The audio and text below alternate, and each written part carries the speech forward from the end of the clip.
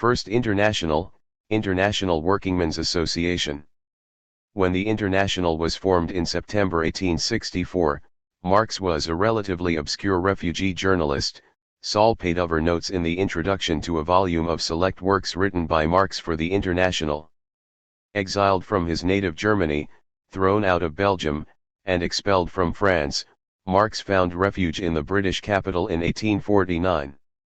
In the 15 years before the founding of the International, Marx eked out a living from journalism, saved from actual starvation by Frederick Engels, who was in the textile business in Manchester, and spent most of his time writing, reading, and researching, in the British Museum. After the traumatic defeat of the revolutions of 1848–49 in Europe, he became for a time politically inactive. In London, Marx's main contacts were with other Europeans, particularly German and French radicals and refugees, with many of whom he had intermittent squabbles and disagreements. While showing deep interest in British politics, institutions, and movements, notably the history of Chartism, which was not without influence on his own political thinking, he kept himself, or was kept, aloof from English activists, including trade unionists. With few exceptions, one of them being the Chartist leader and editor Ernest Charles Jones, Marx had no close connection with English radicals or Laborites, and vice versa. His led the politically isolated life of an unassimilated continental refugee. The International was to change all this. It is still not entirely clear why Marx was invited to what turned out to be a historic meeting at St. Martin's Hall.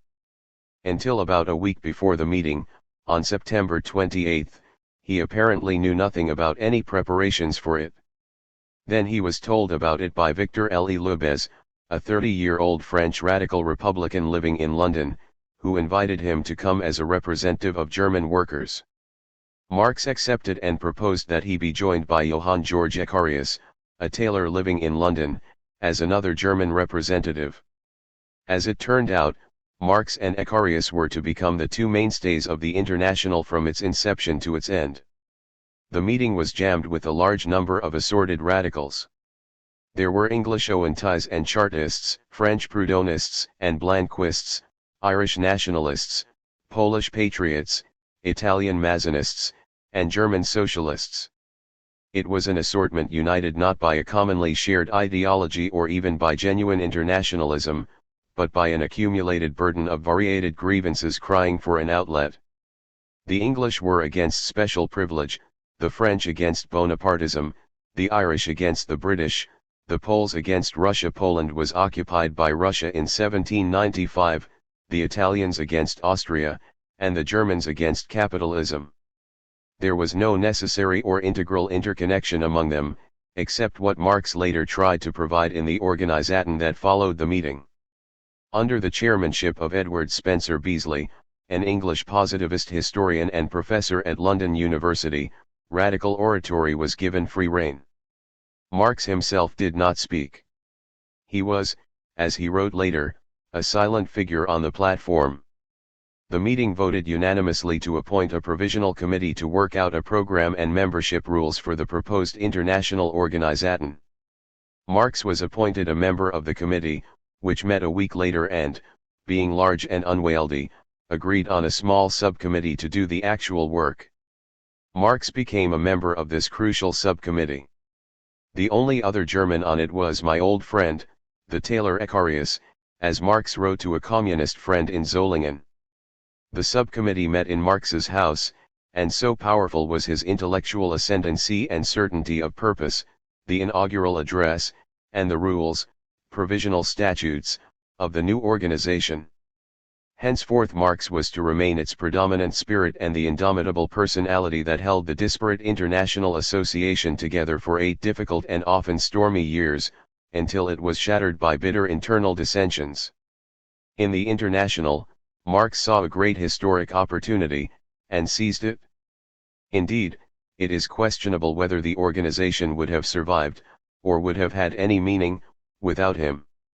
His steely will and impassioned commitment to the idea of the revolutionary role of the world proletariat prevented the International from passing into the same oblivion as had other dreams of squabbly radicals, confused in their philosophy and at cross purposes in their aims.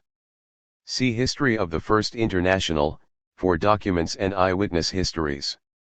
General Council. Architect, Karl Marx, Peter Fox. Taylor, Ecarius, Lessner, Maurice, Milner, Stainsby Carpenter, Applegarth, Creamer, Lochner, Weston Weaver, Bradnick, J. Hales, Mottershead Shoemaker, Morgan, Odger, Sarah Illier Furniture Maker, Dell, Lecraft Watchmaker, Young Mason, Howell Musical Instrument Maker, DuPont Hairdresser, Lassesi. Marx was one of few who kept his seat in the General Council from the formation of the International Working Men's Association over many years. He would relinquish it in 1872, when the International moved to New York. The General Council fluctuated greatly in size. The address to President Lincoln, for example, had 58 signatures. The council met weekly. Marx was almost always in attendance, unless limited by illness. Giegeek, Justice 1904. The International. A sketch written to commemorate the 40th anniversary of the foundation of the International Working Men's Association. This was originally published in a series of articles entitled The International Injustice, the Journal of the Social Democratic Federation during 1904 on page 3 on the following dates, *6.5.1905, 13.5.1905, note issue for 20.3.05 missing, *27.5.1905, *3.6.1905, *10.6.1905, *17.6.1905, *24.6.1905, *1.7.1905, *8.7.1905, *15.7.1905, *22.7.1905, *29.7.1905, by Giegeek. Translated, from the German by Jacques Bonhomme, transcribed, by Ted Crawford. The Foundation of the International, from St. Martin's Hall to Geneva, 1864 to 1866. The International Working Men's Association was founded in St. Martin's Hall 1 on September 28, 1864. What was the International? Whence did it come, and what were its aims? What has it accomplished? There appears to be a certain mystery about its rapid rise. Its first appearance has in it something boundless and gigantic which does not accord with the ordinary middle-class way of looking at things. This was the cause of the senseless panic which spread through the middle classes, and even at the present time the mention of its name strikes terror in the of writers of history from the middle-class point of view. What was, then, the International? It was the first time that the working classes of Europe combined together. From the very beginning it attracted enormous numbers of the proletariat, and in the course of 6 or 7 years the organization grew so vast that it split up, and out of its fragments new and large bodies of organized workers were formed. What is today the working class movement is really the old International, but now it exists in many different countries with different organizations. The International also gives the socialist writer of history a good many nuts to crack. The European labor movement came as a flood in a time when the economic conditions of the proletarian struggle were not favorable, and when political conditions on the whole of the European continent were not the same. The 15 years which had elapsed since 1848, when the revolutionary movement of that time had been suppressed at the expense of much blood, made capital more free from restraint all over the west of Europe. Both in Germany and in Austria, the two countries which were still most medieval, the capitalist stream carried away and overwhelmed all barriers, and freedom of trade, and the new right of settling anywhere, allowed people to go anywhere without the old restrictions imposed by the rules of the police.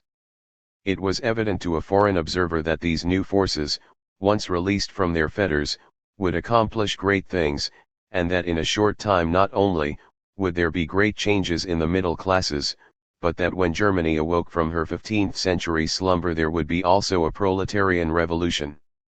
There seemed a still more favorable outlook for a proletarian revolution in France, where the empire had entirely alienated the middle classes and the proletariat were anxious to revenge 1848, when, too, after the Crimean War, there began a war of liberation in Italy, and it seemed then as if there was all over Europe an attack on the counter-revolution. Even in reactionary Germany the middle class began to see that its battles were being fought on the banks of the Po, and the National Union, that last reserve of the middle-class revolutionists, was formed.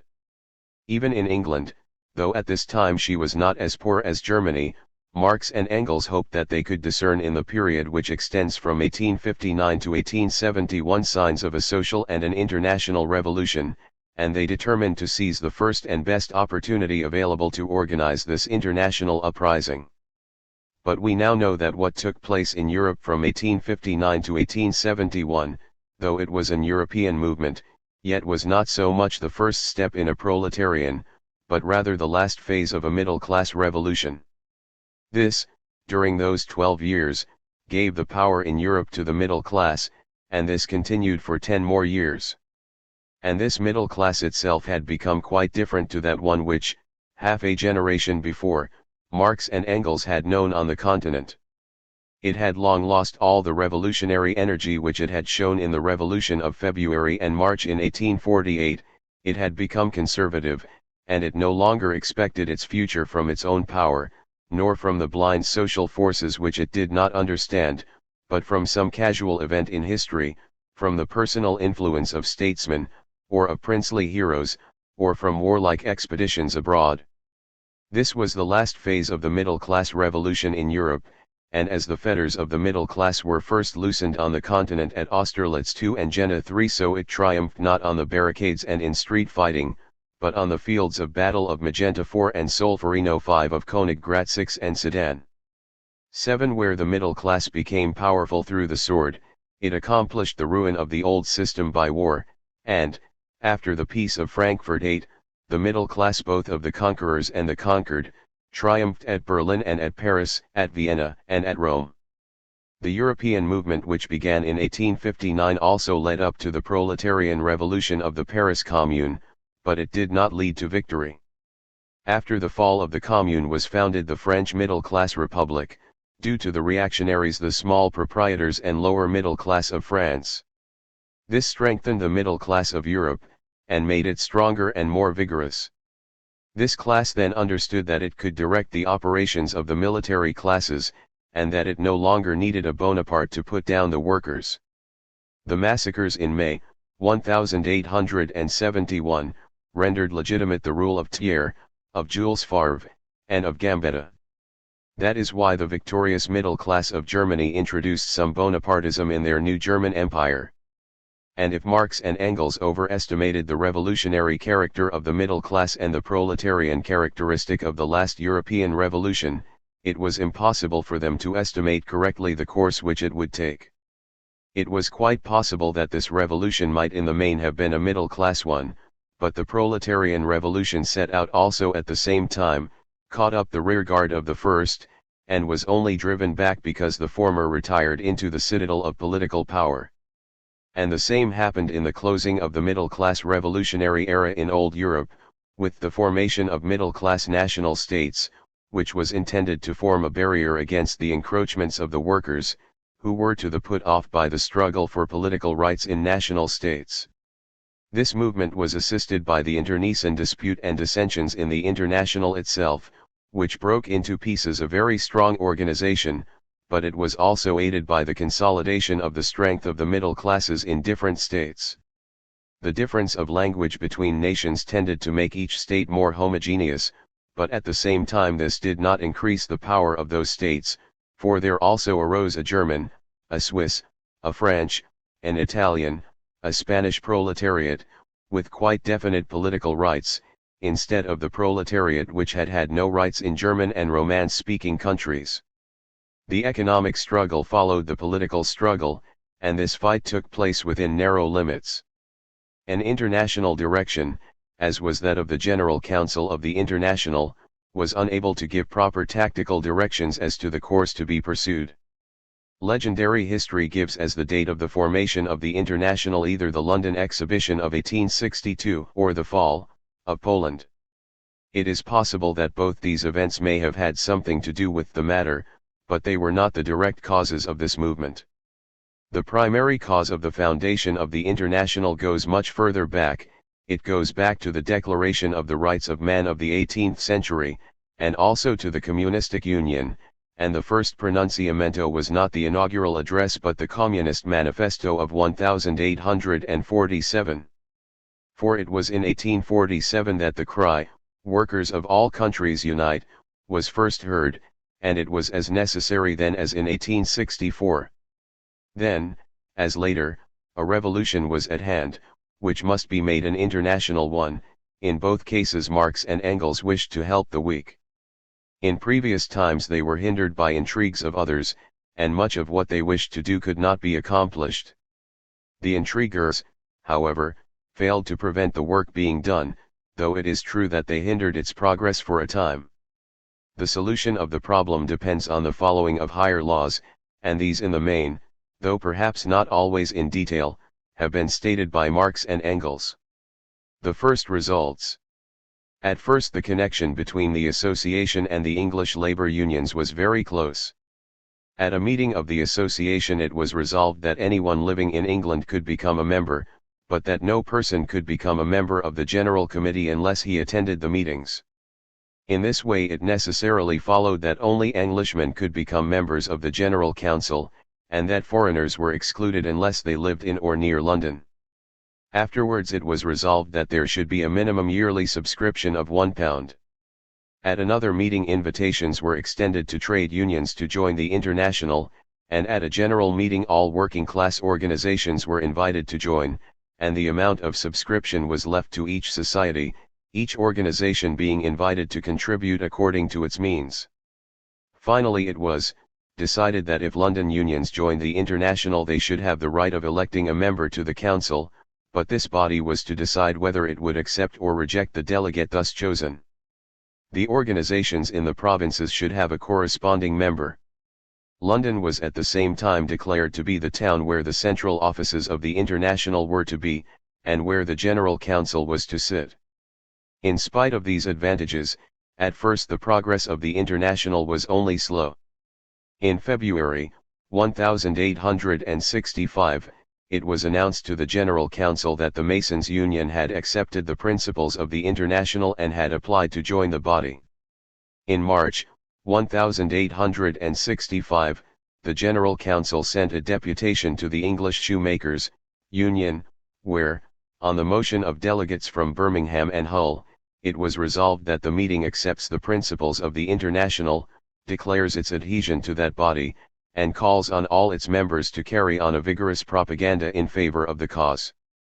But in many cases the unions would not move.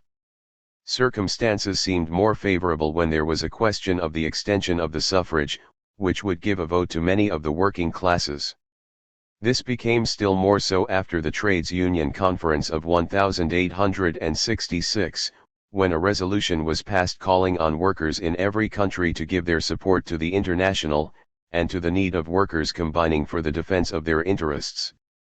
The Commonwealth, in the same number in which it quotes this resolution, was able to enumerate no less than 12 unions which, during the last 3 weeks, had given in their adherence to the International, and also to state that others were going to consider the question. It was also stated that the London Compositors and the United Shoemakers had chosen their delegates to the conference at Geneva. In the number for May it was stated that many members from unions had joined, 1,000 from the silk weavers, 8,000 from the tailors, 9,000 from the shoemakers, also many from the engineers and the iron workers. In the number for July it was said that the Manchester carpenters, Applegarth being their president, had determined to join, and it was also stated that the Masons' Union in London and Stratford would do the same. In the number for November it was announced that a union of basket makers having 300 members, and an agricultural laborers' union of 28,000 adhered to the movement. The report of the General Council to the Congress of Lausanne in 1867, speaking of the English section, reports that 15 unions had joined and that 13 of them had sent delegates to the Congress at Geneva. Evidently there was a greater connection between the English trade unions and the International than would have been thought of at first. A great deal of this was due to a very vigorous propaganda which was carried on at and near London by members of the General Council, by Odger, by Icarius, by Cremer, by Wheeler, and others, not only in meetings, but also in the meetings of the unions. A section of the International was established at Greenwich, and much work was done there among the masons and the shoemakers. When the reform agitation of 1865 was begun, the General Council, while taking part in it, also resolved that nothing short of universal suffrage would meet the demands of the workers. Nor did the General Council fail to engage in a propaganda on the continent. The first foreigners who joined were the members, 350, of the Italian Working Men's Association in London, but after a short time, at Mazzina's instigation, they withdrew. Then 3 German associations in London joined the Teutonia, the Harmony, and the Working Men's Union, that old centre of communism which was founded in 1840. Then, too, an association formed of Polish emigrants was reorganized and affiliated itself to the International. Soon good news also came from the continent. Karl Marx, the Secretary for Germany, was able to announce that 50,000 copies of the inaugural address and the rules which had been translated into German, had been sent to Germany, and that a branch had been established in Switzerland. The Secretary for Switzerland, Jung, a watchmaker, a member of the General Council, reported that 5 working men's associations of Geneva had joined, and that everyone was eager in the cause. The rules were enthusiastically adopted. Fontaine wrote from Belgium, saying that the Committee of the Federated Unions informed him that they agreed to the provisional rules of the General Council, and would do all they could to get the whole of the Belgian unions to join the International. Shortly afterwards, Davis Thiers was appointed corresponding secretary for Belgium. In France, where Elie Lebes had retired, Dupont was appointed corresponding secretary, and he reported that he was organizing the weavers' strike at Lyons on the basis of the International.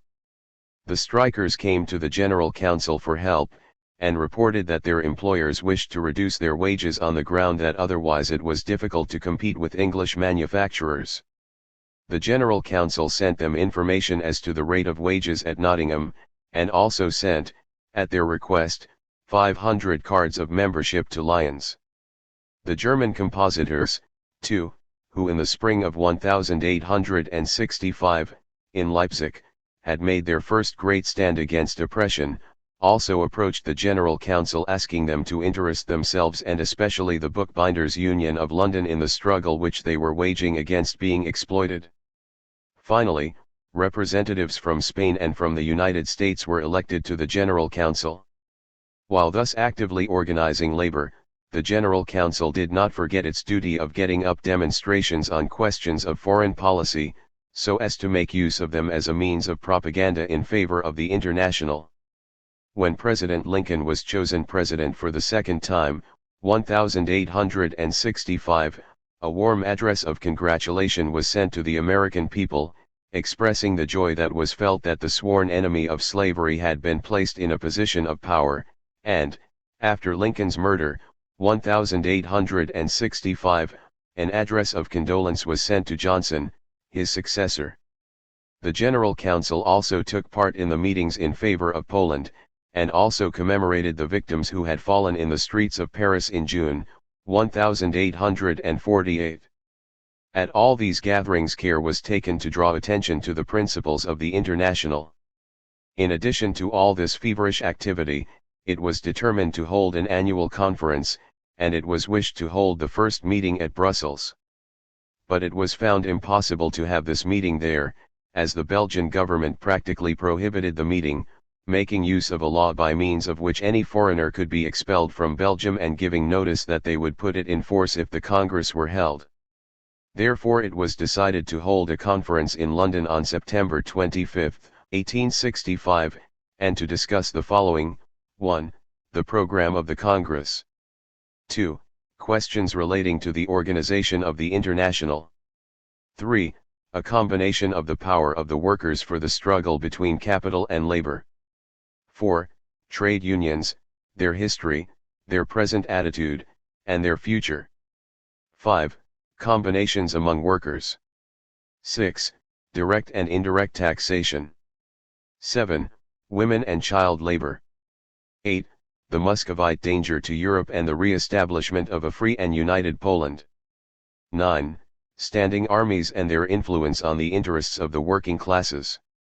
It was decided to hold a soirée on September 28, in order to celebrate the foundation of the International, to welcome the continental delegates, and to rejoice at the triumph of the northern states of America and their victory over slavery.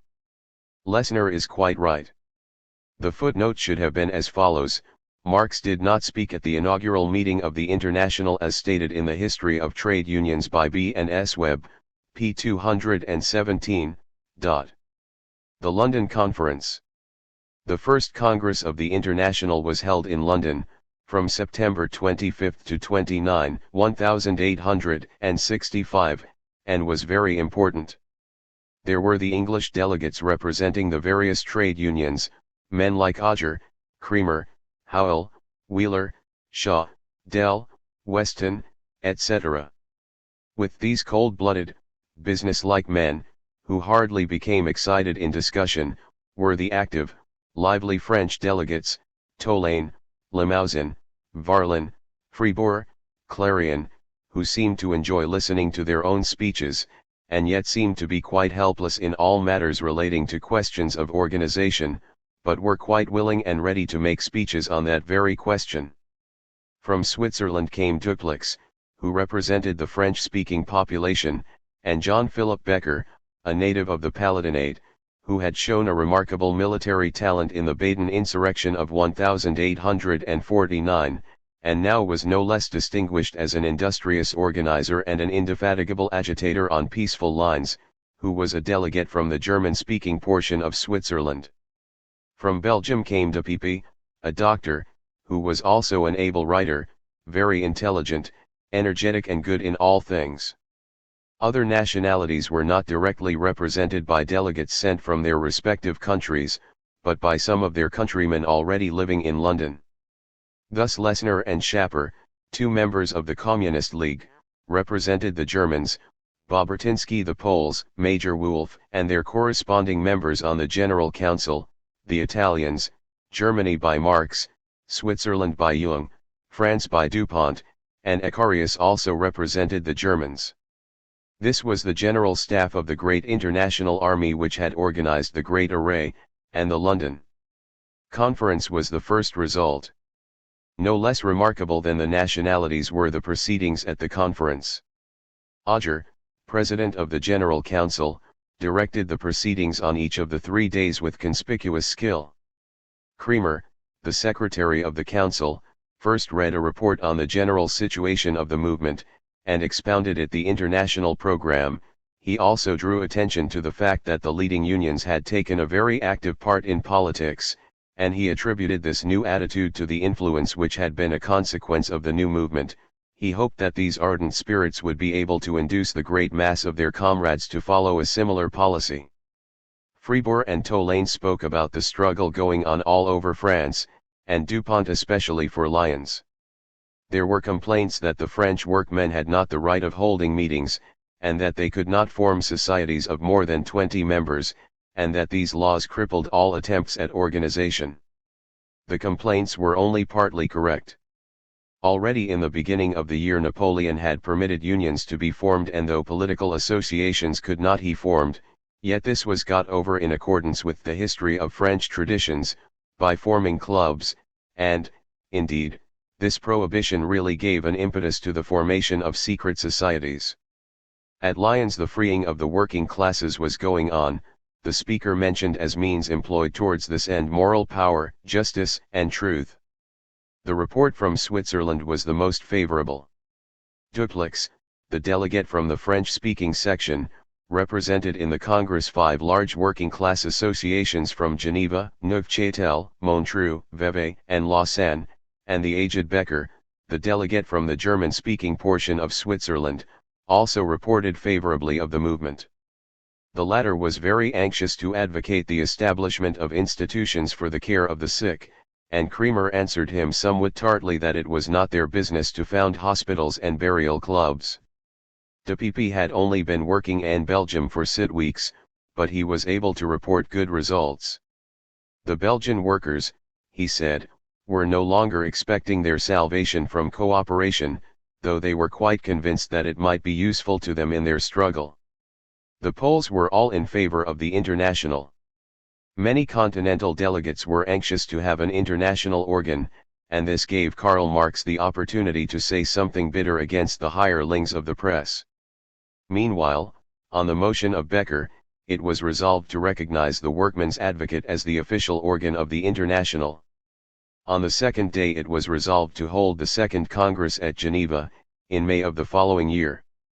The French delegates strenuously opposed a proposition to have this Congress in September, saying that it was a question of life and death with them to have the Congress as soon as possible. There was a sharp tussle between Cremer and Ecarius on the question of future organization, and it was finally resolved that each delegate to a Congress must at least represent 30 members having belonged to an association for at least 3 months. The French fought hard against this, contending that all members should have equal rights, and that every member might attend the Congress and take part in its proceedings. In vain was it pointed out to them that such a system would be suicidal, that it would destroy the representative character of the Congress, and that it would become a farce which might last for 6 months, but, in spite of their opposition, the resolution was carried. After this the French voted for the resolution which declared that only delegates could take an active part in the work of the Congress. The Polish question, which arose on the third day, also was the cause of a very heated debate. De Pepy and several other delegates did not see why so much attention should be paid to the Polish question, and why its affairs should be discussed at the International Congress.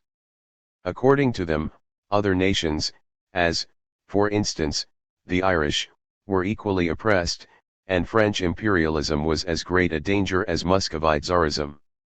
Yet, owing to the energetic action of the English delegates, a strongly worded resolution, in favor of the re-establishment of an independent Poland, was carried. By a majority it was also resolved to discuss at a future meeting religious ideas considered in their social, political, and intellectual aspects. A special meeting was held on the evening of September 28, at which also the founding of the International was commemorated, and this closed the public part of the Congress. It must be admitted that the first and second days of the Congress showed that there were serious misunderstandings between the continental delegates and the General Council, and these differences were more pronounced on the third day of the conference, September 29. When the Congress resolved itself into a committee, many questions were discussed as to the financial position of the association, the cost of providing for the Congress, and the receipts and expenditure of each local organization. This General Committee was presided over by Jung, who was a particularly good chairman, as he knew German, English, and French very well, and he was also chosen president for the Congress at Geneva. The income of the International was given as £32 or £33. Tolaine proposed that in France each member should contribute towards the establishment of a central office and towards the payment of delegates' traveling expenses. Dupleix proposed that each member in Switzerland should contribute half a franc a month, and that if necessary a delegate should pay 1 shilling a month.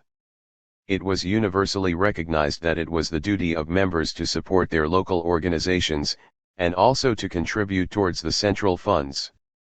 De Pepy, speaking for Belgium, urged that every member should subscribe a minimum of 3 francs a year, and that one of these should be paid over to the central fund. Fribourg thought that was too much, and Marx remarked that the Congress could decide each year how much was to be spent. But he wanted to know how the General Council was to get its funds. Becker proposed that a commemorative medal, worth a penny, should be struck. This might he sold for 6pence, and the profits could given to the General Council. Other propositions were made, and, finally, it was resolved on the motion of Marx and Dupont that the question should be considered by the local members of Belgium, Switzerland, and France, and that they should formulate a scheme. Marx was against a hard and fast rule.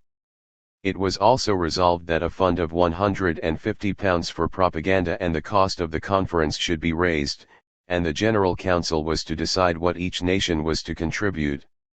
The same body was to prepare the agenda for the second conference. It was finally decided that England was to raise £80, France £40, and Germany, Belgium, and Switzerland £10 each. A resolution describing the aims and objects of the International was adopted without much difficulty. The English press did not notice the proceedings of the Congress, but the Republican and Liberal journals in France gave long reports, in order to annoy the Empire, and the celebrated historian, Henry Martin, an old Republican, wrote a long and enthusiastic account of the Congress in the Siècle. In Paris, over 1,000 new members joined, and negotiations were commenced with the Spanish Democrats. Even as the agricultural department of Calvados, the International had a correspondent. New progress was also made in Switzerland. The workers' unions of Basel and Zurich joined, and in La Chaux-de-Fonds, Cowley, who afterwards became famous, was appointed correspondent. The German section of the Swiss Central Committee published on January 1, 1866, a circular in German, explaining its principles, and on the same day J.P. Becker published at Geneva his first monthly circular, which appeared regularly till the end of 1871. Switzerland was the country where, after England, there were most attempts at organization. In England it's a kind of personal union between the trade unions, which were already in possession, and the International, and there seemed to be in the eyes of most people a perpetual oscillation between them. But in Switzerland the International gave a new direction to the working class movement, and it assumed entirely new forms. The movement arose also at a very favorable time in the industrial towns of Switzerland, especially at Geneva. Organizations were able to be formed with much greater freedom than in other parts of the continent. In the beginning of 1866 the German-speaking portion of the Central Committee at Geneva agreed with the Geneva Council in London that they should provisionally act also as the Committee for Germany. German and Austrian working class associations, as well as individuals, joined the Genevan Central Committee when they wished to connect themselves with the International. In the same way the French Committee at Geneva also was for a long time charged with the duty of organizing and carrying on the agitation in the French Jura, and its influence extended as far as Lyons and Marseilles.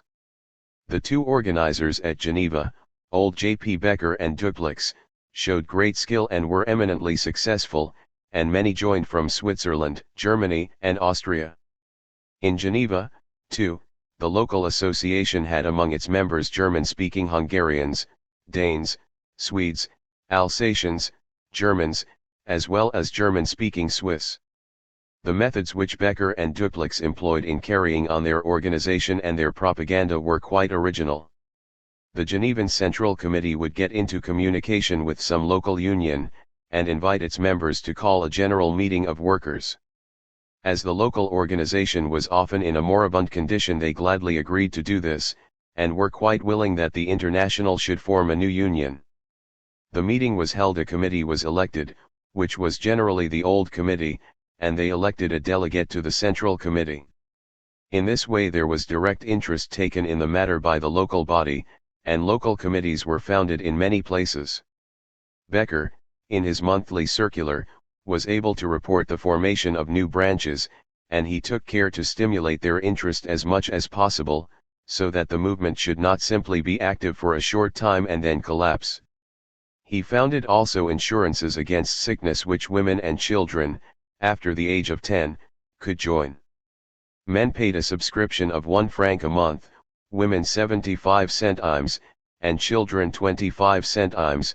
When sick, men received 1/2 francs a day, women 1 franc, and medical attendance, and this was also given to the children.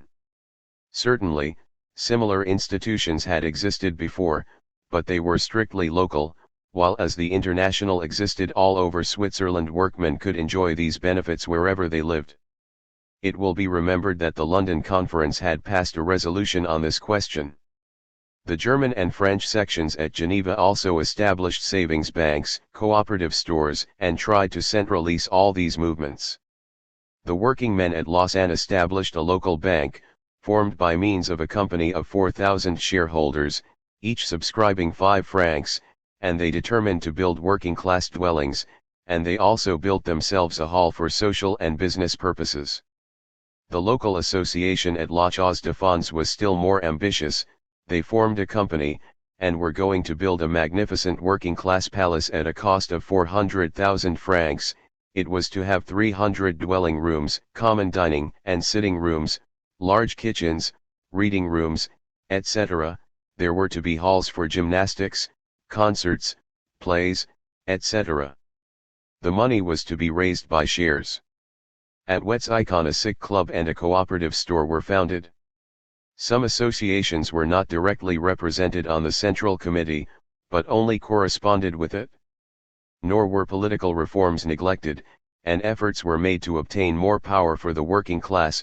This was also the case in England, where an active part was taken in the agitation for reform, and in Belgium, where De Pepy issued a stirring manifesto. In France the associations had rather a precarious existence. In Paris there was formed a Central Committee for France, which published a working-class paper, La Fourmi, the Ant. There were also local associations at Lyons, Marseilles, Rouen, Saint-Étienne, Caen, Elbeuf, Bordeaux, and Limoges. In French, too, were published La Liberté, Liberty, and La Tribune du Peuple, the People's Tribune, at Brussels, as well as La Voix de l'Avenir, the Voice of the Future, by Caulery at La Chaux-de-Fonds. Caulery was a doctor from the Bernese Jura, who had lived at La Chaux-de-Fonds since 1848, and was known for his democratic propaganda. When the International was founded, he entered into communication with the Central Council, and started the branch at La Chaux-de-Fonds, which soon had 500 members. Owing to him many branches were formed in the Jura, at Boncourt, Bayonne, etc. The branch at Le-Loc was started by an old man who had been in exile since 1831, and by James Guillaume. At Geneva, Lausanne, Vevey, and Montreux branches had already been formed in 1865.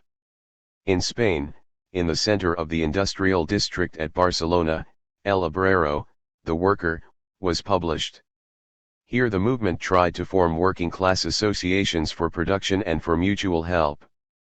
In Italy not much interest was taken in the International, as all activities were engaged in the movement for the freeing of Rome. In the United States the Workers' Congress at Chicago resolved on August 20, 1866, a few days before the meeting of the Congress at Geneva, to enter into close relations with the International.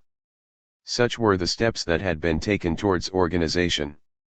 Becker was very anxious that the Congress should meet soon, and wrote many letters to Jung, the General Secretary for Switzerland, on the General Council. The General Council decided that it should meet on September 3. It was to last 5 days, and the constitution of the International was to be discussed, also the question of raising money and the best way of carrying on the class war. It was determined to draw up rules and to discuss the shortening of the hours of labor, the question of work for women and children, cooperation, trade unions, direct and indirect taxation, international credit, standing armies, the Polish question, etc. The inaugural address. It was necessary to issue a manifesto in order to make the position of affairs quite clear, and to give a basis from which it would be possible to work. While Caulery in his Voix de l'Avenir, which was widely read in the Jura, preached a certain vague humanitarian radicalism, with a certain socialistic phraseology, the Paris associations and other French groups advocated the doctrines of Proudhon, and numerous middle-class radical organs tried to establish a union between the middle class and the proletarian camps, so as to lure the working classes into the strap. There was, however, a group which had mastered the distinctive principles, and was anxious to found a special party which would wage the class war and carry it on both on political and economic grounds. Therefore it seems right to refer now to the inaugural address, although it had appeared nearly 2 years before, having been issued by the Provisional Council. Like the rules and regulations, it had only a provisional character, having first been made official at the Congress of Geneva. The inaugural address was drawn up by Marx. In it he contended that notwithstanding the enormous development of industry and of national wealth since 1848, the misery of the masses had not diminished. Secondly, the successful struggle for the 10 hours working day meant the breakdown of the political economy of the middle classes, the competitive operation of supply and demand requiring to be regulated by social control. Thirdly, the productive association of a few daring hands had proved that industry on a great scale, and with all the appliances of modern science, could be carried on without the existence of capitalist masters, and that wage labor, like slave labor, was only a transitory form, destined to disappear before associated labor, which gives to the workman a diligent hand, cheerful spirit, and a joyful heart. The numbers of the workmen gave them the means of success, but it could only be realized through union. It was the task of the International to bring about such an effective union, and for this end the workmen must take international polities into their own hands, must watch the diplomacy of their governments, and uphold the simple rules of morality in the relations of private persons and nations.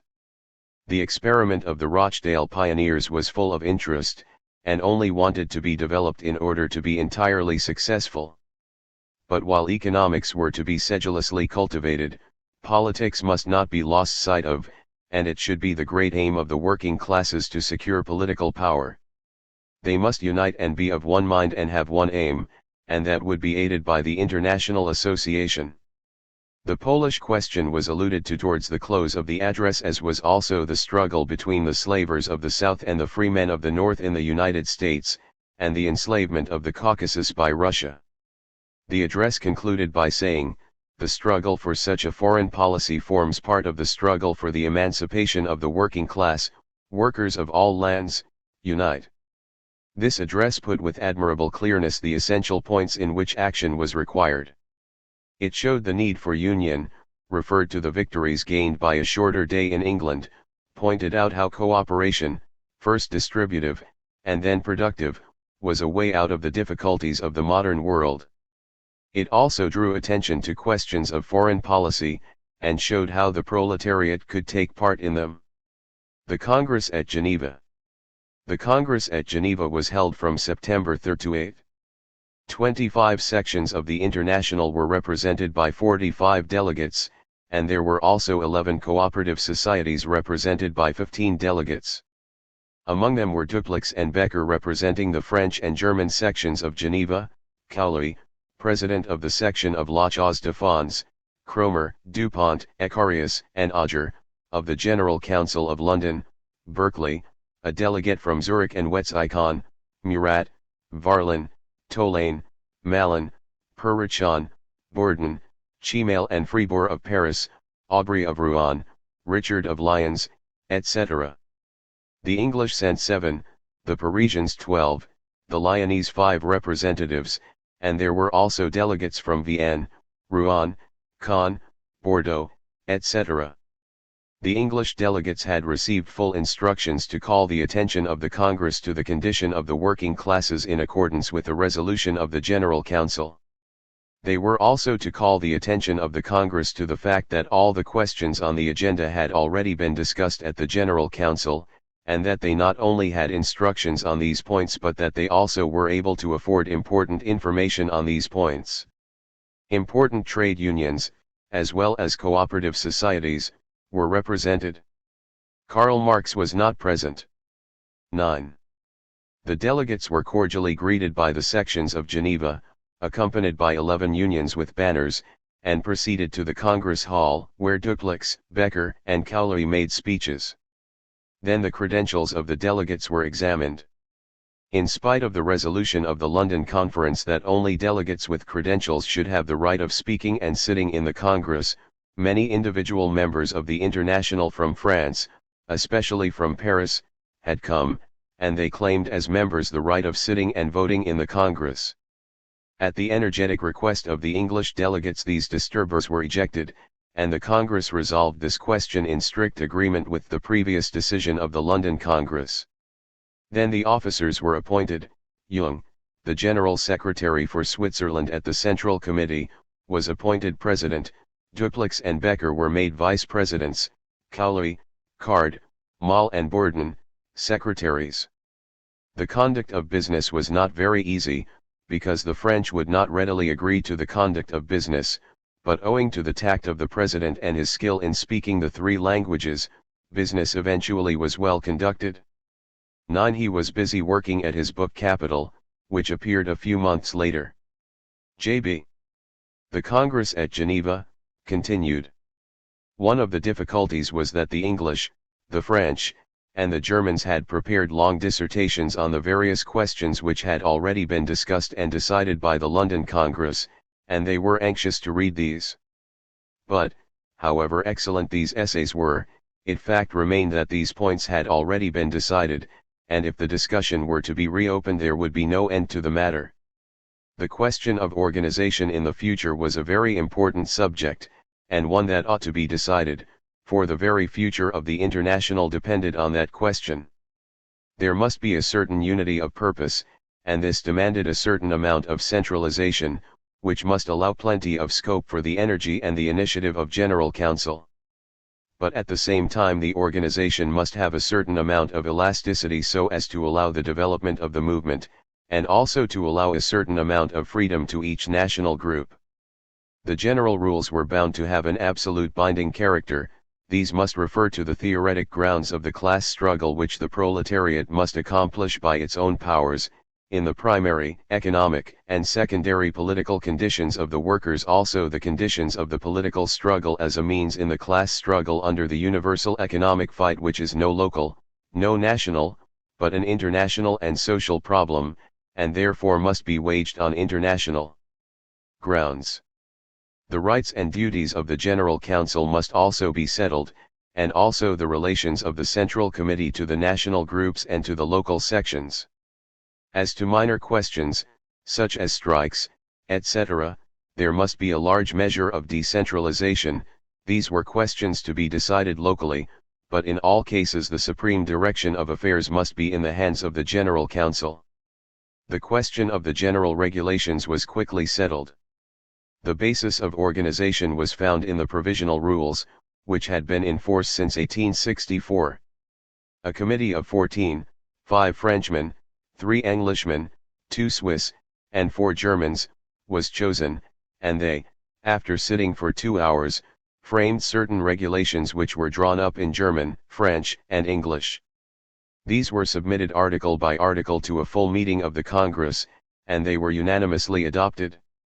These were declared to be the aims of the International. The emancipation of the working classes can only be achieved by the working classes themselves. The struggle for this is not a struggle for class privileges and monopolies, but a struggle for equal rights and duties, and for the abolition of all class rule.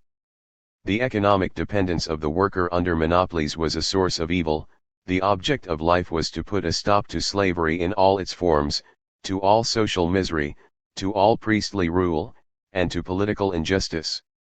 The economic improvement of the working class is the great aim, and to attain it all political means may be employed. There is a unity in the working class struggle which is carried on in all countries under all kinds of conditions. The emancipation of the workers is neither a local nor a national but a social problem. It embraces all countries composing the modern world, and can only be resolved by the theoretic and practical combination of the most progressive countries. These universal truths of the provisional rules were taken by the committee from the provisional rules, but they left out certain remarks about truth, righteousness, and morality, and also the words no rights without duties, and no duties without rights, though they left in the phrase about the struggle for equal rights and duties. The first part was not the work of Marx. 10. The committee had also introduced some new points. It had distinctly asserted that the Congress could override the decisions of the General Council, though the General Council could decide where it was to sit, could choose its own members, and fix the time and place where the next Congress was to meet. The General Council was also to issue from time to time a paper giving particulars about the movement. Members were also to retain their membership if they moved from one country to another, and were to be welcomed in their new country. It was also resolved, after speeches by Icarius, Cowley, Berkeley, and Fribourg, that each member of the International was to subscribe 3 pence a year towards the expenses of the General Council, and that a paid general secretary should be appointed. Whenever possible, the General Council should communicate with the local body in its own language. These rules were unanimously adopted. These rules were afterwards bitterly attacked, and there was a long and acrimonious discussion between the General Council, the anarchists led by Bakunin, and the local association in the Jura, concerning them. Marx was particularly attacked, and years afterwards the matter was again revived in the pamphlet of Paul Breuss, Le Marxisme et International. The General Council always upheld their interpretation of these rules, and this was declared by the Jura Federation to be a wrong interpretation. A short and interesting debate took place as to the admission of the intellectual proletariat into the association. Some French delegates, Fribourg, Tolaine, contended that only men who worked with their hands should be admitted. This was opposed by Dupleix and by Auger, Ecarius, Carter, Hoppenworth, Becker, and Cowley, and finally rejected by a very large majority. There were several strong passages of arms between the French delegates, who were many of them disciples of Proudhon, and the German and English on the wording of the resolution relating to the class war, but in the end the French were defeated, and the resolution, which, we now learn from a letter of his to Kugelmann, had been drawn up by Karl Marx, was adopted. A resolution had been drafted concerning the question of providing for workmen when they were sick, and this was strenuously supported by Becker, who was a great advocate of such institutions, and opposed by the French. It was, however, passed. The struggle was also renewed over the question of shorter hours of labor. While the English delegates were advocating a 10 hours day, the French moved as an amendment, which was lost, an 8 hours day. On the question of the employment of women and children there was a heated discussion. As far as children were concerned, all were agreed that the age of child labor should be raised, but on the question of women there was much division of opinion. While some were in favor of women working, and thus being economically independent of men, others talked about the place of woman being in the home to look after the children, but finally the resolution proposed by the General Council was adopted, namely, that the whole question was one to be regulated by law. 10. It was probably due to the influence of Mazzini. J.B. The Congress at Geneva continued. The question of cooperation was also raised. This was the point which specially interested the majority of the French delegates. It was pointed out that cooperation, if it was to help to solve the social problem, must be applied to the production of commodities, as well as to their distribution. It was recommended that all cooperative societies should put aside a part of their profits for purposes of propaganda, and that care should be taken that in carrying on their business they should not fall into the same errors as the ordinary employer. The Lausanne section was warmly congratulated for its proposed plan of building houses. 11. A very brilliant manifesto had been prepared by the General Council on the question of trade unions. It was pointed out that they were a means by which, owing to combination, the individual workman was better able to struggle against the capitalist and to arrange better terms for the worker. This activity of the unions is not only praiseworthy, but it is necessary, and could not be dispensed with as long as the present condition of things continued. The aim to be attained was the strengthening of trade unions all over the world. The unions must do for working men what the municipalities in the Middle Age had done for the middle classes. While they were able to render important help to the workers in their daily warfare with the capitalist, they might do even more important work in attacking the system of wages and the rule of the capitalist. The resolution advocated this as the aim of the new trade unionism. The unions had seen the power of capitalism, but they did not yet fully realize the power which they might have at the present time in regulating the methods of production, and they had stood too much aloof from social and political questions. But at present, at all events in England, they had fully realized what an important part they might play in the future. As an example of this, the action of the Trades Union Congress in 1866 was quoted, when a resolution was passed urging unions to join the International. The French delegates moved another resolution, calling attention to the slavery of the past, to the anarchy of the present, and to the needed alliance in the future between workmen and producers. The Congress was generous enough to adopt this commonplace resolution with the resolution of the General Council. The General Council also called attention to the question of indirect taxes. They pointed out that these taxes were economically bad, that their incidence could not be traced, and that they were borne mainly by the working classes. They recommended that direct taxes were preferable, and that these should be levied mainly on the rich. The French delegates made melodramatic speeches against the influence of the bureaucracy and the tyranny of the police, and Cowley vehemently opposed a unique direct tax. They also brought forward a resolution asking that the question of the establishment of international credit institutions and of a central bank should be investigated, and Becker and the English delegates also supported this motion. Then came on the resolution of the General Council against Russian despotism and the enslavement of Poland, and this roused the flagging interest of the Congress. Fribourg, in the name of the French delegates, of whom some had taken part 2 years before in the Polish meeting in London, moved as an amendment that the Congress should take no part in this petty question of nationalities, but that they should condemn despotism of any kind in all countries. Becker brought forward a resolution which was a compromise. It condemned despotism in general and Russian imperialism in particular, and it affirmed the necessity for the establishment of social democracy in Poland. This resolution, as amended, was adopted. The resolution against standing armies and in favor of the armed nation was also adopted. The next resolution, referring to religious ideas and their influence on political, social, and intellectual movements, gave rise to a long discussion on religion and morals, on dogma and worship, etc., etc. At last, on the motion of Auger, it was resolved to pass to the next business. Both sections of Geneva then brought forward a notion for the universal establishment of sick pay funds, and that these should be centralised.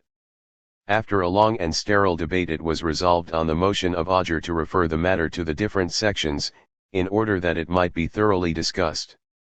It was finally resolved that London should be the place where the General Council should meet, that the Provisional General Council should retain its powers, and that the next Congress should be held at Lausanne in the first week of September, 1867. Then, after a 6-day sitting, the first Congress of the International came to an end. During the meeting of the Congress the English delegates had held special meetings, in which they had decided what action they should take. The German and the German-Swiss delegates had also had evening meetings under the presidency of Becker, at which they had discussed the question of sick pay, etc., and they had resolved to have a special committee sitting in Geneva to look after German affairs. While the Congress was sitting at Geneva, the American workmen were meeting at Baltimore, and resolved that they should be represented in the next International Congress. That made the International truly representative all over the world. From Geneva to Basel, 1866 to 1869. With the Congress at Geneva the first period of the history of the International closes, the formation of its organization. The organization of the working classes of the whole world into a single fighting army, that was the chief idea of the International, and this thought had by the adhesion given to it by the representatives of the proletarian army already attained some coherence. We have now to describe the formation and rapid strengthening of this organization in the first powerful class fight which had been seen hitherto in Europe, in the business-like arrangements which were made in order to carry on the struggle, and in the first political actions of the working class. These led to the great communistic aim of the struggle, the obtaining control of the means of production. And so it happened that in the energetic and fighting time of the International, the years of the Congresses of Lausanne, of Brussels, and of Basel, by making use of strikes and of unions, by bringing to the front the questions of women and child labor, that very great progress was accomplished. After the Congress of Basel the consolidation of the International ceased. The year that followed it, 1870, showed too clearly the first signs of disorganization, and there was then a rapid decline in the power of the International. The years from 1866 to 1869 caused the middle classes to be very much afraid of the growing power of the International, and the awakening proletariat began to be conscious of its powers. The middle classes were not able to penetrate the secrets of its organization, nor were they known to the indifferent masses, and so there were at once great hopes and fears that in a very short time there would be a wonderful, all-powerful, revolution.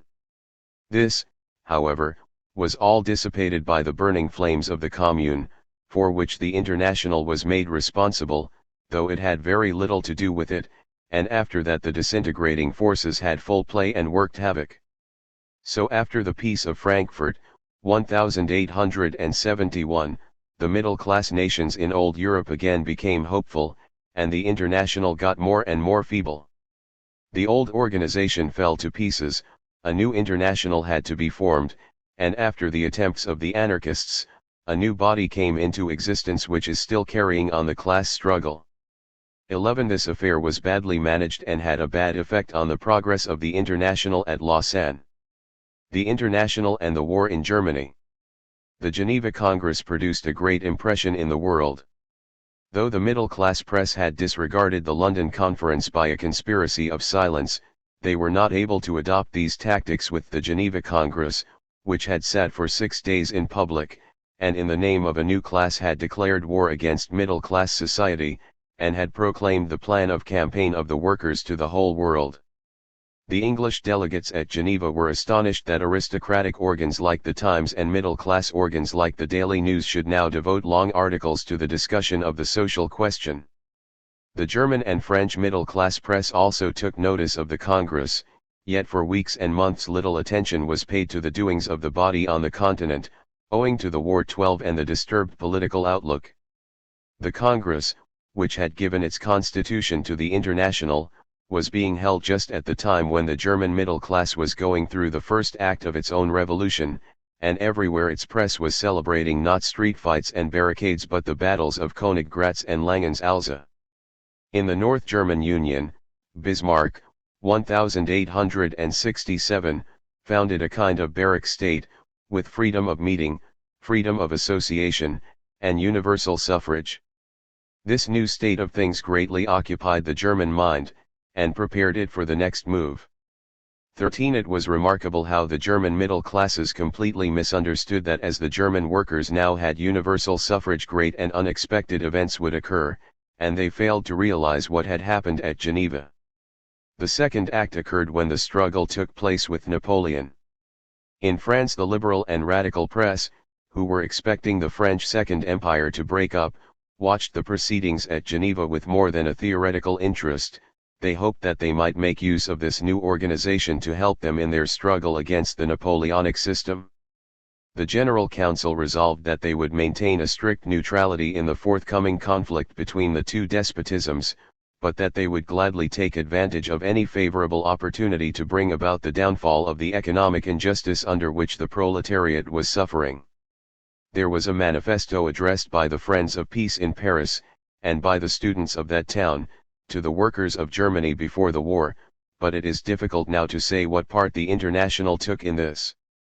What is certain, however, is that during the Luxembourg crisis of 1868 there were peace demonstrations both in France and in Germany on behalf of the workers. A few incidents. The General Council of the International had been directed by the Geneva Congress to draw up an official report of the proceedings of the Congress and to publish it. In order to enable that body to do this, both sections of the committee at Geneva sent to London numerous reports, memoranda, and letters. They were afraid to send them by post, as the French post officials might have suspected them, so they entrusted them to a Swiss, Jules Gautraz, who had become a British naturaliste subject, and had commissioned him to deliver them personally to the General Council. At the French frontier Gautraz was arrested by the French police, his luggage was examined, and all his papers and letters were confiscated. The General Council determined to ask the Minister of the Interior for the documents which had been taken from Gautraz. 5 weeks went by, but the General Council received no reply. It was clear that the Bonapartist authorities were determined to uphold the action of their police agents. The General Council then applied to Lord Stanley, the British Foreign Secretary, and asked him to obtain for them the confiscated papers. This step was successful. Lord Stanley instructed the British ambassador in Paris to ask for the return of the papers, and in a few days the General Council received the documents through the Foreign Office. Among the papers there were 2 packets of the Tribune du Peuple of Brussels and the regulations of the Belgian associations. These, according to a well-known police dodge, had been put with Gaudros's papers in order to make it appear that it was an anti-Bonapartist collection of papers, and thus to try and show that it was literature which was prohibited in France. The numbers of the Tribune du Peuple contained bitter attacks on Napoleon, and were, of course, not allowed to circulate in France. Now it was necessary to print these documents, and this would cost about £120. The General Council had not got the money, and they applied to the trade unions. But, owing to their having passed through a period of depression due to strikes, bad trade, etc., they had very little money. The General Council then tried to get Collot, the editor of the Working Man and Courier International, to print reports in his papers, to stereotype them, and then to publish them as pamphlets. Then it was seen that the long arm of the Bonapartist usurper stretched across the Channel, for Collot, who had not been troubled by the British government, was now prosecuted for printing unstamped newspapers. The pamphlets could not appear before the opening of the Congress of Lausanne. Copies of the Courier International, which contained a report, were sent to all foreign correspondents. A consignment of pamphlets to France were seized by the French police. The General Council was not able to have the rules translated into German. In spite of these temporary drawbacks, progress was made. Even in France, where the government thought it was all-powerful, the International gained its first great triumph by its action in the general strike of the bronze workers, and a few months afterwards in England the Tory government had to give way in the reform agitation, and this, too, increased the power of the London General Council. 12. The war between Prussia and Austria. J.B. 13. The war with France of 1870. J.B. The English Reform Bill. The reform of the suffrage was one of the legacies which radicals had received from the Chartists. It was one of the most democratic movements of the age, and about the 60s there seemed to be an awakening all over Europe among the more advanced members of the community. In England it was the chief demand of the new unionism, which looked upon the attaining of these electoral rights as a means towards the economic emancipation of the workers. The London Trades Council, which was the body from whom proceeded the main agitation, already in 1861 and 1862 started an agitation in favor of a reform of the suffrage, and also for the rejection of laws which impeded the free growth of trade unions. It is quite possible that it was due to this body that Gladstone introduced his Reform Bill, but, owing to a revolt of the Whigs, that government fell in June, 1866, and the new Tory ministry appeared disposed to do nothing. Already, before the Geneva Congress, the General Council of the International had taken part in the agitation in favor of reform. The Reform League had among its members the most prominent of the English members of the General Council. The official organ of the International, the Commonwealth, rendered great service to the League, and from July, 1866, it was also called the Reform League. Mass meetings were organized by the League, and made a very great stir. The Times wrote 2 leading articles on a large meeting which was held at St. Martin's Hall, and which was so crowded that many were unable to obtain admission, and large meetings were also held in the open air in other places. The agitation was in favor of household suffrage, that is to say that the right of voting should be given to anyone who lived in a house, however small. A reform conference was held a few weeks later at St. Martin's Hall, on February, 1867, and was attended by more than 200 delegates from all parts of England, Scotland, and Ireland, and this showed what deep roots the agitation had. The League formed branch leagues, which were joined by entire trade unions. At this conference the International was officially represented by 6 delegates, including Shaw, Young, and Lessner. The conference decided in favor of universal suffrage, of single constituencies and vote by ballot. The League was also in favor of the representation of working men in Parliament, and the International issued glowing addresses to the workers and the unions, which show that feelings were much agitated at this time. A few days after the conference, Gladstone introduced his bill in the House of Commons, which proposed a considerable extension of the suffrage. The working classes were to become electors to a much greater extent than they had been before. The Conservatives opposed the bill by every possible means, and were joined by a certain number of the Liberals, and on June 18, 1866, the Liberal government was defeated by a small majority and resigned. Lord Derby formed a ministry, and Disraeli became Chancellor of the Exchequer and Leader of the House of Commons. At first the new cabinet appeared to be unwilling to bring in any bill in favour of parliamentary reform. But the League carried on a very vigorous agitation, which almost assumed a revolutionary character. A meeting was held in Trafalgar Square, at which 20,000 men were present, and then Lookcraft led he men down Parliament Street to show them the place where we took off the head of one of our kings. At a meeting in Hyde Park, at which 60,000 people were present, there was a collision with the police, and the people shewed that they were in earnest. 14 large meetings were also held in the provinces. These took place at Birmingham, Leeds, Glasgow, and Edinburgh, and the London trade unions resolved to carry on a vigorous propaganda in favour of universal suffrage. Then it became clear to the Tory government that they could not longer remain indifferent if they wished to avoid a serious crisis. There was indeed a ministerial crisis, and Mr. Walpole, the Home Secretary, who was much opposed to reform, left the government. The bill rapidly passed through both houses, and by August 15, 1867, it had become law, and by it the working classes in boroughs obtained votes.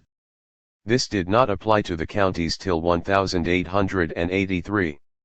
In this way, by standing firm, the English working class obtained a voice in the management of affairs. Because of their unity and their discipline, they frightened the middle classes.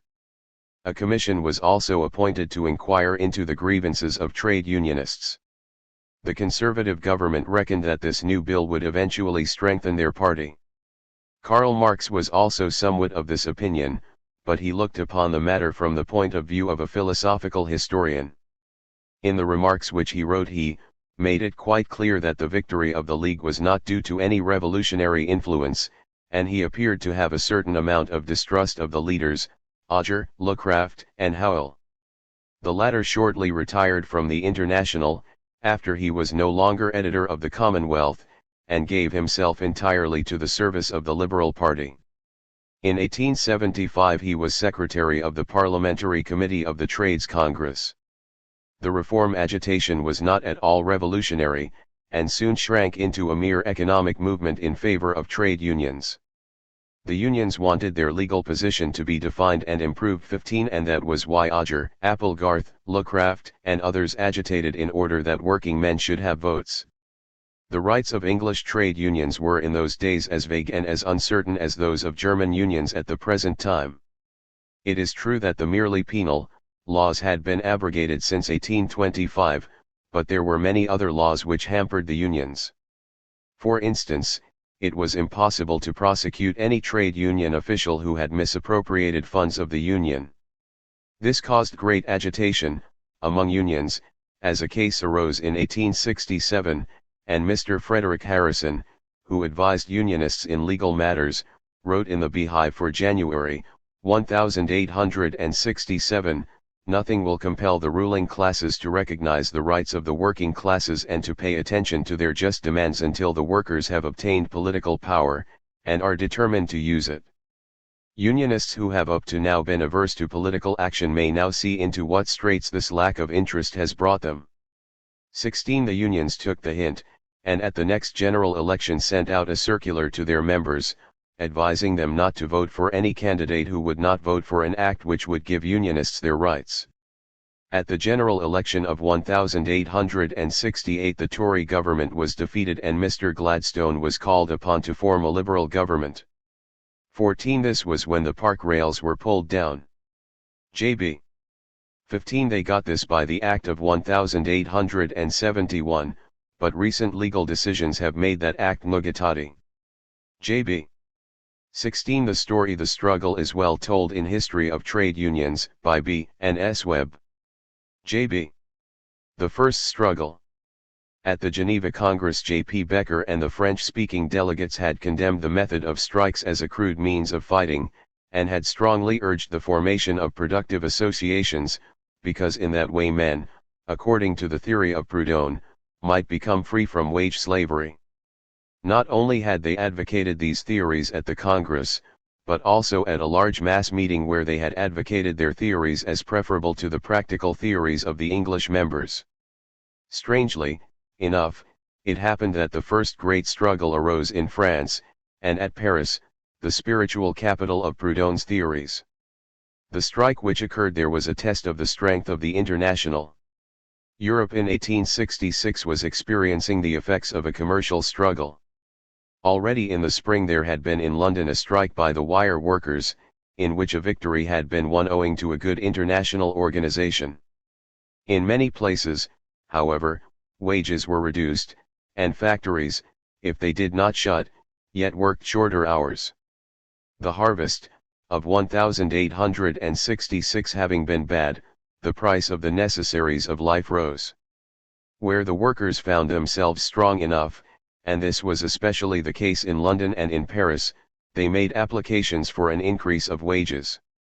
The struggle of the bronze workers in Paris arose owing to a refusal of the employers to recognize the association, and it ended in a catastrophe for the organization. The workers had organized themselves in the beginning of 1866, after the prohibition against organizations had been withdrawn. With great difficulties, 1,500 men formed a union. The General Council in London, when there was a lockout on the part of the masters, laid the matter before the trade unions, and these subscribed liberally, and in the different sections men subscribed individually according to their means. After a short time the masters found that they had to fight with a powerful society, and they gave in. That was a powerful morale victory for the International. A short time afterwards the workers of the continent were able to give a proof of their solidarity to their English comrades. The master tailors in London were determined to crush the Union of the Tailors because it protested against excessive hours of work. The workers on the continent determined to aid their fellows in London, and sent subscriptions to them. In this case, too, after a 7-month struggle, the workers won, though the London employers tried to import foreign workmen, especially Dutch and Belgians. The International issued a manifesto to the foreigners, and showed them how selfish and wrong was the part which the employers wanted them to play. Other struggles of labor were referred to at Lausanne, but these were only of local interest. In Switzerland, J.P. Becker was indefatigable in his efforts to organize productive associations in that country. He always stipulated that part of the profits should be used for propaganda work. At Geneva he also founded a cooperative chemist's shop, which was to supply drugs to his associations for helping the sick. The French leaders complained that he was wasting his time in these matters, and was diverting the attention of the workers from revolutionary movements. Meanwhile it was intended to hold an International Trades Union Congress in Paris in the middle of August, 1867, but this was forbidden by the Bonapartist government. The Congress of Lausanne. The Second Congress of the International sat at Lausanne from September 2 to 8, 1867, and was particularly well attended by members belonging to French-speaking Switzerland and by those belonging to France, as its position was very convenient for them. The French-speaking comrades had it all their own way at this Congress, not only owing to their numerical superiority, but also because they had drawn up the agenda, had settled what questions were to be debated, and had made all the preliminary arrangements. A few months after the Geneva Congress the French Central Committee, for whom Proudhon's gospel had apparently become too narrow, had decided to submit 4 questions to the Congress. Concerning these, the Vorbeut laconically remarked that the German comrades would find that we have attached a great deal of importance to questions concerning productive cooperation, and that we have already carried out part of this program, and have made great progress. It would also appear that the General Council will find other points it can praise. These last words might be applied to all the proceedings of the Congress. As far as theoretical progress went, the whole of the proceedings at Lausanne were an improvement on Geneva. The English, and especially the members of the General Council, had been getting ready for the meeting. The program prepared by the French was considered at several meetings. It was a mixture of proverbs from the Proudhon phraseology. All possible points were discussed, but no resolution, printed or manuscript, had been brought. The two questions which the General Council itself had set out might form part of the agenda which should have been prepared by the French delegates, and the Congress agreed to this. The meeting was not so successful as that of Geneva, because there was not such a business-like arrangement as at that conference. There was a great deal of Proudhon, and also much dilettantism and personalities. The president of the Organization Committee of Lausanne opened the Congress by wishing all good things to the delegates. Then another speaker made a kind of sermon about virtue and holiness, love of God, etc., and the untiring Cowley showed himself till the end of the Congress to be in favor of absolute personal freedom, and also in favor of private property. This strange socialist called the common possession of the land collective tyranny. There had been similar freaks present at Geneva, but there they had not hindered the proceedings as they did at Lausanne. The General Council had sent out its invitations, in July, to the different sections. It was pointed out that the organization had made great progress, particularly in Switzerland. The French were warned that the development of capitalism had reached the English stage in their country and that therefore the present class war had reached an acute stage. It was noticed that in England the reform agitation for the extension of the suffrage had been successful, and that it was highly desirable that the workers should join the International in order that their power might be strengthened. From the United States it was announced that an agitation was being organized for an 8-hours bill in factories. The appeal concluded by urging at the Congress at Lausanne should mark an epoch in the history of the labor movement. Each section had the right to send a delegate, and sections who had more than 5 members could send a delegate for every 500 members. The General Council also submitted its accounts, and they were signed by Icarius, who had taken the place of Shaw as secretary. Particulars were also given about the bulletin published by the Council. In the reports on the sections, that relating to England was of great interest. Attention was called to the reform movement and to the part played in it by members of the International. Particulars were also given of the propaganda among trade unions.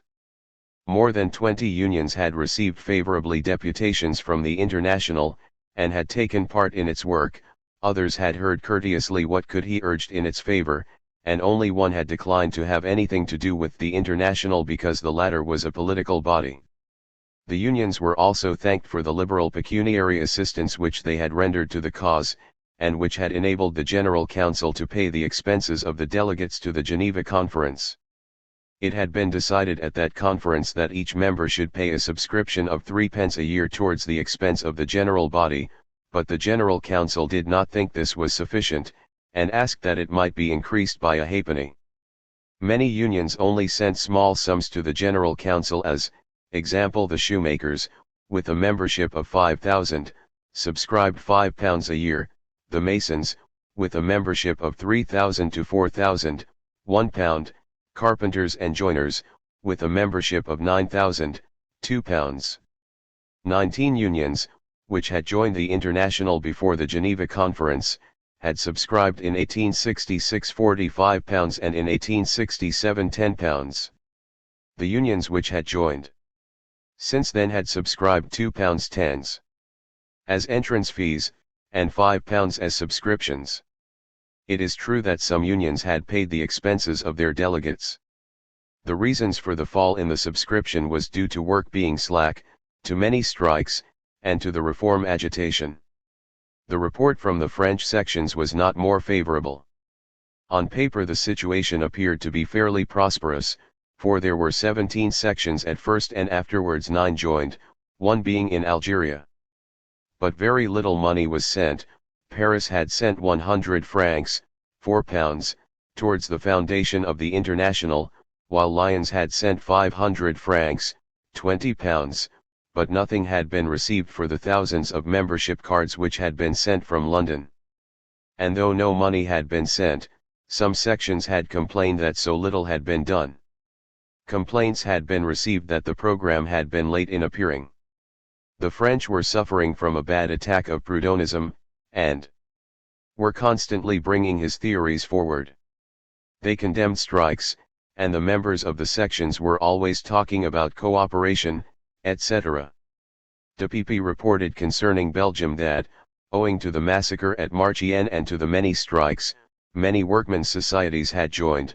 Negotiations were still going on with the unions at Ghent, Brussels, and Antwerp, and a few workmen had joined from Liège.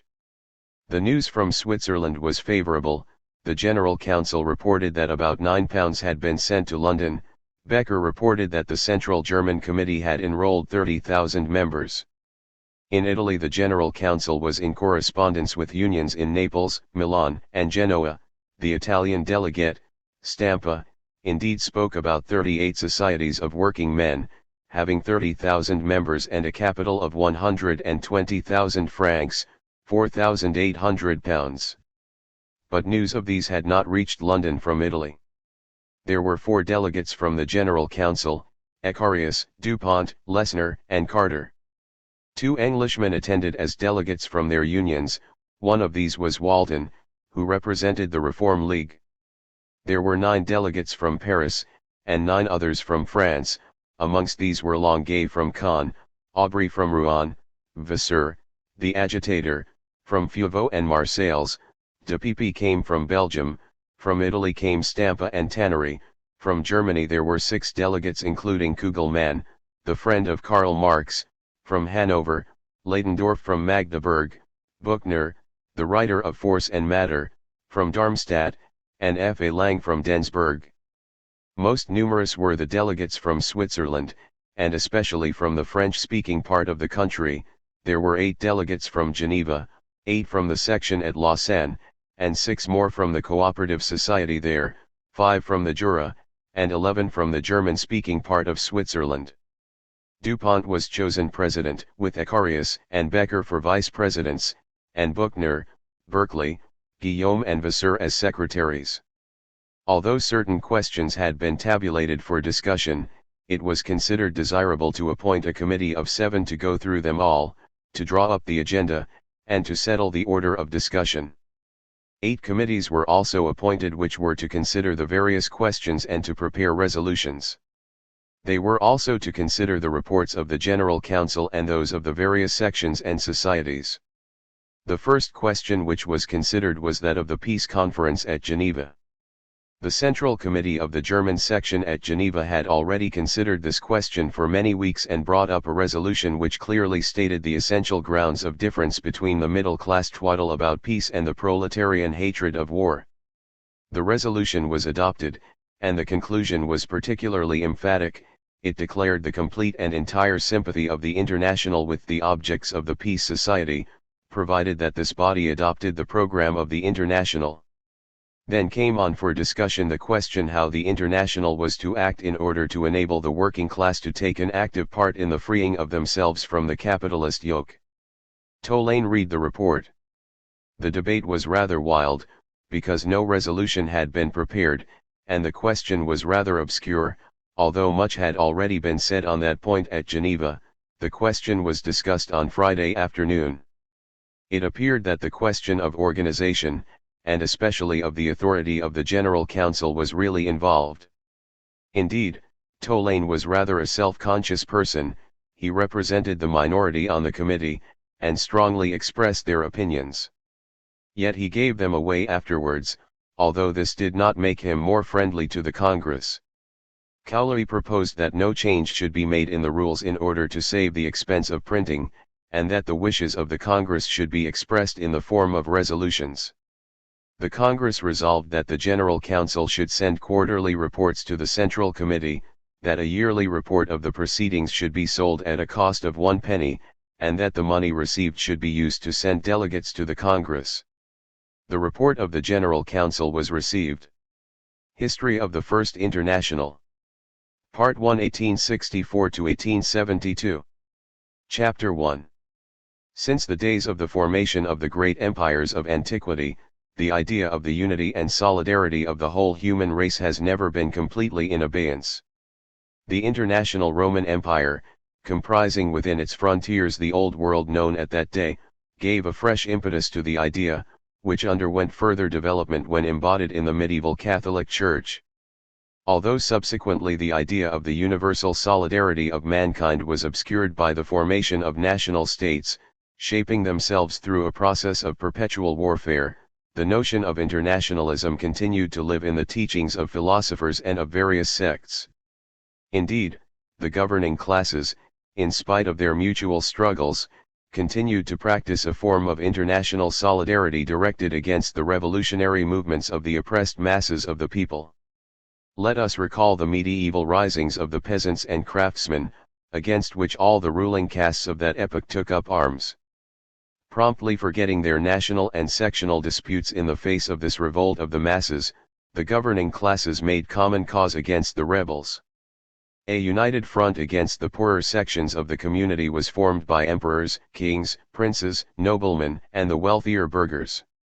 The Pope, who was the international chief of the ruling classes at that date, declared a holy war against the heretics, and knights from all countries took part in the campaign. Such a crusade was declared against the peasants of northern Italy, who rose in the beginning of the 14th century under the leadership of Dulcineo of Navarra, and against the Hussites there were no less than 5 crusades. In Germany, during the days of the Peasants' War, 1525, the ruling classes displayed a like solidarity. In the struggle against the insurgents, who were peasants and urban craftsmen fighting under the banner of communism, Catholics united with Protestants, emperors with princes, nobles with rich burghers, and bishops of the Roman Church with Martin Luther, the leader of the Reformers. When countered by his outburst of solidarity on the part of the governing classes, the first attempts at a general rising of the oppressed came to nothing. Nevertheless, even at this early date there had already been conceived the idea of the international solidarity of all the oppressed, and the need had been recognized for a worldwide movement that should transcend the barriers of nationality. The Taborites are a case in point. The revival of the idea of international solidarity is associated with the epoch of the Great French Revolution at the close of the 18th century. Exposed to the savage attacks of the reactionary forces of feudal society in all the countries of Europe, the revolutionary bourgeoisie of France contract opposed to the League of Reactionaries, who were striving to realize against the revolution the solidarity of all the landlords and absolutists of Europe, the solidarity of the revolutionary forces of the new society. Thus it was that the idea of revolutionary propaganda sprang to life. The revolutionary bourgeoisie, having made an end of despotism in France, proclaimed war to the palaces, peace to the huts throughout the world, summoning all the living forces of Europe to come to the aid of free France and to dethrone the tyrants in all lands. But the idea of the revolutionary solidarity of the peoples did not long maintain itself in bourgeois circles. Whereas, on the one hand, capitalism, through the creation of a world market, breaks down the barriers between the nations and paves the way for the spread of an international spirit, on the other hand this same capitalism, by the very fact that it creates a world market, promotes the strengthening of national exclusiveness, by means of international conflicts and wars to secure that world market. The capitalist method of production draws all the nations of the globe together, and simultaneously frustrates its own ends by intensifying traditional national enmities and by systematically bringing the various peoples into conflict. That is why the ideas of universal brotherhood and universal peace could not take lasting root in bourgeois society, in which the conflicting trends towards universal economic clashes and wars of all against all speedily gained the upper hand. For all that, however, the notion of international brotherhood found a supporter and an active champion in the proletariat, which has been created by the development of bourgeois society, and is impelled by all its interests towards the struggle for the rebuilding of that society upon socialist foundations. Socialism is international, just like capitalism. But whereas the internationalism of the bourgeoisie is continually frustrated by the mutual competition of national capitalisms, the internationalism of the proletariat is nourished and perpetually strengthened by the active solidarity of the interests of all the workers, regardless of their dwelling place or nationality. The situation of the workers is identical in its essential features throughout all capitalist countries.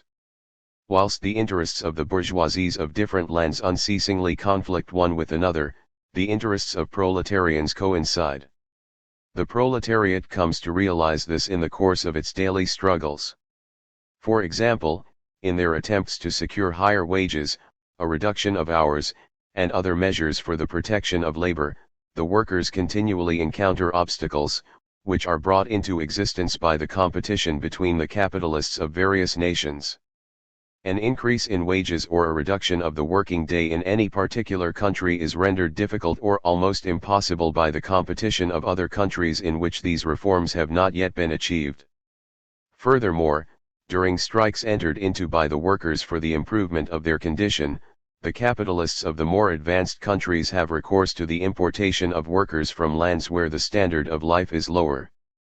All these things have convinced the workers of the solidarity of their interests and of the necessity for joining forces in the struggle for the improvement of their condition.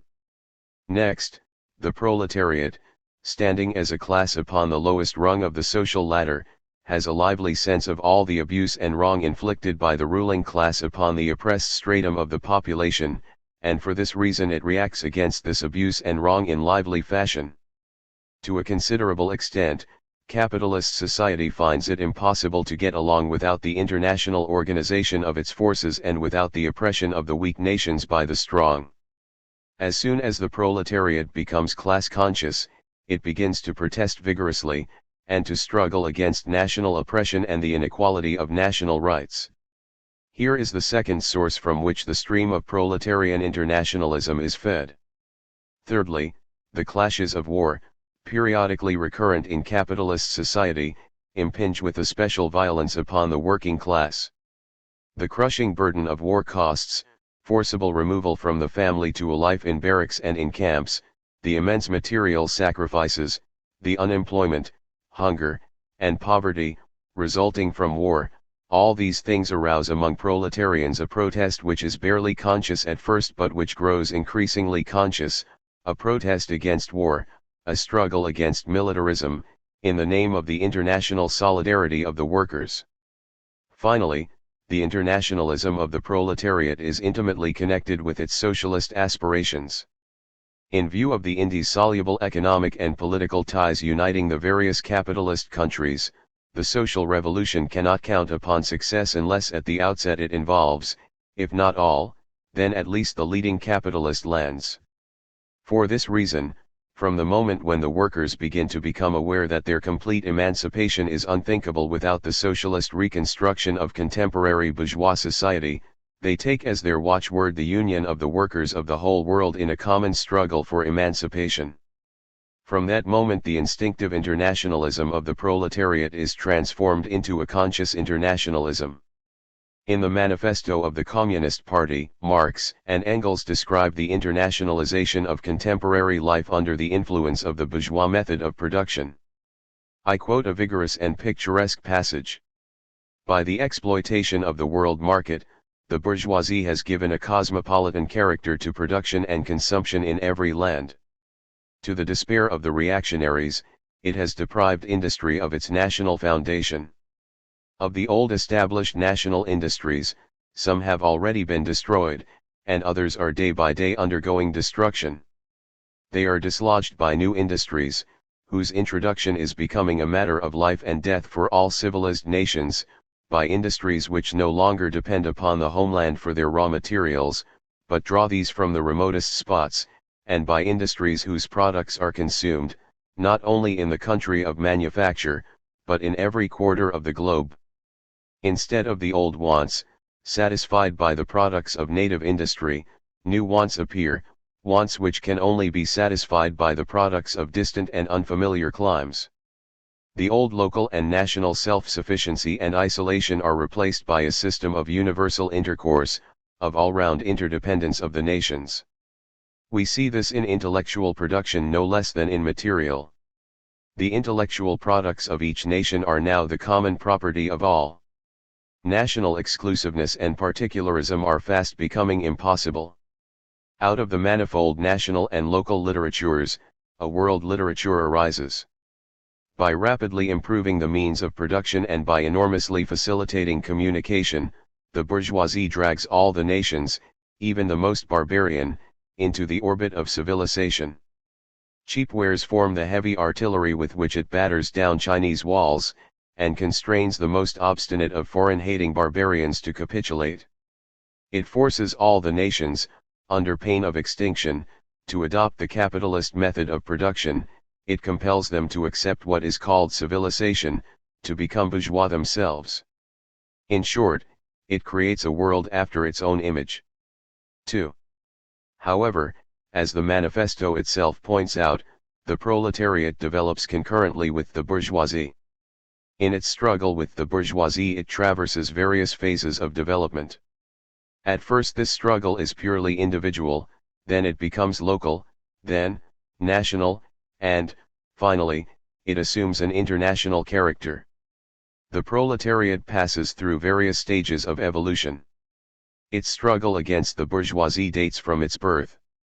To begin with, the workers fight individually, then the workers in a single factory make common cause, then the workers at one trade combine throughout a whole locality against the particular bourgeois who exploits them. At this stage the workers form a disunited mass, scattered throughout the country, and severed into fragments by mutual competition. Such aggregation as occurs among them is not, so far, the outcome of their own inclination to unite, but is a consequence of the union of the bourgeoisie, which, for its own political purposes, must set the whole proletariat in motion, and can still do so at times. But as industry develops, the proletariat does not merely increase in numbers, it is compacted into larger masses, its strength grows, and it becomes more aware of that strength. Within the proletariat, interests and conditions become ever more equalized, for machinery obliterates more and more the distinctions between the various crafts, and forces wages down almost everywhere to the same low level. As a result of increasing competition among the bourgeois themselves, and of the consequent commercial crises, the workers' wages fluctuate more and more. The steadily accelerating improvement in machinery makes their livelihood increasingly precarious, and more the collisions between individual workers and individual bourgeois tend to assume the character of collisions between the respective classes. Thereupon the workers begin to form coalitions against the bourgeois, closing their ranks in order to maintain the rate of wages. They found durable associations which will be able to give them support whenever the struggle grows acute. Here and there, this struggle takes the form of riots. From time to time the workers are victorious, but their victory is fleeting. The real fruit of their battles is not the immediate success, but their own continually increasing unification. Unity is furthered by the improvement in the means of communication which is effected by large-scale industry and brings the workers of different localities into closer contact. Nothing more is needed to centralize the manifold local contests, which are all of the same type, into a national contest, a class struggle. But every class struggle is a political struggle. The medieval burghers, whose best means of communication were but rough roads, took centuries to achieve unity. Thanks to railways, the modern proletarians can join forces within a few years. This organization of the proletarians to form a class, and therewith to form a political party, is perpetually being disintegrated by competition among the workers themselves. Yet it is incessantly reformed, becoming stronger, firmer, mightier. For the proletarian nothing is left of the social conditions that prevailed in the old society. Modern industrial labor, the modern enslavement by capital, the same in England as in France, in America as in Germany, has despoiled the worker of national characteristics. In form, though not in substance, the struggle of the proletariat against the bourgeoisie is primarily notional. Of course, in any country, the proletariat has first of all to settle accounts with its own bourgeoisie. The workers have no country. No one can take from them what they have not got. National differences and contrasts are already tending to disappear more and more as the bourgeoisie develops, as free trade becomes more general, as the world market grows in size and importance, as manufacturing conditions and the resulting conditions of life become more uniform. The rule of the proletariat will efface these distinctions and contrasts even more. United action, among civilized countries at least, is one of the first conditions requisite for the emancipation of the workers. In proportion as the exploitation of one individual by another comes to an end, the exploitation of one nation by another will come to an end. The ending of class oppositions within the nations will end the mutual hostilities of the nations. 3. Thus the manifesto of the Communist Party gives an irrefutable demonstration of the fate that the class war, and therewith the struggle for proletarian internationalism, are natural outcomes of the conditions created by the development of bourgeois society. Bourgeois students of the social problem are well aware of this fact. For example, the conservative German writer, Rudolf Meyer, author of the well-known book The Fourth Estate's Struggle for Emancipation, showed that the International made its appearance as the natural result of the development of capitalism. He wrote as follows: "Liberalism is international. The factors of the modern world economy are international, mobile capital above all. I have already referred to the Golden International, large-scale capital internationally associated. This cosmopolitan capital, knowing no ties of country, holds sway over labor in accordance with almost identical rules in almost every land.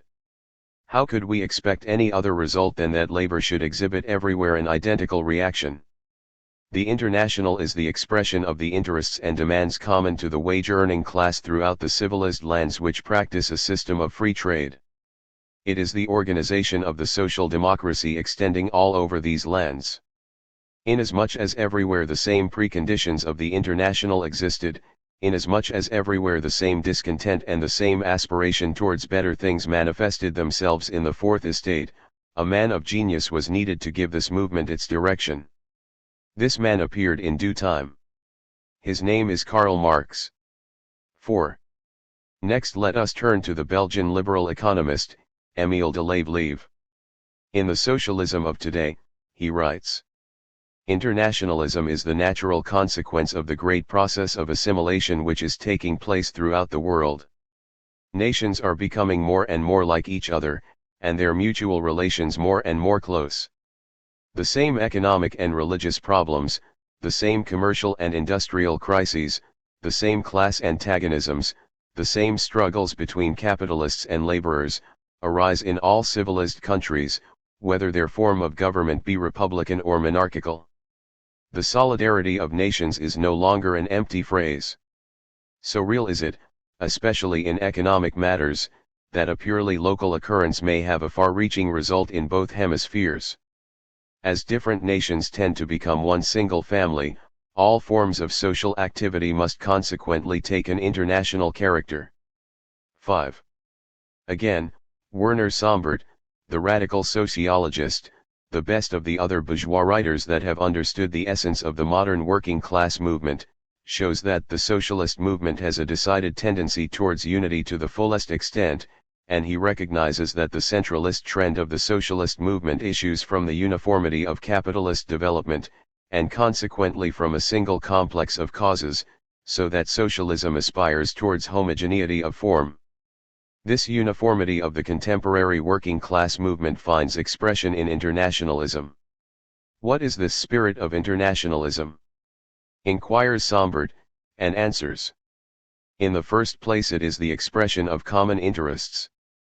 Since capitalism is the prevailing power in all modern civilized states, and since the proletariat is everywhere forced to oppose capital, it is only natural that proletarians in different lands should support each other in the common struggle. They can do this by informing each other of their experiences, by presenting similar demands to different governments on questions affecting all workers alike, workmen's compensation and protection acts, by mutual monetary help in case of strikes, and by much more to the same effect. This particular aspect of internationalism the proletarian movement has in common with many other movements, from the 1001 scientific congresses to the International Labour Office in Basel and the International Agricultural Institute in Rome. There is, however, something quite special about the internationalism of the labor movement. It does not appeal to the intellect alone, it appeals also to the heart. Socialists become enthusiastic about it because it stands for a noble idea, for the idea of the brotherhood of man. The visitor to a socialist congress cannot help being moved at the sight, it suggests to him millions of people taking hands. The favorite song is the French L Internationale. There is a deep meaning in the singing in unison, it is the expression of the fact that, even though the heads may now and again sway apart, the hearts after all beat in common. The songs the proletariat sings are songs of war, full of wrath and vengeance against the state as it is today. In a word, proletarian internationalism is anti-national, and in this also it is very different from the ordinary bourgeois internationalism. It is anti-national in that it is opposed to everything which comes under the head of chauvinism, jingoism, and imperialism, to all national expansion, to all national pride, to every attempt at making bad blood between nations, to any kind of colonial policy, and also to that which is regarded both as cause and effect of all these, to military systems and to war. The peoples ask for peace. 6. The intimate organic nexus, on the one hand between socialism and internationalism, and on the other hand between proletarian internationalism and bourgeois internationalism, has made itself so plain in our days that even in popular works dealing with this question it is regarded as indisputable and self-evident. For example, in A. Yushchenko's pamphlet Socialism and Internationalism, we read: Socialism, both in respect of the foundation upon which it has arisen and in respect of the goal towards which it strives, is connected by an internal and necessary bond with internationalism, understood in the sense of the idea of the universal solidarity and the international organization of mankind. This bond necessarily and above all depends upon the form assumed by the economic life of contemporary society. Industry and commerce have lost their national character, and a worldwide economy has been established. From this unification of economic life there ensue two consequences which could not fail to give socialism an international character.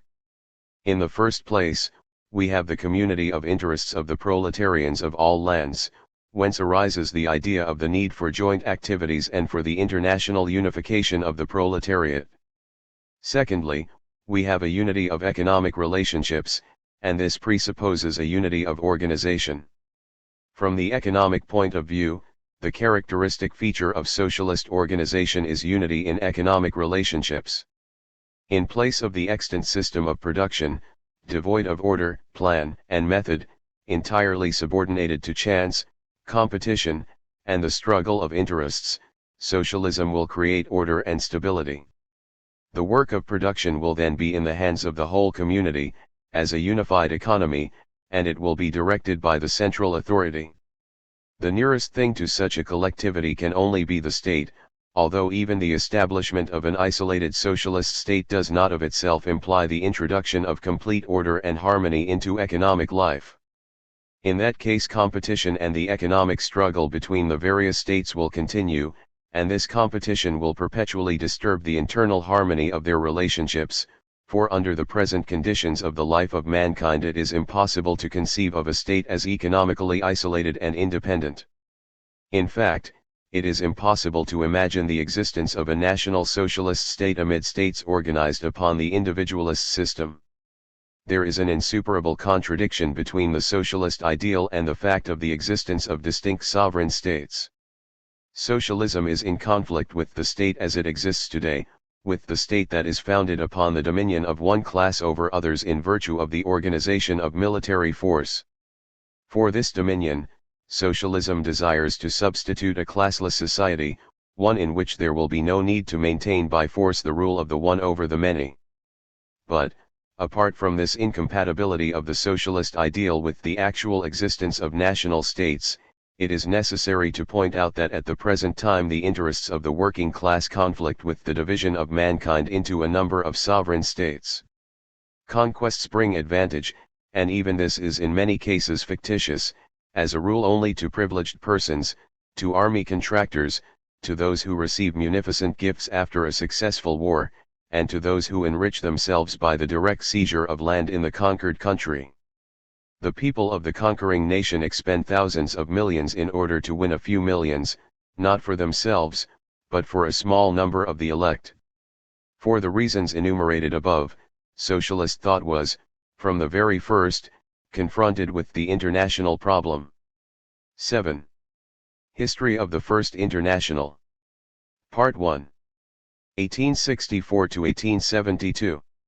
Chapter 2. Harbingers of the International. In view of the facts recounted in the last chapter, it is not surprising that in its very beginnings the contemporary working class movement, growing in the soil of large-scale industry, should have had marked internationalist leanings.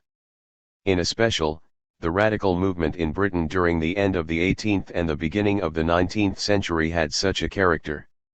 At that time, the country was in the throes of economic convulsion, due to the change in the methods of production and the spread of machinofacture.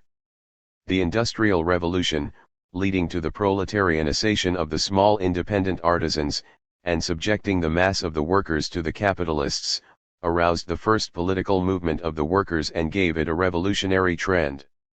Moreover, the intervention of England against the French Revolution, against which all the reactionary governments of Europe had declared war under British leadership, aroused strong protest in British democratic circles. The proletarians, who were in revolt against the slavery of the factories, made common cause with the bourgeois democrats aiming at the reform of the British governmental system, which had at that time an extremely reactionary character. Quite a number of societies for radical reform were founded, and in these the workers rubbed shoulders with democratically inclined members of the professional classes. The adherents of these societies had an ardent sympathy with the most advanced among the French revolutionists, and, above all, with the Jacobins. Great meetings were held, resolutions of sympathy with the Jacobins were passed, the solidarity of all revolutionists against the reaction was proclaimed. At one of these meetings, summoned in order to send an address to the French Convention, 30,000 persons were present. Such facts indicate that the idea of the international solidarity of all Democrats was spreading widely throughout the masses of the British population. In the middle 30s of the 19th century began the Chartist movement, the first attempt to create a mass party of revolutionary workers. It already exhibited strong internationalist leanings. As a movement for the advantage of the workers, Chartism was from the first permeated with the spirit of internationalism, not proletarian, perhaps, but manifestly democratic. The Chartists proclaimed the international solidarity of the workers and of all oppressed peoples. They exposed the grasping policy of the British bourgeoisie, they rallied to the defense of the colonies, such as Canada, they espoused the cause of Ireland. In conjunction with the Continental Democrats, they expressed ardent sympathy with the Polish nation, struggling for freedom, and they condemned Palmerston's policy for its accommodating attitude towards Tsarism. In November, 1844, the Northern Star, the leading Chartist organ, had its place of publication transferred to London. Here the Chartist leaders, influenced by the political refugees from the continent, became interested in European political affairs, and in the international revolutionary movement, which was now more and more tending to assume a socialist and proletarian character. This drawing together of the Chartists and the representatives of the revolutionary workers on the continent gave the impetus, as we shall shortly learn, to the creation of one of the forerunners of the First International. The insular position of Britain has always given the British working class movement a peculiar national stamp. In this respect, the movement of the workers on the continent, where the various countries are more closely interconnected, outstripped that of the British proletariat. On the mainland of Europe, international sentiment developed earlier and had a more concrete character. The first secret societies of the workers both in France and in Germany, those founded in the 30s and the 40s of the 19th century, set before themselves as an aim the emancipation of the whole of laboring mankind. Nor is it surprising that they were permeated, though rather vaguely at first, with the internationalist spirit. The very life of these societies, their structure, the environment in which they had to work, impelled them in this direction. For, first of all, in the initial steps for the foundation of proletarian organizations, it was necessary to realize internationalism in practice. The unions of German handicraftsmen ate the Exiles League, 1834 to 1836, and the Federation of the Just, 1836 to 1839, were formed in Paris, where they worked hand in hand with the French secret societies. At this period, Paris was full of political refugees who had assembled there after a series of revolutionary movements and outbreaks in Germany, Poland, Italy, parts of Russia, etc. It is true that most of these refugees, and the movements by the failure of which they had been brought to this pass, still exhibited bourgeois democratic and not strictly proletarian characteristics. Consequently, although the secret societies of that day were international in outlook, the internationalism they professed was bourgeois democratic. They preached the brotherhood of all peoples, the solidarity of all the oppressed against tyrants, etc. However, out of this chaos of vague revolutionism, there began to emerge and to gather strength a purely proletarian trend. Workers and handicraftsmen, while quitting the secret societies of the bourgeois Democrats and the Republicans, brought with them as a legacy the conviction that the oppressed and exploited of all nations had a common task. Thus the matter with which they were concerned was no longer merely the brotherhood of all the nations, but the solidarity of the workers of the whole world in the struggle with the exploiters on behalf of political and economic emancipation. The successor of the Exiles League and of the Federation of the Just was known as the Communist League, 1847 to 1851. Under the instructions of this body, and in its name, Marx and Engels issued in 1845 the Manifesto of the Communist Party, which expounded the internationalist tendencies of the League, and proclaimed the historic mission of the proletariat, substituting for the old device of the Federation of the Just, all men are brethren, the new fighting call of proletarian internationalism, proletarians of all lands, unite. Thus the Communist League was one of the harbingers of the International. Its connection with the First International was substantiated by personalities as well as in point of theory, for one of the principal figures in the Communist League was Karl Marx, subsequently the chief leader of the First International. Another link was formed by Friedrich Engels. There were also Lessner, Ecarius, and others, who played a prominent part in the League, and were destined, in later years, to play a no less prominent part in the foundation of a more comprehensive international federation of the workers. 9. As early as 1843, Marx and Engels had begun to form ties with the revolutionists and socialists of various lands.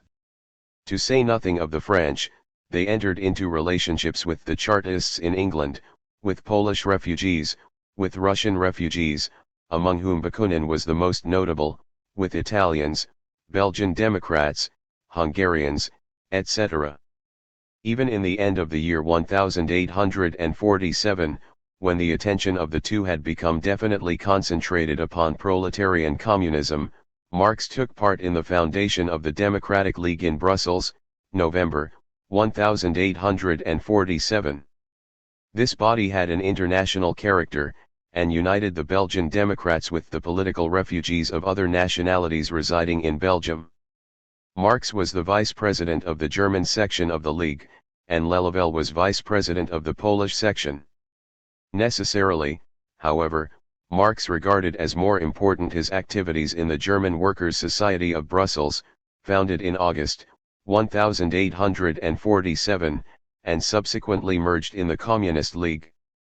The Communist League was formed out of the remnants of the Federation of the Just, which had been transferred to London after the breakup of the secret societies in Paris that ensued upon the Blanquist Rising in the year 1839. Thenceforward those who were the central figures in the Federation of the Just Schapper, Moll, Ecarius, Heinrich Bauer, etc. Removed to London, the heart of the capitalism of that day, the League began more and more clearly to be animated with a proletarian and internationalist spirit, being gradually transformed from a German institution into an international one. It became the basis of a workers' circle, no longer secret, whose members were Germans, Swiss, British, Scandinavians, Dutch, Hungarians, Czechs, Southern Slavs, and even Russians. This circle speedily assumed the name of Communist.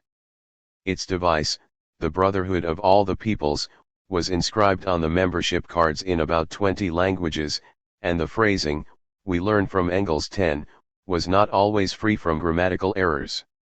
The inner group, a secret society, in its turn had among its members representatives of various nationalities. Both practically and theoretically its basis was an assertion that the imminent revolution must have a general European character. Out of the fusion of the remnants of the Federation of the Just, reconstructed as above described, with the German Workers' Society of Brussels and with the Parisian groups of German workers, there came into existence the Communist League, which adopted the realist program of proletarian international socialism expounded in the Communist Manifesto of Marx and Engels. The inaugural Congress of the Communist League was held in London during the summer of 1847. The Second Congress, at which the body was definitively formed, and at which new rules and constitution and a new program were adopted, took place in London during November and December of the same year, with the participation of Marx and Engels. The manifesto of the Communist Party, approved by this Congress, foreshadowed in the near future the occurrence of a worldwide political explosion. Furthermore, it advised the international proletariat to concentrate attention on Germany, where there was to be expected a social as well as a political transformation. Herein, of course, is an indication of the fact that the Communist League was, after all, preeminently a German organization. The forecast of the manifesto was justified sooner than might have been expected. It saw the light in February, 1848. Immediately afterwards there occurred a series of revolutionary outbreaks, beginning in France and spreading all over Europe, so that the members of the League had to turn their attention to practical matters. But the League existed mainly for the general propaganda of the fundamental ideas of socialism. The youthful organization can hardly be said to have figured in social activities. In the revolutionary movements of 1848 and 1849 in Germany, the society did not participate as such, although its individual members were actively concerned. Marx, Engels, Stefan Born, Moll, Schapper, Becker, Wilhelm Wulff, etc. As Engels justly remarks, whenever an opportunity arose, events showed that the Communist League was an excellent school of revolutionary activities. Its members participated everywhere in the work of the extreme left wing of the revolutionary democracy. After the collapse of the revolutionary movement, the executive committee of the League was reconstructed in the autumn of 1849 by the refugees who assembled in London, among whom were many of the old members of the Communist League. The executive committee took action in March, 1850 by organizing a mission to the groups of the Communist League. The delegates propounded the theory of permanent revolution until the establishment of communist society. Discounting the experience of the revolutions of 1848, they looked to France for revolutionary socialist initiative. The emissaries of the executive committee formed ties with various groups in Germany and Switzerland. But the reaction which was dominant throughout Europe from 1848 onwards condemned all these efforts to sterility, and day by day the hopes of the immediate outbreak of a new revolution grew fainter. In these circumstances there now ensued within the League sharp differences of opinion between the realist and constructive elements that grouped themselves round Marx, and the insurrectionist and utopist elements led by Schapper and Willich. 11. The outcome of these dissensions was the breakup of the League into two rival organizations, which disappeared from the scene in the year 1851. Thus the germ of the Workers' International movement perished in the atmosphere of political reaction. As another of the harbingers of the International may be regarded an extraordinarily interesting organization which was at work in England during the 40s and 50s. 12. It was on British soil that the first International came into being, and this was no chance matter. In the first half of the 19th century, capitalist development was more advanced in Britain than anywhere else in the world. It was in England that there occurred the most vigorous development of the working class movement of those days, a movement which in the form of Chartism was the precursor of the future international social democracy. Till far on into the 70s, writes Rothstein, p.2, England, where modern class contrasts had first made their appearance, remained the land where these contrasts were most marked. In England, therefore, all the most important forms of the proletarian class struggle first broke out. England was the first country to offer history a political movement of the proletariat as a class. The working class was organized into trade unions in England before anywhere else in the world. It was in the consciousness of the British proletariat that first took place the elaboration of a clear conception of the class war as a historical factor and as a tactical principle. Moreover, last but not least, it was precisely in England that the proletariat did not merely develop the keenest sense of its solidarity with its foreign brethren, but also became aware how essential to success in the struggle with bourgeois society was a coordination of effort based upon this solidarity. The beginnings of internationalist sentiment and the awareness of the international solidarity of the workers developed in Britain, simultaneously with the development of class consciousness in general, during the 30s, at the time of the heroic struggle of the British proletariat for democratic electoral rights. The champions of the People's Charter, who soon became known as the Chartists, did not merely evoke the sympathies of the revolutionary democrats of all lands but were themselves keenly interested in the struggle for freedom that was going on beyond the boundaries of Great Britain. Founded in 1838 by Julian Harney, the Democratic Association maintained close relationships with the political refugees living in London, and the Northern Star, which was then the chief organ of the Chartists, in its foreign department kept in close touch with events abroad. Marx, Engels, Moll, Schapper, and Weitling, French, Polish, and Italian exiles, were all more or less connected with the Chartist movement, and rendered it active assistance. 13. In the later 40s there were increasing signs of the growth of internationalist interests among the Chartists. In London, towards the end of 1847, a meeting was held to commemorate the Polish Revolution of 1831, and also the Rising at Krakow in 1846. In the early months of 1848, there were organized in London other large meetings in memory of the Krakow Rising. Poles, as well as Germans, were regular attendants at Chartist meetings, and were sometimes numbered among the speakers. The February Revolution of the year 1848 in France gave a fresh impetus to the internationalist tendency of the British workers, just like that which had been given by the Great French Revolution towards the close of the 18th century. At a meeting held in Lambeth, on March 2, 1848, where a Pole was one of the speakers, a resolution was adopted protesting against the interference of the British government in the affairs of the French Republic. An address was issued to the French people, and a delegation was appointed to deliver this address to the provisional government. In the year 1849, when the European reaction was imminent, the interest of the vanguard of the British workers in international questions continued to grow.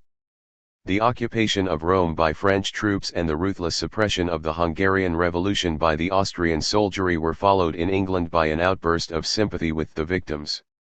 At a meeting in Marylebone, organized by the Liberals, Julian Harney, the Chartist, advocated armed intervention to put an end to the savage reprisals upon the Hungarian rebels. Subsequently, resolutions of sympathy with the Hungarians were passed at meetings in a number of other manufacturing centers, such as Sheffield, Glasgow, Birmingham, Manchester, etc. The abolition of universal suffrage in France by the reactionary Legislative Assembly was the occasion for the holding of a huge meeting in London on July 3, 1850, in which the Chartist leaders participated. The workers' hatred for the triumphant reaction sometimes manifested itself in an extremely practical form. For instance, the Austrian General Haynau, noted for his cruelties, and nicknamed the Hyena of Brescia, was in London in 1850, and paid a visit to Barclay and Perkins Brewery. The draymen seized him, cut off his mustache, rolled him in the dustbin, and then flogged him through the streets to the delight of the assembled crowds. For some time afterwards it was the fashion at London meetings to vote congratulations to the valiant draymen for the way in which they had settled accounts with the bloodthirsty tool of Austrian despotism. Any reference to this incident in a working-class assembly was sure to be greeted with a veritable storm of applause. A great demonstration was also organized by the London workers in honor of the Hungarian leader Kossuth on his arrival in England. An important part in these international demonstrations of the British proletariat was played by an organization with which the Chartists were connected, an organization known as the Fraternal Democrats. To its activities we must now turn.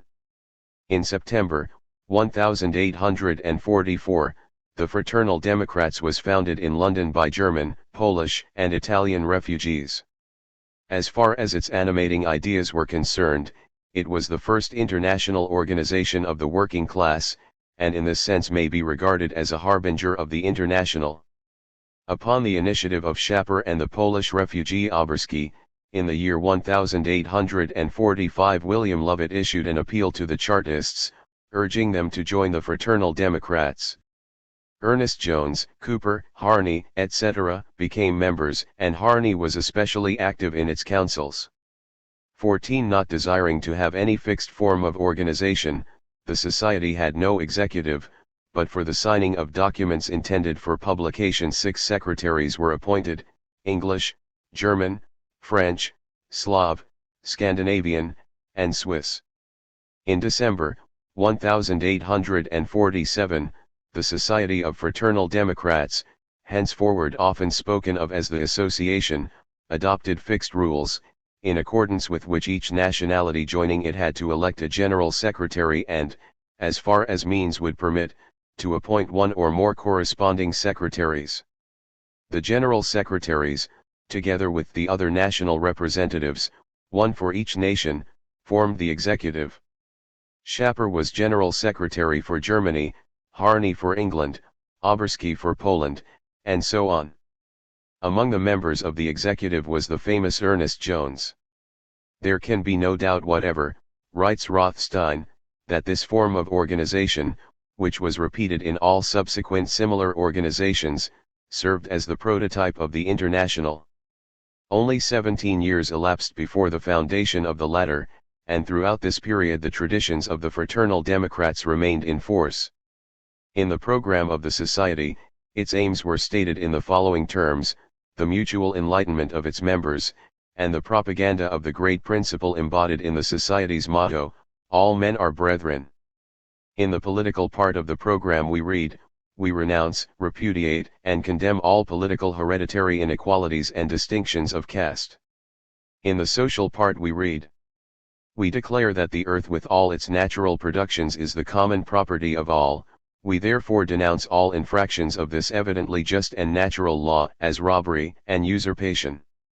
We declare that the present state of society, which permits idlers and schemers to monopolize the fruits of the earth and the productions of industry, and compels the working classes to labor for inadequate rewards, and even condemns them to social slavery, destitution, and degradation, is essentially unjust.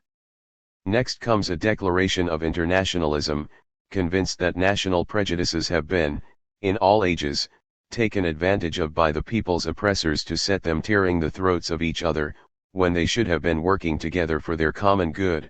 This society repudiates the term foreigner, no matter by, or to whom applied. Our moral creed is to receive our fellow men, without regard to country, as members of one family, the human race, and citizens of one commonwealth, the world. From this it is clear that the Fraternal Democrats were animated by democratic and communistic ideas 15 closely resembling those characteristic of other working-class organizations of that date.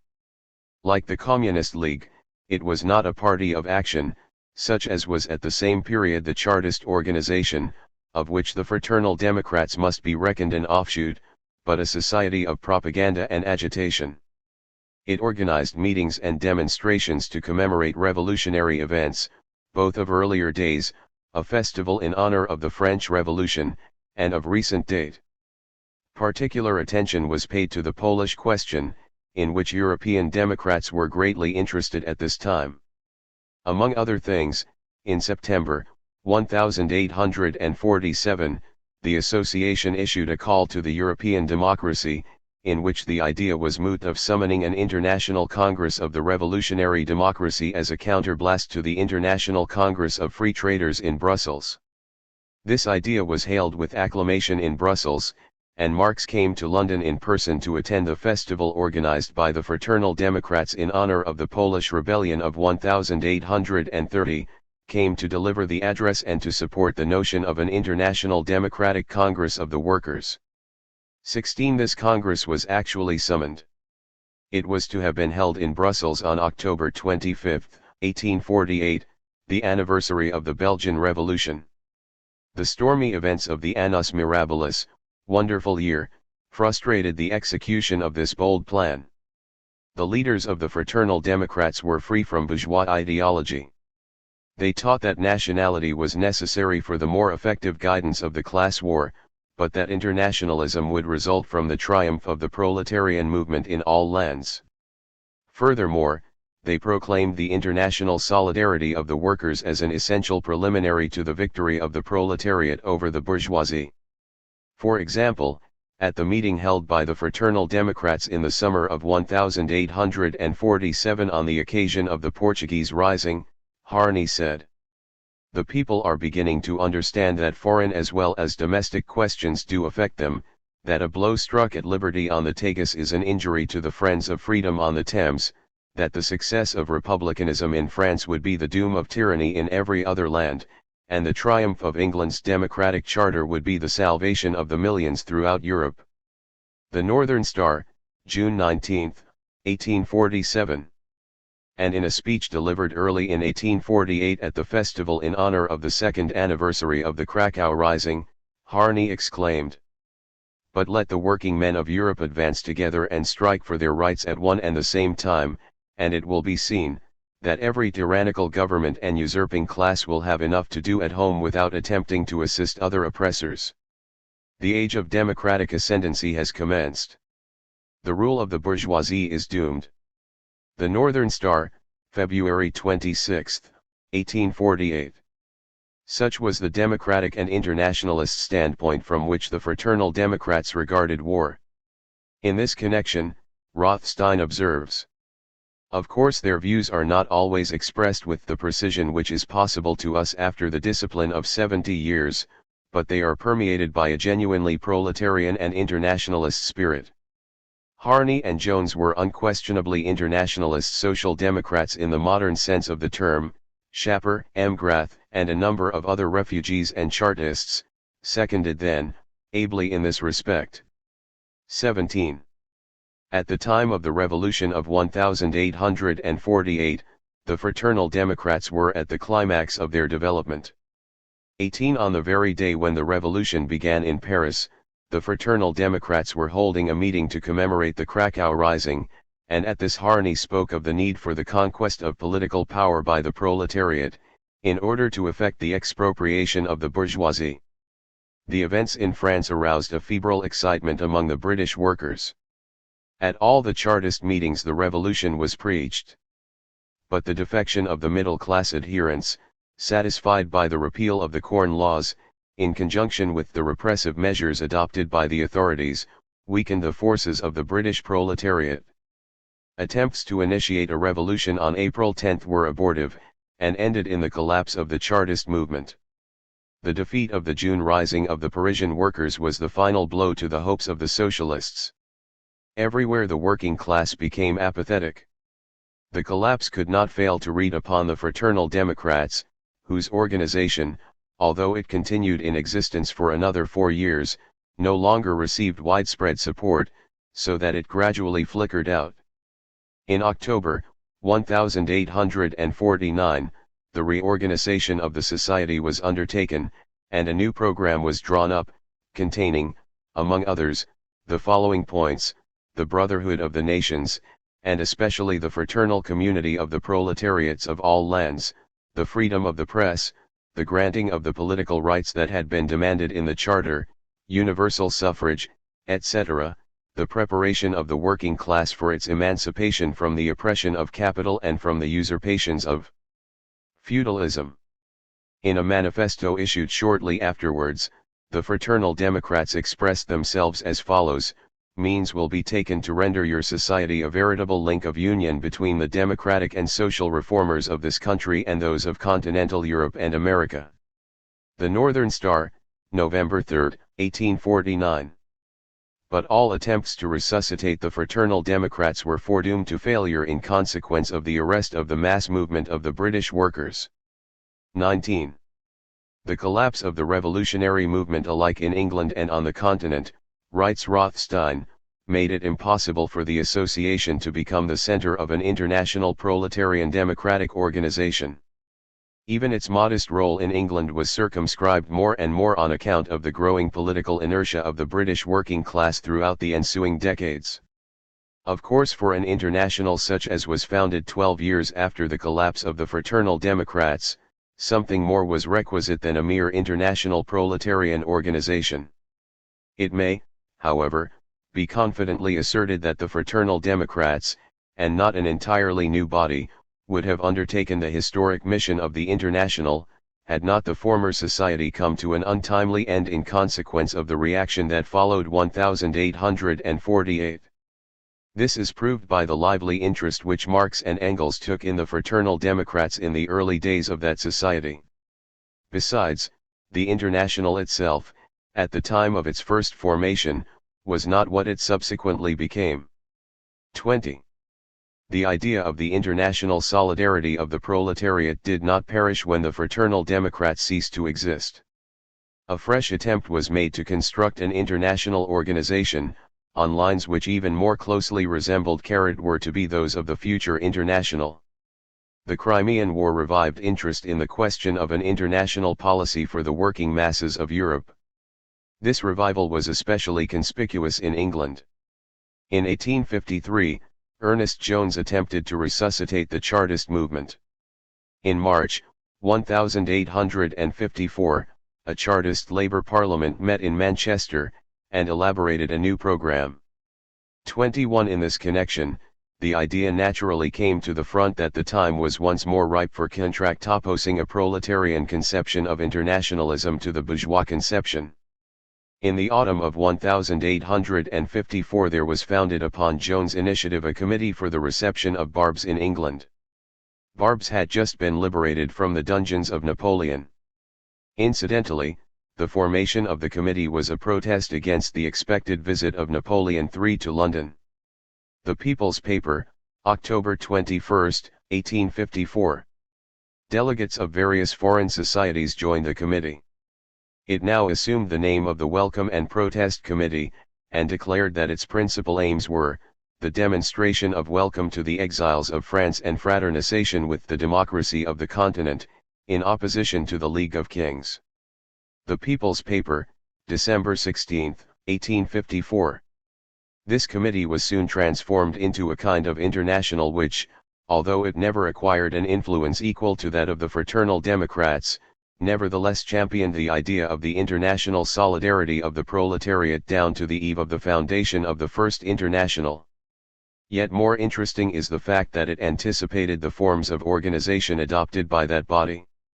To avoid alienating the veteran Chartists, the committee took the name of the London Organization Committee of the Chartists.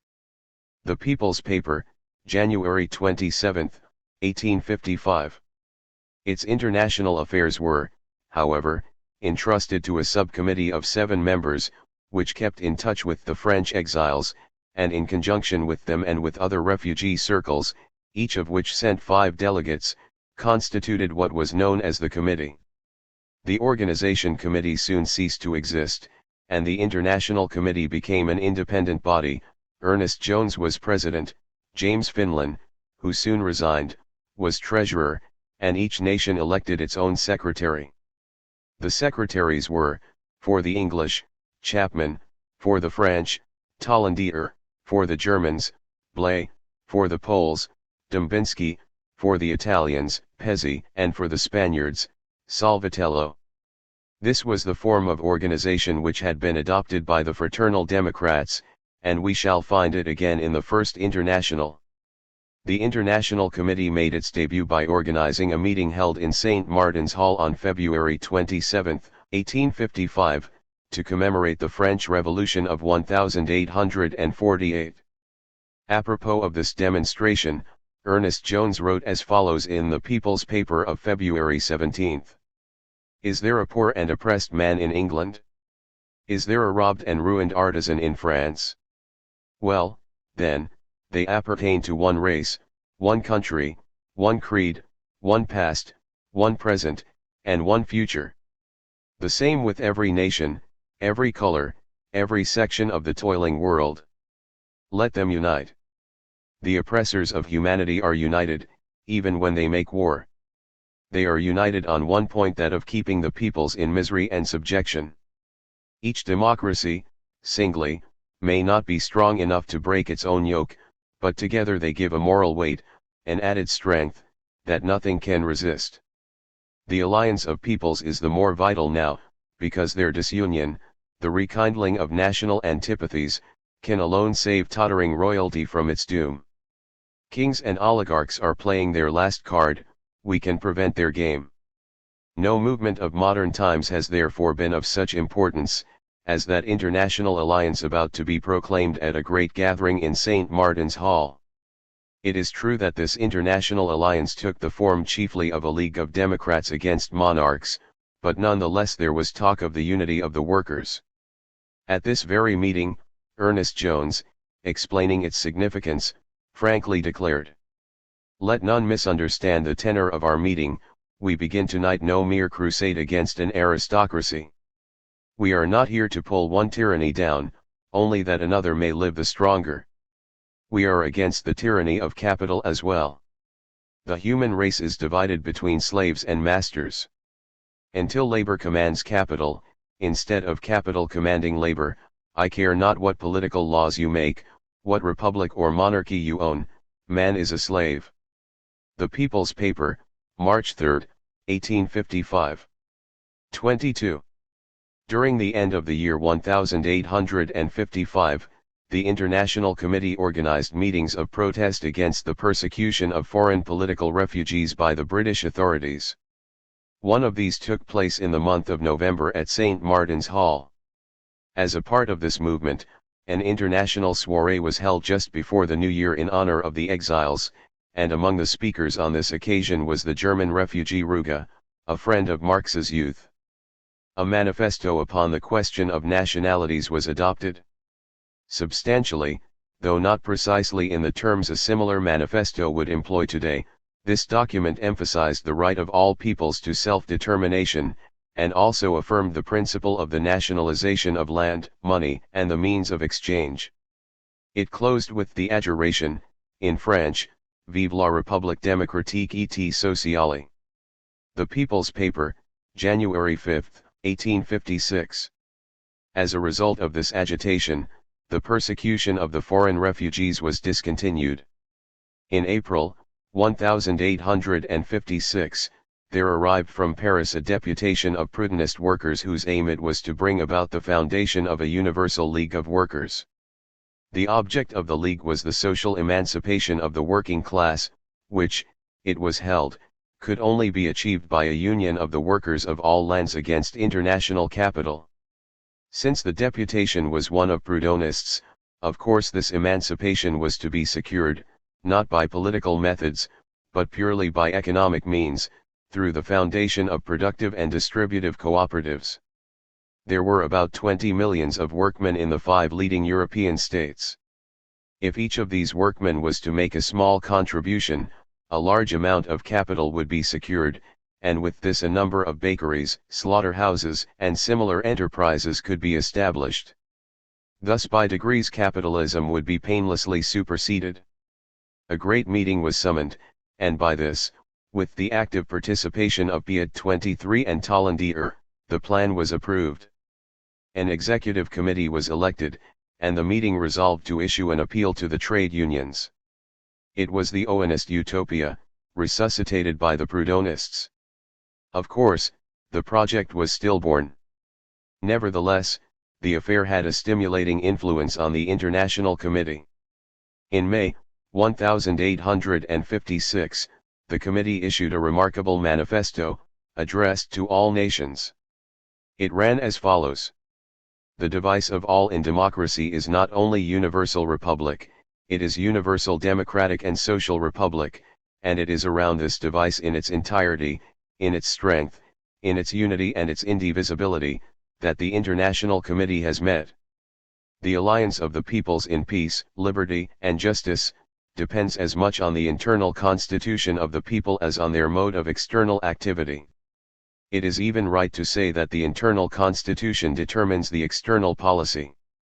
Monarchy, empire and aristocracy are war. Republic, liberty, equality, are alone able to say, we are peace. But monarchy is not only in the government, it is in the workshop, in property, in the family, in religion, in the economy, the manners, the blood of the people. It is from everywhere that we must turn it away, and everywhere, for all the people, the social problem is the same, to substitute labor for birth and wealth as origin and warranty of and right in society. The International Committee has recognized, from the first day of its formation, that there is no solution whatever, in conformity with the equality of conditions between peoples, to the problem of international relations, so long as the solution of the social problem of the equality of conditions between men is not found. So far we have merely the old and feudal phrases with which the exiles of 1848 were so fond of deluding themselves. But now the manifesto takes a new tone.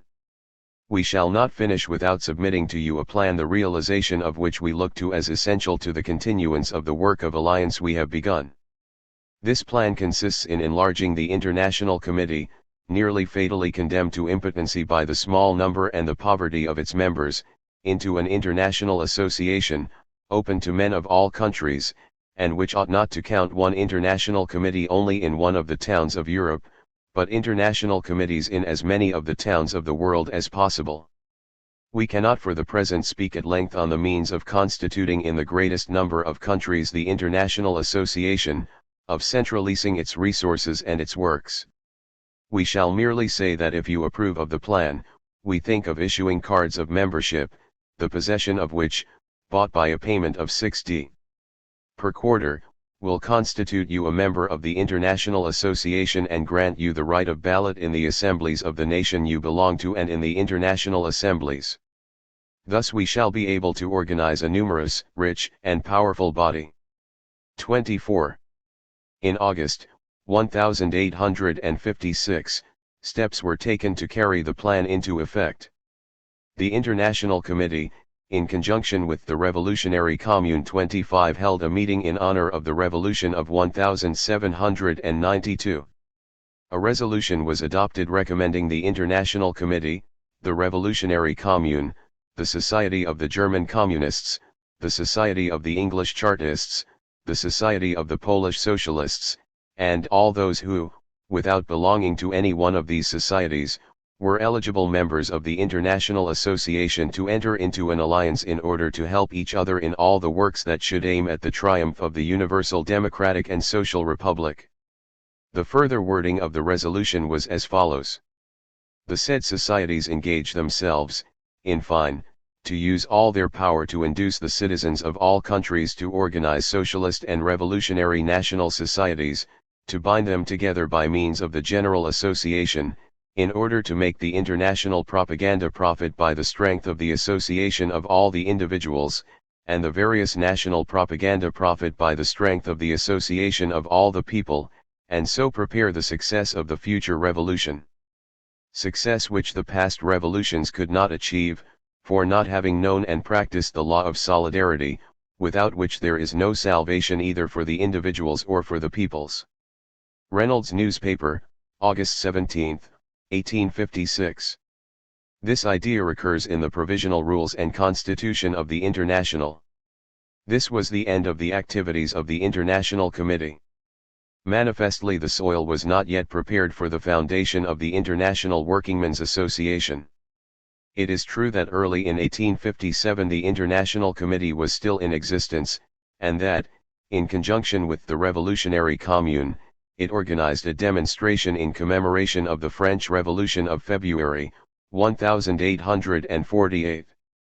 This demonstration took place in St. Martin's Hall, and among the speakers were Schapper, Piet, Tollandier, Naddod, and other old acquaintances. Nearly 2 years later, November, 1858, a meeting was held in the same hall on the anniversary of the Polish Rising of the year 1830, but we have no information as to whether the International Committee was concerned in the affair. Nevertheless, we gather from certain data collected by Wilhelm Liebknecht, see Rothstein, that by this time the projected international association had come into existence. We learn that early in 1859 the International Association wished to issue a manifesto against Mazzina 26 and that it took part in the organization of a number of meetings on June 24 in commemoration of the June Days, Paris, 1848, on September 29 in commemoration of the Polish insurrection of 1830, etc. On September 9, 1859, a meeting was held in memory of Robert Blum. 27 Presumably the initiative came from the Society of German Communists, and not from the International Association, but a summons to all those present to join the association was adopted by acclamation. By this time, it would seem that the Germans had already come to the front. Appended to all the manifestos are the names of Schapper, Lessner, and Wilhelm Liebknecht, whereas French signatures are rare. We have information to the effect that branches of the International Association existed in other countries, and especially in the United States. They were known as Decurii, and were in touch by correspondence with the Executive Committee in London.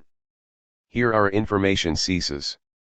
Judging from the subsequent foundation of various organizations to deal with special emergencies, as for a reception to Garibaldi in the year 1862, and in connection with the Polish Revolt of 1863, and in view of the fact that a body called the Universal League was in existence at the time when the First International was founded, we may assume that by the beginning of the 60s both the International Committee and the International Association had disappeared from the political arena.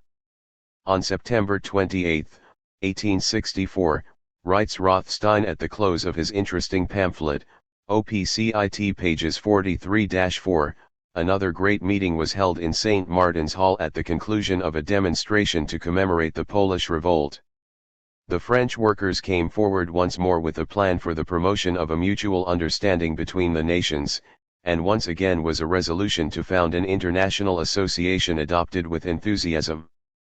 When we read about the incident in such histories of the International as have been hitherto available, it seems both strange and new. But the foregoing account will have shown, that it was both old and natural. Numerous meetings had already been held in St. Martin's Hall.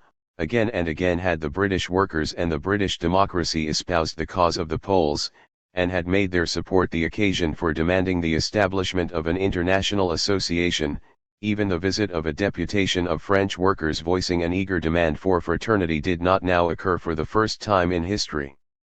If, moreover, we bear in mind that between the death of the old international and the birth of the new, no more than a few years had elapsed, and that the memories of the former organization were still green, we shall realize that as far as its type of organization was concerned the new international must be regarded as a revival of the old. Nay, more, in the eyes of the founders of the new international, this body could not but seem to be the direct continuation of the old.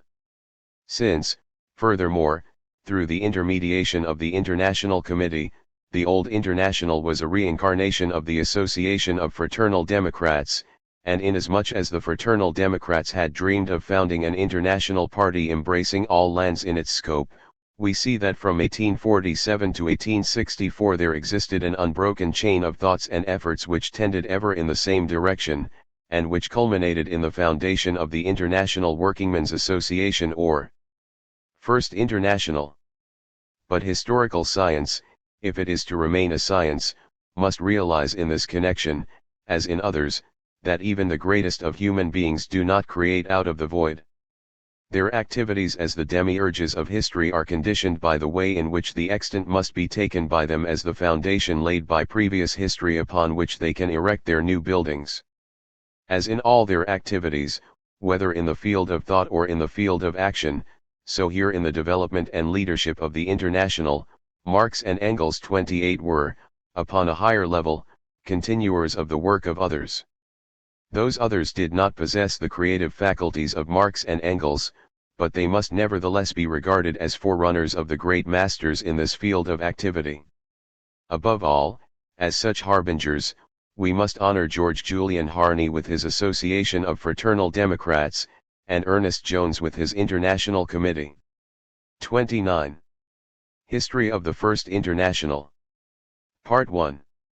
1864 to 1872. Chapter 3. Foundation of the International Workingmen's Association. Thus we have learned that the conditions to which the working class is everywhere exposed by the development of capitalism, impel the proletariat, as soon as it makes its live appearance upon the historical arena, towards the uniting of its forces upon an international scale. Nothing can make headway against the internationally united forces of bourgeois society save the internationally united forces of labor. The spontaneous impulse of the proletariat towards international community and solidarity is the outcome of both political and economic forces. The workers see and feel that the governing classes of all countries are leagued against them, regardless of temporary differences and disputes. Owing to the intimate ties connecting the capitalist nations, political reaction and oppression in any one country affect the condition of the workers in all other countries. Economic factors have an even more dire influence, owing to the fusion of all the local and national markets into a single worldwide capitalist market. This is why the very first unions of the workers, exhibiting a more or less clearly avowed socialist character, took as their device the union of the proletarians of all lands, and advocated the international concentration of the workers' forces for a common struggle against international capital. But down to the beginning of the 60s of the 19th century, the soil was not yet sufficiently prepared for the practical realization of this ideal. The first tentative efforts of the proletariat during the 30s and the 40s were crushed by the bourgeoisie. It was essential that time should elapse for the further development of the productive forces of capitalist society, that there should be a further advance of the class-conscious proletariat in respect both of numbers and of strength, and it was furthermore necessary that grave political clashes and disastrous economic crises should occur, so that the working class might increase in numbers and rise to its full stature, before appearing on the scene once more both nationally and internationally. The years following the suppression of the Revolution of 1848 were an epoch in which capitalism was undergoing extensive development in all the countries of Western and Central Europe. Now capitalism, developing the bourgeoisie at one pole of society, necessarily leads at the other pole to the development of the proletariat, which is the antipodes of the bourgeoisie. During the close of the 50s and the beginning of the 60s of the 19th century, the growth of the bourgeoisie led everywhere to an increase in activity in political life, and in especial promoted the struggle of the bourgeoisie to establish unified national states, Germany and Italy. Concomitantly, these developments gave birth in all countries to a workers' movement, seeking its own class ends. The stormy epoch in which the bourgeois states were undergoing consolidation, to the accompaniment of spasmodic movements of the working class, was regarded by many as the initial stage of the social revolution. Subsequent events have, however, shown that in actual fact these disturbances constituted the final stages of the bourgeois revolution, with which was coincident the first phase of the struggle for proletarian emancipation. The economic crisis of 1857 and the political crisis of 1859 culminated in the Franco-Austrian War, the War of Italian Independence, and there ensued a general awakening alike of the bourgeoisie and of the proletariat in the leading European lands. In Great Britain there was superadded the influence of the American Civil War, 1861-4, for this led to a crisis in the cotton trade, which involved the British textile workers in terrible distress. This economic crisis, which began towards the close of the 50s, speedily put an end to the idyllic dreams that had followed the defeat of Chartism. After the decline of the revolutionary ferment characteristic of the palmy days of the Chartist movement, there had ensued an era in which moderate liberalism had prevailed among the British workers. Now, this liberalism sustained a severe, and, at the time it seemed, a decisive blow. There came a period of incessant strikes, many of them declared in defiance of the moderate leaders, who were enthroned in the trade union executives. In numerous cases these strikes were settled by collective bargains, working rules, then a new phenomenon, but destined in the future to secure a wide vogue. Although many of the strikes were unsuccessful, they favored the growth of working-class solidarity. Such was certainly the effect of the famous strike in the London building trade during the years 1859 and 1860, which occurred in connection with the struggle for a 9-hour day, and culminated in a lockout. At this time, a new set of working-class leaders began to come to the front, men permeated with the fighting spirit of the hour, and aiming at the unification of the detached forces of the workers. Such a process of unification was assisted by the steady growth of the trades councils which sprang to life in all the great centers of industry during the decade from 1858 to 1867. These councils, which were often formed as the outcome of strikes, or in defense of the general interests of trade unionism, integrated the local movements, and to a notable extent promoted the organization of the proletariat. The beginnings of the new trade unionism date from this epoch. At the head of the reviving working-class movement of Great Britain was a group of alive individuals who were advocates of a new departure in trade unionism, and became known collectively as the Junta. This group consisted of William Allen, Secretary of the Amalgamated Society of Engineers, Robert Applegarth, Secretary of the Amalgamated Society of Carpenters, George Odger, one of the leaders of a small union of skilled shoemakers, the Ladies' Shoemakers' Society, a noted London radical, and for 10 years the Secretary of the London Trades Council, and a number of influential personalities in the workers' movement, among them Macarius, a tailor by trade, a refugee from Germany, who had been one of the members of the old Communist League. The aim of the junta was to satisfy the new demands which were being voiced by the workers as an outcome of the economic crisis and the strike movement. They hoped to broaden the narrow outlook of British trade unionism, and to induce the unions to participate in the political struggle.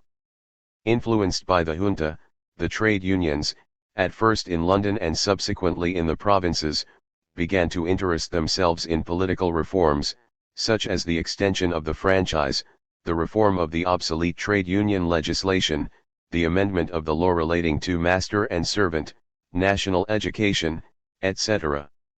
Simultaneously with the growth of interest in the political struggle, there was a revival of internationalist leanings among the British workers. Here and there, the direct economic interests of the workers exercised an influence. At this date, the standard of life of the British workers was higher than that of the workers in other lands, and consequently the strike movement in Britain was hindered by the competition of the continental workers. When there was a strike in Britain, the employers would threaten to import foreign workers who would accept worse conditions, and did actually import strike breakers from Belgium and elsewhere. Naturally, therefore, the movement could not be confined within national limits. It was impossible for the trade union leaders to stand aloof from the general revolutionary movement which was then beginning in all countries. Simply in the interests of the local struggle, they had to appeal to the internationalist sentiments of the British workers. They had, though only for a time, to link the British movement with the campaign now being begun by the continental proletariat. The London Trades Council, founded in 1860, took a prominent part in organizing popular demonstrations to welcome Garibaldi. During the American Civil War, the British bourgeoisie, being financially interested in the supply of cotton from the southern states, openly displayed its sympathy with the southern slave owners. In 1862, the London Trades Council, wishing to protest against this scandalous attitude, organized a great meeting in St. James's Hall in order to manifest the support given by the workers to the northern states, which were fighting against Negro slavery. Internationalist sentiment, a legacy of Chartism, had never died out among the British workers, and it had been reinvigorated by the economic crisis. The workers showed their sympathy for all oppressed nationalities, for all who were struggling for freedom and national independence, such as the Italians, the Poles, etc. In especial, meetings were held to express sympathy with the Poles in their struggles with Tsarist tyranny, and this agitation, as we shall see presently, gave an impetus towards the foundation of the First International. In France, the Italian War of 1859 led to a vigorous movement of public opinion, and strengthened the feeling against the Napoleonic regime both in bourgeois and proletarian circles. As a result of the bloodbath of 1848 and of the coup d'état of December 1851, followed a few weeks later by the establishment of the Second Empire, the French workers were for a long time hindered from any open participation in the political struggle. Intimidated by harsh repressive measures and deprived of their leaders, they lost confidence in their own strength and renounced the idea of directly attacking the foundations of the capitalist system. For quite a long time, the masses were asleep, politically speaking. The proletarian vanguard, few in numbers, was indeed busied with thoughts of the deplorable condition of the workers, but, throughout these gloomy years, the fancy prevailed that their lot could be alleviated by minor reforms, by the foundation of cooperatives, and by various forms of mutual aid. There was no thought of revolution. It was especially during these years of depression that there occurred among the French workers, or rather, among the Parisian workers, an extension of the petty bourgeois and pacifist influence of Proudhon. The most essential point in Proudhon's teaching, to which he himself gave the name of anarchism, was a refusal to contemplate the idea that the deliverance of the proletariat could be secured by a political revolution. An economic revolution must precede the political revolution. This economic revolution was to consist in the transformation of all producers into small owners. Such an end could be reached, so Proudhon thought, by spontaneous economic activity, by the organization of the direct mutual exchange of products in the ratio of the labor incorporated in them. The exchanges would be effected through banks established for the purpose. It was also necessary to supply gratuitous credit to needy producers. Thus, the capitalist class would become superfluous, the exploitation of labor would cease, and the state would die out because it would have become functionless. In place of the state there would be a free society, founded upon the equitable exchange of products and services. For a considerable period this doctrine, though permeated with the petty bourgeois spirit, was very popular among the more advanced French workers. The rest of the workers, those who had not become indifferent to the political struggle, were still republican in sentiment, but their ideas continued to move within the orbit of bourgeois liberalism, and at the elections they voted for bourgeois republicans. Finally, a very small minority of the workers was Bonapartist. But it was impossible that this state of affairs should continue.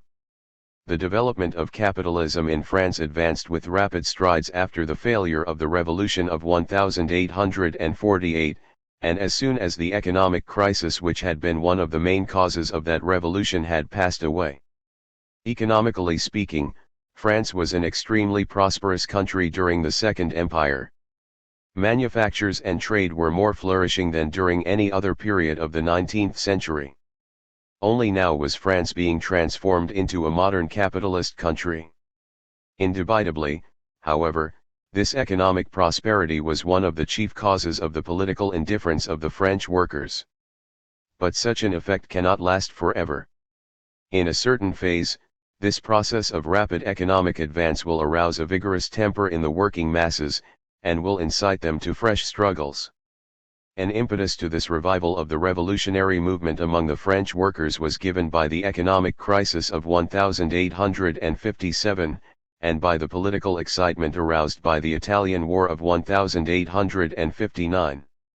The policy of unmitigated repression, which had been the original policy of the Bonapartist government as far as the working class was concerned, had gradually to be modified. At first came a period of demagogic flirtations, and then political concessions were made. The development of capitalism aroused among the workers a powerful tendency towards organization, and police prohibitions were unable to arrest the movement.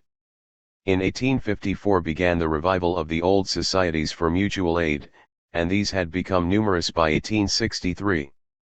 Towards them, and also towards the cooperative banks and the productive cooperatives, the government was fairly tolerant, in the hope that they would serve to divert the workers' energies from political activities.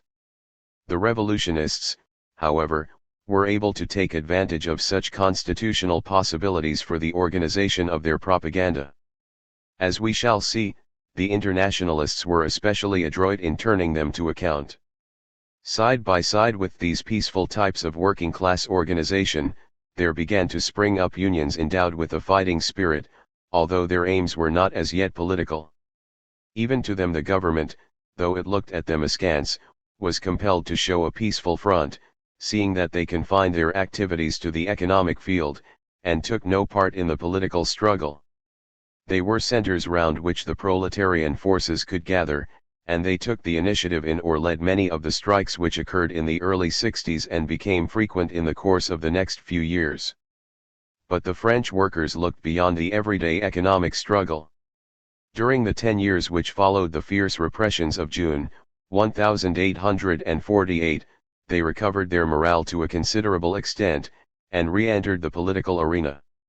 At first, indeed, they supported the bourgeois republicans, whose opposition to Bonapartism had aroused them from their slumbers, and they voted for Republican candidates in the elections.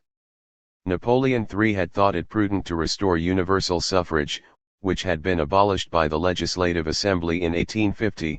He was the first to show how universal suffrage can be used for reactionary ends. But among the advanced workers there was soon manifest a movement in favor of independent political action. The workers were already beginning to break away from bourgeois leadership.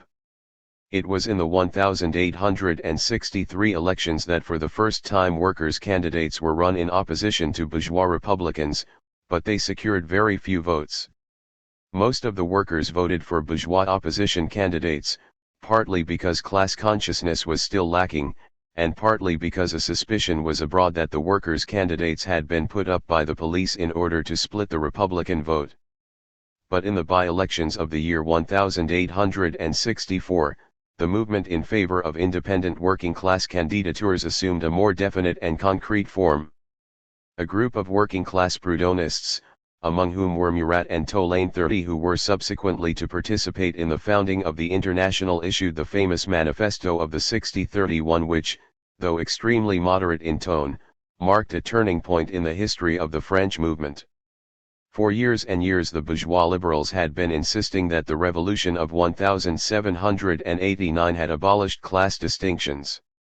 The Manifesto of the 60 loudly proclaimed that classes still existed. These classes were the bourgeoisie and the proletariat. The latter had its specific class interests, which none but workers could be trusted to defend. The inference drawn by the manifesto was that there must be independent working-class candidates. 32.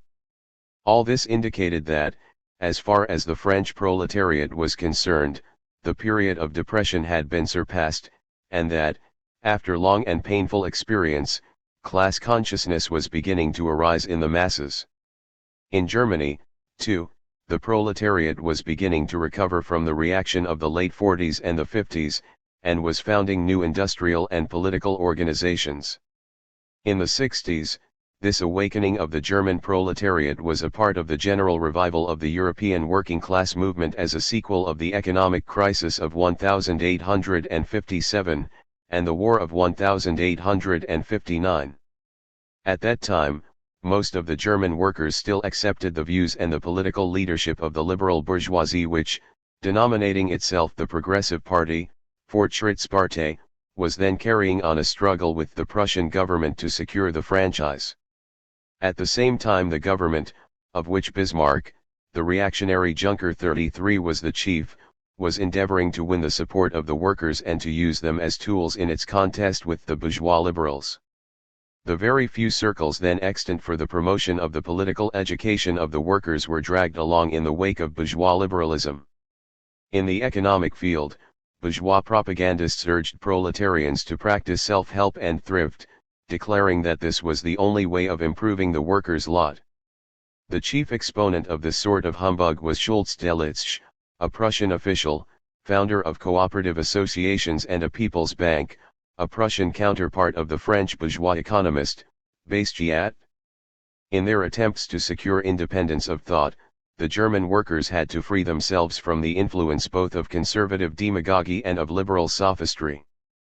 A notable part in the liberation of the German proletariat from bourgeois influence in political matters was played by Ferdinand Lassalle, who was instrumental in founding the first independent working-class political organization in Germany. This was known as the General Union of German Workers, Allgemeine Deutsche Arbeiterverein, ADAV, and it came into being on May 23, 1853.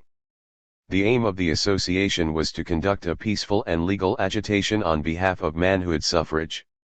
This, Lassalle thought, would lead to extensive working-class representation in Parliament, and eventually to the passing of a number of desirable laws. One of these would be a law for the state aid of productive associations, whereby the workers would be freed from the tyranny of capital. Lassalle was unable to fulfill his hopes for the speedy creation of a mass party of the workers. In the autumn of 1864, the membership was 4,600, and by the end of November, 1865, it was no more than 9,420, when the association comprised 58 branches. But his brief 34 and stormy agitation had the effect, in large measure, of freeing the German workers from the dominion of liberal bourgeois ideas. Parallel with this movement initiated by Lassalle, there was in Germany at this time another movement for the creation of a workers' party, but one of a very different character. Just as the General Union was linked with the name of Lassalle, so the other organization, the League of German Workers' Unions, Verband der Deutschen Arbeitervereinen, was linked with the names of Bebel and Wilhelm Liebknecht. Both issued from the same source, namely from the workers' educational circles that had been founded by the liberals. But whereas the Lassallist organization spread mainly in Prussia, the other developed in South Germany, especially in Saxony. Returning to Germany from exile in 1862, Wilhelm Liebknecht began the propaganda of revolutionary communism among the workers. Expelled from Prussia 2 years later, he went to Saxony, where he became acquainted with the young Turner, August Bebel. Liebknecht soon freed Bebel's mind from the influence of bourgeois ideas, so that the two joined forces as Marxist propagandists. At the time when the International was founded, there was a social democratic trend, but not yet a party. The Social Democratic Party of Germany was not founded until 1869, at Eisenach. The various elements which were to form this party already existed among the workers grouped around Bebel and Liebknecht. 35. To the same period belong the beginnings of the trade union movement in Germany, where the industrial organization of the workers was destined to be more extensive than in any other land. There was likewise a stirring of the workers in Belgium, Austria, Italy, Spain, and Switzerland. Even in Eastern Europe there was a political revival. This was comparatively weak in Russia, where the peasant question came to the front after the Crimean War, but it was strong in Poland, which once more raised the standard of the fight for national independence. The conditions of the daily struggle, especially in such comparatively advanced countries as England and France, suggested to the workers the need of forming an international union of proletarian forces for a number of purposes. Among these may be mentioned, the sharing of experience and knowledge, conjoint efforts on behalf of social reform and improvements in the condition of the working class, the prevention of the import of foreign workers to break strikes, etc. Thus the needs of the industrial struggle gave an impetus towards the formation of the Workers' International. An additional impetus to the creation of the International Workingmen's Association was furnished from the field of international politics 36, namely by the Polish Rising, for the Polish question had long been of supreme interest to the European democracy, and especially to the workers. The International Exhibition held in London during the year 1862 also served as an occasion for the drawing together of the British and the continental workers. 37. In France, and especially in Paris and Lyons, funds were collected in the workshops in order that delegates of the French workers might be sent to the London exhibition. The Bonapartist government, which was at that time coquetting with the workers, supported this enterprise, not foreseeing its consequences. 38. From Germany, too, workers' delegates were sent to London. On August 5, 1862, 70 delegates from the French workers were given a formal reception by their British comrades, and in the speeches on this occasion references were made to the need for establishing an international union among proletarians, who had identical interests and aspirations alike as individuals, citizens, and workers. Henceforward, the idea of founding an international league of workers continued to ferment in the minds of French and British proletarians. Intercourse between them was maintained through the French political refugees living in London, and through the French workers who settled in Britain after a visit to the International Exhibition. Furthermore, the German communists grouped round Marx entered into a close alliance with the before-mentioned leaders of the new British labour movement, and did their utmost to convince British trade unionists how important was the idea of uniting the workers internationally. When the Polish Rising had been drowned in blood by the autocrat of the Russias, workers of advanced views both in Britain and in France protested vigorously, and this led once more to personal contact between the British and the French workers. On July 22, 1863, French delegates, Tolaine, Perrichon, and Limousin, arrived in London bearing the answer to an address which had been sent to France by British comrades, and that very evening the Frenchmen were present at a meeting in St. James Hall in honour of the Poles. At this and other meetings there was further talk of the need for an international organisation of the workers, and the practical-minded British once more emphasised the significance of such a union in relation to the idea of preventing the import of foreign workers to break strikes. Intercourse between the two countries continued, and an agitation in favour of an international union was carried on in the workshops. In September, 1864, when a new meeting was being organised in connection with the Polish question, some French delegates again visited London, this time with the concrete aim of setting up a special committee for the exchange of information upon matters interesting the workers of all lands. On September 28, the British workers held a great international meeting for the reception of the French delegates. It took place in St. Martin's Hall, and Beazley, the radical professor, was in the chair. The chairman, in his speech, pilloried the violent proceedings of the governments and referred to their flagrant breaches of international law. As an internationalist he showed the same energy in denouncing the crimes of all the governments, Russian, French, and British, alike. He summoned the workers to the struggle against the prejudices of patriotism, and advocated a union of the toilers of all lands for the realization of justice on earth. Then Auger read the address of the British to the French workers. Tolaine responded with the French address, which declared that the oppression of any one people was a danger to the freedom of all other peoples. The masses were now coming to the front, conscious of their own strength, ready to fight tyranny on the political field, and to fight monopoly and privilege on the economic field.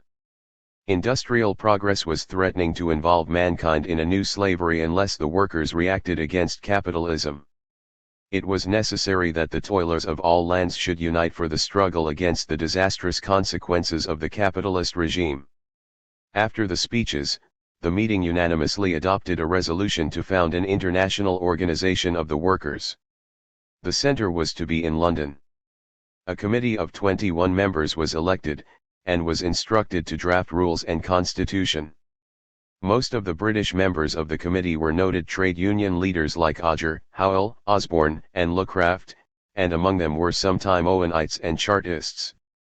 The French members were Denwall, L. E. Lubez, and Bosquet. Italy was represented by Fontana.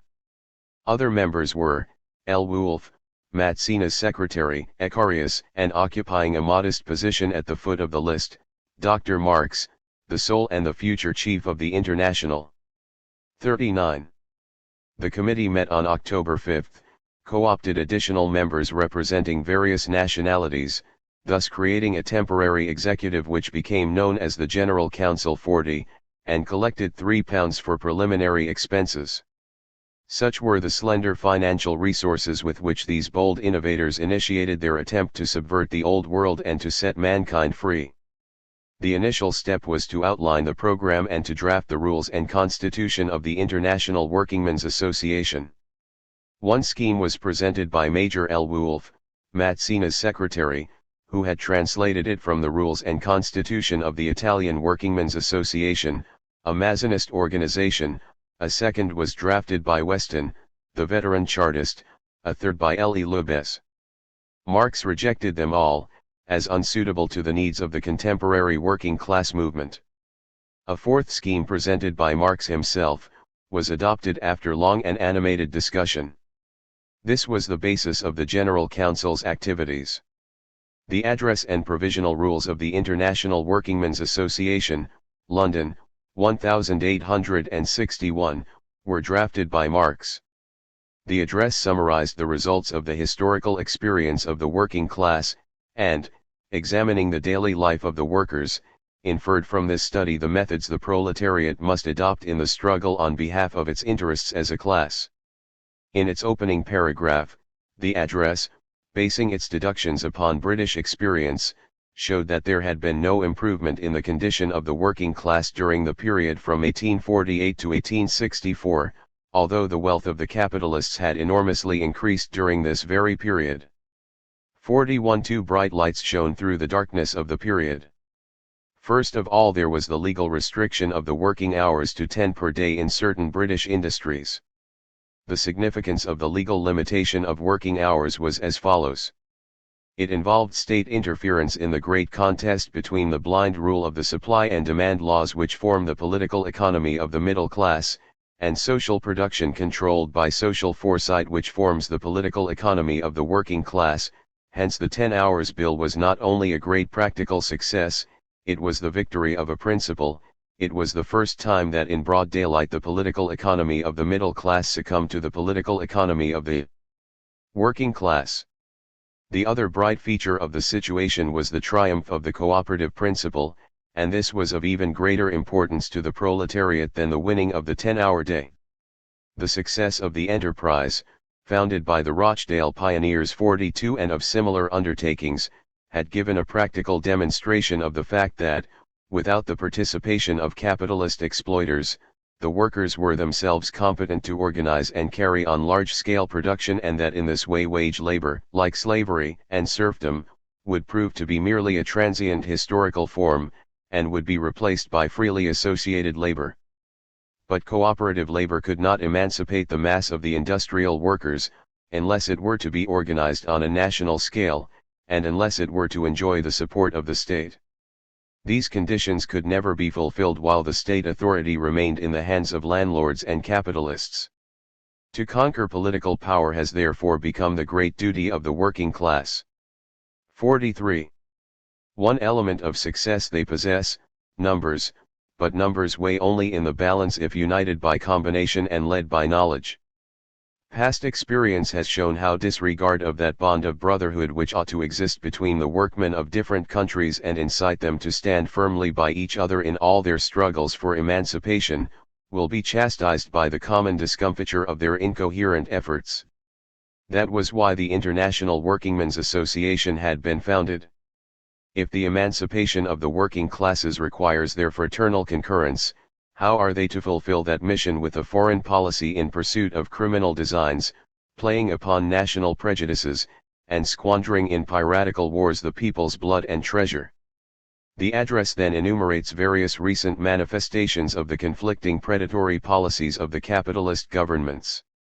These incidents had taught the working classes that it was their duty to master themselves the mysteries of international politics, to watch the diplomatic acts of their respective governments, to counteract them, if necessary, by all means in their power, when unable to prevent, to combine in simultaneous denunciations, and to vindicate the simple laws of morals and justice 44 which ought to govern the relations of private individuals, as the rules paramount of the intercourse of nations.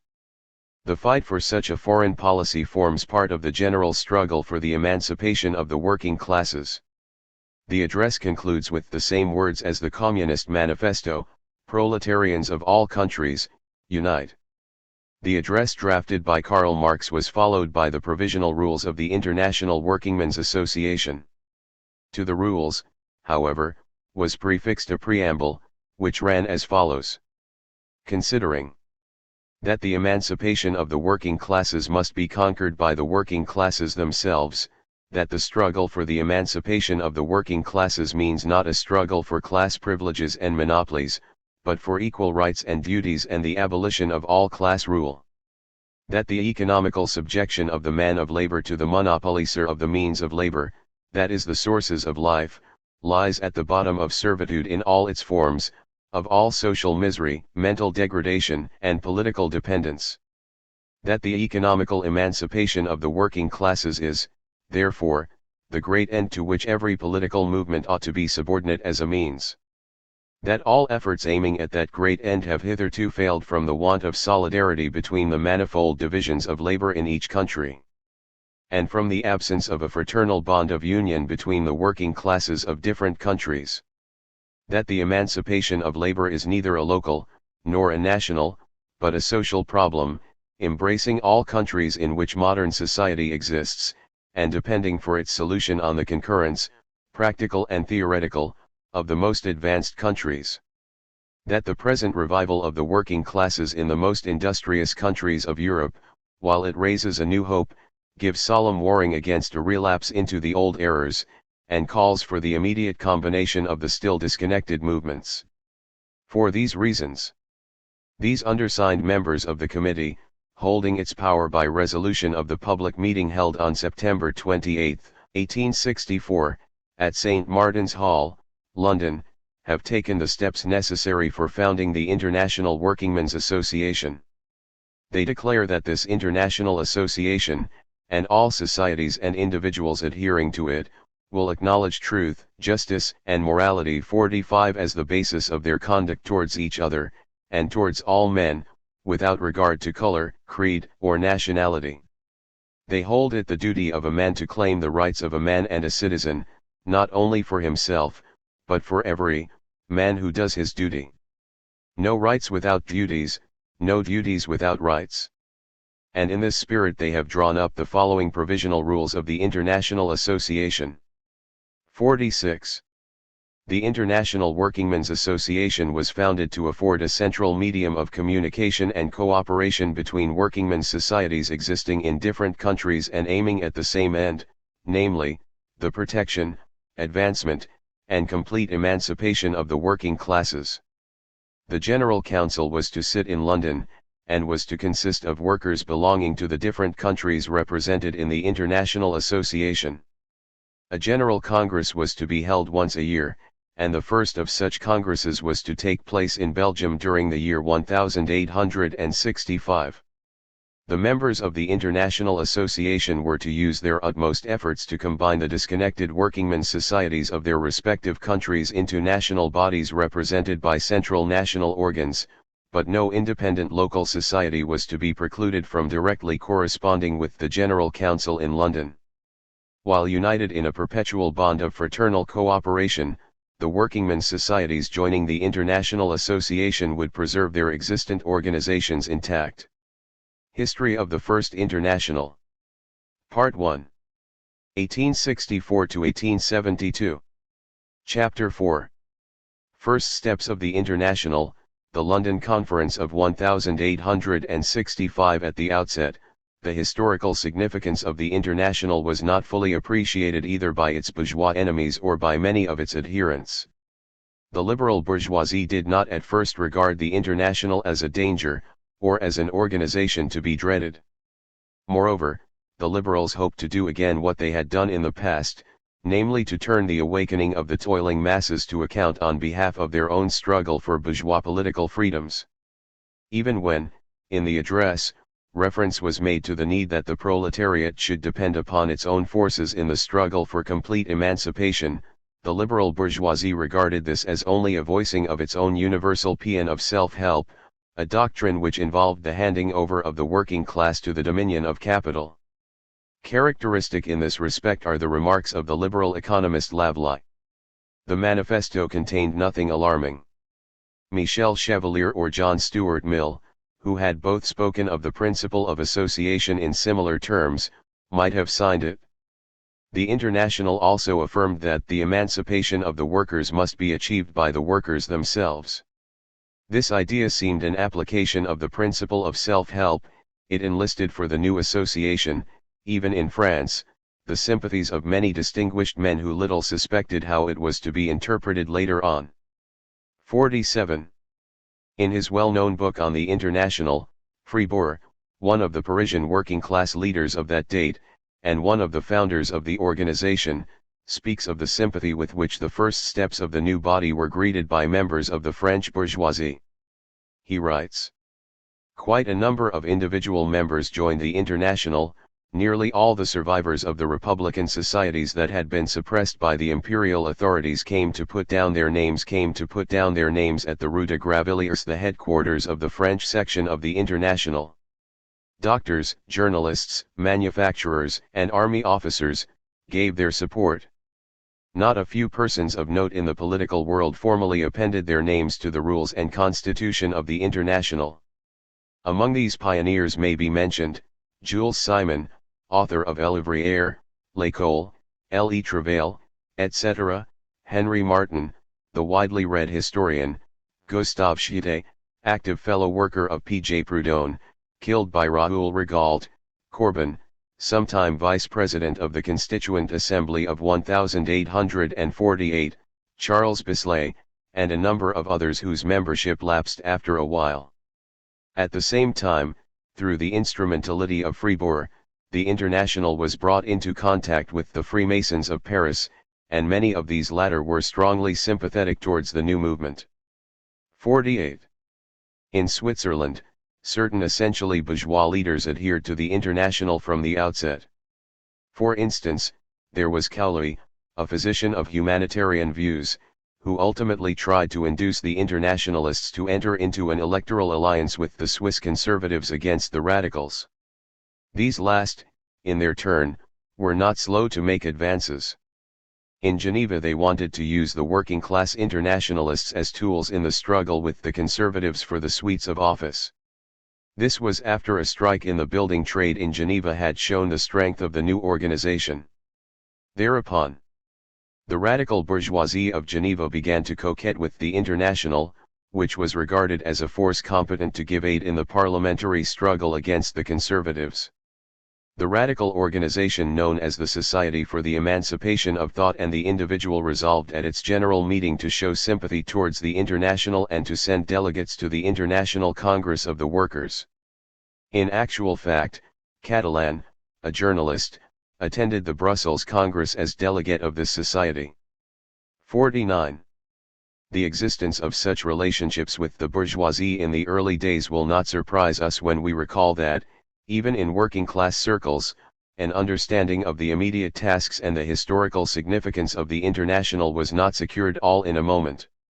The British workers were inclined to regard the International as merely an organization for continuing the trade union movement, and for enlarging its scope, mainly for providing help in the struggle with the employers by means of strikes.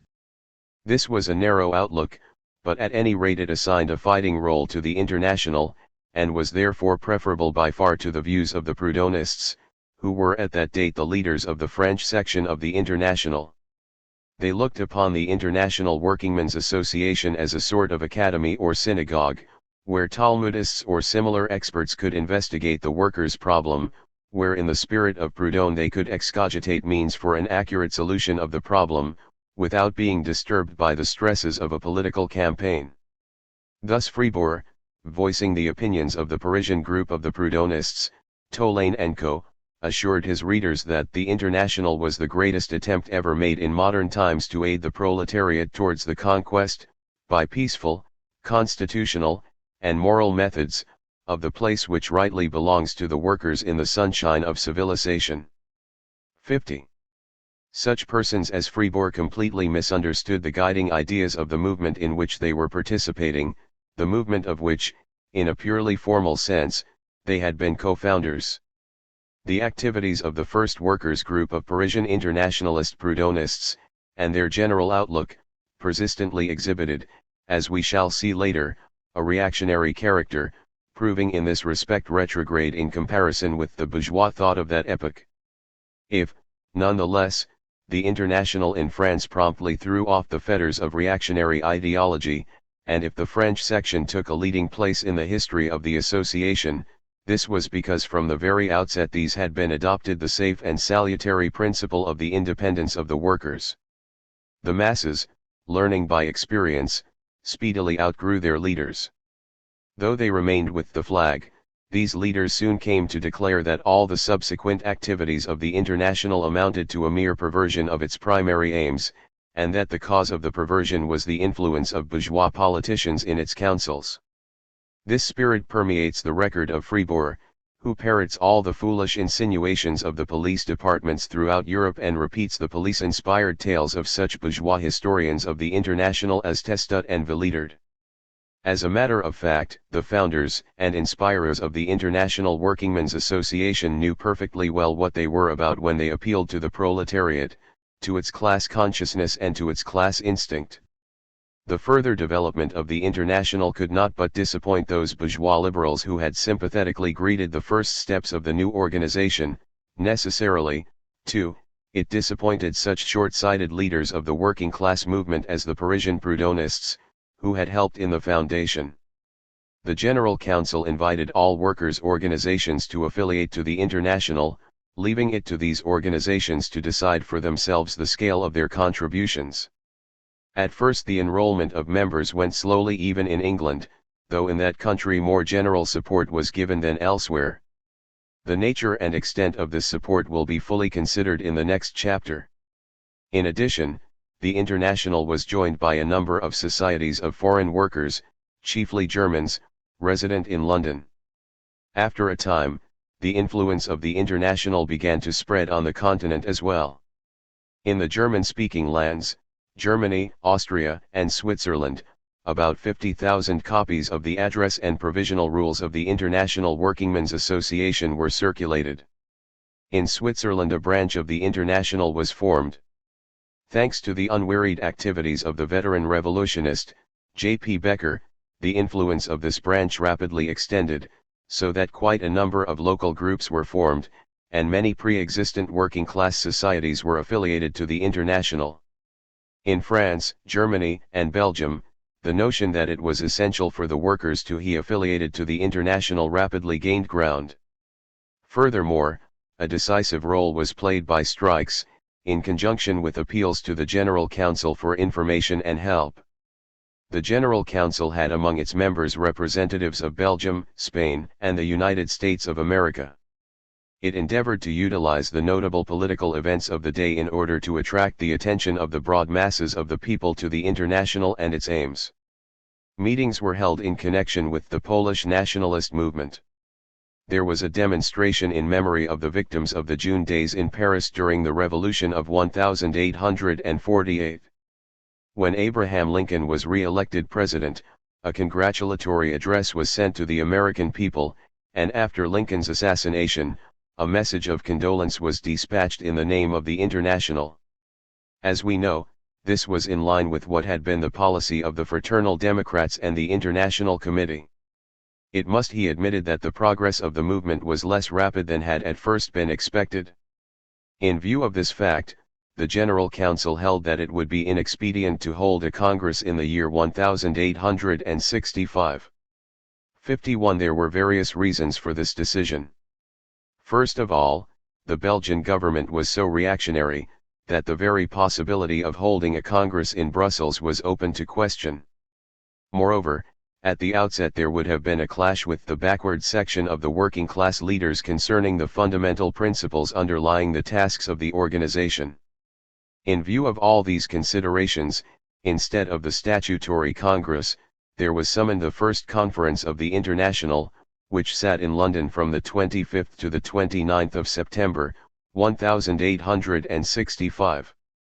Except for a number of trade union problems, the agenda of the conference was entirely devoted to questions of international politics, such as the disastrous influence of the Russian autocracy upon Europe, the restoration of Poland, standing armies, etc. From the start, this combination of questions concerning the home policy of the proletariat with those concerning its foreign policy was characteristic of the international movement of the working class. At the London Conference, Britain was represented by the radical trade unionist leaders with whose names we are already familiar, namely, Odger, Howell, Cremer, Ecarius, etc., France, by Tolaine, Limousin, Fribourg, Varlin, who was destined in the near future to play a notable part in the French working class movement, and ultimately to perish during the suppression of the Commune of Paris, etc., Switzerland, by Dupleix, for the French-speaking section of Geneva, and J. P. Becker, for the German-speaking sections, Belgium, by César de Pepy, who had been a doctor, but who subsequently, in order to go down among the masses, became a compositor, Poland by Bob Brzezinski. The national groups of refugees in London were represented as follows: the Germans, by Lessner and Schapper, the sometime leaders of the Communist League; the Italians, by Major Wolff. In addition there were present corresponding members of the General Council, Dupont for France, Jung for Switzerland, and Marx for Germany. With few exceptions those present were experienced warriors in the revolutionary and socialist struggle, well fitted to form the general staff of the youthful International. The reports of the delegates from the various countries made it perfectly clear that, with the possible exception of Britain, the working class movement everywhere was still in an embryonic condition.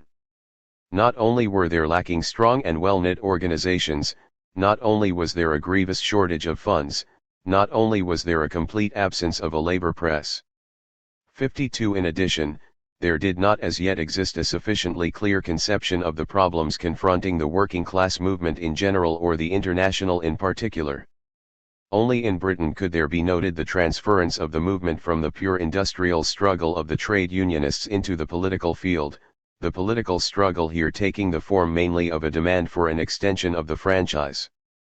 In France, where the minds of the workers were dominated by the teachings or the petty bourgeois socialist, Proudhon, and by the mutualist ideas of that writer, additional obstacles existed in the form of the restrictions that were imposed upon the freedom of the press, the right of public meeting, and the right of organization. In Belgium, even among the most advanced workers, hazy ideas prevailed, so confused that there was no real grasp of the significance of the International's campaign on behalf of the liberation of Poland 53, and, perhaps, without injustice, the same charge might have been brought against the French workers. In Switzerland matters were in somewhat better shape, but even there the immaturity of the movement may be inferred from the fact that Becker, with the air of one announcing a revelation from on high, spoke of the need for founding cooperatives, mutualist banks, and friendly societies. The conference decided that the first Congress of the International was to be held at Geneva in May, 1866. Subsequently the Geneva Congress was postponed until September. It was further decided that only delegates officially representing an organization were to have the right of voting at the Congress. The discussion of the financial problem disclosed the weak point of the International, and especially of the General Council. There were no funds either for propaganda or for organization. The first year's income of the International was stated to have been a little over £30. For the expenses of the conference and for the organization of propaganda it was resolved to inaugurate a sort of international fund, and only in this way was the necessary £150 forthcoming. 54 The British journal The Miners' and Workmen's Advocate, 55 was appointed the official organ of the International. The London Conference lead made it possible to secure general agreement among the fundamental question as to the main function of the International, and as a result the organization received more extensive support from the workers on the continent. The association had already made considerable headway in Britain, now it began to forge ahead likewise in the Latin countries, and especially in France and in Switzerland. By the time of the first Congress, branches had been formed not only in Paris, but also in a number of provincial towns, Lyons, Marseilles, Bordeaux, Saint-Étienne, Limoges, Rouen, etc. In Paris, there also existed a central committee, a self-appointed body, it is true, and a number of working-class organizations, partly trade unionist, and partly cooperative, had been formed to carry on propaganda on behalf of the International. At this time Switzerland began to play a more prominent role in the International than Britain, where the International Workingmen's Association had been founded. Switzerland came to the front for two reasons. First of all, a considerable measure of political freedom prevailed in the Swiss Republic. In the second place, owing to the central position of Switzerland, a great many workers of different nationalities had settled there, and in especial it was the home of many veteran political refugees. With the approval of the General Council, it was arranged that the German-speaking section of the Genovese Central Committee, which had been organized by Becker, should act as the organizing center of the International for Germany, so that German and Austrian working-class organizations desiring to join the International had to adhere to the Genovese Central Committee. 56. The French, Romande, Swiss section in Geneva became, in its turn, the organizing center for the French Jura, and its influence extended as far as Marseilles and Lyons. This was subsequently the field of Bakunin's activities. Especially successful was the work of the veteran J.P. Becker. Cleverly combining political propaganda with the organization of friendly society activities, he succeeded in securing the adhesion to the International of nearly all the working-class organizations then existing in Germany, Austria, and German Switzerland. Thus a notable proportion of the Swiss trade unions joined the International. At this time there were beginning among the Swiss workers attempts to participate in the political struggle. These attempts were at first unsuccessful, and their only effect was, as we shall see shortly, to provoke strife in the youthful movement. At this time Caulery, who was nothing more than a bourgeois democrat, played a notable part in the International's activities in Swiss Jura. He had joined the International at the very outset, when many persons had still failed to realize the purely proletarian character of the organization. Caulery was instrumental in founding numerous sections of the International in the towns of Swiss Jura. He established a newspaper of his own known as Voix de l'Avenir, the Voice of the Future, which was published at La Chose de France. Its first number bears the date December 31, 1865. The German-speaking Swiss members of the International likewise had an organ of their own. This was known as Der Vorbote, the Forerunner, 57, and was edited by J.P. Becker. Its publication began on January 1, 1866. It was destined to play a notable part in the history of the International wherever the German tongue was spoken. In Italy, although the working class was almost entirely engrossed in the struggle for national unity, and was predominantly influenced by the bourgeois democratic propaganda of Mazzini, sympathy for the International was already being displayed. In Spain, a number of cooperative societies and friendly societies were formed, and at Barcelona, the chief industrial center of the country, a paper entitled El Obrero, the Worker, was published. Finally, in the United States, a workers' congress held at Chicago on the eve of the Geneva Congress, resolved on August 20, 1866, to enter into close relations with the International. History of the First International. Part 1. 1864 to 1872. Chapter 5. Conflicting elements in the International. The prospects of the International Workingmen's Association seemed favorable. At the mere news of the existence of the center of aggregation for proletarian strength, of this organization which was not yet fully aware of its own significance, the hearts of the workers began to beat more freely, and expiring hopes of deliverance were revived. But the International was faced with arduous tasks. Not only had it to undertake duties of an organizational character in order to unite the scattered forces that were just awakening in the rank and file of the movement. In addition, much educative work was requisite in order to elucidate the historic mission of the Fourth Estate, to purge proletarian ideology from false views, and to get rid of the antiquated methods that still survived during the first stage of the working class movement. In most countries that movement was only beginning.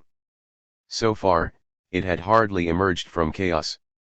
For this reason, it was perpetually being influenced by bourgeois ideology, by liberal and democratic ideas.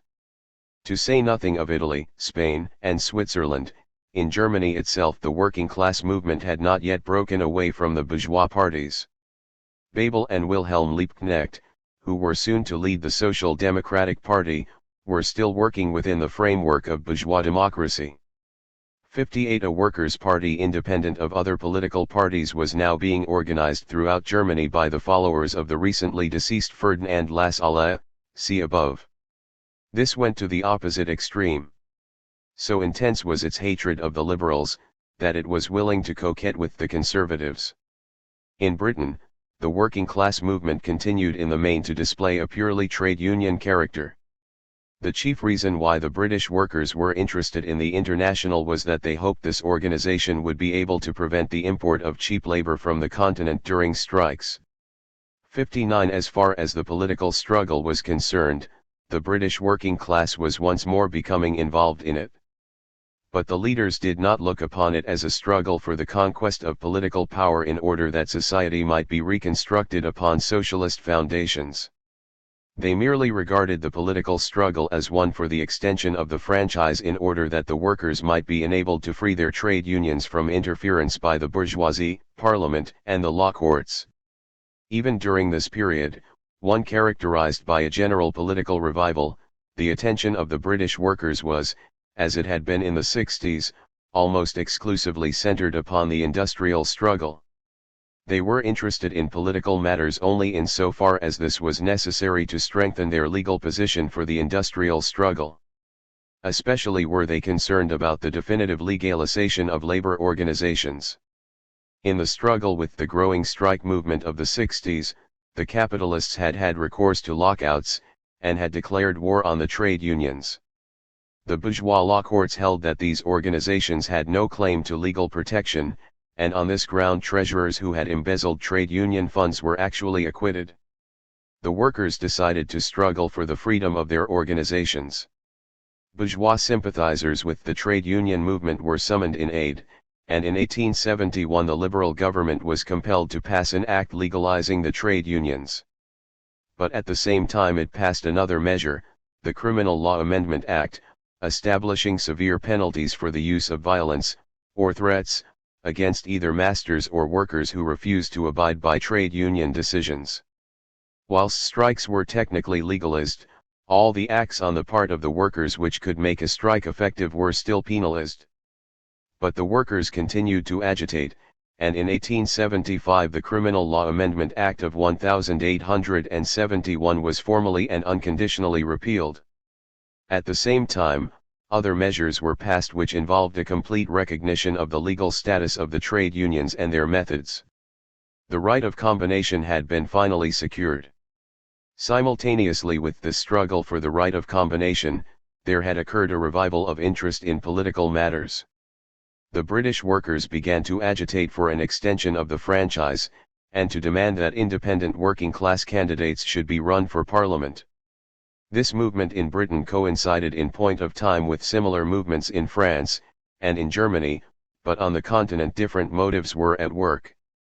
The British movement, however, was essentially a bourgeois democratic one, it lacked the class-conscious proletarian spirit, its aims were not, as had been the aims of the Chartist agitation, the achievement of the social revolution. On the contrary, it aimed at nothing beyond opportunist and narrowly practical gains. The political organizations that were now formed to promote the agitation for an extension of the franchise had a like character. The demand for working-class representatives in Parliament meant nothing more than that these representatives should be persons well informed concerning the laws affecting the workers, and in especial, well informed concerning trade union matters. They must be competent, in case of need, to voice the sentiments of the organized workers who formed the working-class aristocracy. The very small number of members of the working class who, soon after this, found their way into the House of Commons, were thralls to the liberals, and advocated a purely bourgeois policy. The first working class candidates nominated after the passing of Franchise Act 60 of 1867 belonged to the left wing of the liberals. They were Odger, who was at that time chairman of the General Council of the International Workingmen's Association, Cremer, the former secretary of the same council, and Hartwell, the secretary of the London Workers' Council. 61 Cremer was defeated at the polls, Hartwell and Odger withdrew before the election, Odger being persuaded to this by the Liberals. Marx was speedily disappointed with those of his companions who came from among the British trade union leaders. In a letter dated September 11, 1867, when as far as the outer world was concerned there was no marked evidence of dissension in the General Council, Marx described Auger, Cremer, and Potter as envious and jealous. The trouble was that these trade unionists were afraid of the effective strength of the International, and were alarmed at its growing influence in Britain. They did not object to using the International for their own ends, but they had no sympathy with its socialist and revolutionary trend. Nevertheless, during its brief existence, the mainstay of the International was the British working class movement. Down to the time of the Hague Congress, the headquarters of the General Council were in London. Notwithstanding all the advantages accruing to the British workers from the very fact that the General Council had its headquarters in London, their adhesion to the International made slow progress at first. In February, 1865, the operative bricklayers accepted the principles of the International, and decided to affiliate. At the Bootmakers' Congress, held in March, 1865, a resolution to the same effect was adopted. We have not now to consider what might be the value of block affiliations, without any preliminary agitation among the masses of the members of the affiliating unions, without an explanation of the principles of the new organization, and without a ballot of the rank and file. In any case, such wholesale adhesions to the International, on the part of workers who did not really understand what they were doing, were but a transient manifestation. Not until the following year, 1866, when, with the defeat of the Liberal government, the movement for the extension of the franchise was endangered, was a better informed step in support of the International taken by the organized workers.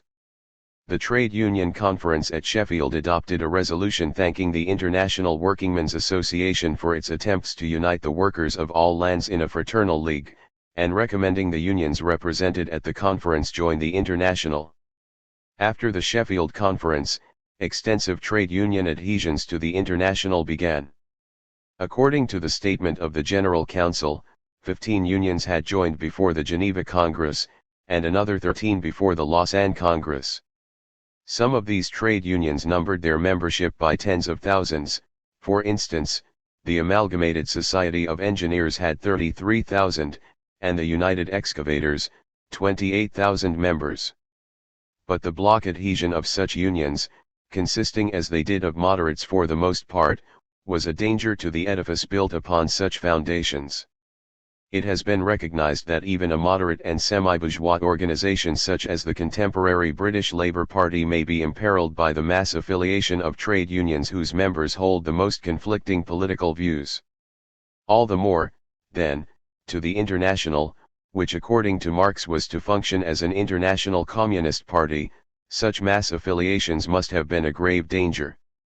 It was in the highest degree characteristic that even during the best period of their joint activities there was not realized between the General Council and the British trade unions either a doctrinal unity or an organizational approximation.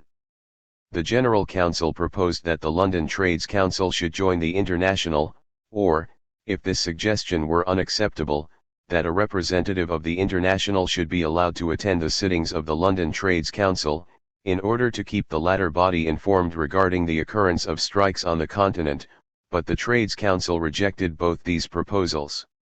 The trade unions were so keen to maintain their independence that even on the question of strikes, nearly though it touched them, they could not readily bring themselves to accept any sort of organizational fusion with the International. But negotiations continued, and 2 years after the founding of the International they led to definite results. Agreement was secured in respect of both the industrial and the political struggle. As regard the former, in 1866 the London Trades Council passed a resolution to the effect that the workers of all lands must unite to maintain a normal working day and equal rates of wages. In default of this, the condition of the working class was likely to grow worse rather than better, seeing that the aim of the International was to promote the unity of the workers for the aforesaid ends. The Council would enter into an alliance with the International for the discussion of all questions affecting the interests of the workers. Stress, however, was laid on the fact that even within this alliance the Trades Council would remain absolutely independent. In 1866, the London Trades Council, participating in the agitation for electoral reform, made common cause with the International in the demand for the democratization of all governments. We see, then, that even the most advanced among the British working-class organizations of that date regarded the International from their own specific outlooks. None of them were concerned to enlarge the sphere of influence of the International, none of them proposed to adopt its program, none of them really understood that program. The International interested them solely as an organization which might help them in the struggle for the right of organization, for the curtailment of working hours, and for the increase of wages, and, finally for the extension of the franchise. To attain these limited ends, they would enter into an alliance with the International Workingmen's Association. But they would not, as trade unions, become integral parts of it. What the association aimed at was to become the international political party of the working class. But it never attained the requisite organizational basis. There were no political parties in the various countries to form the elements of the contemplated international party. It had to build out of the available materials. These were, first, such unstable organizations as arise during mass movements, strikes, etc., secondly, cooperatives, and societies for mutual aid, quite unfit for political activities, thirdly, such bodies as the British trade unions, stable enough, but formed exclusively for the industrial struggle, and with little interest in the idea of an international political party aiming at the realization of communism. It was obvious that the alliance between the International and the trade unions could only be a temporary affair. Sooner or later, when the trade unions had secured their immediate demands, their enthusiasm for the International Workingmen's Association was bound to wane, especially after the latter had formulated its political demands with more precision. Still worse was the position in France. Owing to the persecution carried on by the police of the Bonapartist government, there were no powerful workers' societies, no trade unions 62 and, above all, no political organizations. The workers' movement, when it was anything beyond the most elementary craft union movement, was partly under the influence of conspiratorially inclined Blanquists who were out of touch with the masses, and partly under that of pacifically minded anarchists of the Proudhonist persuasion. Here and there feudal riots occurred, the outcome of the insurrectionist and anarchist trends which were destined in the near future, after the decline of peaceful Proudhonism, to stamp their imprint upon one wing of the French proletarian movement. This was especially noticeable wherever the influence of Bakunin and his adherents was dominant. Whereas the Marxists, studying the developmental laws of capitalist society, were convinced that that society, in the natural course of its evolution, was preparing all the material and spiritual precursors of the socialist order, and whereas the Marxists based all their tactics upon this supposition, the anarchists hoped to achieve the conquest of capitalism by a flanking movement. Instead of turning to their own account the inevitable internal conflicts of bourgeois society in order to secure a wider and more stable foundation for the working class movement, the anarchists, whether of the pacifist or of the insurrectionist variety, endeavored to solve the social problem quite independently of the existence of bourgeois society and its social and political struggles. Indeed, the anarchists, both of the Proudhonist and of the Bakuninist persuasion, considered that the participation of the working class in the political struggle would be a disastrous error, if not a positive betrayal of the interests of the proletariat. But whilst the Bakuninists hoped to secure the deliverance of the working class by the systematic propaganda of petty insurrections, pending the general rising which was to achieve the social revolution at one blow, the Proudhonists recommended the workers to strive for deliverance, not by political methods, but by petty economic measures, and especially by the organization of gratuitous credit and of equitable exchange among the producers, whom Proudhon liked to picture to himself in the form of smallholders and independent artisans. Thus Bakuninism gave expression to the destructive instincts of the more backward strata of the proletariat and insurrectionary-minded peasants, and Proudhonism gave expression to the aspirations of the uppermost strata of the working class, of those who had not lost hope of attaining a modest independence, and it reflected the petty bourgeois ideology of the proletariat in the Latin countries, where industrial development was less advanced than in the other lands of Central and Western Europe. Proudhonism was organized as a system in the period of extreme reaction which supervened in France upon the suppression of the proletarian rising in June 1848. On the one hand, it was tinged with political indifferentism, which was a reflection of the political indifferentism of the masses during the Second Empire. This aroused sharp criticism on the part of the Blanquists, who declared that the International, during the early days the French members of the organization were mainly Proudhonists, was in the service of the Bonapartist police. 63. On the other hand, Proudhonism was characterized by a narrow doctrinarism. In a society based upon the dominion of large-scale capital and upon the centralization of economic life, the Proudhonists hoped to solve the social problem by economic measures which should not transcend the limits of petty production and exchange. The difficulties arising out of the exploitation of wage labor by large-scale machine industry, in a society where banking capital had become highly concentrated, were to be overcome, so thought the Proudhonists, by the organization of people's banks, with free credit, and by the equitable, non-monetary, exchange of products among isolated producers, who were to exchange these goods for their actual, constituted, value. The Proudhonists did not understand the laws of capitalist development, and therefore they were in permanent opposition to the real working class movement, which was a natural offspring of capitalism, but which they regarded as being wholly on a false route. They did not understand the significance of the fighting trade union organizations of the proletariat, the workers' instinctive interest in the political struggle, or the importance of labor protection laws. They repudiated strikes, and they repudiated the emancipation of women. They even rejected the principles of socialism, paying tribute in this respect, to the petty bourgeois prejudices of the French peasantry. To quote Marx, they rejected every kind of revolutionary tactic, I mean all tactic based upon the class struggle, every sort of concentrated social movement, and consequently every movement realizing itself by political means, for example, the legislative restriction of the working day. 64. Extremely characteristic in this respect were the activities of the first group of Parisian internationalists.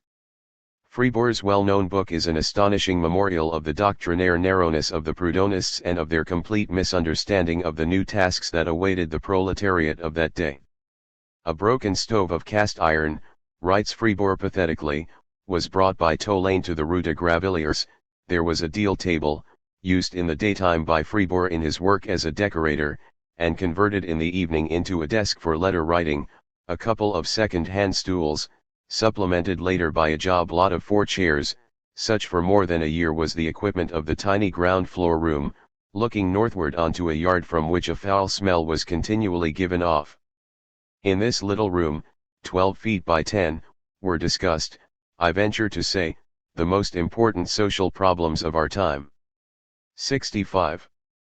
But what really mattered was, precisely how these problems were discussed, what solutions were suggested. Devoid of understanding of the problems which confronted the working class in consequence of the growth of large-scale industry and commerce, the development of capitalist credit, and the creation of the world market, the Parisian Proudhonists approached the social question from the outlook of petty proprietors and independent artisans. In their meetings, which took place every Thursday, they worked till they were tired out at fantastic schemes for gratuitous credit, which was to make it possible for every worker to become an independent master. As for the tremendous problems arising out of the actual development of contemporary society, these they either ignored, or else solved in a utopian and sometimes in an extremely reactionary fashion. With ingratiating frankness, Fribourg tells us the way in which the Parisian group of Proudhonists approached the problem of recruiting fresh strength after the Geneva Congress, at a time when the international proletariat had already begun to realize how gigantic were the tasks of social reconstruction, and when in France a political revival had begun among the working masses. In 1866-7, the Paris Central Committee spent a long time studying the possibility of founding banks. Aware that there were certain risks of a prosecution, and eager to leave behind them something of real value, the Gravelier 66 drew up the rules of a great mutual assurance society to cover individual risks. 67. To anticipate for a moment, we may point out that at the Geneva Congress, 1866, the French opposed the legislative limitation of the working day to 8 hours. In the name of freedom of contract, it was improper for the International Assembly to interfere in the private relationships between employers and employed, except by giving advice when asked. They brought forward a scheme for transforming the International Workingmen's Association into a worldwide cooperative society with variable capital and uniform monthly deposits. The aims of this new organization were to be, the finding of work for its members, the furnishing of them with credit, the opening of shops everywhere and of international depots for the sale of the products of the members' industry, the supply of funds to cooperative societies. 68. The strangest part of the matter was that the Parisian Proudhonists, when taking their reactionary line, were obviously quite sincere in their conviction that they were uttering the last word in socialist science, and that they represented in the international working class movement, not the most backward but the most advanced section. Fribourg, for instance, recording the preposterous decision of the Parisian group to exclude women workers from the membership of international organizations, explicitly declares: regarding this matter, the French had decided by a large majority, woman's place is the home, not the forum, nature has made her nurse and housewife, do not let us withdraw her from these social functions and from her true sphere in life, for the man, work and study of the problems of society; for the woman, the caring for children and the beautifying of the worker's home. Consequently, to the great scandal of the advocates of the so-called emancipation of woman, they had decided against the admission of women to the International. 69. The French Proudhonists displayed the same reactionary spirit in their attitude towards the question of admitting brain workers, intellectuals, to the International. Fribourg makes no secret of the fact that, when banging the door in the faces of the intellectuals, he and his friends were influenced by considerations of expediency, and by the danger that the revolutionary intelligentsia would involve them in a political struggle with the Bonapartist regime. He writes: in Paris the question had been settled. At their Thursday meetings, the Graveliers had formally decided upon the categorical exclusion of those who are commonly termed brain workers. Their view was that the presence of these gentlemen in the ranks of the International Workingmen's Association would tend to deprive it of its character as a working-class socialist organization, and would inevitably drag it into the political arena. The English, less radical than their Parisian colleagues, wanted to admit all applicants; the Swiss and the Belgians made the same demand. 70. What these Proudhonists dreaded more than all was participation in the political struggle.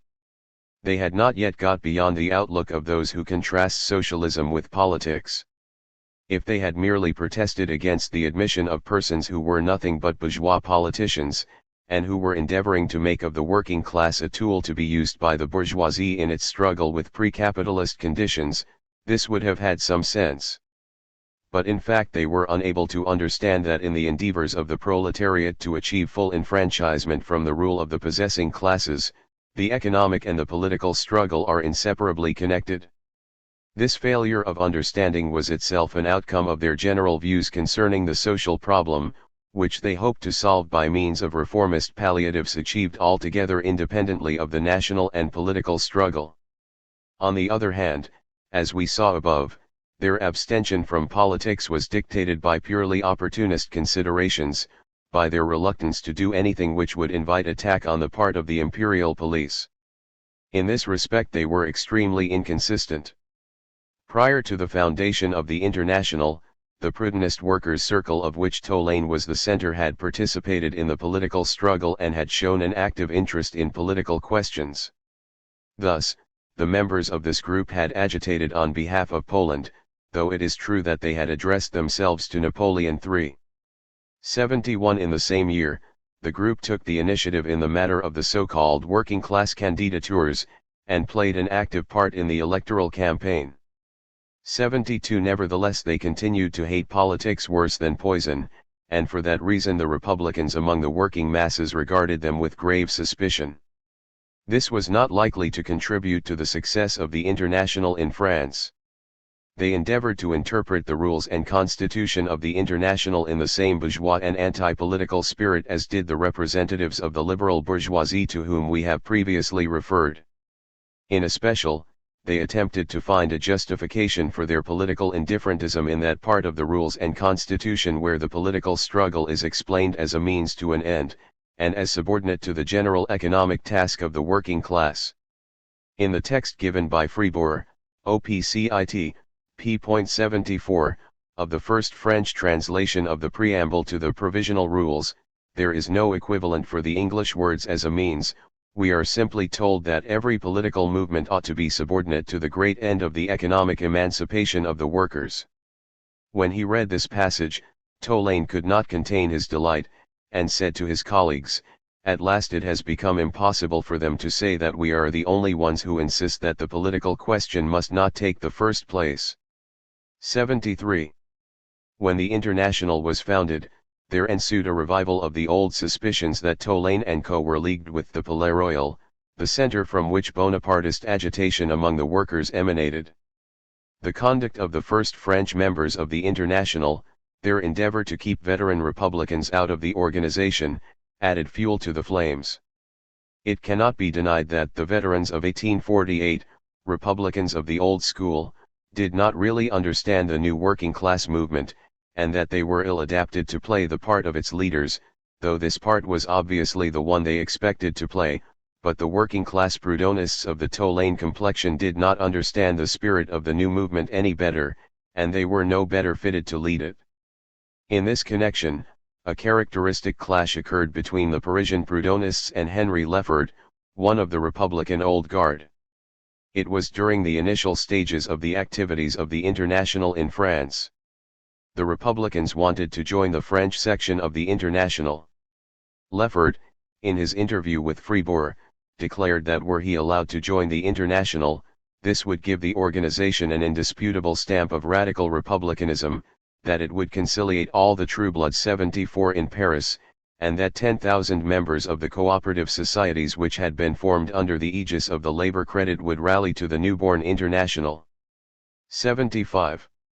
Being unable to secure the approval of the Proudhonist circle, which was jealously guarding the approaches to the International, Leffert approached Elie Lebez, one of the original members of the General Council, and was able to secure appointment as general correspondent of the International Workingmen's Association to the French press, a position which would involve his being kept fully informed concerning the activities of the organization. The Parisian bureau was not prepared to put up with this. Tolaine and Fribourg were sent as delegates to London to covey a strong protest against Leffert's appointment, and they were able to secure its cancellation. Having reported his own and Tolaine's journey to London in order to checkmate Leffert, Fribourg goes on to say, they had gained the victory. They had formally announced that they would not permit France to be exposed to the dangers of a childish political intrigue, which would, they considered, inevitably plunge the country into the convulsions of civil war, whose most obvious result would be to deprive Paris of all its socialist elements, and perhaps, to retard by a century the freeing of the proletariat. 76. This could not fail to alienate from the International, not only the bourgeois Republicans, but also the workers, who detested the empire, were ardent Republicans by tradition, and were ready to fight for a republic. 77. Individual adhesions could not alter the fact that the working masses as a whole held aloof from the International. Thus Fribourg writes.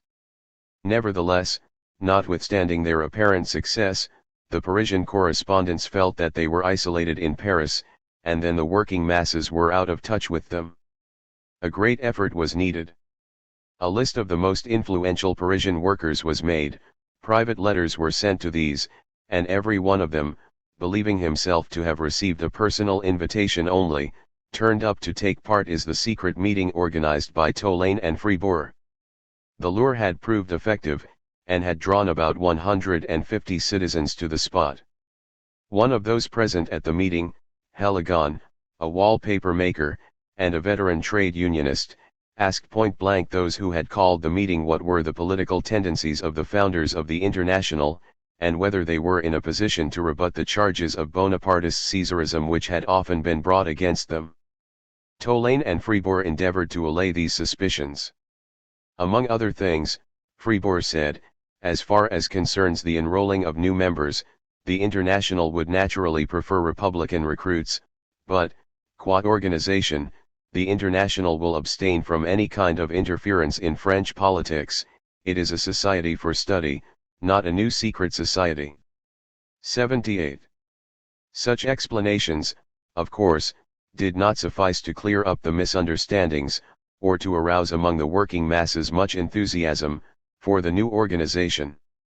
When we remember, in addition, that the Proudhonists disapproved of the strikes by means of which the working masses expressed their protest against capitalist exploitation, and with the aid of which they were struggling to secure a more favorable position for themselves, it is not surprising that the masses should have turned their backs upon an international whose functions were interpreted in so remarkable a fashion. Fribourg writes, "The question of strikes, so inopportunely raised by the Blanquists at this epoch, the time of the First Bureau, had no more determined opponents than the members of the International. Their advice was sometimes listened to, and to the International belongs the honor of having frustrated all attempts at a strike in the building trade during the years 1865, 1865, and 1867. Consumption, production, credit, solidarity, building societies, penny banks, mutual credit societies, such were for years the questions discussed every evening by this little committee of workers." 79. What was the result of all this pathetic pettifoggery? Let Fribourg himself give the answer. Despite our efforts, it was impossible to secure more than 500 direct adhesions in the space of 7 months, but the correspondents had prepared the way for a future, which they believed they would be able to control, though it was destined to bring them bitter disappointment. 80. This was very natural. The working masses were awakening to a new life. Recovering from the terrible defeat they had sustained after the revolution of 1848, they were once more preparing for a decisive struggle against the old order of society. Instinctively they were approaching the problem of their deliverance on the national plane, their efforts finding expression, economically, in strikes, and, politically in a readiness to begin the struggle for the overthrow of the empire. But at this juncture those who claimed to be the leaders of the movement, those who considered themselves competent to formulate and give expression to its general tasks, were deluding the masses by the offer of petty palliatives of an utterly unpractical character, and were tendering in place of a healthy revolutionary diet, debilitating sophistications of a purely theoretical character. In a word, during the period we are now considering, the Proudhonists were no longer a party. They had become a sect which could not in any way assist, but could only retard, the mass movement. Blanquism in France, Lassalleism in Germany, and subsequently Bakuninist insurrectionist anarchism everywhere, were likewise noted for their sectarian character. Instead of relying upon the actual working class movement and utilizing this as the basis for an attempt to advance the masses to a higher stage, the sectarians were endeavoring to impose upon it their own preconceived doctrines, and thus were involuntarily dragging the workers back to a stage of development which had already been traversed. This is why a fierce ideological struggle in the International was inevitable from the very outset, a struggle to determine in what direction the various rivulets of the then extant working class movement were flowing. The International was founded in order to replace the socialist, or half-socialist, sects, as a fighting force, by the real organization of the working class. The provisional rules and the inaugural address show this at the first glance. On the other hand, the International could not have maintained itself unless the course of history had already smashed sectarianism. The development of socialist sectarianism and that of the genuine working class movement are always in inverse ratio. As long as there still exists a historical justification for the sects, the working class is unripe for an independent historical movement. As soon as the working class becomes mature in this respect, all the sects are fundamentally reactionary. But in the history of the International there was a recurrence of what is universally seen in history. The obsolete endeavored to re-insinuate itself, and to maintain itself within the newly acquired forms. Thus the history of the International was a continuous struggle on the part of the General Council against the sects, and against the amateurish endeavors which attempted to maintain themselves within the International in opposition to the genuine working class movement. This struggle was fought in the Congresses, but still more in the private negotiations of the General Council with the individual sections. 81. This struggle with the sectaries was mainly concluded by that part of the General Council which grouped itself around Marx, and which from the ideological point of view was under his influence. Subsequently many of those who supported Marx, many of the British members of the International, for instance, but also Jung and Ecarius, broke with Marx, and even waged a vigorous campaign against him. But during the first years of the activity of the International they surrounded him like a solid wall. Attending the Congresses as exponents of his view and as faithful champions of his tactics, they joined with him in endeavors to free the ideology of the proletariat from the dross of extraneous systems and from the vestiges of utopian teachings. 82. The way Marx looked at the matter was as follows. He was actively participating in the proletarian movement, a movement elemental in its origin and destined in the long run to lead to the triumph of socialism. The essential matter was that all the local national movements should be coordinated into a movement shared in by the whole working class in all capitalist lands. The working masses, who were at this time only beginning to be involved in the political and social struggle, must be helped by their own experience to grasp and to realize their permanent class interests, their historic mission, and the means by which they could hope to fulfill that mission. It was therefore essential on the one hand, to avoid blocking the natural development of the working class movement, to avoid hindering its normal course. On the other hand, it was equally essential to avoid any attempt to force the pace of the movement, and to avoid skipping intermediate stages. Furthermore, it was urgently requisite that proletarian ideology should be freed from all sectarian elements. 83. The leading part played by Marx in the International is readily explicable. Thanks to his scientific training and to the nature of his experiences, he was able to give a true explanation of the historical course of the proletarian struggle. From among the various alternating phases of the working class movement, he was able to seize upon the essence of the movement, to grasp its fundamental causes, to elucidate the conditions of its development in accordance with fixed laws.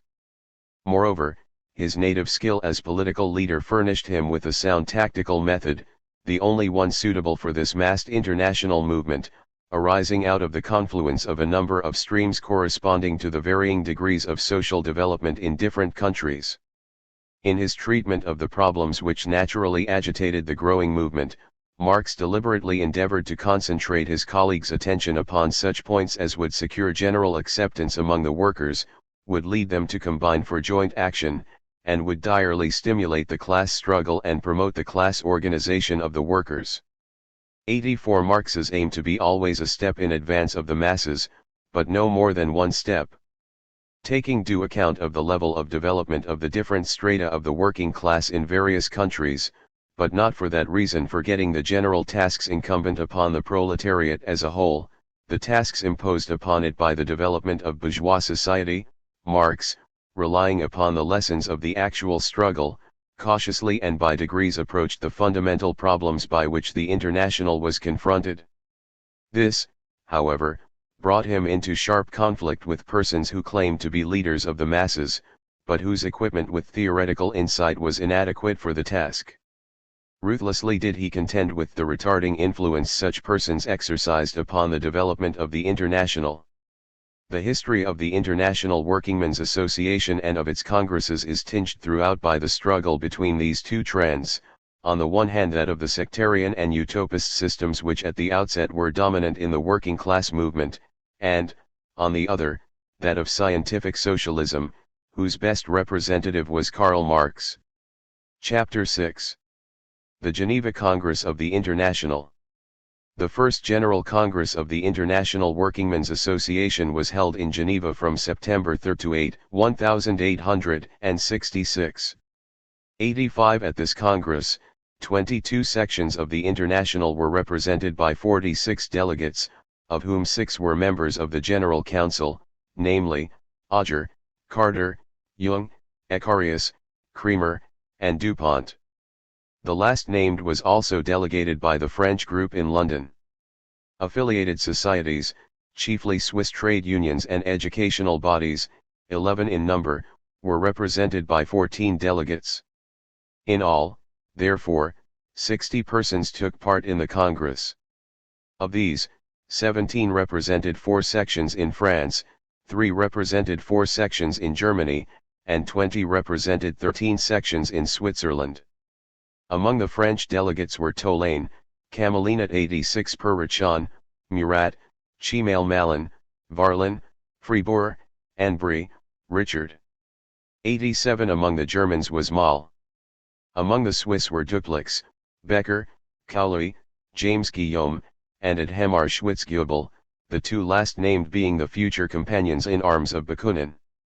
88 Jung presided, for he was a good linguist, being proficient in 3 languages, English, French, and German. One of the chief tasks of the Congress was the ratification of the Constitution of the International and of the basic fundamental principles of its program. The final draft of the Constitution differed little from that of the provisional rules and the general aims of the association as given above, Chapter 3, see also Appendix. The new draft was prepared by a special committee of 13 members, and was ratified by the Congress. The organization of the International was built up on a basis of democratic centralism. Since national and centralist organizations were still lacking in most of the countries, very wide powers were naturally entrusted to the General Council, but these were not so extensive as to restrict the possibility of an independent development of the working class movement in the various lands. Speaking generally, the organization of the International took the following form. The fundamental unit of the International was the local branch. 89 In addition, various societies were admitted to affiliation, trade unions, educational societies, etc. All the branches of a given country united to elect a National Central Committee, which subsequently received the name of Federal Council. In the various regions and districts of each country, the sections combined to form district councils. Each branch was autonomous in its activities, and each dealt directly with the General Council, subject, of course, to the general principles of the International, the decisions of the Congresses, and the rules of the organization. At the head of the whole organization was the General Council, elected by the Congress and responsible to it. The Congress was the supreme organ of the International. It decided where the General Council was to sit during the intervals between Congresses, it elected the members of the Council, and it decided the place and the time of the next Congress. The Council was empowered to change the locale of the Congress, but was not entitled to alter the time which had been fixed by the previous Congress. The duties of the General Council were, to carry out the decisions of the Congresses, to act as a link between the various organizations, to keep in touch with them by correspondence, to give a general guidance to the work of the International, to collect and arrange statistical data relating to the condition of the workers, to issue periodical reports keeping the sections informed as to the position of affairs. Every member of the International removing to another country was entitled to the assistance of the local members of the organization. A special rule adopted at Geneva decreed that, as an exceptional contribution to defray the expenses of the General Council, for the year 1866-7, every member of the association and of the affiliated societies was to pay the sum of 30 centimes, 3 pence. It was also decided that each section, whether its membership was large or small, was entitled to send 1 delegate to the Congress. During the discussion of the rules, some of the French delegates raised the question whether it would not be desirable to limit membership of the International to manual workers, or at any rate to allow none but manual workers to be delegated to the International Congresses of the Association. 90. This would have deprived the working class of the assistance of its most prominent and experienced leaders. Fortunately, however, the British delegates protested vigorously against the proposal 91 so that it fell to the ground, and the International was saved from decapitation in the first stages of its activity. But this one proposal surfaces to show how far the then representatives of the French workers were in the rear of the general movement. 92. This was conspicuous in the discussion of other questions on the agenda, such as international mutual aid in the struggle of the workers against capital, trade unionism, the cooperative movement, the limitation of the working day, the labor of women and children, direct and indirect taxation, international credit, standing armies, religious ideas, and their influence upon the social, political and intellectual movement. 93. In discussing the question of international mutual aid in the struggle of the workers against capital, the French, faithful to their Prudentist ideas, talked about the danger of strikes, and recommended that the workers, instead of striking, should establish cooperatives of production, whereby the wages of labor would be transformed into income from labor. 94. A report, compiled by Marx in conformity with the ideas of the British trade union leaders, declared that one of the main tasks of the International was to counteract the intrigues of the capitalists, who were ever ready on the occasion of strikes and lockouts to have recourse to the labor of foreign workers so that thereby they might be enabled to resist the just claims of their fellow countrymen. In order to achieve the international solidarity of the workers, not in words merely, but in deeds, the report recommended the institution of a systematic statistical inquiry concerning the condition of the workers in the various branches of production in different lands. A resolution to this effect was adopted by the Congress. The divergence between the policy of the General Council and the reactionary outlook of the Proudhonists was likewise conspicuous in the discussion of the problem of the curtailment of the working day. Upon economic and hygienic grounds, the report of the Council demanded the legislative enactment of the 8-hour day, and the abolition of night work. But two of the delegates from Swiss Jura, one of whom was the celebrated Cauloy, advocated a 10-hour day. However, even the French delegates did not support them here, and the Congress passed a resolution in favor of the 8-hour day. Ever since, this demand has been one of the watchwords of the working class movement throughout the world.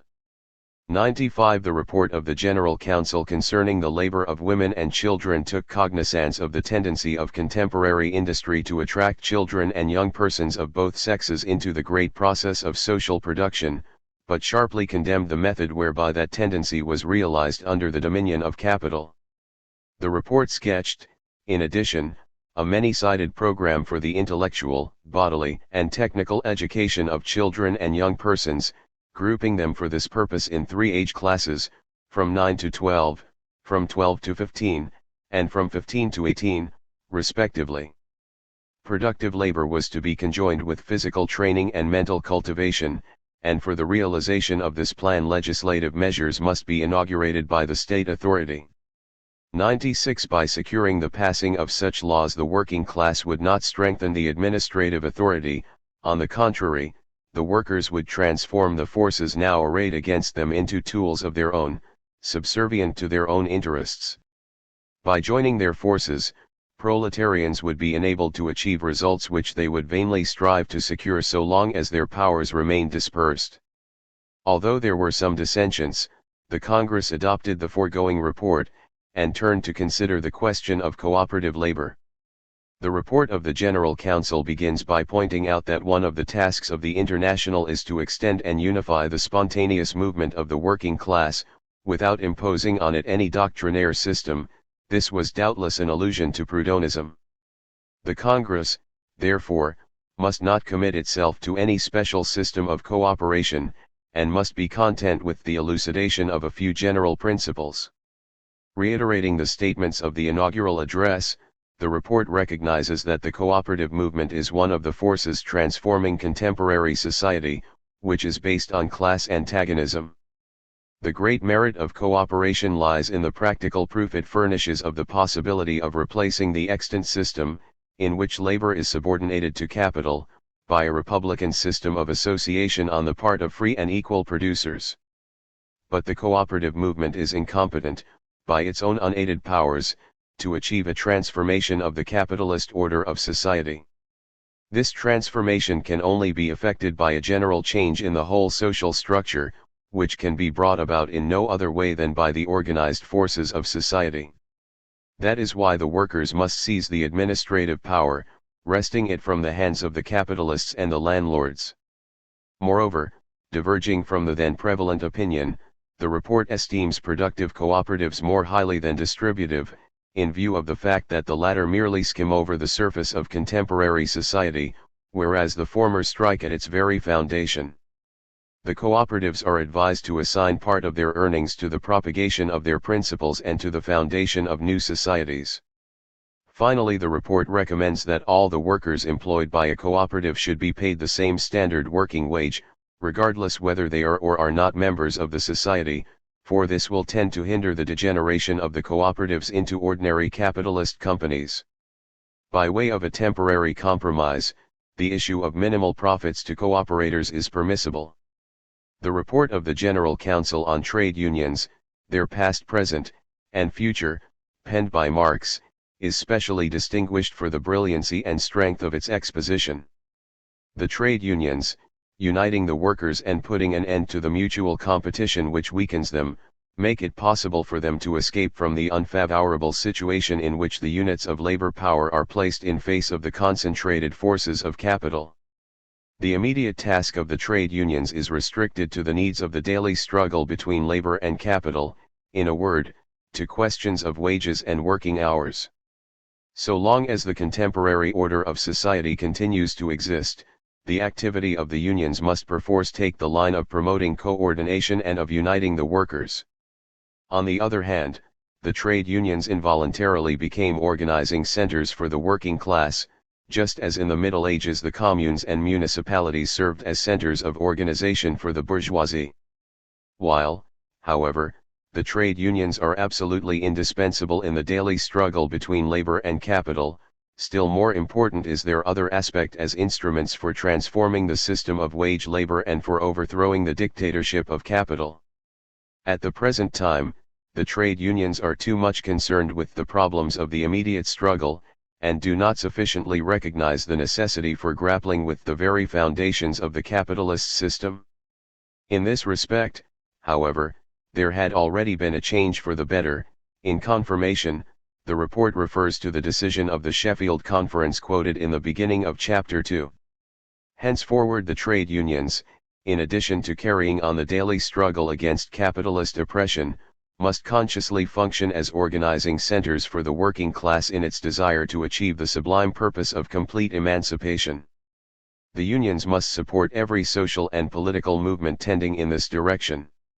Marching forward as the leaders, the champions, the representatives of the whole working class, they will attract to their side all the proletarians, even the most backward, even the agricultural workers. 97 Upon this topic the Congress adopted the following resolution, which was somewhat spoiled at the close by the intervention of the Proudhonists with their unmeaning slogans. The Congress declares that in the actual state of industry, which is a state of war, there must be mutual aid for the defense of wages. But it is the duty of the Congress to declare at the same time that there is a loftier aim to be attained, the suppression of wage labor. It recommends the study of economic methods based on justice and reciprocity. As regards direct and indirect taxation, the report begins by showing that no mere change in the method of taxation is competent to bring about a fundamental modification in the relationships between capital and labor. If, however, we have to choose between the various systems of taxation, then of course we must demand the complete abolition of indirect taxes and their replacement by direct taxes. The question of international credit had been raised at the London Conference upon the initiative of the French. The report did not touch upon this position, but the French delegates, faithful to their Proudhonist opinions as to the saving role of credit, proposed a resolution in favor of the organization of a central bank by the International. This was carried, and there, of course, the matter rested. Another section of the report of the General Council deals with the need for annulling Russian influence 98 in Europe, through enforcing the right of self-determination, and through the reconstitution of Poland upon democratic and social foundations. The report alludes to the silence of the bourgeois press concerning the iniquities of Tsarism, explaining this silence by the fact that the ruling classes of Europe regarded the autocracy as their last redoubt in the event of a popular rising against the dominion of capital. For this very reason the working class was interested in the overthrow of the autocracy, which could only be achieved by restoring the freedom of Poland. 99 On the solution of the Polish question depended the further development of German policy. Owing to the participation of Prussia in the crime against Poland, Germany was affected by the reactionary influence of the Russian autocracy. It was incumbent upon the German proletariat, in especial, to take the initiative in the liberation of Poland, seeing that Germany had been one of the culprits in the partition of that country.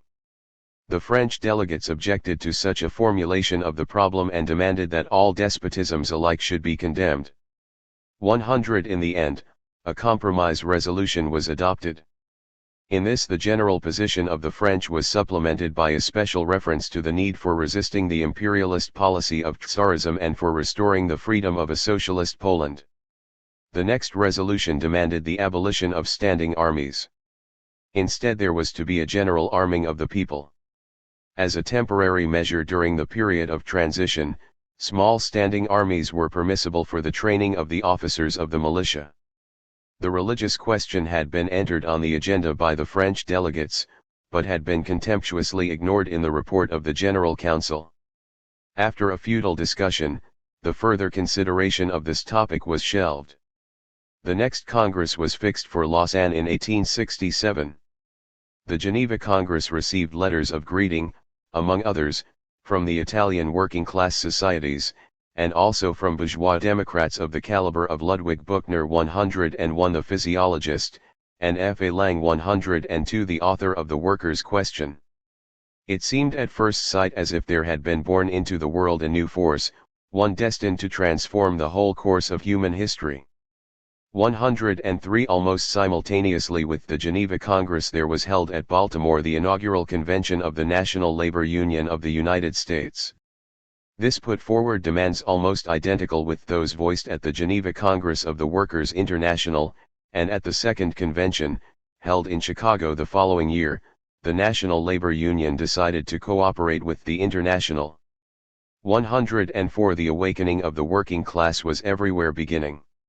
It was not surprising that persons devoted to the cause of the proletariat should yield to a natural impulse, and should decide that humanity was about to enter upon an era of social revolution.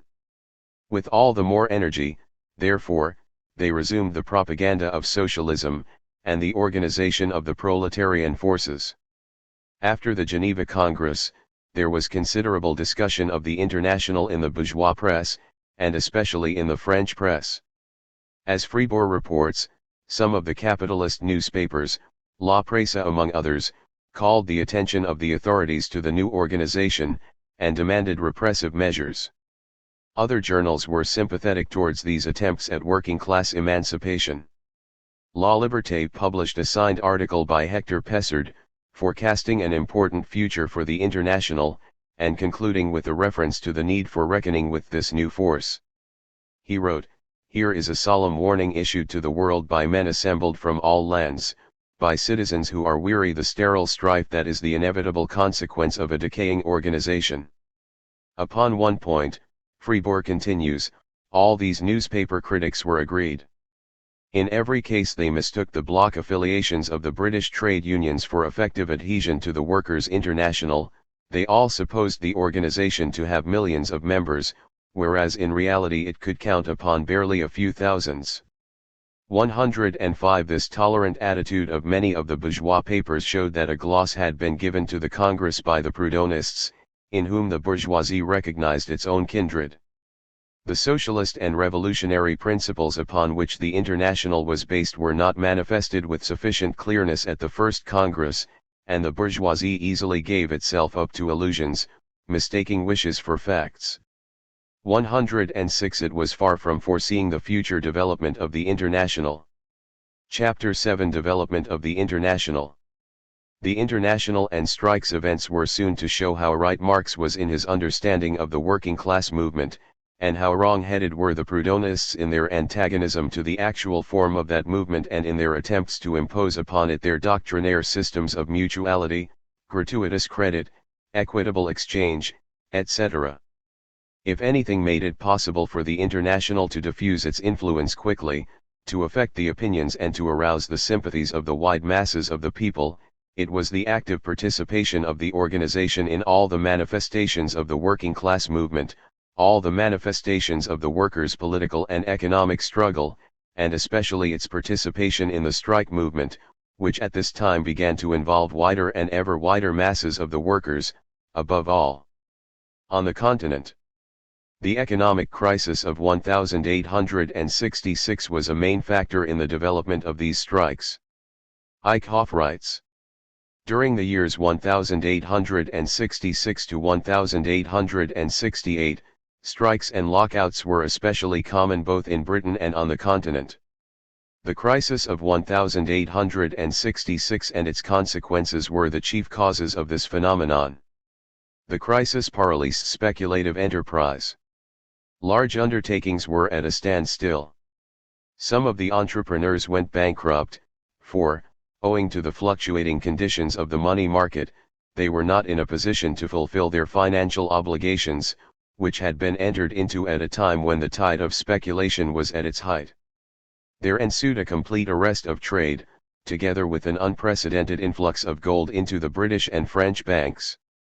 Gold accumulated in the banks because there was no opportunity of exchanging it for goods. Hence general stagnation, and a widespread fall in prices.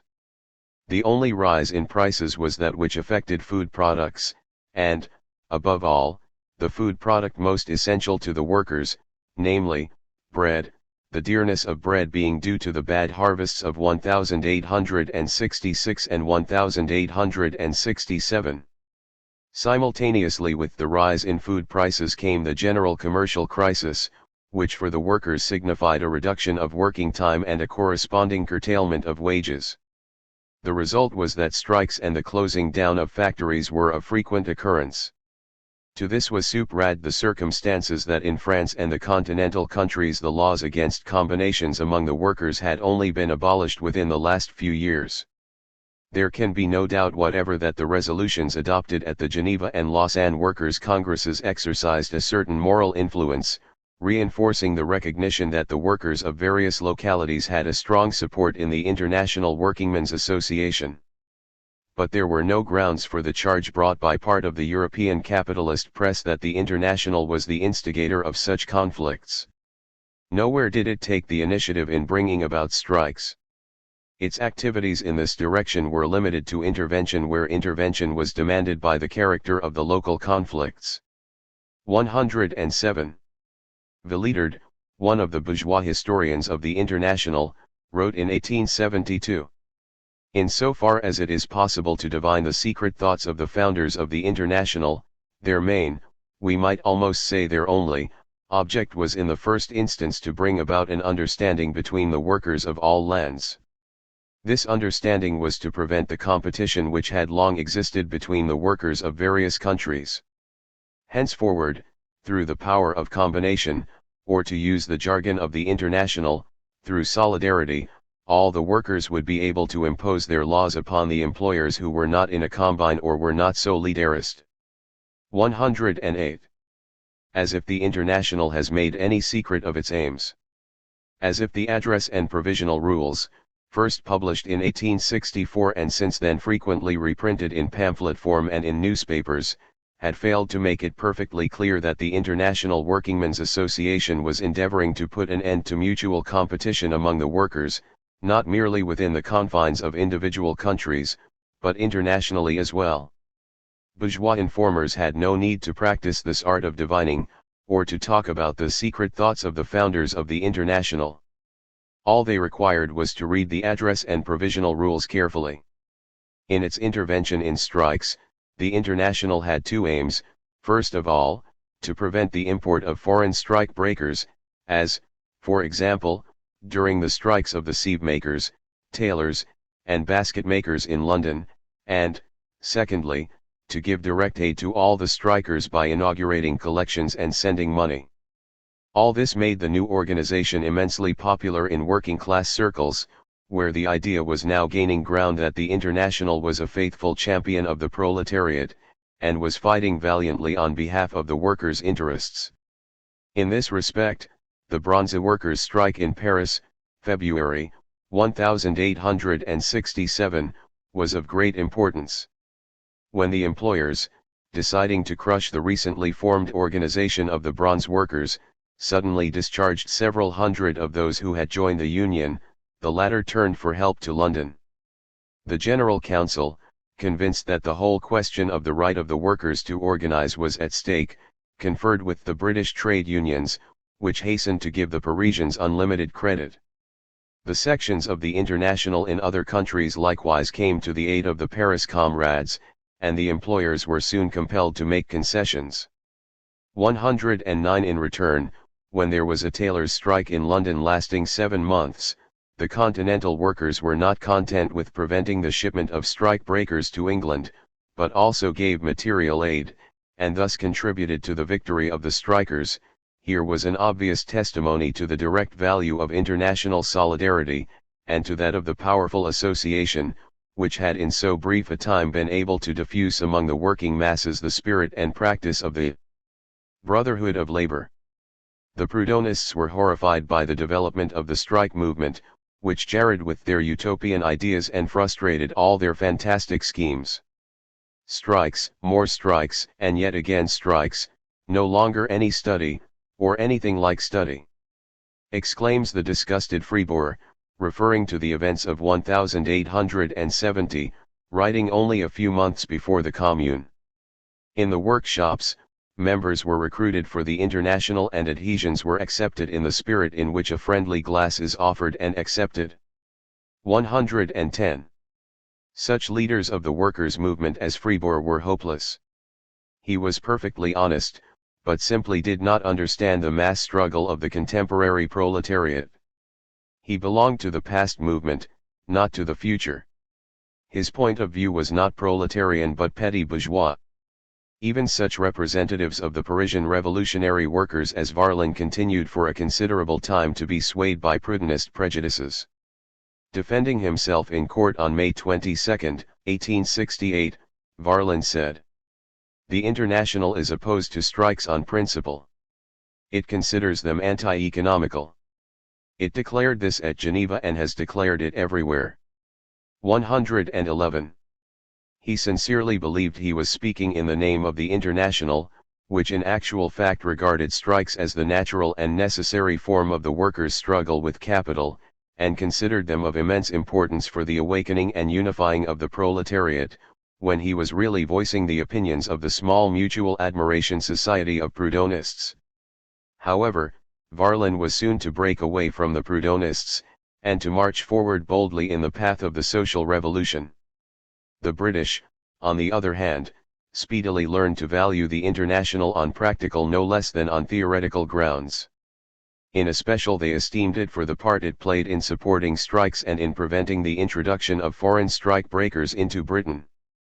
For, in the British Isles, the trade union movement had attained a high degree of development, far in advance of that known as yet to the continental proletariat. Wages were higher in Britain, the hours of labor were shorter, and, in general, working conditions were better.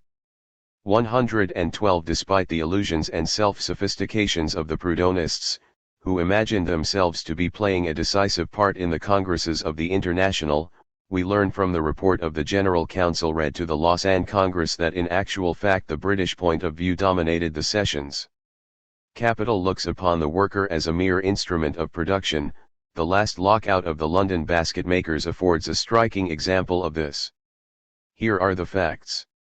The London employers told the basket makers that the latter were to dissolve their union and to accept a reduction in wages. If these terms were not agreed to within 3 days, a lockout would be declared. Faced by this ruthless proclamation, the workers rebelled, refusing the terms. The employers had anticipated such a refusal. 4 agents had already been sent to Belgium, and returned bringing Belgian workmen. The newcomers were herded under the railway arches of Bermondsey. Here they had to work, feed, and sleep, for they were not allowed to go out lest they should come into contact with the British workers. But the General Council was able to force the barrier established by the employers. By a trick, access was gained to the isolated Belgians. Next day the latter, having realized their duty, returned to their native land, and were compensated for their loss of time by the London Basket Makers Society. Just as they were leaving, there arrived another shipload of Belgian workers, but this time we met the newcomers, who went home by the next boat. After that, the employers found it impossible to get any more workers, and in the end they had to go back to the old conditions. 113. The part played by the International in the strike movement during the closing years of the 60s was obvious alike to the enemies of the organization and to those who were professedly neutral. After pointing out that during recent years there had been a very large number of strikes, and after enumerating some of those that had occurred during the year 1869, Testut, in his History of the International, continued as follows. The International has played an important part in all these strikes, it has instigated some of them, where this seemed opportune, most of them have been subsidized by the organization. Through its immense influence, and with the aid of the funds at its disposal, it has provided help for the strikers, furnishing them with means to carry on the struggle more advantageously against the employers and the capitalists. By its ramifications throughout all lands it has been able to prevent the workers of one country from competing with their fellow workers in another, and has even been able to provide the latter with the information and the funds requisite for a removal to some other locality where there was a certainty of employment. Sometimes the leaders of the International have been sent as delegates to the strikers to encourage these in the fight. The International has done everything in its power to prolong strikes, and to postpone the resumption of work, the aim being to force the employers to come to terms. Occasionally, secret committees have been organized, various occupations, factories, or workshops, have been blacklisted, fines have been imposed on employers who have refused to go on paying a suggested rate of wages or to grant a desired increase. At the end of the strike the employers have been compelled to pay up the full sum of the fines imposed. The funds thus obtained have been used for the repayment of loans made to the strikers, either by the General Council itself, or by the district councils or committees, or by organizations affiliated to the International. 114. It was natural enough that the bourgeoisie, which had begun by organizing a conspiracy of silence against the International, should subsequently have been inclined to exaggerate its importance, and to attribute to its influence, instigation, everything in economic and political life that was disagreeable to the capitalist class. But what interests us in this book is to ascertain the real facts. These are that the International did its utmost to support every active movement on the part of the laboring masses struggling for emancipation. Hence the influence of the organization grew. At first the strike was an end in itself. By degrees, however, experience showed that a strike contributed enormously to the strength of the International, inasmuch as it induced the strikers to throw themselves into the arms of the organization. Thereupon the strike, from an end became a means. Every strike, whether successful or unsuccessful, inevitably leads the workers who have taken part in it to affiliate to the International. 115. This was a rather remarkable fact, and it was confirmed by the whole history of the International. Of course, certain stupidities were reiterated by bourgeois politicians and historians, as that the International fomented strikes for the purpose of increasing its influence among the working masses and in order to enroll new members. It is, however, perfectly true that the General Council, the National Central Committees, and the local committees of the International rallied to the assistance of the working masses in their struggle against oppression and exploitation.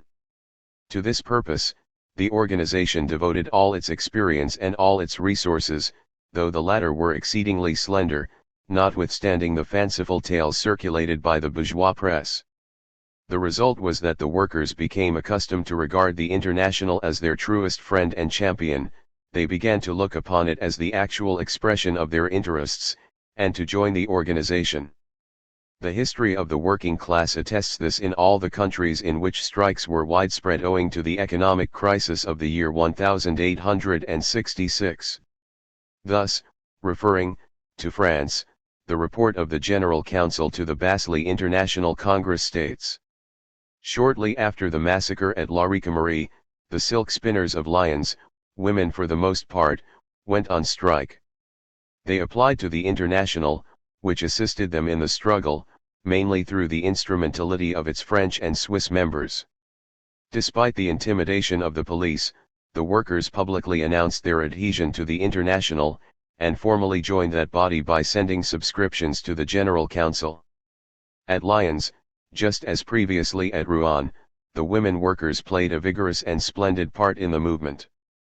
Other Lyons crafts followed the example of the silk spinners, and we recruited over 10,000 new members from among this heroic population, which more than 30 years ago inscribed on its banner the war cry of the modern proletariat: live working or die fighting.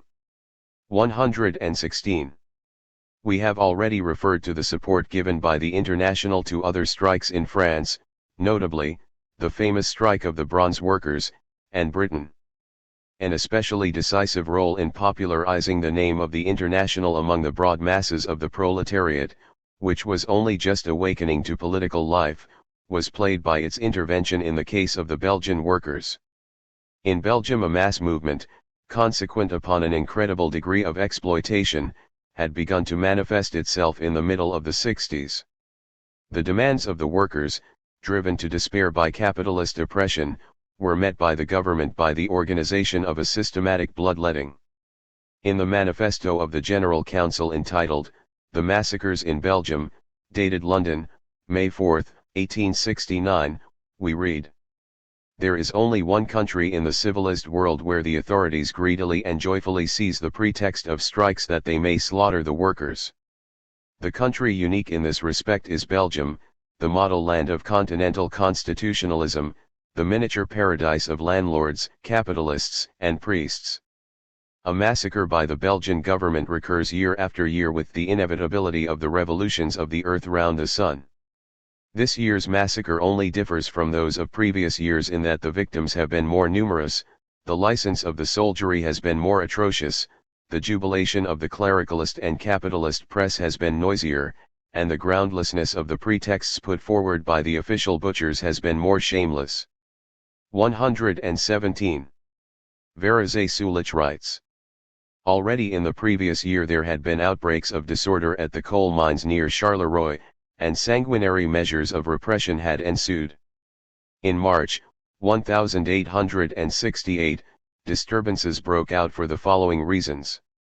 The colliery owners formed a combine to raise the price of coal, but their chief customers, the owners of the iron foundries, began to import coal from abroad.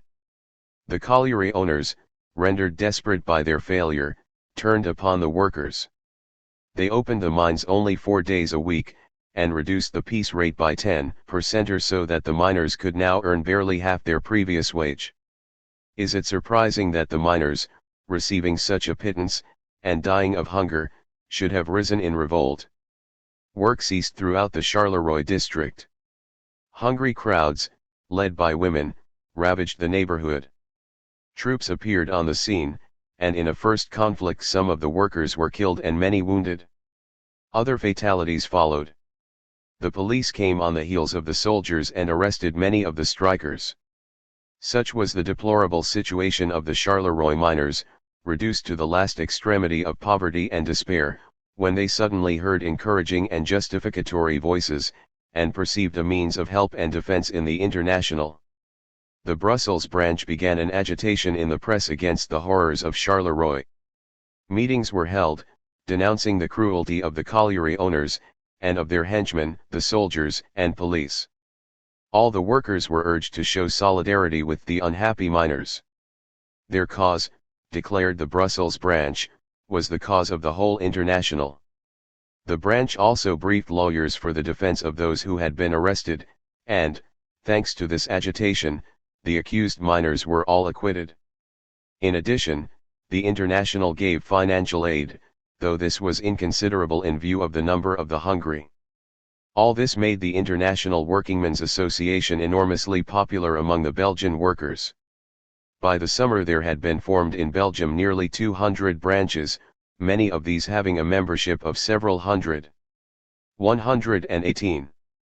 The masses, once they had become aware of the existence of the International, had realized its aims, and had seen it at work, naturally regarded it as their own organization, and joined up.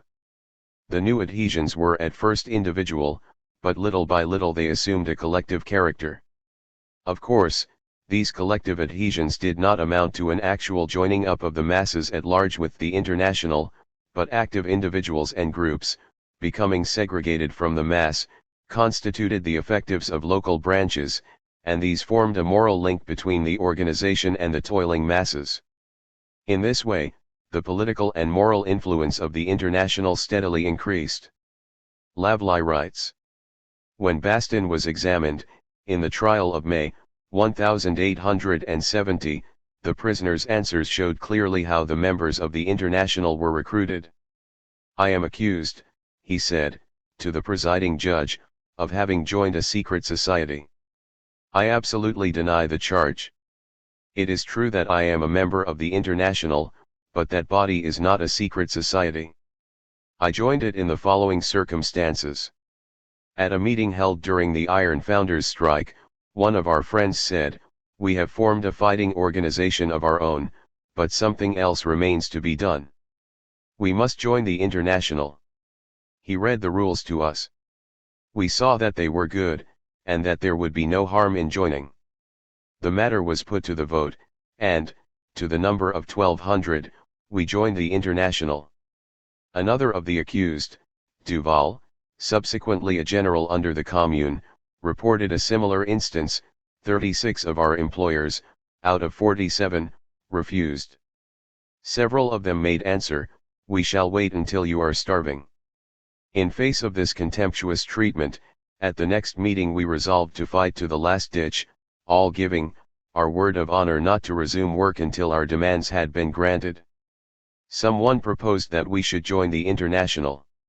All the members of the Union who were present, 800 or 900 in number, joined up in a body, signed their application forms then and there, and immediately appointed 4 delegates to the Parisian District Council. 119. We have noted above how Fribourg, the Prudentist, sarcastically alluded to the frivolous spirit in which the masses adhered to the International as soon as they had been informed of its existence and aims and had made practical acquaintance with its methods of work. Commenting on this remark of Fribourg's, Varizé Sulich, in the work previously quoted, pages 317, justly observes. Although the Norman weaver or the Belgian miner joined the International without reading its rules, this adhesion introduced a mass of new elements into his life, and compelled him to understand and feel stirring things. Hitherto he had, perhaps, been a solitary worker, one who had never been given any help since childhood. He had hardly had a sense of solidarity even with the workmate who toiled beside him day after day. Now, of a sudden, he realized his solidarity with the millions of proletarians throughout the world. He could not but feel that a far more intimate moral tie bound him to the worker who lived so far away, dwelling in a foreign city whose very name he had never heard before, the worker who in this difficult hour of the strike had spared some hard-earned pence to help him, than to the employer who was his fellow countryman, or to all the well-fed fellow citizens who invariably took his master's side. We may put it that the International, at this hour, made the working class realize the collective strength which is the outcome of unity. Even in places to which the International has not yet made its way, and where the workers knew of it only by hearsay, it gave them a feeling of moral support and encouragement. Chapter 8 The Lausanne Congress of the International. In the period subsequent to the Geneva Congress, the working class movement continued to have notable successes. In the United States, the 8-hour working day was established for state enterprises. By the English Reform Act of 1867, shortly afterwards extended to Scotland and Ireland, the urban workers, men, were for the most part granted the parliamentary vote, and the working class was thus, in appearance at least, given the position of political predominance which the middle classes had held since the Reform Act of 1832. Throughout this year, trade union affiliations to the International continued, though the movement was rather slow. 120. In France, 121, where there had previously been 17 branches, 9 additional branches were founded. In Switzerland, according to Becker's report, the number of members attached to the German Central Committee alone was 30,000. 122. In Belgium, after strikes had taken place and some of the workers had been shot, a few trade unions joined the International. In Italy, too, some branches of the International had been formed. 123. The Second Congress of the International sat in Lausanne from September 2 to 8, 1857. It was attended by 71 delegates, 4 of whom, Dupont, Ecarius, Carter, and Lessner, were members of the General Council.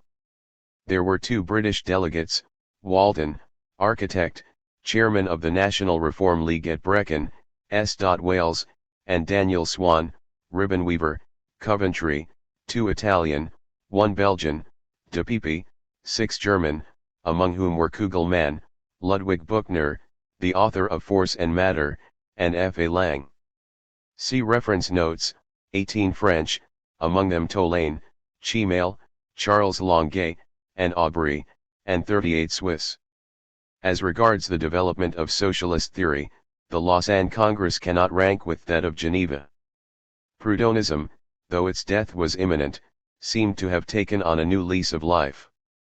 Perhaps the fact that there were so few British delegates gave it a better chance of asserting itself. It must also be remembered that the Parisian Proudhonists were backed by the support of the delegates from French-speaking Switzerland, which was well represented. In these early congresses, each individual delegate had a vote, regardless of the number of his mandatories. Of course, this distorted the results of the voting. When the question of organization came up for discussion, it was decided that the General Council was to send reports once a quarter to the central committees of the various countries. A uniform annual subscription of 1 penny per head was to be payable in quarterly installments to the General Council.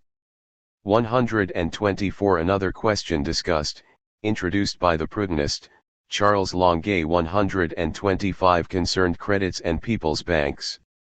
The report recommended the foundation of national banks for the supply of gratuitous credit to the workers. A resolution proposed by Ecarius, and adopted by the Congress, ran as follows.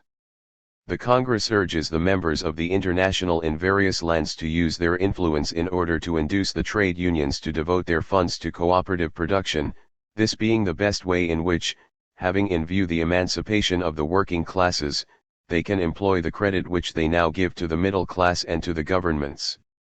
When mutuality, etc., were under discussion, the question was raised whether the efforts of working class associations for the emancipation of the Fourth Estate, i.e., the working class, might not result in the creation of a Fifth Estate whose condition would be even more wretched. By adopting a resolution to this effect, the Congress admitted the reality of the danger, although, in accepting a rider by Ecarius, it recognized the inevitability of the eating up of small-scale industry by large-scale. To obviate the danger, the proletariat must remain firmly convinced that the social transformation can only be effected in a radical and definitive manner by methods acting on society as a whole and in conformity with reciprocity and justice. A typical instance of Proudhonist verbiage. Further, on the initiative of the French delegates, the Congress discussed the role of men and women in society, and the education of children, after which it proceeded to consider compulsory, gratuitous, and secular education, and even devoted some time to the questions of a universal language, spelling reform, etc. Nevertheless, in 2 respects the Lausanne Congress was a step forward in the history of the working class movement. In the first place, it raised the question of the function of the state, and that of the political duties of the proletariat. Secondly, it discussed the problem of war, and the international policy of the working class. The 6th item on the agenda read as follows: role of the state, public services, transport and exchange, collective and individual interests, the state considered as the maintainer of justice and the guardian of contracts, the right to punish. A resolution was adopted to the effect that the state was and must be nothing but the executor of laws voted and recognized by the citizens, and that accused persons should be tried by citizens nominated by universal suffrage. This was of minor importance, but in the second part of the resolution it was declared that all the means of transport and exchange should be taken over by the state, in order to destroy the monopoly of the great companies. This opened wide perspectives, for it was the first concrete formulation of the idea of collective ownership of the means of production and exchange, and it foreshadowed the fierce struggle which was subsequently to rage around the question in the International. De Pipi wished to add to the resolution a rider in favor of the nationalization of the land. After an animated debate, the rider was withdrawn, the matter being referred to the next Congress. In the seventh item on the agenda, the problem of the rule of the state recurred in connection with the question of the political struggle of the working class. We have already learned, from the address and provisional rules of the International and from the General Council's report to the Geneva Congress, what was Marx's outlook. In the preamble to the provisional rules, see Appendix, we read, "The economical emancipation of the working classes is therefore the great end to which every political movement ought to be subordinate as a means." 126. Does this mean that the political struggle is regarded as needless for the proletariat? Such was the subsequent contention of the Bakuninists, or does it mean, as the opponents of anarchism later declared, that in certain circumstances the political struggle is imperative? Even Marx, although he was far from ascribing overwhelming importance to political freedom for its own sake, was convinced of its importance in relation to the general movement for proletarian emancipation, and he also recognized that the working class at a certain stage of its development is forced to take part in the political struggle. 127. But Marx was not merely unwilling to impose on the mass of the workers any system which was not an obvious deduction from their experience in the daily struggle. In addition, he wished to avoid forcing the pace of the proletarian movement.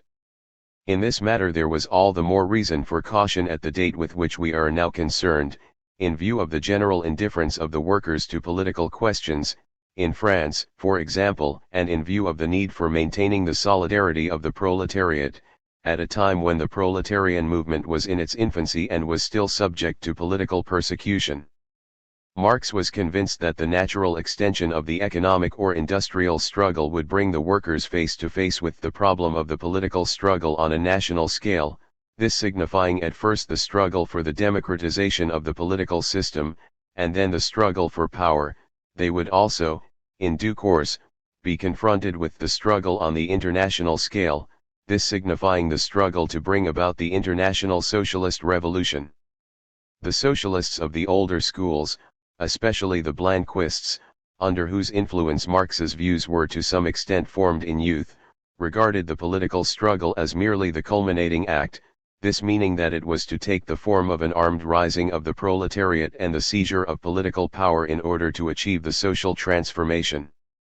But even Marx did not at the outset possess a full understanding of the political struggle in the sense of a persistent, far-sighted, and intelligent participation by the proletariat in all the conflicts of bourgeois society, and in the utilization of these conflicts for proletarian ends. i.e., for a systematic broadening of the basis of the proletarian struggle, although the words as a means are quite susceptible of such an interpretation. 128. We have seen that in the report presented to the Geneva Congress, Marx, following the same line that he had adopted in the address, see Appendix, had skillfully led up to the duties entailed by the political struggle as issuing from the practical activity of the working class movement. He was alluding to the political struggle in both its forms: first, the seizure of power for the final transformation of capitalist society into a socialist society, and, secondly, the struggle for partial reforms which might consolidate the position of the working class and give it fresh platforms for a further advance. At the Lausanne Congress, this problem of political action was not brought to the fore either by Marx or by any of the General Council delegates at Marx's instigation. The question had been raised at a public meeting held in Geneva a few days earlier. In the opinion of the Geneva delegates, the discussion of this question might serve as a touchstone of the sincerity of the Republican sentiments of some of the Parisian delegates, who, as we have seen, were suspected of Bonapartist leanings. The seventh article on the agenda ran as follows. Is not the deprivation of political freedom a hindrance to the social emancipation of the workers, and one of the main causes of social disorders? How is it possible to hasten the re-establishment of political freedom? As thus formulated, the matter was within the limits of general approval, and aroused little discussion, so that even Guillaume, who subsequently became a Bakuninist leader, voted for the resolution, as also did the French opportunists. In a report on the subject, after answering the above questions in the affirmative, Péron expressed himself thus. The various reports already read to the Congress have shown clearly that the workers who consent to a life in which they are deprived of political freedom are condemned to move round and round in a vicious circle.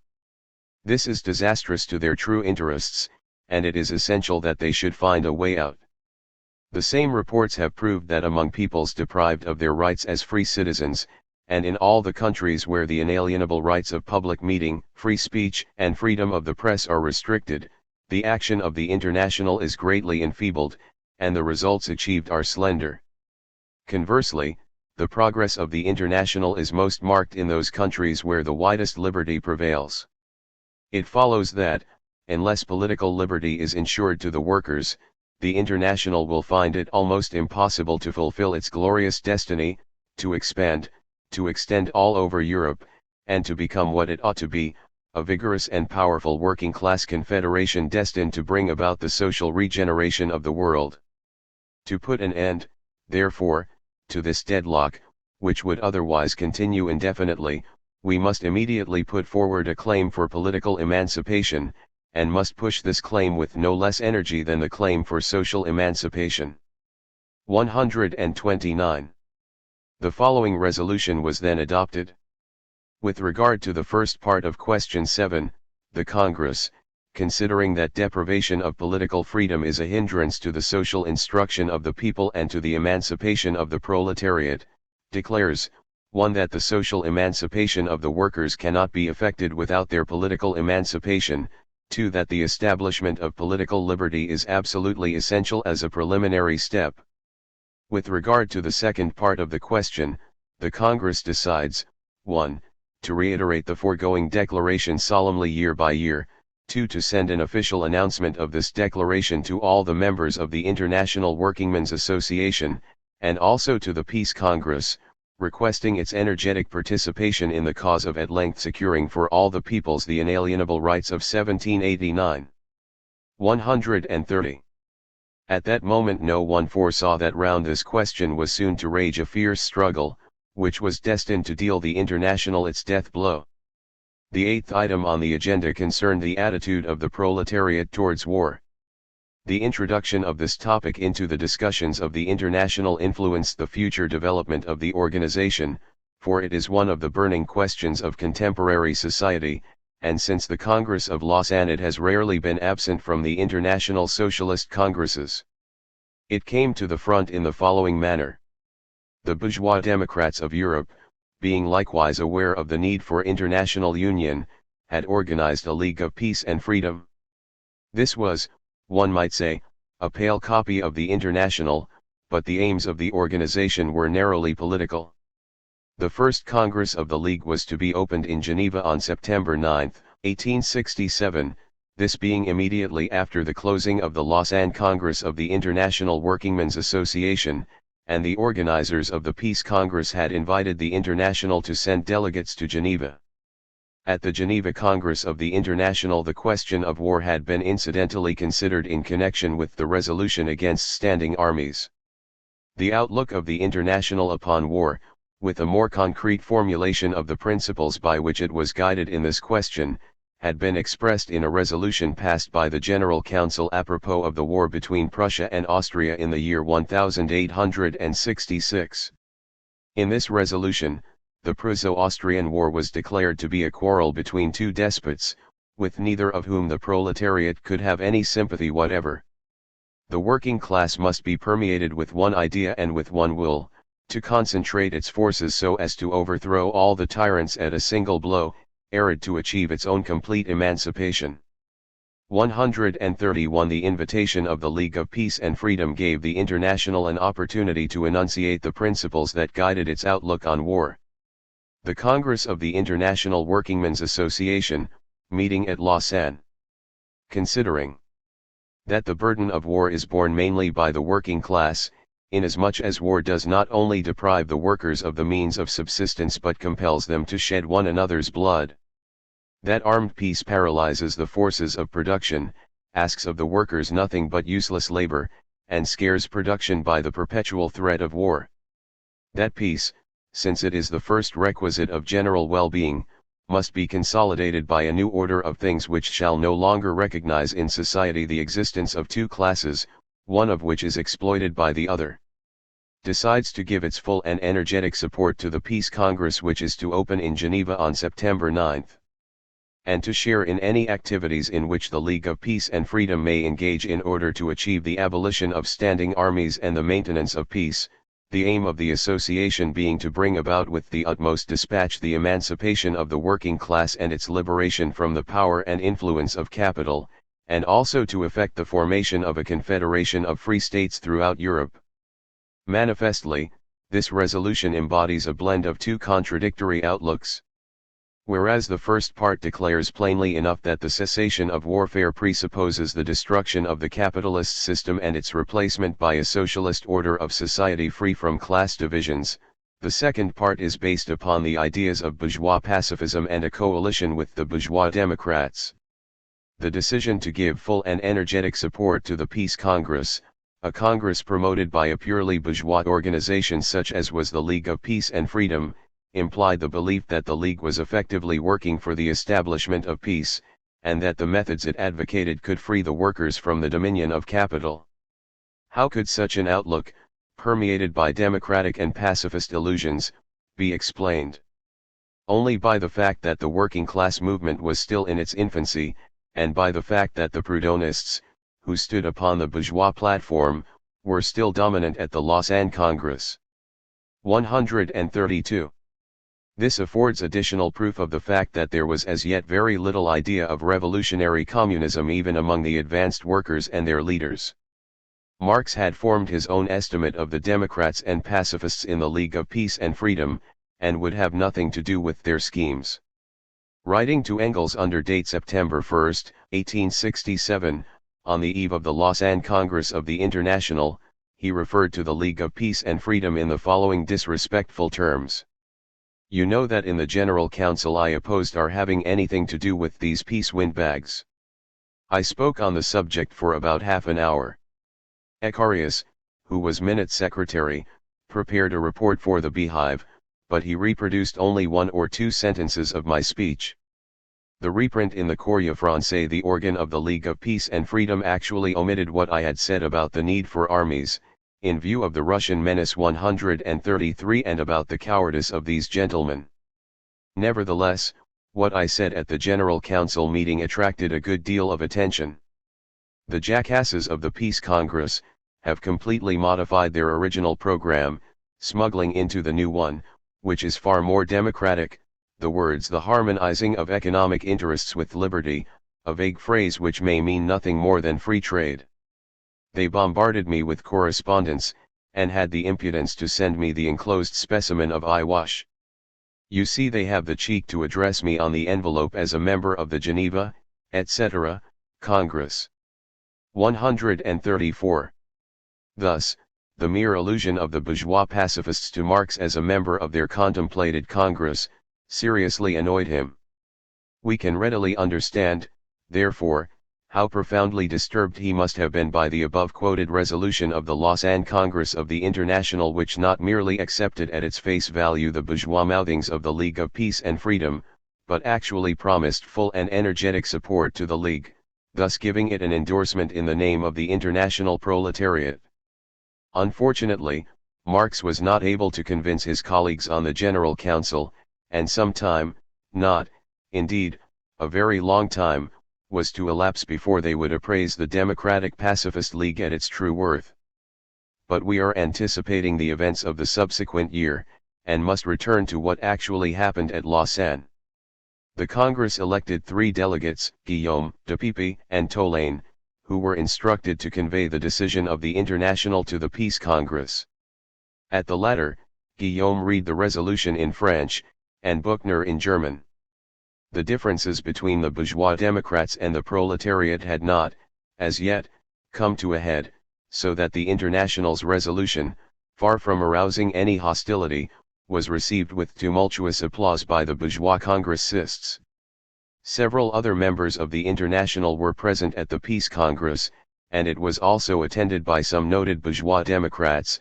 Old Garibaldi was there, at that very hour collecting volunteers for his attack on the papal dominions, so was Bakunin, who was within a year, to make so stormy an exit from the League of Peace.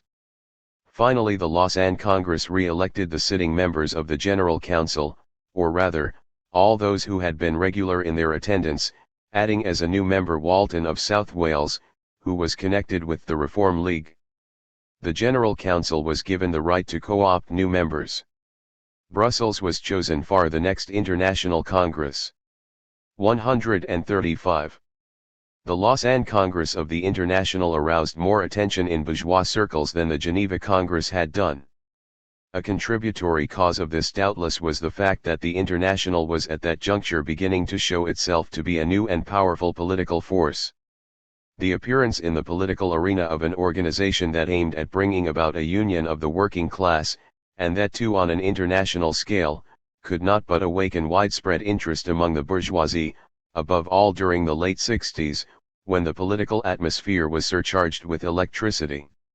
The Congress of the Workers held at Geneva in the year 1866, writes Eichhoff, was the topic of lively discussions in the French press, notably in Paris and Lyons. The London newspapers, on the other hand, attempted to ignore the affair. It was very different with the Lausanne Congress of the following year, at which the Times had a special correspondent. 136. In addition to the report in its news columns, this journal devoted a leading article to the International Workingmen's Association, and the example was followed by the daily and weekly press throughout England. Now that the tone had been given by the Times, the other newspapers did not think it beneath them to deal with the workers' question editorially as well as in news items. All the papers began to talk about the Workers' Congress. It was quite natural that many of them should write in a patronizing or sarcastic vein. Nevertheless, the British press in general behaved with due propriety towards the Congress. Even the Manchester Examiner, the organ of John Bright and the Manchester School, referred to the Congress in a leading article as an important and epoch-making affair. The comparison of it to its half-brother the Peace Congress was to the advantage of the elder brother. The Workers' Congress was a terrible drama of fate, whereas the Peace Congress merely a ridiculous farce. 137. From the date of the Lausanne Congress, the International took a more definite line in the matter of the political struggle, much to the annoyance of the Bonapartist police, and no less so to that of the Proudhonist doctrinaires. The Proudhonists were well aware that the bringing of the political question to the fore was partly aimed at themselves.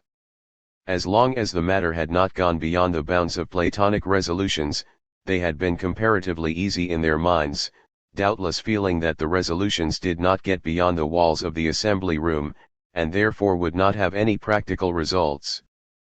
But when they found that they had been wrong in their forecast, their disappointment was profound.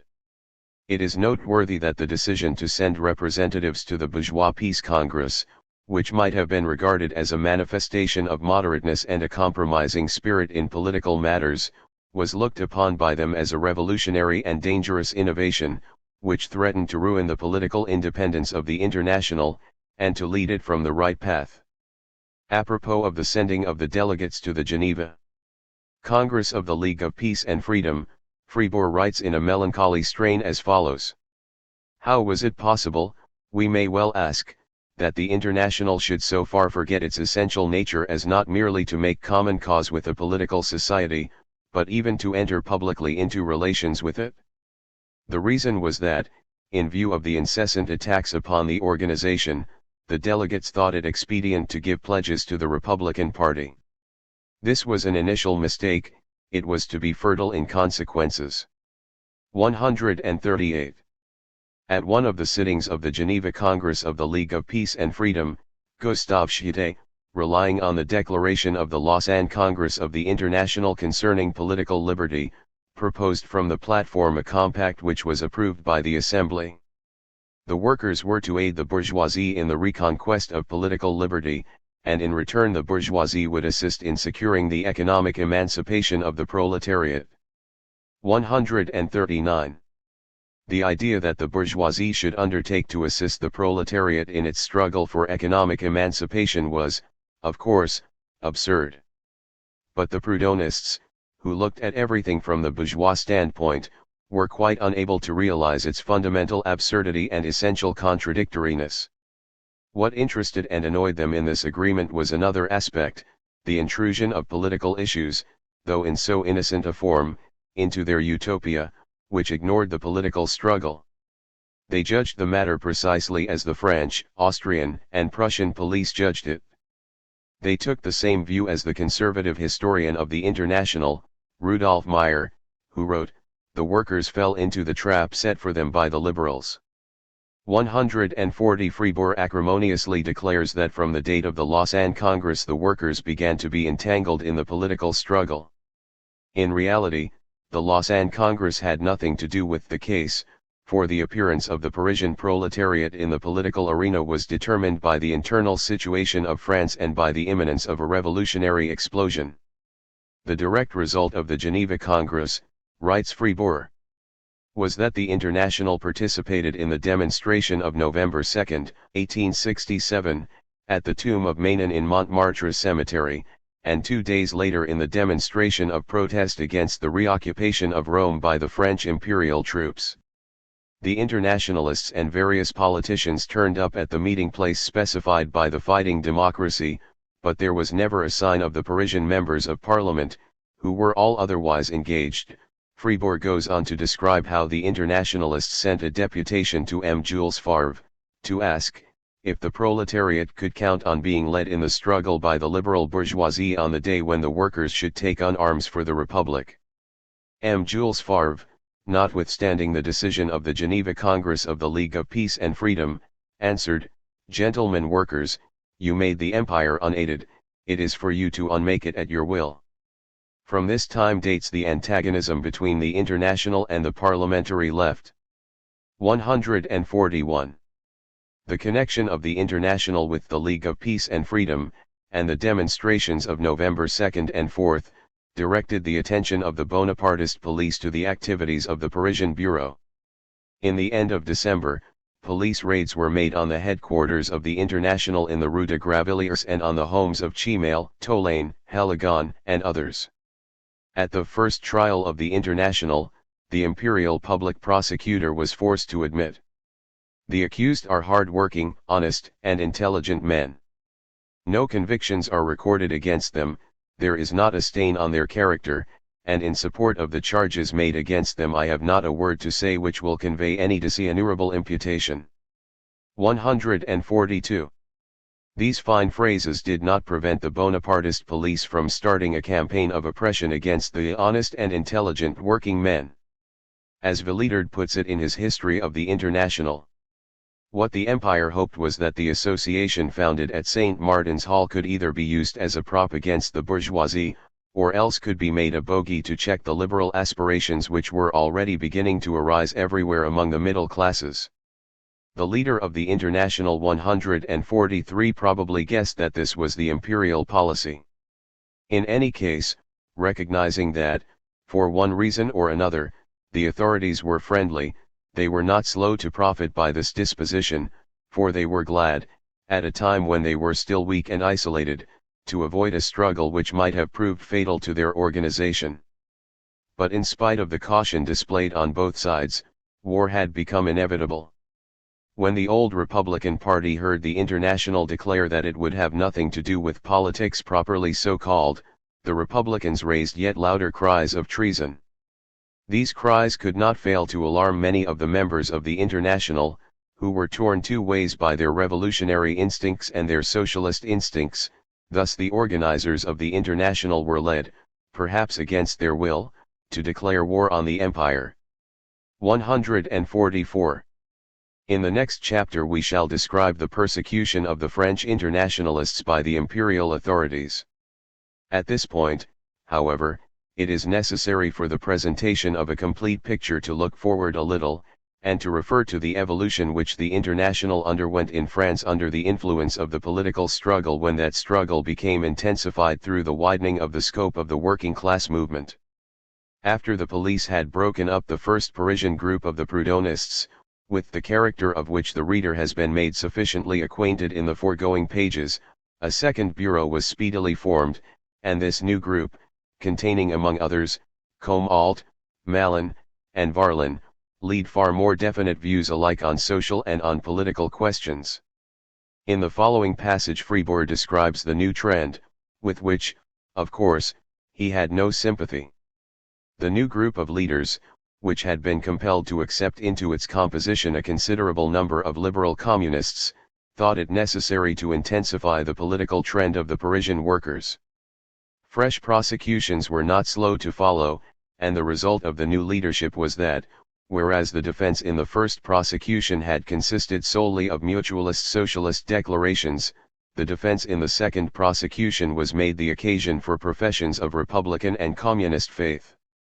We see that the original plan of being extremely republican individually, but of being socialist only collectively, had undergone an extensive change, because the International was coming to feel it more and more necessary to give pledges to the political Jacobins. As soon as the members of the second group had been arrested, there was daily intercourse between the pseudo-communists of the International, the Blanquists, and General Glisseret.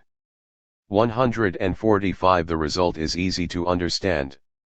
The prisoners, whose condemnation had consecrated them as political offenders, lent a ready ear to the suggestions of the authoritarian party. 146, which thus found fresh auxiliaries in its endeavors to corrupt the mind of the workers. The International Workingmen's Association had been finally suppressed in Paris, in so far as it had been a study group. Into whose hands was the predominating influence now to pass? No one could tell, and the Parisian founders of the International were grieved to feel that their work was slipping from their hands. 147. From 1868 dates the extensive republican and revolutionary movement which was destined in due course to sweep away the Second Empire.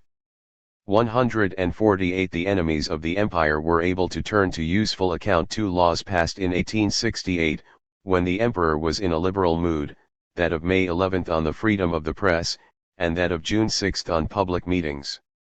The Internationalists, in especial, made an adroit use of public meetings in order to spread their ideas.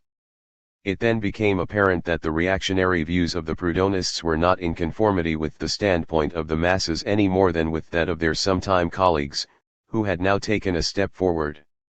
This was made plain at the public meetings held at the Vauxhall Assembly Room. We learn from Fribourg that, at the first of these, July, 1868, the position of women in society was the main topic of discussion. Heligon seized the chance to read an extract from the French delegate's memorial to the Geneva Congress. After the passage had been vociferously applauded, he explained that this was the opinion of the International on the woman's question.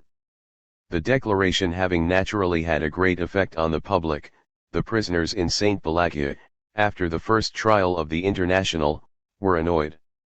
At the instigation of some of their fellow prisoners, these are Fribourg's words, and he is hinting at the tainting influence of the Blanquists, they sent a letter of protest to the chairman of the Vauxhall meeting.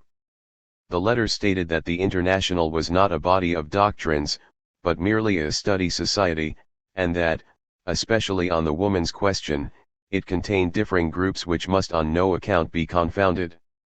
The split between the Proudhonists of the First Parisian Committee and their more revolutionary successors had taken place.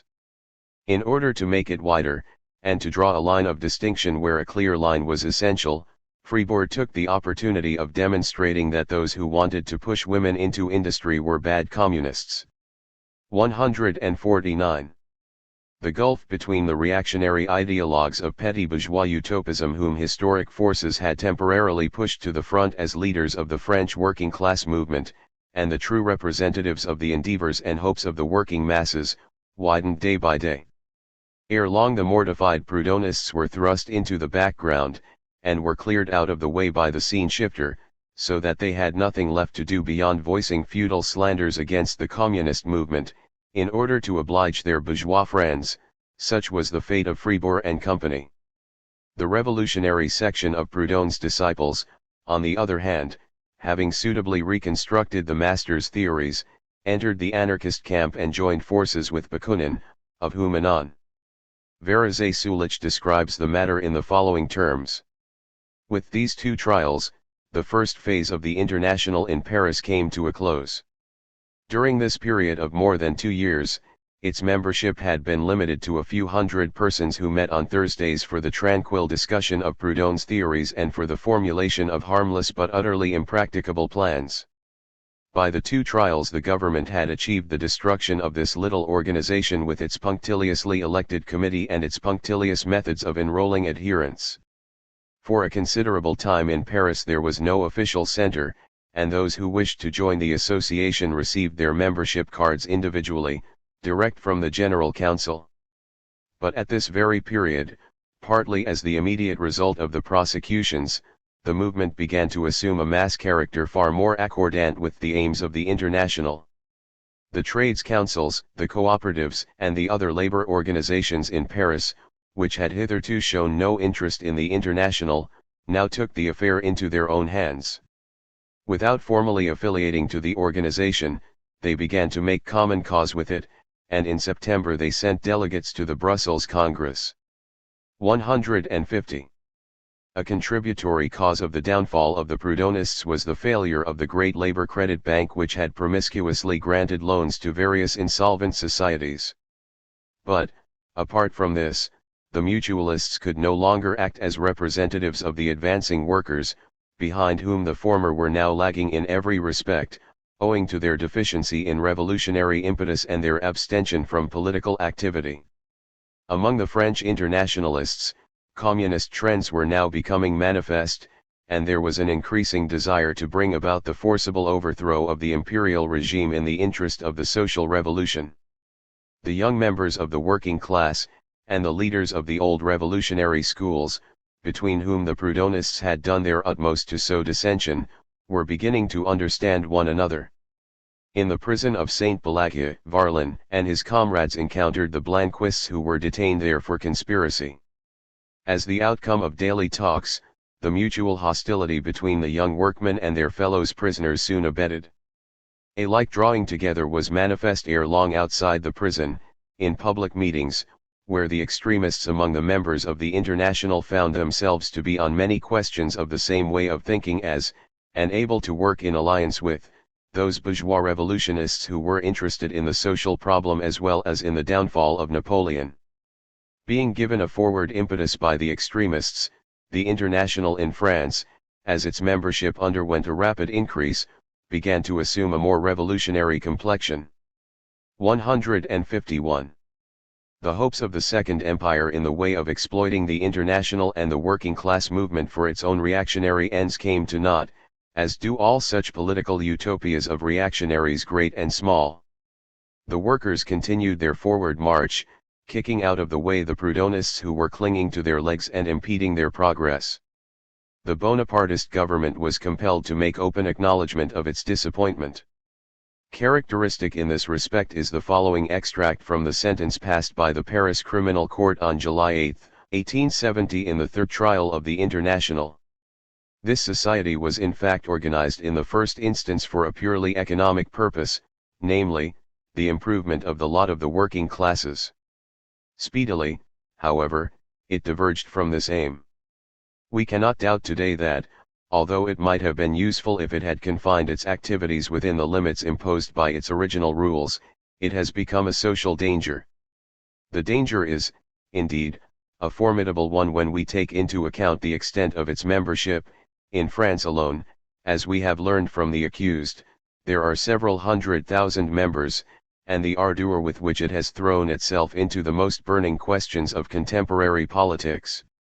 In fact, though it has never repudiated its original program, it now declares that this program can only be realized by means of the revolution, and through the establishment of a democratic and social republic. 152. But we are anticipating. We must resume the thread, and continue our account of the development of the International. Chapter 9. Further successes. The Brussels Congress. After the Lausanne Congress, the growth of the International proceeded apace, and its influence continued to extend. In Britain the trade unions, though only by degrees, went on giving their adhesion to the International. But it was already becoming plain that the relationship of the trade union leaders to the International Workingmen's Association was merely that of traveling companions. Their main interest was in the immediate, practical aims of the British labour movement. For them, the International was merely a means to an end. They considered that the organization might be of great help in the realization of their own aims, it might prevent the importation of foreign strike breakers, it might help in the extension of the suffrage and in the strengthening of the cooperative movement. Essentially, however, they had no intention of breaking with bourgeois society. On the contrary, they were quite willing to compromise with it, if thereby they could save the trade unions and the funds of these organizations, and if thereby they could induce the bourgeois parliaments and law courts to grant legal rights to the trade unions. At this date there began to appear in Marx's letters signs of irritation against Auger and Co., whose treachery to the International he foresaw.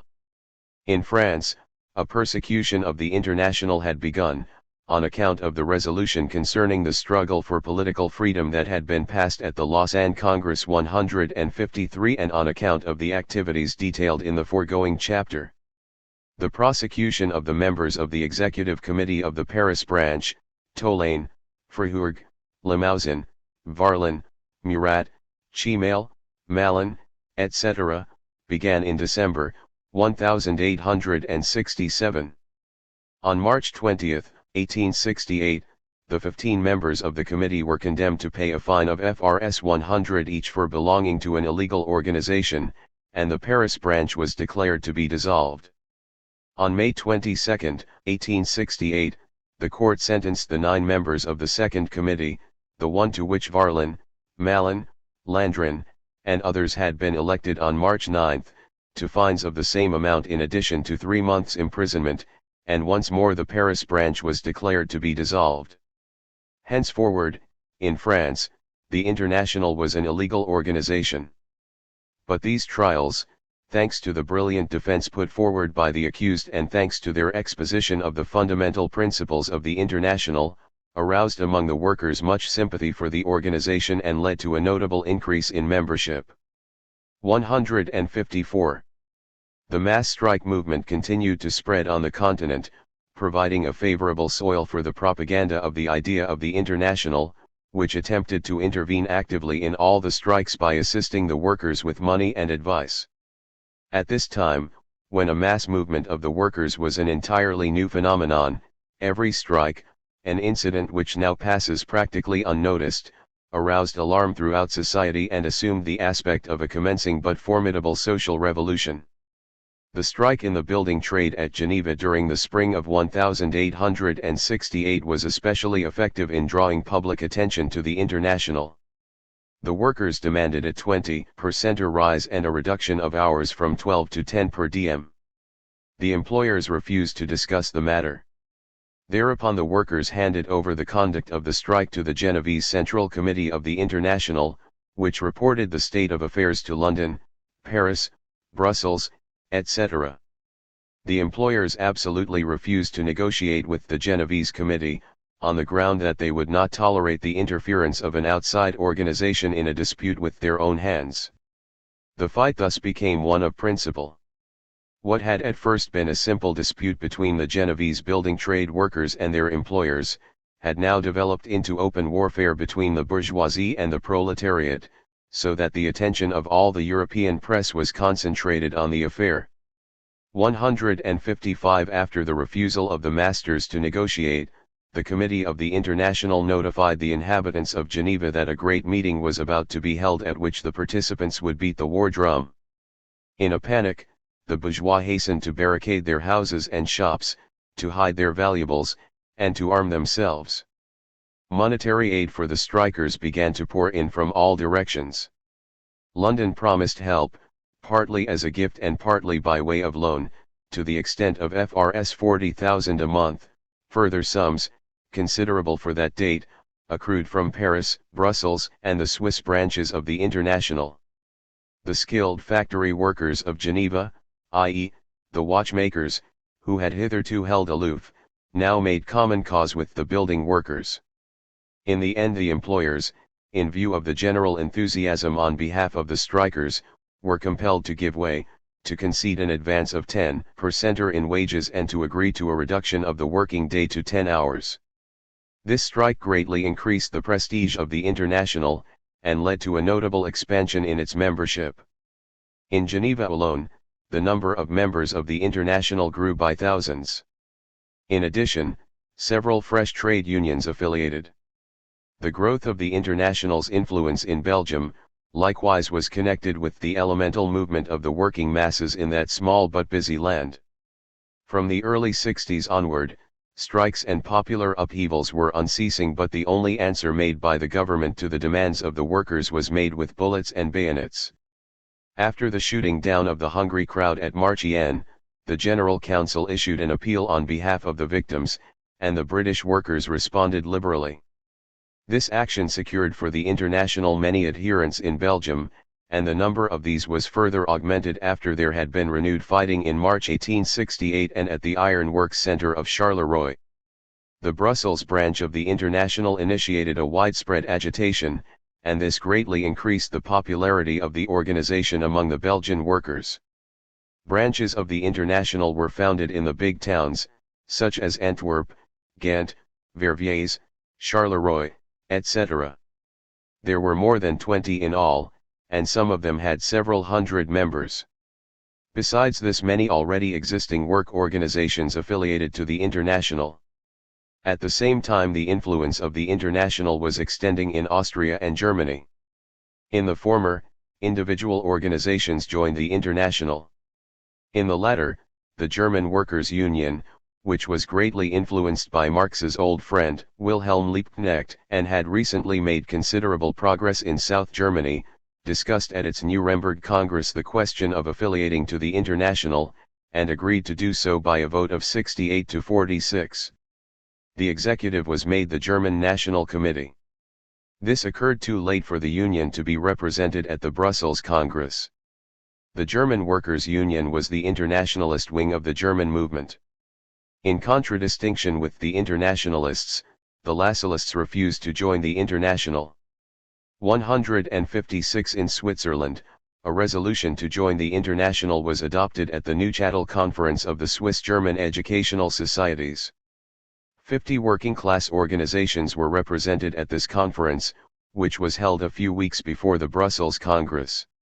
An important incident, one which did not at the moment arouse adequate attention, though it was destined in the sequel to bring about an immense change in the tactics of the proletariat, was the first participation of two sections of the German working-class movement, the Lassallist and the Internationalist, in the elections to the North German Parliament, February 12, 1867. Only the future could give a practical demonstration of the importance of this new weapon in the proletarian conflict. Only in the future would it become possible to appraise its value in the general struggle for the emancipation of the working class. Here, as always, practice forestalled theory. Germany outstripped other countries in this respect owing to the introduction of universal male suffrage after the Austro-Prussian War. It is true that France had led the way in this electoral reform, but for various reasons the French proletariat had not turned the privilege to account. The International as a whole failed at first to realize the full value of this form of the political struggle. 157 The organization was then confronted with other tasks. For instance, it was essential to undertake, at length, the precise formulation of the new lines of the social system towards which the world movement of the proletariat was tending. It was essential that the International should declare its exact attitude towards the principle of collectivism. Such was the chief work of the Brussels Congress.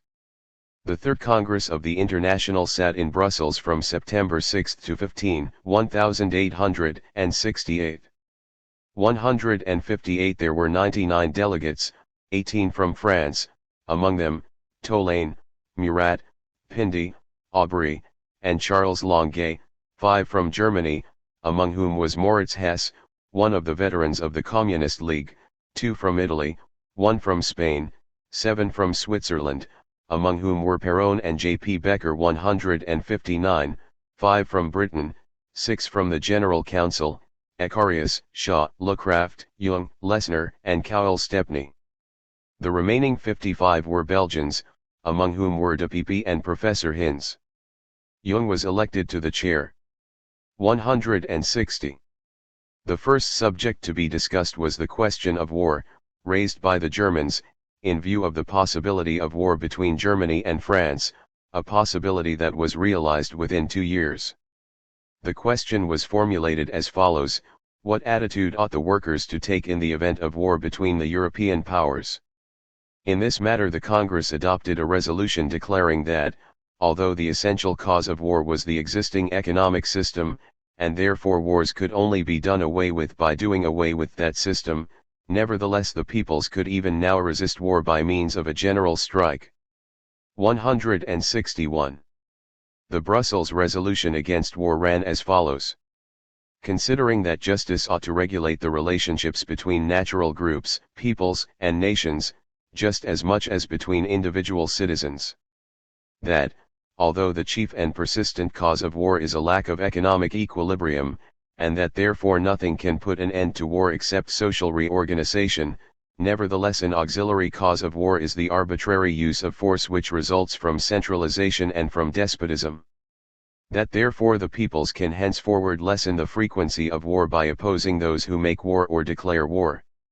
That this right belongs especially to the working classes, who are almost exclusively subject to military service 162, and that they alone can give it a sanction.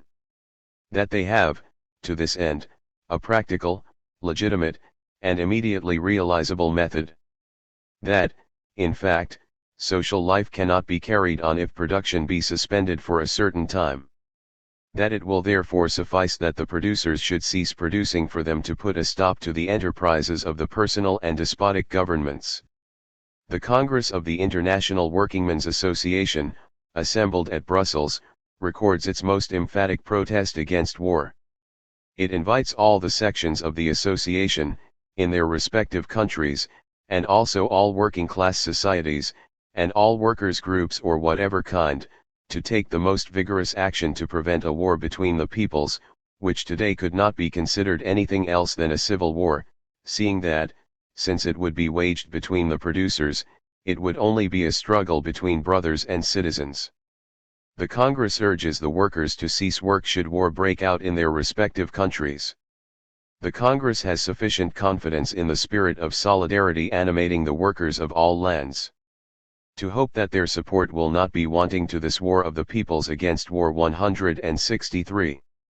In connection with this question, the Congress had to define its attitude towards the League of Peace and Freedom, which was to hold its second Congress at Bern on September 21, 1868. The International had been invited to send an official delegation. On this occasion, the International definitely dissociated itself from the League. Having decided not to send an official delegation, the Brussels Congress went on to nominate 3 of its members who were to go to Bern in order to acquaint the members of the League of Peace and Freedom with the resolutions adopted by the International at the Congresses of Geneva, Lausanne, and Brussels.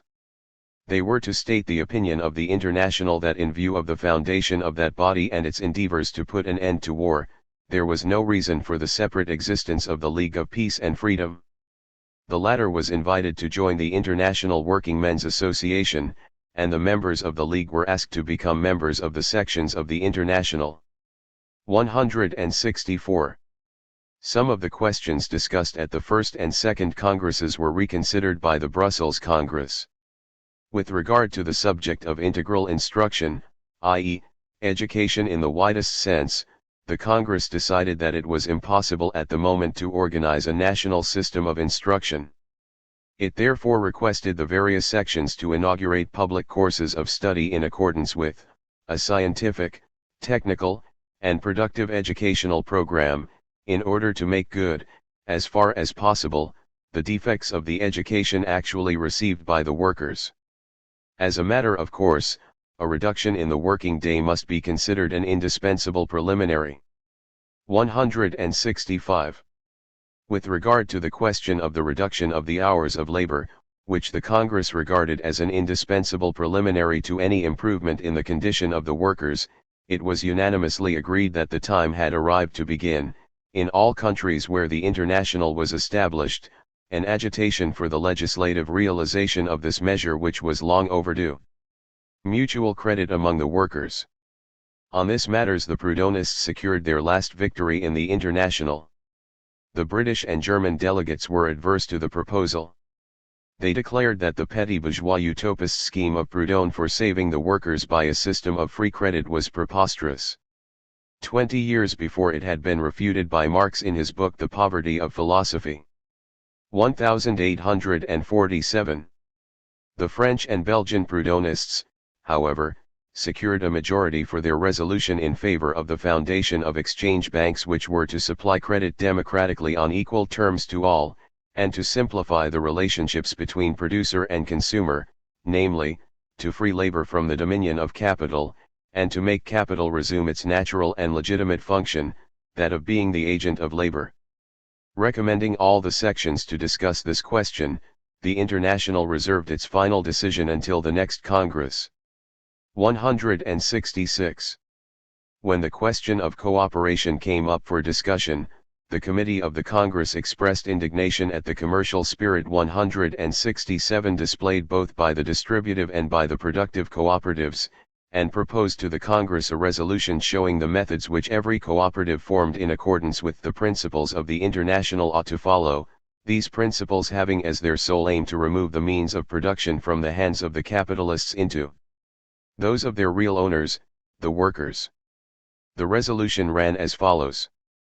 Every society based on democratic principles rejects any kind of levy, whatever its form, made in the name of capital, be it rent, interest, or profit, thus leaving to labor all its rights and its full reward.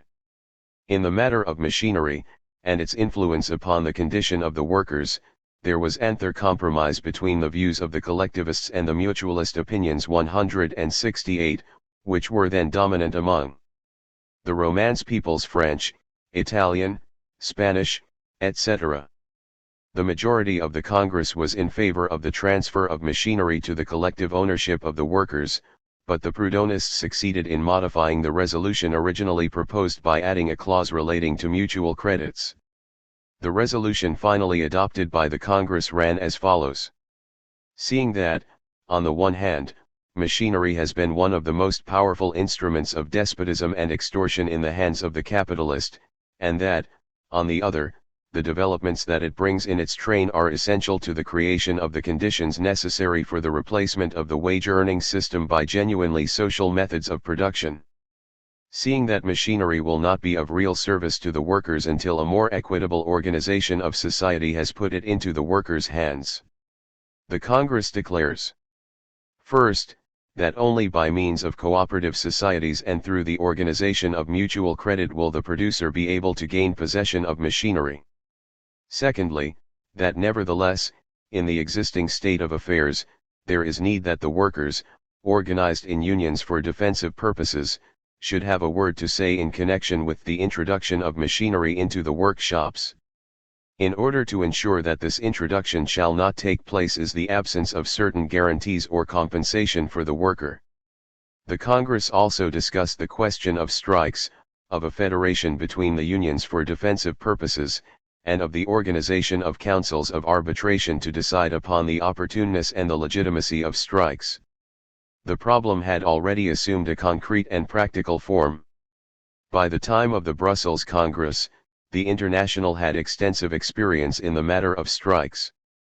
As we know, there was a widespread strike movement all over Europe during the late 60s, and many of the strikes had taken place with the direct participation of the International and its organizations. The question of strikes, which had been twice considered by the Congress in other connections, now came up for independent discussion. Several of the sections had sent in written reports on this matter. The report of the Liege section had evidently been written under the spell of Proudhon. It was strongly opposed to strikes, describing them as evil in principle, and almost always disastrous in their effects. The strike was a two-edged weapon which often wounded those who made use of it. The report of the Brussels section written by Dupuy endeavored to find some method of justifying strikes in principle, without definitely breaking away from Proudhonist theory. The mutualists, said Dupuy, those who were unconditionally opposed to strikes, forgot that in the mines, and in large-scale production generally, such great aggregations of capital were at work, that the acquisition of the means of production would require the possession of inconceivable amounts of capital by the workers' associations. What other weapon than the strike was available to the proletarians in these industries for their struggle against the continual lowering of wages? 169. Even the Proudhonists of the Parisian school, who on theoretical grounds were decisively opposed to strikes, had to bow before the facts, and to admit that, under contemporary social conditions, strikes were inevitable. Thus Tolaine, commenting on the Brussels report, and speaking for himself and those who held similar views, said: "The strike is held to be a coalition, and is condemned for that reason. Why then do not the manufacturers condemn in like manner the coalitions among bankers, commission agents, exporters, etc., which impose a heavy burden upon all commercial relationships? A strike is an act of war, but side by side with an evil and unjust war, there is a war in which people are defending their rights, and that is a holy war." 170. With regard to the formation of councils of arbitration to decide upon the opportuneness and legitimacy of strikes, the Congress was strongly opposed to the idea of the equal representation of employers and workers in these courts of arbitration, for it considered that they should consist only of workers organized into a trade union. Furthermore, the Congress declared that although strikes could not secure the complete enfranchisement of the workers, they were often necessary under the actual conditions of the struggle between labor and capital. It recommended the formation of trade unions in all trades which had not hitherto been organized, and that these unions should federate in all trades both nationally and internationally. Delegates from the various trade unions federated in each locality should appoint delegates to form a council of arbitration which would decide upon the opportuneness and legitimacy of any proposed strike. All these questions were, so to say, matters of current discussion, passed on from one Congress to the next. But in addition there were certain questions which from time to time came up for consideration at the Congresses of the International and served as milestones to mark the progress of proletarian ideology. One of these fundamental questions was that of property, already raised, as we have seen, at Lausanne, in connection with the decision of the problem what should be the function of the state at Lausanne. Dupuy had been almost alone in defending the collective ownership of land, to which Charles Longuet had been opposed. 171. It was perfectly clear to everyone familiar with the history of the socialist movement, and to everyone acquainted with the evolutionary tendencies of capitalist society, that in the idea of its founders, except, of course, the French Proudhonists, and its chief theoretical exponents, the International had stood for a communist society from the very outset, and that the contemporary working class in the then stage of its development and activity was compelled to advocate a communist program. The address, the preamble, and the provisional rules of the International Workingmen's Association, the debates of the Geneva Congress, and the articles contributed to the official organs of the International, all breathed the spirit of communism. It was natural, therefore, that the communist trend should be conspicuous in the representatives of countries that were advanced in industrial development and where there was but little peasant population of the old type, whereas individualist tendencies were predominant in the representatives of such countries as France, Italy, and, in past, Switzerland and Belgium, where manufacturing industry was backward and where peasant smallholders formed the majority of the population. At Lausanne, writes R. Meyer, purely communist ideas were discussed for the first time. Most of the German, British, and American delegates advocated the suppression of the right of inheritance and were in favor of the collective ownership of land and the instruments of production, but their views did not prevail. 172. This statement is confirmed by Fribourg, who, as an orthodox Prudentist, was horrified at the irresistible intrusions of communism into the ranks of the International. At the Geneva Congress, except for the Germans and the Belgians, no definitely communistic aspirations had been apparent among the delegates. At Lausanne the case was very different. Here for the first time, the two schools were to enter the lists to decide the question of property. This question, concerning which Caesar de Pipi was in favor of the establishment of the collective ownership of land, and of the abolition, to a considerable extent, of the right of inheritance, gave rise to a long and brilliant discussion, in which the delegates from all the nations took part. Battle was joined between communism and the right of private ownership. The Germans, the British, and the Flemings favored complete collective ownership, both of land, and of the instruments of production. The French and the Italians, on the other hand, supported the right of private ownership, and absolutely refused to give way on this point. 173. But communist ideas did not make their way at first without a struggle, for there was a conflict on the subject within the minds even of those who were to be the future defenders of communism. Thus, at the Lausanne Congress, de Pipi still protested vigorously against being called a communist. "I am just as much a mutualist as Tolaine and Chimail," he said, "but I do not see that the collective ownership of land is opposed to the mutualist program.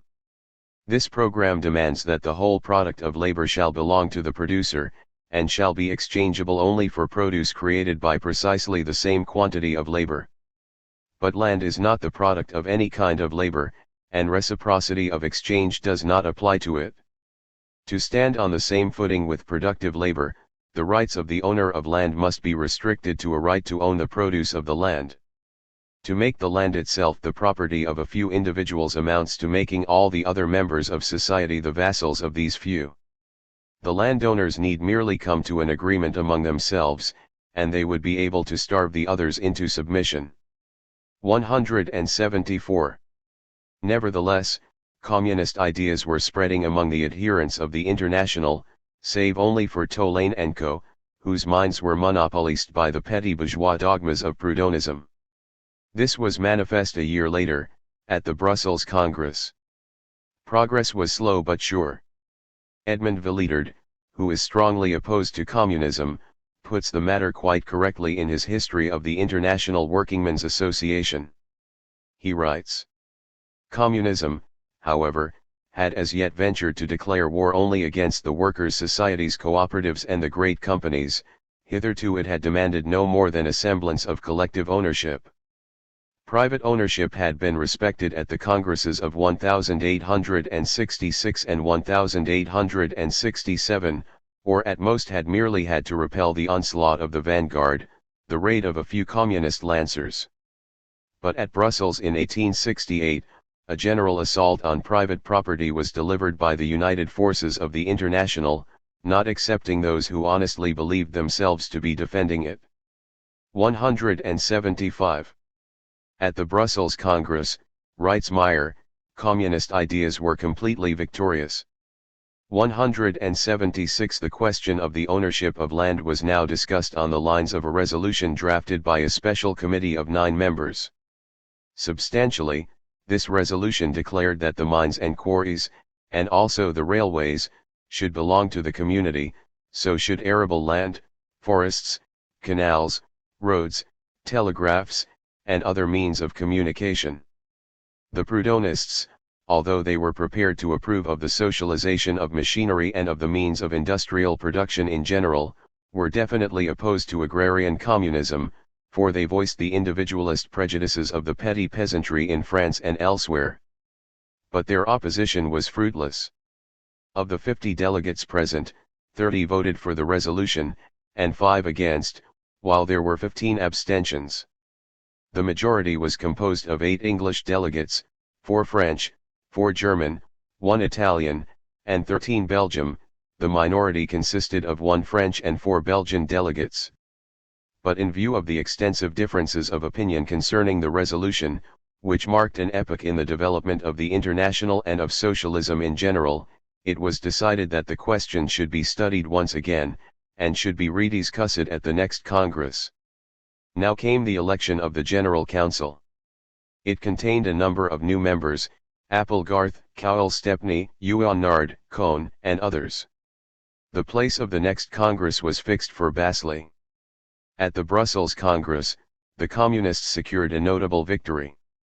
For the first time, the International openly declared in favor of communism, even agrarian communism.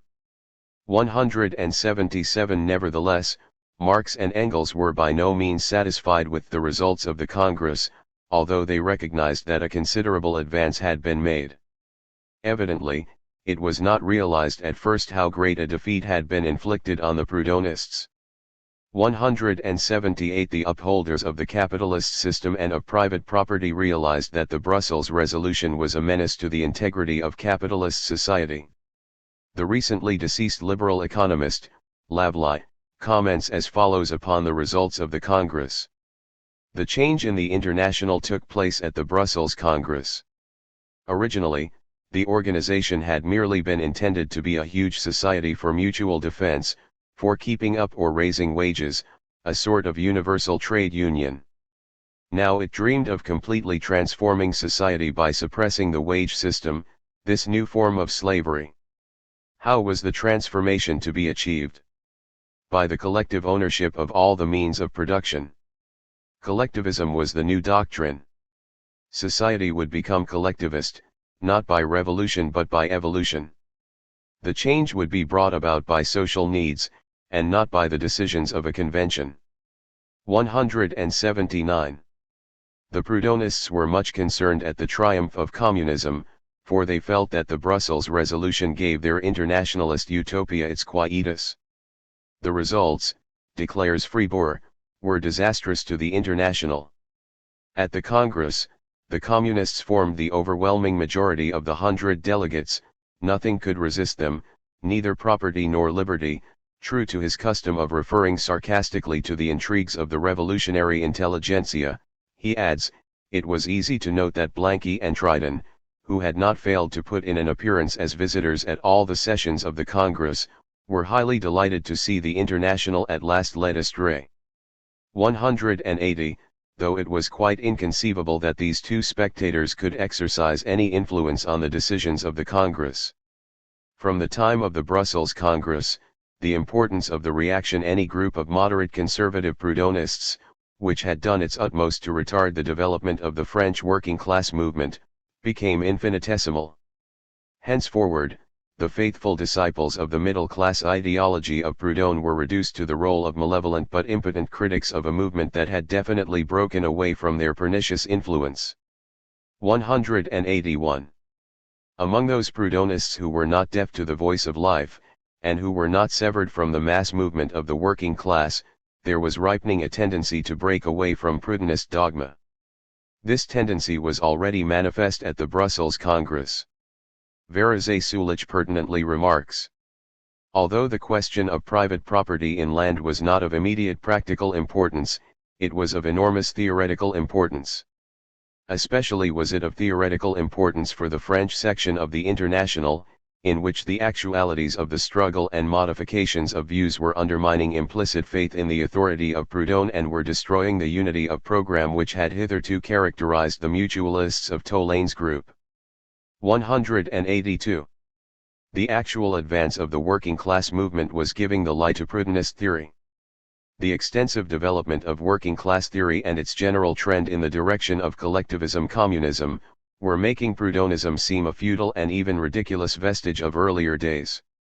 The program of mutualism had been completely shattered. 183. Practically, little more was heard of it after the Brussels Congress. Now that the need for the state ownership of the instruments of production had been recognized, with the corollary that the working class should seize the state authority. The ideas of some of the Proudhonists, as we shall learn in the sequel, took a step backwards. Repudiating the notion of state ownership of the land, they considered that the land, and all the actual products of labor, were not the social property of the community as a whole, and were no one's property. Proudhonism thus persisted in its repudiation of any kind of system, of any kind of organization, which might replace its ideas of permanent revolution, the revolution and permanence of the Bakuninists. 184. Ere long we shall encounter this new left-wing Proudhonism, this new version of the standard type of anarchism. Chapter 10. The Basel Congress. The International has made rapid progress, wrote Stud. Thanks to its active propaganda, to the indefatigable zeal of its members, to the numerous strikes whose success has been ensured by its work, to its meetings, its newspapers, its manifestos, its powerful organization, its methods of affiliation, and the resources it is able to command, it has steadily widened the circle of its influence and increased the number of its adherents. 185. The growth of the International was closely connected with the mass strike movement of the workers, and with the part played by the association in these strikes. The strike movement continued during 1869 to spread throughout Europe, the conflicts assuming a more acute character, and frequently being signaled by the intervention of the armed forces of the state. We have already had occasion to refer to the Belgian strikes. But in Britain, too, there were collisions between the soldiers and the Welsh miners who were on strike, and bloodshed resulted. 186. The struggle of the British bourgeoisie with the workers continued, and when the unions were interfered with, the workers began to speak in revolutionary fashion, though unfortunately this revolutionary fervour was short-lived. The Birmingham Trade Union Congress, which met shortly before the Basel Congress, reiterated the declaration that the International was the most trustworthy champion of proletarian interests, and it recommended all the British trade unions to affiliate to the International Workingmen's Association. In France, there was a strike of the textile workers in Normandy. The General Council of the International and the London Trades Council took an active interest in this strike, with the result that a number of trade unions were formed among these workers. At Ricamarie, near Saint-Étienne, the ferment among the coal miners led to a number of sanguinary collisions with the imperial troops, and, as a sequel, the revolutionary movement among the French workers was considerably strengthened. At Lyons, the silk spinners, women for the most part, struck. Notwithstanding police intimidation, they made their formal adhesion to the International. Here there were actively at work the elements that had flocked to the standard of Bakunin who, indeed, received his mandate to the Basel Congress from the Lyons women workers. In Switzerland there were many strikes, which were of considerable size, for that date. For instance, there were the strikes of the ribbon makers and the dyers in Basel, a new strike in the building trade at Geneva, printers' strikes, etc. In Belgium, the class war was once more active at Siering and Borinage, and in connection with these strikes the General Council issued a stirring appeal. True to its tactics, the International tried to participate actively in all such developments of the mass movement of the workers. Consequently, its authority continually increased, and the number of its members steadily grew. The severities displayed in the official prosecutions of the workers served only to strengthen the association and to attract adherents to its ranks. The new trade unions all joined up, and so did a number of individuals. In Belgium alone there were 64,000 members. 187. In Germany, out of the trade unions which did not adhere to the Lassalist party but grouped themselves round Bebel and Wilhelm Liebknecht, 188 there was formed at the Eisenach Congress, August 7–9, 1869, the Social Democratic Workers' Party, known as the Eisenachers, which was destined to undergo so brilliant a development in the sequel. As regards the relationship to the International, Bebel was of opinion that under any circumstances the Social Democratic Party in Germany must first constitute itself, for along with an international organization it was indispensable to have a national one, and one without the other would only be a shadow. 189. In these words was formulated the process by which, as we shall see, the actual development of the working class movement was to take place after the collapse of the First International. It is true that the Eisenach Congress urged the members of the party to become members of the International, 190, but this recommendation did not get beyond the paper stage. At the same time, the Congress considered that it was essential to organize international trade unions, and henceforward the unions affiliated to the Eisenach Party actually styled themselves international unions. However, this type of organization, even in an embryonic form, was not destined to become a reality, for we must recognize that international trade unions do not yet exist. An international workers' party, even, is only now beginning to be elaborated, in the form of the Communist International. The working class movement in Austria began as a branch of the general movement in Germany, and adhered to the Eisenach Party. But there were already apparent the forerunners of an independent movement in Austria and even in Hungary. In the Vorbote Becker announced his individual adhesion to the International, and also that of several groups of Austrian and Hungarian socialists. To sum up, until the time of the Basel Congress the working class movement continued everywhere to grow in numbers and strength. At the Basel Congress, Applegarth reported that in Britain there were 230 branches of the International, with 95,000 members, and funds amounting to £1,700. In Belgium, according to Testut, the International reckoned its adherents by the thousand. As a matter of fact, these adhesions were purely platonic. After a strike, unions and entire districts were eager to affiliate, but such affiliations did not bring any organizational strength. However, in the year 1870 there were in Belgium 6 regional federations and a number of branches. The International could not function legally in Austria because of the law prohibiting any connection with foreign societies. But legal prohibitions could not impede the work of the association. On the contrary, such prohibitions only stimulated the workers' movement to assume a more strongly revolutionary form.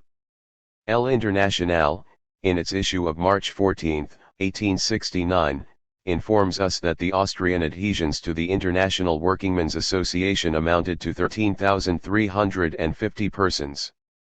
In Vienna, the membership was 10,000, in Linz 600, and so forth. In Tyrol and the neighboring provinces, the members numbered 6,800, in Bohemia and Silesia, there were about 6,000, in Pest and Temesvar, Hungary, 2,500. Even the rural workers began to join the organization. The movement spread into Holland, a country where hitherto the life of the people had been patriarchal in its simplicity.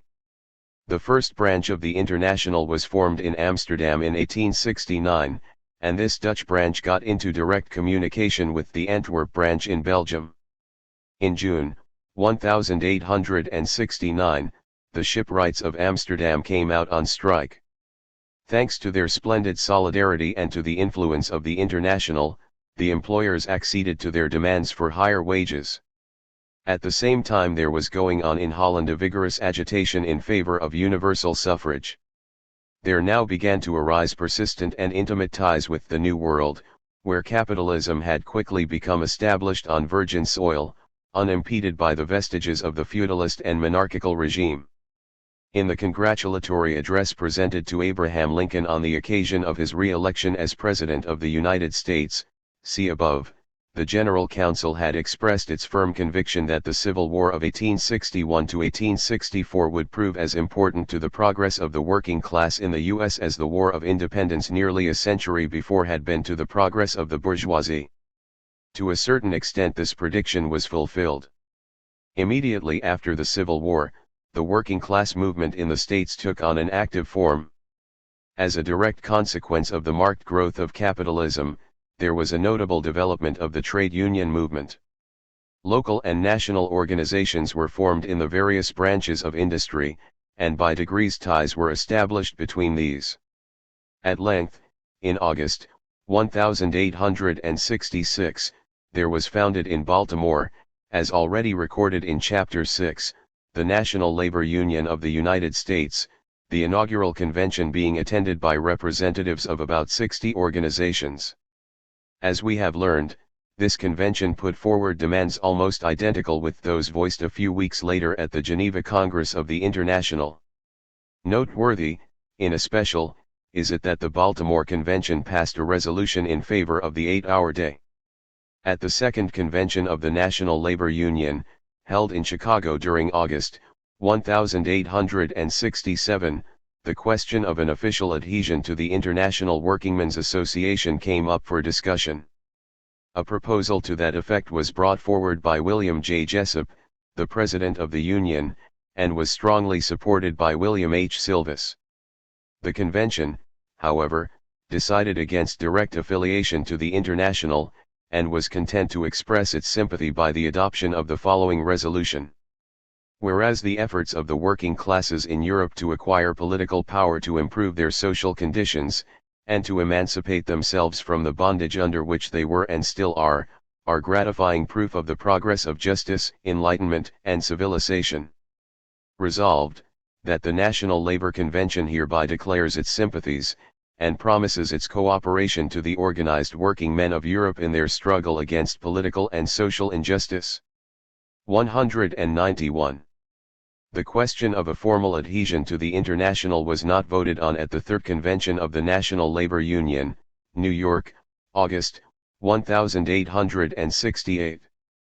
But at this convention it was at length decided to form the first independent working class party in the States, which was known as the Labor Reform Party. This had a socialist trend, though it was not free from bourgeois democratic elements.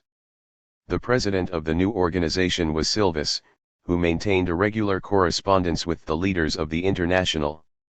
In May 1869, the General Council addressed an open letter to the National Labor Union commenting upon the successes of the working class movement in the United States, and inviting the National Labor Union to send delegates to the Basel Congress of the International. At the Fourth Convention of the National Labor Union, held at Philadelphia in August 1869, although again there was no decision taken to affiliate to the International Workingmen's Association, it was decided to send an official representative to the Basel Congress of the International. The delegate was A. C. Cameron, editor of the Workingmen's Advocate, a periodical published at Chicago. 192. Cameron put in an appearance at the Basel Congress, where, writes Hillcoat, p. 792, he gave grossly exaggerated accounts of the strength of the organization represented by him, but did not otherwise participate in the deliberations. As a matter of fact, though Cameron declared at Basel that he represented 800,000 American workers, Zarga tells us that he would not have had funds for the journey to Europe had not H. Day, a well-to-do New York Democrat, contributed several $100s. To anticipate, we may say that, to the last, the National Labor Union was unable to make up its mind to join the International. At the Fifth Convention, held at Cincinnati in August 1870, Jessup, who, after the death of Silvis, was the only prominent member of the National Labor Union to remain in active correspondence with the General Council, procured the passing of the following resolution: the National Labor Union declares its adherence to the principles of the International Workingmen's Association, and expects to join the said association in a short time. But the National Labor Union never joined the International, and never developed into a genuinely class-conscious working men's party. Ere long, the National Labor Union, together with the Labor Reform Party to which it had given birth, slipped down into the morass of reformism. Such was the fate of these and similar organizations in the United States. 193.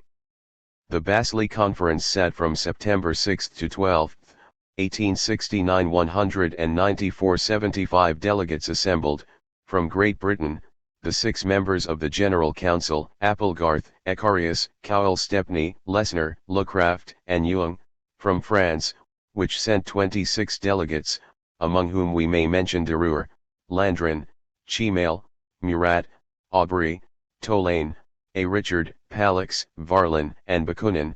Belgium sent 5 delegates, among whom were Hinz, Brismy, and Apipi; Austria 2 delegates, Neumayer and Oberwinder, Germany, sent 10 delegates, among whom were Becker, Liebknecht, Rittinghausen, and Hess.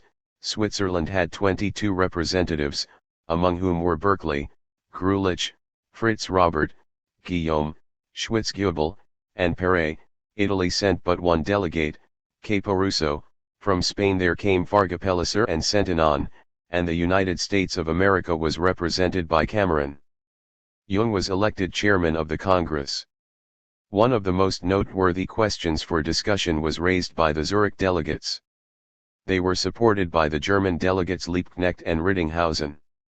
The question of direct legislation by the people, initiative and referendum, was not on the agenda, but the Zurichers, who had just succeeded in introducing the referendum into their constitution, considered that this would help to solve many social questions, and were naturally eager to acquaint the International with the advantages which the new legislation entailed. Bakunin and Hinz fiercely opposed the suggestion, considering that the International should not participate in any political movement aiming merely at the reform of the bourgeois state. In the end it was unanimously agreed to undertake the discussion of this exciting topic after the items already on the agenda had been dealt with, but since of these 5 items the Congress was able to consider 3 only, the decision remained void of effect. Nevertheless, the passion that flamed up during the discussion of this matter was ominous, indicating as it did that within the International there were now ripening 2 incompatible political trends. The struggle between these was soon to split the International into 2 hostile fractions. Meanwhile, however, all recognized that it was necessary to strengthen the ties uniting the workers of various lands, and to strengthen the General Council, which was the effective link between them.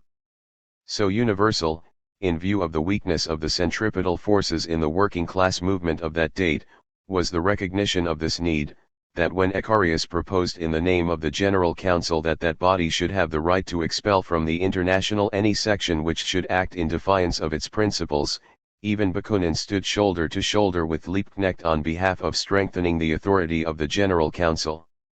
Subsequently, when the Bakuninists opened their campaign against the tyranny of the General Council, its supporters charged Bakunin with the design of bringing about the transfer of the Council to Switzerland in order that he might have it under his own control.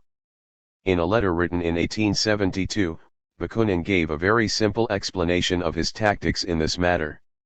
He had wanted, he said, to protect the various revolutionary sections, such as the Geneva group of his alliance, see below, against arbitrary attacks on the part of the local national federations, in this instance, the Swiss Federation. The future was to show that, on every occasion, the General Council would prove more revolutionary than any of the national federations, and that upon this question it would come to the aid of the revolutionary sections. Anyhow, the Congress, desiring to increase the unity and organizational stability of the International, adopted the following resolution. Every new section or society which comes into existence and wishes to join the International must immediately notify the General Council of its adhesion. The General Council is entitled to accept or to refuse the affiliation of every new society or group, subject to an appeal to the next Congress. But where federal groups exist, the General Council, before accepting or refusing the affiliation of a new section or society, should consult the group, while still retaining its right to decide the matter provisionally. The General Council is also entitled to suspend, till the forthcoming Congress, a section of the International. Every group in its turn, can refuse or expel a section or society, without being able to deprive it of its international status, but the group can ask the General Council to suspend the section or society. In case of any disputes arising between the societies or branches of a national group, or between the respective national groups, the General Council can adjudicate the difference, subject to an appeal to the next Congress, which shall give a final decision on the matter. Then the Congress went on to consider the questions of principle that were on the agenda. The first and most important of these questions was that of landed property. As we know, the Brussels Congress had already decided in favor of the collective ownership of land, but in view of the protest made by the opponents of collectivism, who held that the matter had not been adequately discussed. It had been agreed that the problem should be reconsidered at Basel. A special committee consisting of 14 members submitted the following two resolutions to the Congress. 1. The Congress declares that society is entitled to abolish individual ownership of the soil and to make the land communal property. 2. It declares, further, that it is essential today that the land should become communal property. As regard the way in which society should organize agricultural production, there were differences of opinion in the committee, but the majority held that the soil ought to be cultivated and exploited by solidarist communes. 195. The Parisian Proudhonists rallied to the defense of private property in land, bringing forward a quantity of pathetic nonsense concerning mutual aid, freedom of contract, and the like. The representatives of the General Council, and also Bakunin and Hinz, spoke in defense of collectivism communism. When, at length, the vote was taken on the first resolution, there were 54 ayes against 4 noes, the latter being all French delegates. 13 abstained, among these were 10 French delegates, 4 were absent. The second resolution was carried by a majority of 53 to 8, 7 of the French delegates voted in the minority. There were 10 abstentions, 8 French delegates and 4 absentees. The question of methods of communal agriculture was postponed. The conflict between the collectivists communists and the advocates of private property at the last congresses of the International is described, by Fribourg in the following terms. Langlois, Longueuil, Chimail, Tolaine, Murat, Tartaret, and Mollin strive, contest every word, yield ground foot by foot only, but, despite their heroic and brilliant resistance, the discussion is closured, then comes the vote. Russo-German communism carries the day. 196. In vain do the French, and especially the Parisians, appeal to reason, nature, logic, history, and science. It is evident to all that Karl Marx, the German communist, Bakunin, the Russian barbarian, as he loved to call himself, and Blanqui, the adamantine authoritarian, constitute the omnipotent triumvirate. The International of the French founders is dead, quite dead. Nothing is left for the Parisians but to save mutualist socialism from the general shipwreck. 197. As far as the mutualists were concerned, this was really the end. Henceforward they had lost all hope of getting even with their opponents. There now definitely broke away from them even those elements which had recently shared their outlook, such as Varlin, and a considerable number of the Belgians. In this manner the International repeatedly and definitively declared itself in favor of collectivism communism. 198. There was no longer any place in the International for bourgeois democrats of Cowley's kidney, or for individualists of the Proudhonist type. But in place of the vanquished Proudhonists, there was now to appear a more dangerous foe in the form of the anarchists, Bakunin's disciples. These had learned in the Proudhonist school, but were even more extreme than the Proudhonists in their opposition to political action, too extreme for the taste of a good many who called themselves anarchists. The fact was already apparent at the Basel Congress during the discussion of the second matter of principle. This was the question concerning the right of inheritance, which was raised by some of the French delegates led by Bakunin. Brismy, in the name of the committee which had been appointed to report on the question, informed the Congress that the majority of the committee adopted the outlook sponsored by Bakunin, and he placed a resolution to this effect before the delegates. The right of inheritance, constituting as it does an essential feature of individual ownership, has powerfully contributed to the passing of landed property and social wealth into the hands of a few, to the detriment of the many, and consequently it is one of the gravest obstacles to the transference of the land to the collectivity. On the other hand, the right of inheritance, no matter how restricted it may be, by preventing individuals from having absolutely the same possibilities of moral and material development, constitutes an unrighteous privilege which is a permanent menace to social equity. Therefore the Congress, having adopted the principle of collective ownership, had, logically, to agree to the complete and radical abolition of the right of inheritance, this abolition being one of the indispensable prerequisites to the enfranchisement of labor. In the name of the General Council, Ecarius presented another report, which obviously represented Marx's views. Herein the right of inheritance was explained to be, not the cause, but the legal outcome of the existing economic system. Consequently, the abolition of the right of inheritance would be the natural result of the general transformation of society leading to the disappearance of private ownership of the means of production. But the abolition of the right of inheritance could not itself serve as the starting point of the social transformation. The attempt to bring about such a sequence would be fallacious in theory and reactionary in practice.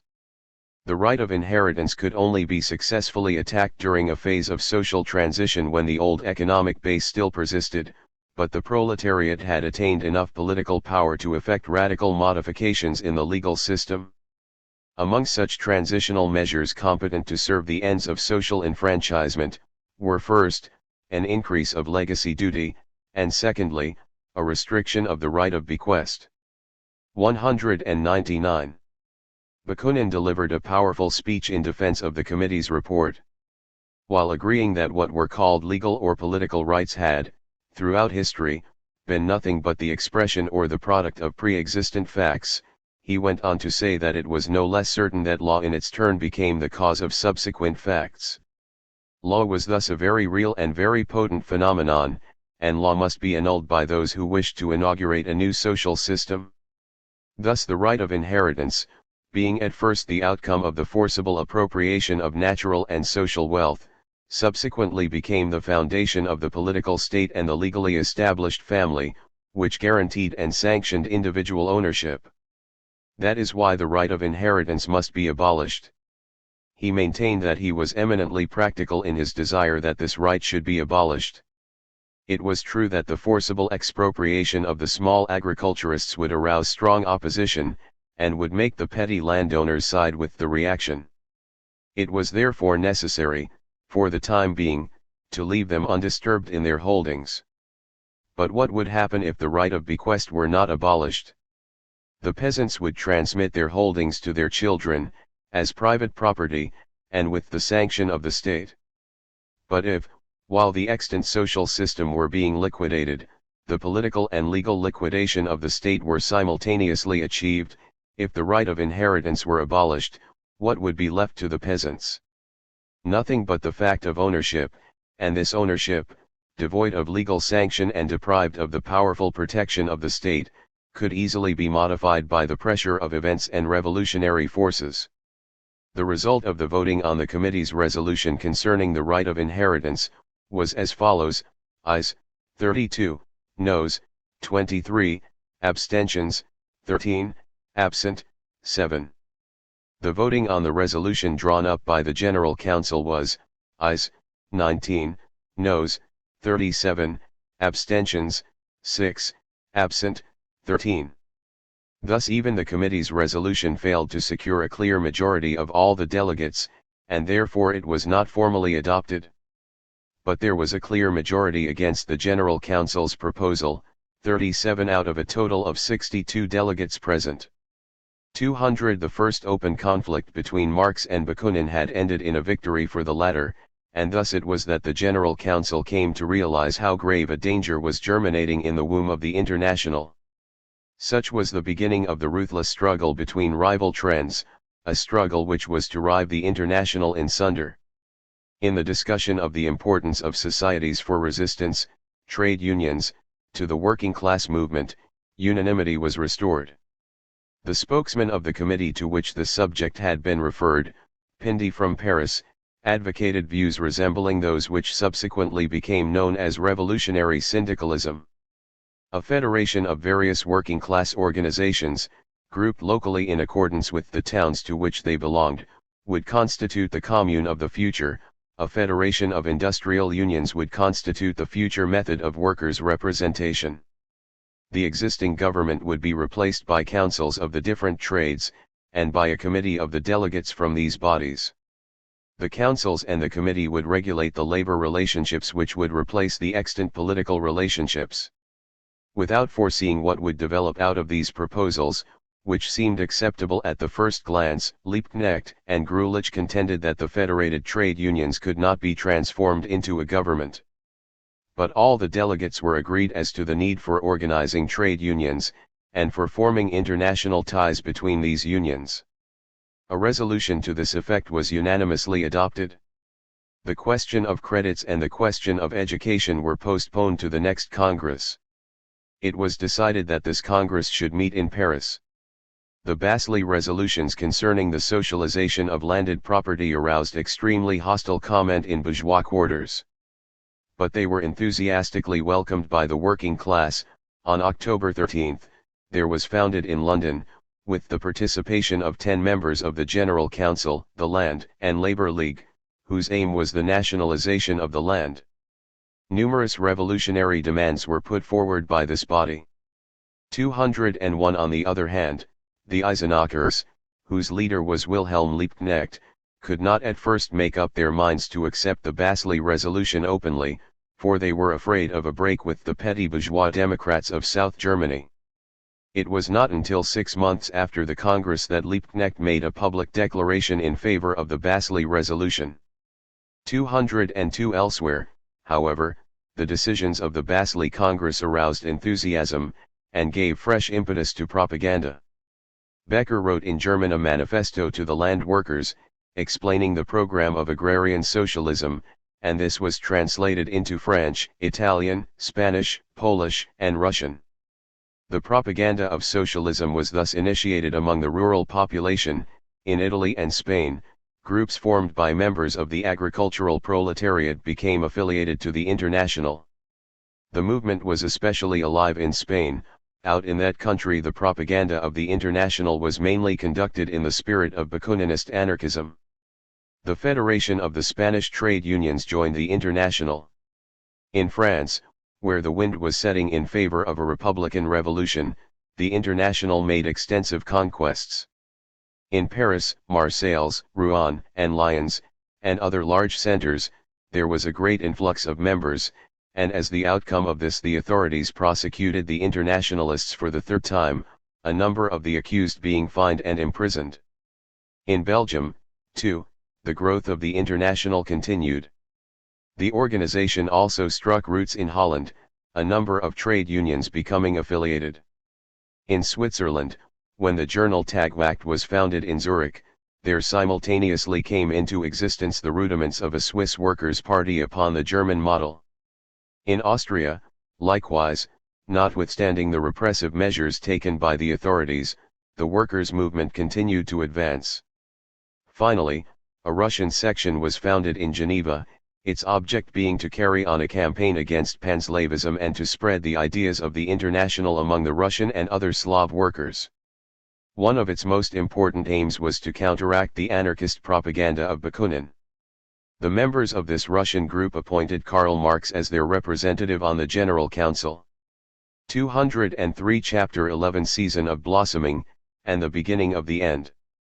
Anarchism during the year after the Basel Congress, down to the outbreak of the Franco-German War, the International was at the zenith of its development. The International Workingmen's Association had by then succeeded in formulating the basic points of its program and in defining the main lines of its tactic. It is true that there did not yet exist a complete program, thoroughly elaborated, and grouped under various heads, but in the address, the preamble, and the provisional rules, in the reports of the General Council, and in the discussions and resolutions of the International Congresses, were the elements of a complete communist program. The tactic of the economic struggle had already been sketched out in the decisions of 4 Congresses. At length there had been created an organizational center for the world movement, and its influence grew from day to day. What was the real strength grouped round the center? We cannot accurately determine this, were it only because, as we have repeatedly shown, the effectives of the International were in a fluid state. Unions, themselves bodies of uncertain composition, and whole localities would notify their adhesion to the International with the utmost lightheartedness, and would then, with the same levity, imperceptibly drift away from it. And even during the period when these unions or localities adhered to the International, though they might give it moral support, and at certain times endow it with considerable political influence, they did not furnish it with funds, or with enduring and actual strength. The bourgeoisie, in its alarm, was inclined to overestimate the membership and the financial resources of the International. The police, in their turn, made a point of exaggerating the influence and power of this secret Jacobin organization, to increase their own grip upon the alarmed civic population. At the third trial of the International, which took place in Paris during June 1870, the public prosecutor announced the membership of the International as follows: France, 433,785, Switzerland, 45,000, Germany, 150,000, Austria-Hungary, 100,000, Great Britain, 80,000, Spain, 2,728. Testut actually expresses the opinion that in Germany the adherents of the International numbered 1 million. In Austria-Hungary there were not more than 50,000. But he estimated the total number of members in Europe and America at about 5 million. He adds that Albert Richard, of Lyons, writing as one of the oldest and most trusted members of the association, declared in a letter printed by the Lyons Progrès on June 3, 1870, that the International had already organized 7 million American and European workers. 204. Manifestly these figures are fantastic. They are a pure invention.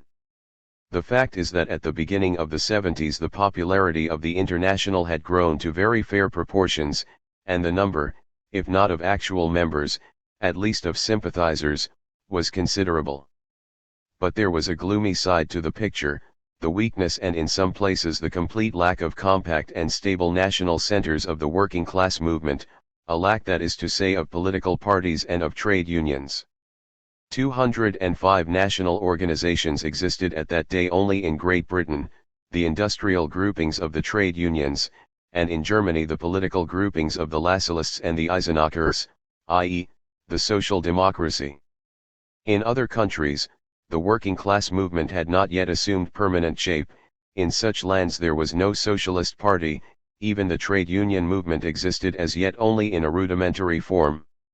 Concomitantly with the birth and development of these national organizations, the International grew weaker, and lost ground. At that date the reciprocally inverse character of the two processes was by no means obvious.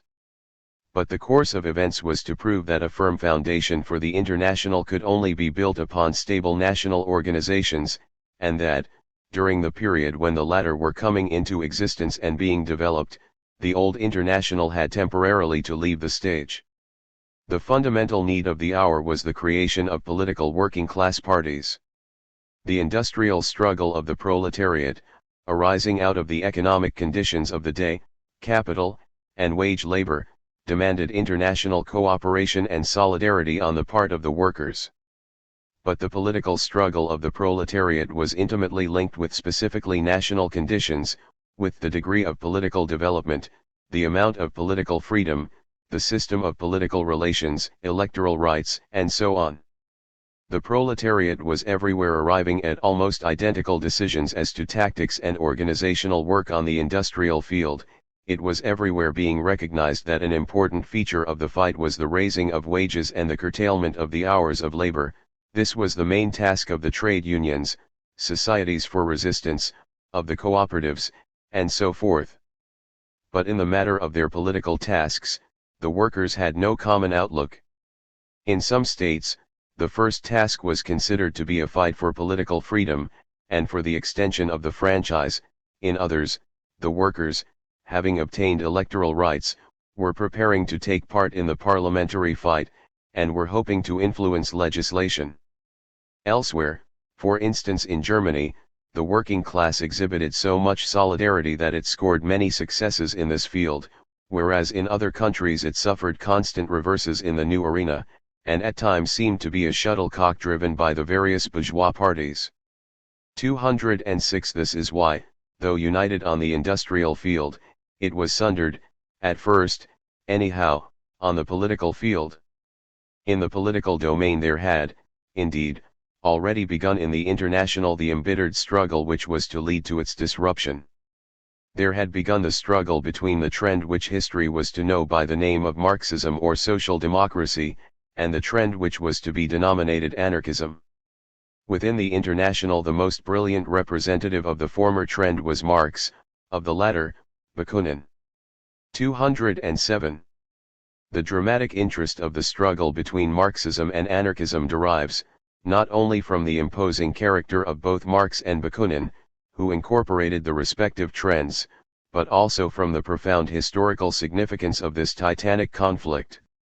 There was here a collision between two ideologies, representing two phases of one and the same worldwide movement. Anarchism was the outcome of an instinctive, tempestuous, and elemental impulse of the proletarian masses, when they were just awakening to the possibility of independent activity. Marxism was a conscious endeavor to strengthen and enrich the efforts of the proletariat along the true path of its deliverance, by way of purposive activity, by the organization and utilization of all the social and political possibilities of a realist activity. In this tragical and fratricidal struggle, the past of the international proletariat rose in revolt against its future, temporarily arresting the progress of the workers' movement. But the future won the victory, thereby gave an impetus to the powers of critical self-control, and enriched the movement, both practically and theoretically. Proof of this is afforded by the fact that the broad masses of the workers, who were for a time led astray by Bakuninism from the main proletarian current, ultimately returned to the broad river of international socialism. By temperament, Bakunin was a leader of revolt. His views were molded during the fifth decade of the 19th century, a critical period of political instability, an epoch characterized by intense social and political ferment. History seemed to have broken away from its moorings. From the north to the south and from the east to the west, the whole of Europe, Russia excepted, was on the move. To quote Herzen's phrase, it took up its bed and walked. The movement recalled what happens in our great frozen rivers when the ice bursts during the spring thaw. With a crash, the established and traditional institutions and customs were rent in fragments and swept away by the flood. Bourgeois society emerged from the womb of history.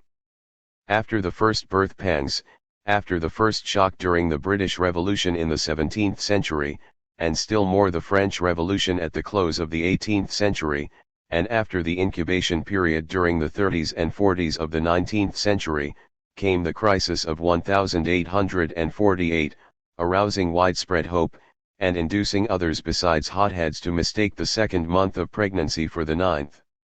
The phrase, again, is Herzen's. The first onslaught of the bourgeoisie was repelled by the united forces of reaction, but the ferment did not subside, and the capitalistic mole continued its underground burrowings. After a comparatively brief period of reaction, which lasted about 10 years, Europe re-entered the critical phase of its history. In France, during the 50s and 60s the way was being prepared for the Republic. In Prussia there was a constitutional conflict, and a revolutionary stamp was given to German life as a whole by the invincible impulse towards the formation of a united Germany that was aroused by the needs of growing bourgeois society. In Austria there was a great ferment at work, and after the two defeats sustained by absolutism in 1859 and 1867, this led to the capitulation of the feudalist regime. Spain became politically unstable, and in the late 60s entered a lengthy phase of development, a disturbed period in which the very existence of the state was menaced. In Italy there were unceasing attempts to achieve national unity and to establish a centralist capitalist state. Even Russia participated in the general movement of the age.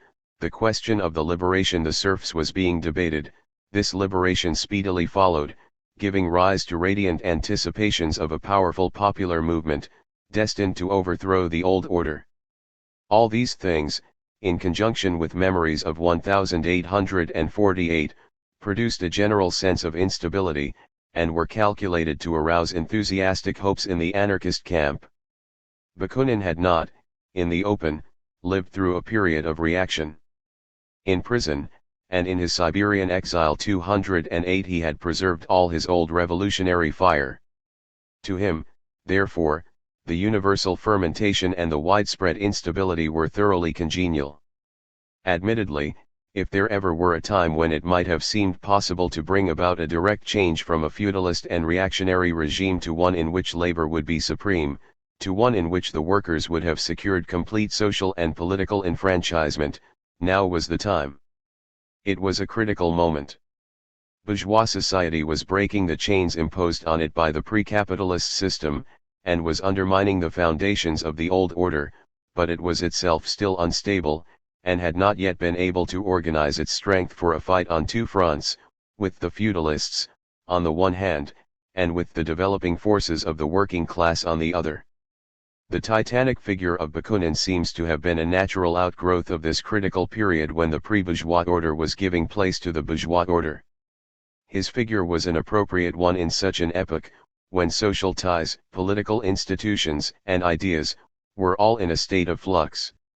It was appropriate to days when the old governing class had been defeated, and when the new governing class was still weak but was inspired with vague though grandiose hopes, hopes begotten of the chaotic ferment that characterized this transition period.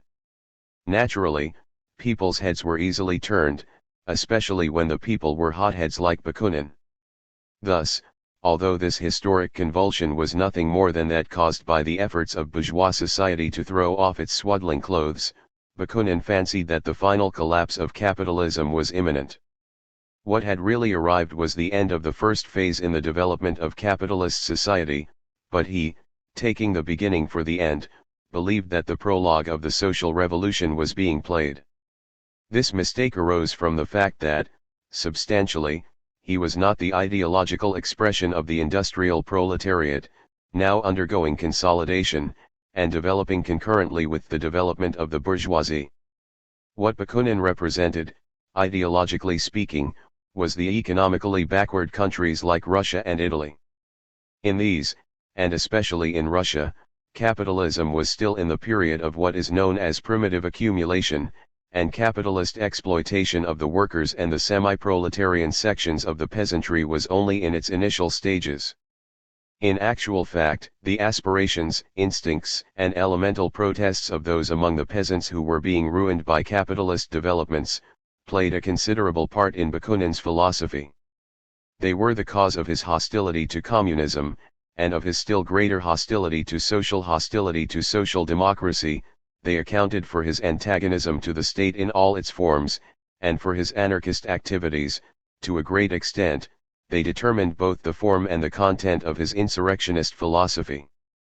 After his escape from Siberia in 1861, and his return to the agitated environment of the Europe of that day, Bakunin, as his friend Herzen phrased it, drank a deep draught of the heady wine of revolution, and strode with 7-league boots across the mountains and the seas, across the years and the generations.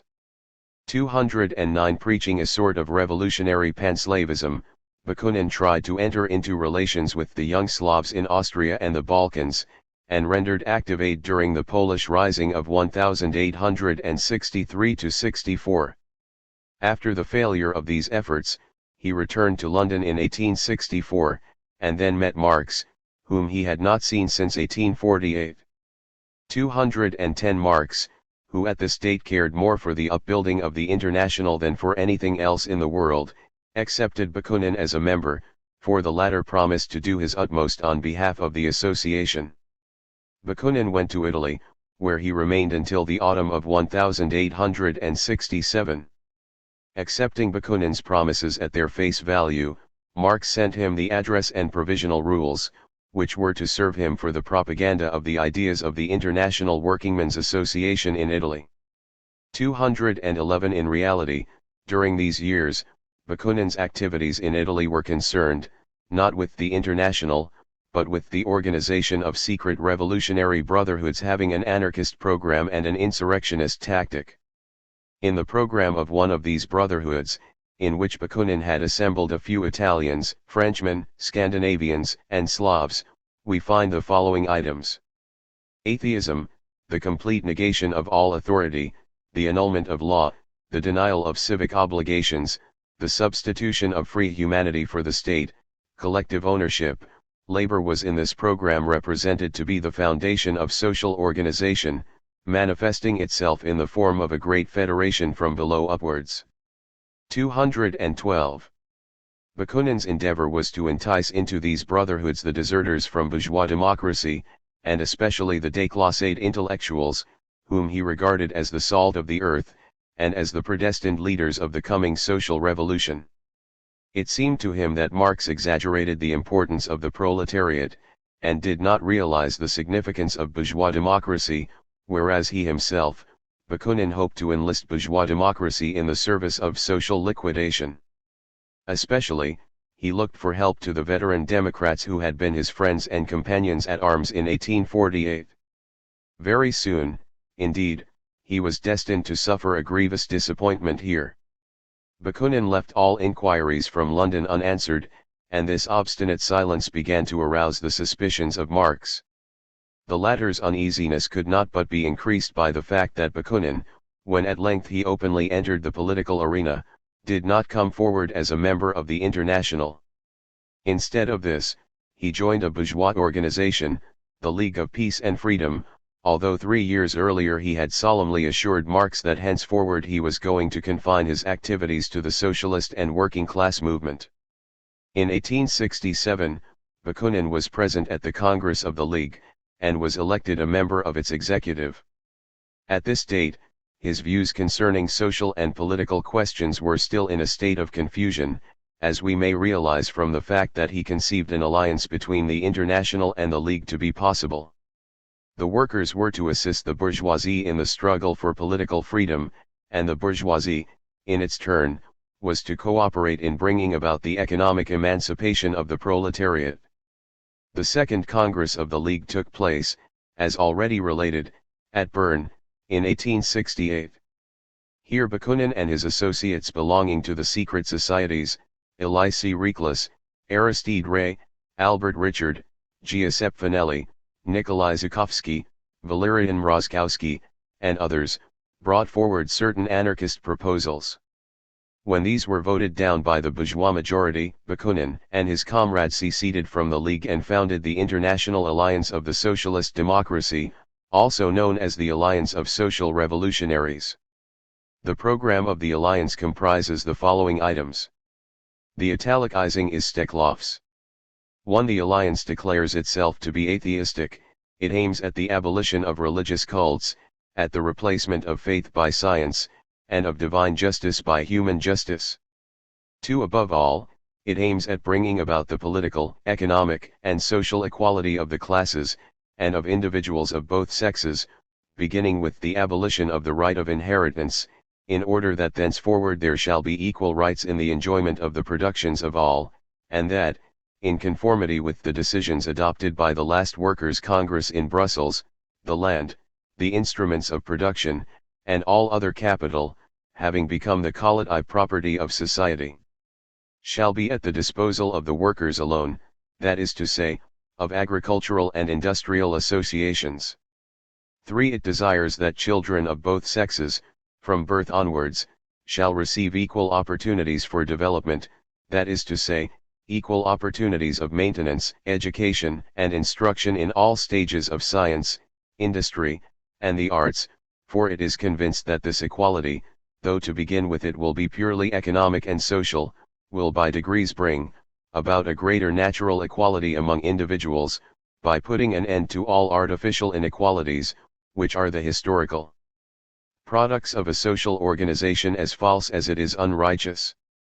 4. Being hostile to despotism of all kinds, refusing to recognize any other political form than the republican, and absolutely rejecting any sort of alliance with the reactionaries, it likewise rejects every kind of political union except such as aims immediately and directly at the triumph of the cause of the workers in their struggle with capital.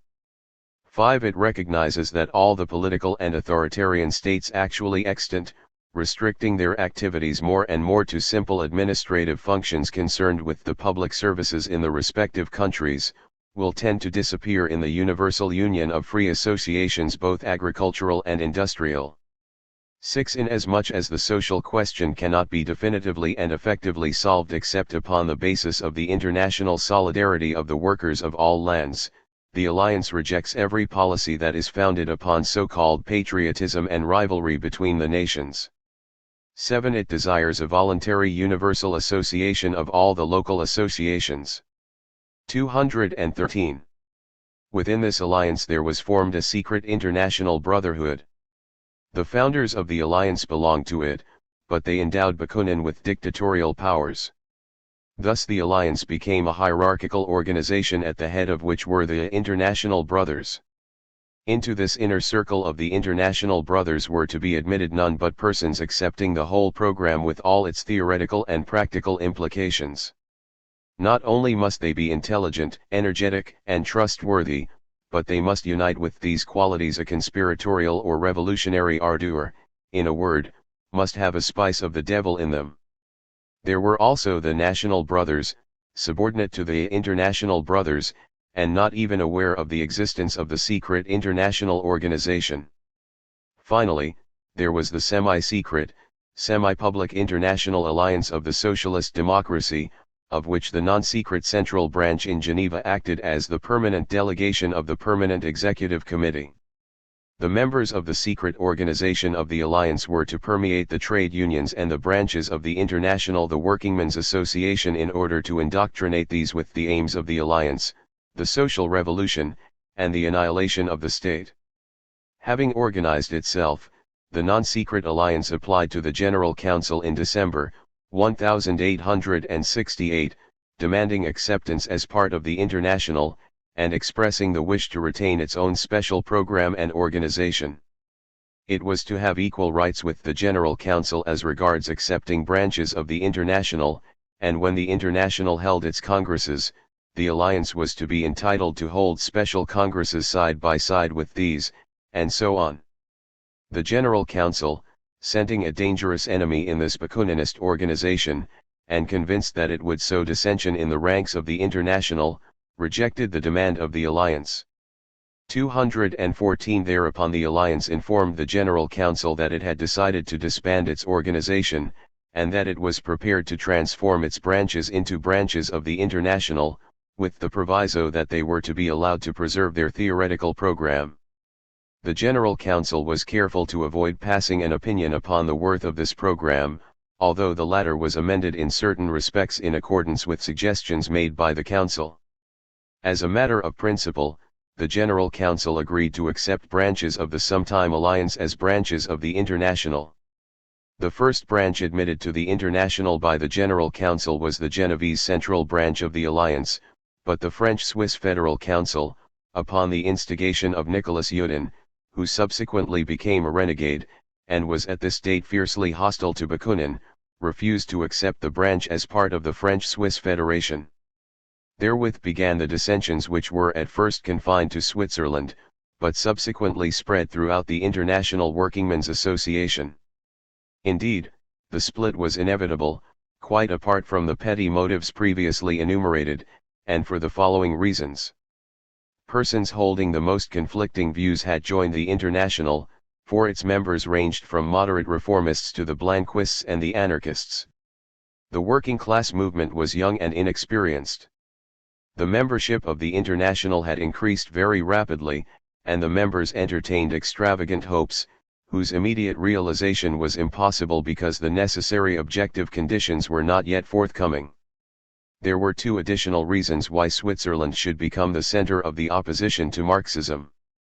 First of all, this land was predominantly petty bourgeois in character, and thus gave rise to two anti-Marxist trends, that of Cowley & Co., middle-class elements and persons of moderate views, and that of Guillaume & Co., who were anarchists and insurrectionists. Furthermore, the Swiss members of the International were especially exposed to the influence of Bakunin and the group of political refugees which formed around him. These were Russians, Spaniards, Italians, and Frenchmen, and it was especially after the suppression of the Commune of Paris that they sought an asylum in Switzerland.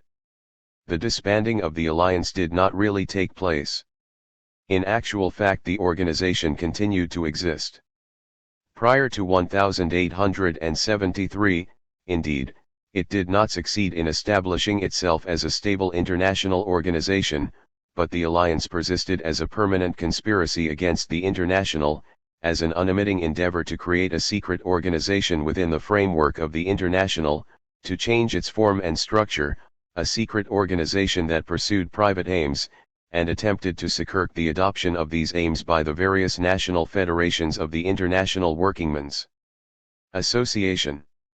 215 Not all the members of this secret alliance were equally initiated into the aims of its organizers, and least of all into the aims of Bakunin. Maybe the organizers of the alliance did not, to begin with, plan the destruction of the International. They may have merely wanted to make themselves independent of the General Council, and to secure for themselves the possibility of taking active steps on their own account should favorable circumstances arise, and should they not succeed in capturing the International by the simple process of securing a majority in its councils. But conspiracies have their own logic, and it was inevitable that the conspiracy within the International should result sooner or later in the disruption of that body. Meanwhile, the result of the Bakuninist intrigues was that, instead of friendly discussions leading to advantageous solutions, there were paltry quarrels about local differences of opinion, and such dissensions continued to grow. By degrees, however, there emerged from these disputes evidence of wide divergences concerning both program and organization. At length the General Council was compelled to take part in the disputes, and the upshot was the complete breakup of the International. The trouble began with the secession of the Jura members of the International, owing to what they styled the opportunism of the Genevese internationalists and of the Cauleists. Cauley, a medical practitioner in the Bernese Jura, had long been an exponent of democratic and humanitarian ideas in French-speaking Switzerland. He joined the International at the very outset, and was instrumental in founding a number of branches in Swiss towns. He was, however, fundamentally bourgeois in his general outlook, and his views were altogether hazy, so that, by his vacillations he became a source of disturbance, and did serious harm to the cause of the International. He was prepared, sometimes, to enter into an electoral alliance with the Neuchâtel liberal monarchists 216, whereas at other times he would induce the working-class socialists to follow the lead of the radical politicians. The ultimate result of the seesaw was to disgust the workers with political activity and to make them decide to abstain from participation in the electoral struggle. The Swiss Bakuninists were not slow to turn this circumstance to account, their leader in the anti-political movement being James Guillaume of Local, a school teacher by profession, and a man able to exercise considerable influence in the Jura region, especially upon the watchmakers. These workers, engaged in home industry, were passing under the dominion of capital, but they still, to a considerable extent, had the characteristics of independent artisans, and for this reason they were readily influenced by anarchist propaganda. Isolated in their mountain districts, and scattered in small groups among the peasant and petty bourgeois masses, they were unable by their own strength to defend their class interests, or even to exercise any notable influence upon the political life of Switzerland or of its cantons. For this reason they were naturally inclined to abstentionism in politics, and to the idea that the social problem could be solved without participation in the political struggle. Being affected by a narrow craft spirit, they had an instinctive antagonism to the skilled operatives in the Genevese watchmaking industry, whom they stigmatized as factory hands. But the Genevese were inspired with definitely Marxist views, and were enthusiastic members of the International. 217 In the struggle with the Genevese watchmakers, the Jura members of the International were supported by the unskilled laborers, as, for instance, by the builders' laborers, etc. When the anarchists thought of political action, they had in mind unceasing compromises with the bourgeois parties. The idea of independent political activity on the part of the working class never entered their heads. Such independent activity would have seemed to them impossible within the framework of capitalist society. The suggestion that the workers should avail themselves of all the means of struggle at their disposal in capitalist society, and especially the suggestion that the workers ought to participate in the political struggle, seemed to the anarchists a betrayal of the revolutionary cause. They considered that the socialists who were trying to secure legal reforms beneficial to the working class were little better than renegades, for they held that such reforms could only serve to strengthen the existing order. They completely failed to understand the agitational value of the struggle for legislative reforms, whether carried on within the walls of Parliament and other representative assemblies, or elsewhere. The task of revolutionary socialists, in their view, was to bring about the destruction of the state, which was essentially founded upon the principles of authority, force, and government, and, of course, also upon exploitation. Even in a republican and democratic state, there could be nothing but oppression and exploitation of the many by the few. Consequently, from the workers' outlook, the attempt to democratize the state was false tactics, for any and every state was hostile to the workers' interests. It was, they declared, quite a mistake to believe that political changes could improve the condition of the masses. The view that political emancipation must be an essential preliminary to the economic emancipation of the proletariat, was, in their opinion, a no less dangerous delusion. Especially disastrous was the theory that the proletariat, for the sake of its economic deliverance and in order to bring about the foundation of a socialist society, must seize political power and become the preponderant influence in the state. Such an attempt, said the anarchists, would be likely to lead the workers into the blind alley of compromises with the bourgeoisie, for every political movement was in its essence a bourgeois movement. The people's state which the German Social Democrats of that day aspired to bring into being, would be just as great an imposture as any other kind of state. Every state was intimately associated with dominance on the one hand and subordination on the other. Representatives, even though drawn from the working class, as soon as they became the representatives or administrators of the people, would promptly be transformed into rulers and persecutors, and would look upon the people from the point of view of governors, that is to say, of enemies. Thus the dictatorship of the proletariat would be merely a new form of dominance and exploitation. It was an insane notion that the people could ever be set free by any sort of government. The state and all its institutions must be uprooted and utterly destroyed. In order to attain this end, the only end worth attaining, there was no need to enter the political arena, or systematically to rally our forces for the conquest of political power. Those who suffered in the contemporary regime were the majority. The people was instinctively revolutionary, and its ideal was the annihilation of the state and of all forms of exploitation. Even if some of the skilled workers, led as astray by Marxist propaganda, had lost the revolutionary spirit, the masses of the peasants and workers, especially in the lower strata, the lumpenproletariat, the most impoverished section, were ready for the social revolution. It may be, wrote Bakunin, that the social revolution is nearer in Italy than anywhere else. In many other countries of Europe, there already exists a special stratum of the workers which forms, as it were, a privileged class. These workers secure high wages, are well educated in the literary sense, and are so permeated with bourgeois principles, aims, and ostentation, that they can hardly be distinguished from the bourgeoisie. But in Italy there is no such stratum. The Italian proletariat is, mainly, the very poor proletariat which Marx and Engels, and, aping them, all the German Social Democrats, speak of with supreme contempt. They are wrong, for among the poorest workers, and not among those who belong to the before-mentioned prosperous section, not among those who have adopted bourgeois modes of life and thought, shall they find the spirit and the strength of the coming social revolution. Bakunin's criticisms of the working-class aristocracy contain a large measure of truth, and also a good deal of judicious prophecy.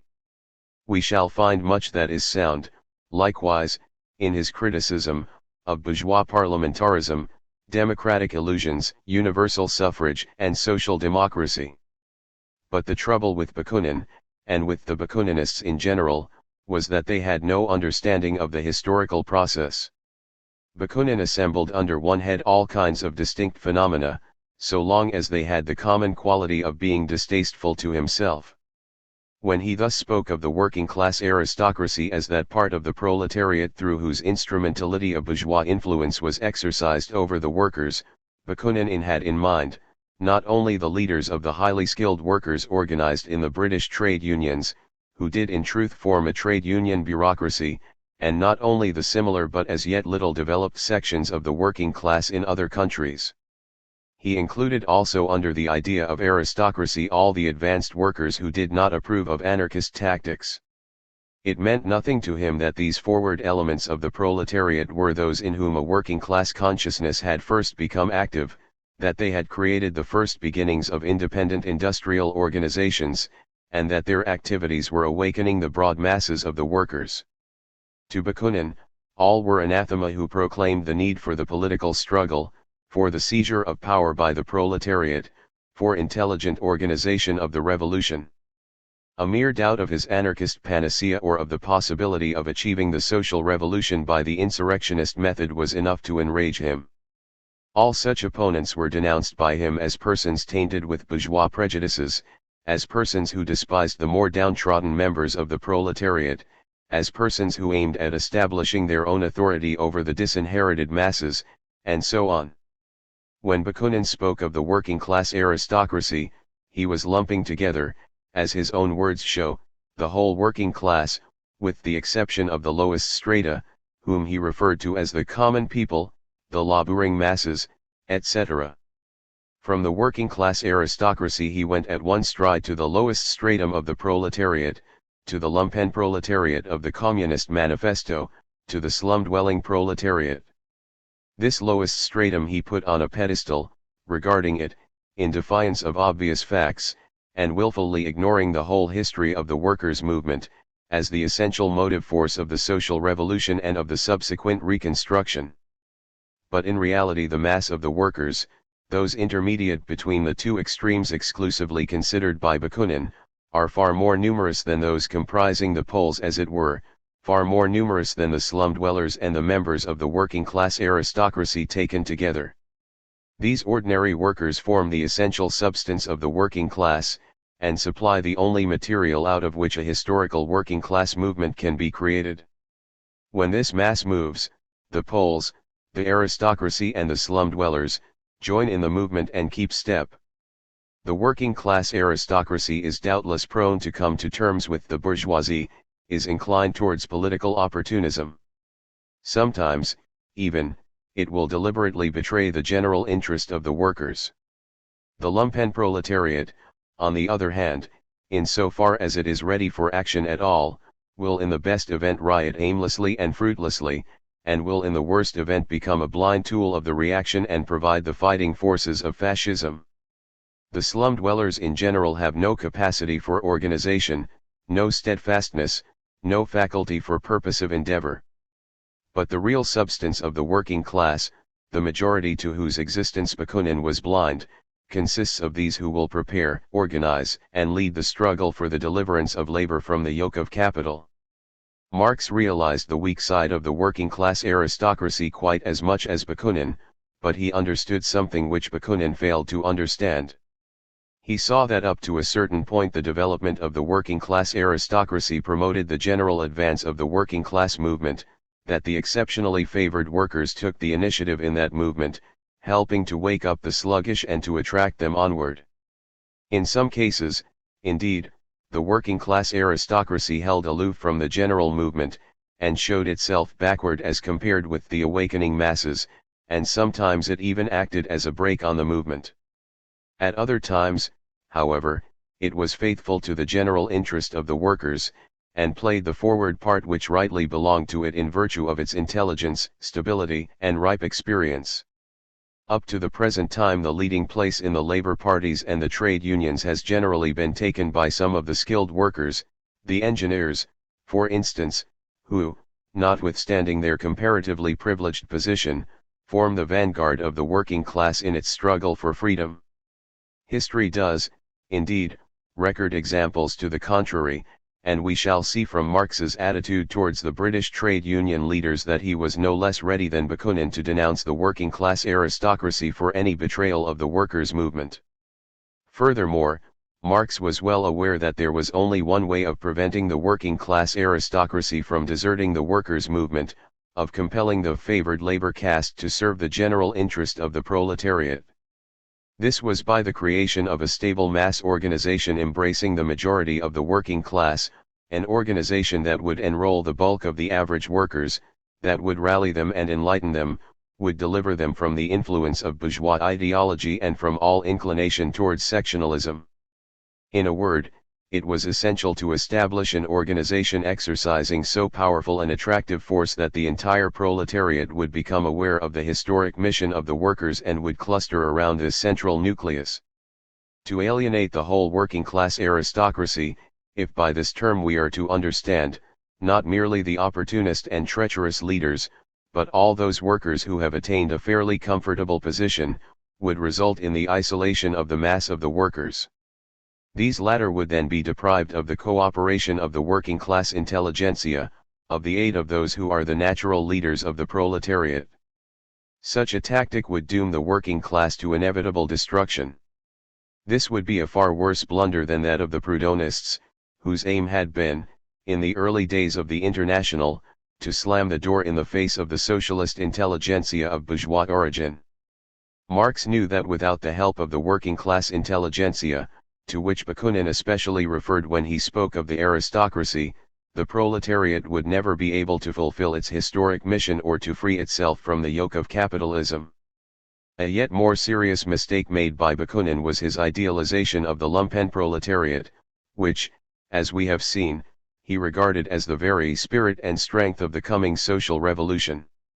If this assertion had been no more than a picturesque criticism of the reactionary part which the leaders of the working class aristocracy were beginning to play towards 1870, it might have been forgiven.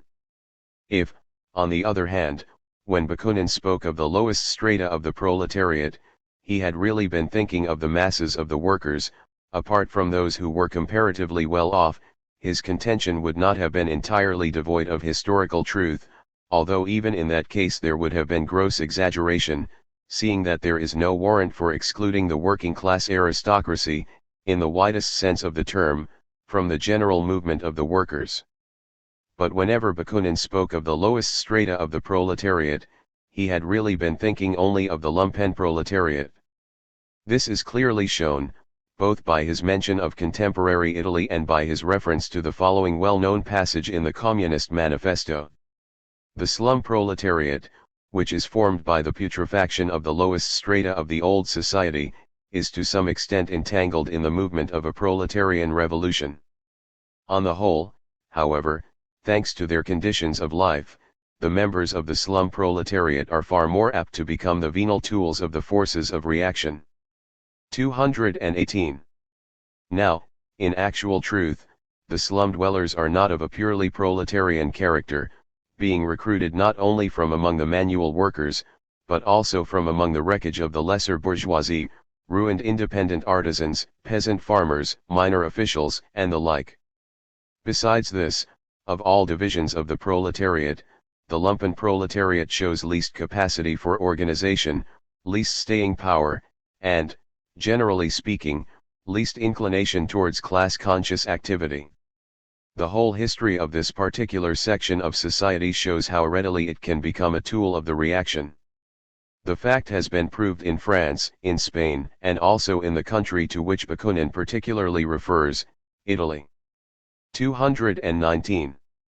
A proletarian revolution can never be carried out by the lumpenproletariat, although the slum population, at the supreme hour of such a revolution, may join hands with the fighting proletariat. But even then the slum dwellers are likely to indulge in mob violence owing to their fundamentally anarchical outlook, and in that case it will become necessary to repress their disorderly outbreaks. Bakunin, however, envisaged the social revolution as a simple insurrection, and never dreamed of the conquest of power by the proletariat organized into a political party. For him the change was to be an anarchist liquidation of the existing order. All the defects of the slum population were glorified as virtues, its limitations became intelligence, and its weakness was extolled as the driving force of the coming transformation. The problem was even simpler where Russia was concerned. Here the providentially destitute or laboring mass was replaced by the criminal class. The Russian peasants, says Bakunin, have a way of saying, "Who can stand up against the world?" But there is one person in all Russia, he continues, who dares to stand up against the world, and that is the bandit. That is why the figure of the bandit assumes historical significance in Russia. Pugachев and Stenka were bandits, Bakunin reminds us. It is plain that Bakunin's anarchist views are, to a considerable extent, a generalization of the confused revolt of the peasantry in backward lands, and especially in Russia, against the police state when it tends to assume the modern European aspect, as under the Tsars Alexei Milovic and Peter the Great, and under Catherine the Great. But Bakunin's opinions showed the influence of Russian life in another way than this. I am thinking of the predominant role to be assumed by the revolutionary intelligentsia in the early period of the movement towards emancipation, for Bakunin held that the revolt of the intelligentsia was the indispensable preliminary to the anarchist revolution. That is why he held that the young folk of the educated classes were to play a decisive part in the work of universal destruction side by side with the most downtrodden among the workers. In 1869, writing about Russia, he expressed himself very plainly as follows. I believe exclusively in the peasant community, and in the educated community of irreconcilable youths for whom there is neither place nor occupation in Russia. A phalanx 40,000 strong, these youths, whether they know it or not, belong to the revolution. He expresses similar hopes as regards the Czech youth, and, indeed, as regards all the educated young men of the Slavic lands. Thus his general outlook was an ideological reflex of the life of economically backward nations. The historical philosophy of his alliance was specially created for such nations, so that where the Italian intelligentsia was concerned, he idealized the déclassé elements in almost exactly the same fashion. Writing to a Spaniard, Francisco Mora on April 5, 1872, Bakunin said, "You know, doubtless, that in Italy, recently, the International and our beloved alliance secured widespread support. The population, in town and country alike, is in a purely revolutionary, that is to say, in a desperate economic condition. The masses are beginning to organize themselves effectively, their interests are being transformed into ideas. Up to the present time there has been no lack in Italy either of revolutionary impetus or of revolutionary organization and ideas. For this and other reasons it seems likely that in days to come Italy, following Spain, or side by side with Spain, will prove to be a very revolutionary country. In Italy we find what other countries lack. We find an ardent and energetic youth, thoroughly déclassé, without prospect of a career, without any prospects at all. These young people, although they are of bourgeois origin, are not effete in a moral and intellectual respect like the bourgeois young folk of other countries. Today these young men are impulsively adopting revolutionary socialism, are accepting our whole program, the program of the Alliance. 220. Now, the carrying out of this program would involve the speedy destruction of the state, or, in Bakunin's own words, an anarchist social liquidation, the annihilation of bourgeois civilization, a voluntary organization from below upwards in the form of free associations, the organization of the unbidden and unbridled downtrodden masses, and of the whole of free humanity, the establishment of a new universal peace. 221. Bakunin held that rapid progress towards the annihilation of authority could be achieved by means of abolition of the right of inheritance, the proclamation of individual and social bankruptcy, and the destruction of all existing institutions, the state, the church, the legal system, the banks, the universities, the army, and the police. A very effective measure at the present juncture would be to make a bonfire of all documents, so as to destroy the legal basis of the family and of property. This is nothing but a peasant's view of the social revolution. In times of elemental revolt, the peasantry always makes a bonfire of title deeds, feudal inventories, and the like. The desired end can be achieved by incessant revolts, even though these are only local and partial, for, in Bakunin's opinion, every revolt, however unsuccessful it may appear, is useful. Ineffective revolts ultimately lead to a general rising of the people, which culminates in universal destruction. Bakunin does not claim that this universal destruction will inaugurate the ideal social organization, but he affirms, "What I am certain of is that the new organization will be a thoroughly live one, 1,000 times better than that which now exists. Open, on the one hand, to the active propaganda of the towns, and incapable, on the other, of being fixed and so to say petrified by the protection of the state and the law, it will progress freely. It will be able to develop and perfect itself without formal organization, but always living and free, and never subjected to decrees and laws. Thus in the end it will attain a development as intelligent as can be hoped for in our days. 222. Here we have the kind of ideas which were to be opposed to the Marxist philosophy within the International. Marx and his stalwarts considered the immediate tasks of the proletariat from a totally different standpoint. In the days of the Communist Federation, Marx, in opposition to the insurrectionists Willich and Schapper, had insisted upon the systematic cultivation of class consciousness. We say to the workers, for 15, 20, 50 years, you will have to carry on civil and international warfare, not only in order to change external conditions, but also in order to change your very selves and to fit yourselves for the political state. You, on the other hand, say, we must immediately win power, if not, we may as well go to sleep. If we ignore the words about winning power, which was opposed to Bakuninist principles, there was after all, not much difference between the opposing views. In actual fact, the rapid success of the International had aroused even in Marx unduly optimistic hopes that the social revolution was at hand. In the late 60s, all the sincere friends of the workers believed that the longed-for economic emancipation of the working class was imminent. Despite the fundamental realism of his outlook, Marx's mind was filled with the vision of the complete emancipation of the workers, and at times his revolutionary ardor led him to entertain rainbow-tinted hopes. But, being a strict realist, he never succumbed to the temptation of revolutionary phrase-making, and never lost sight of the preliminary conditions essential to the social revolution, those preliminary conditions whose mention made the romantically minded utopist Bakunin so wrathful.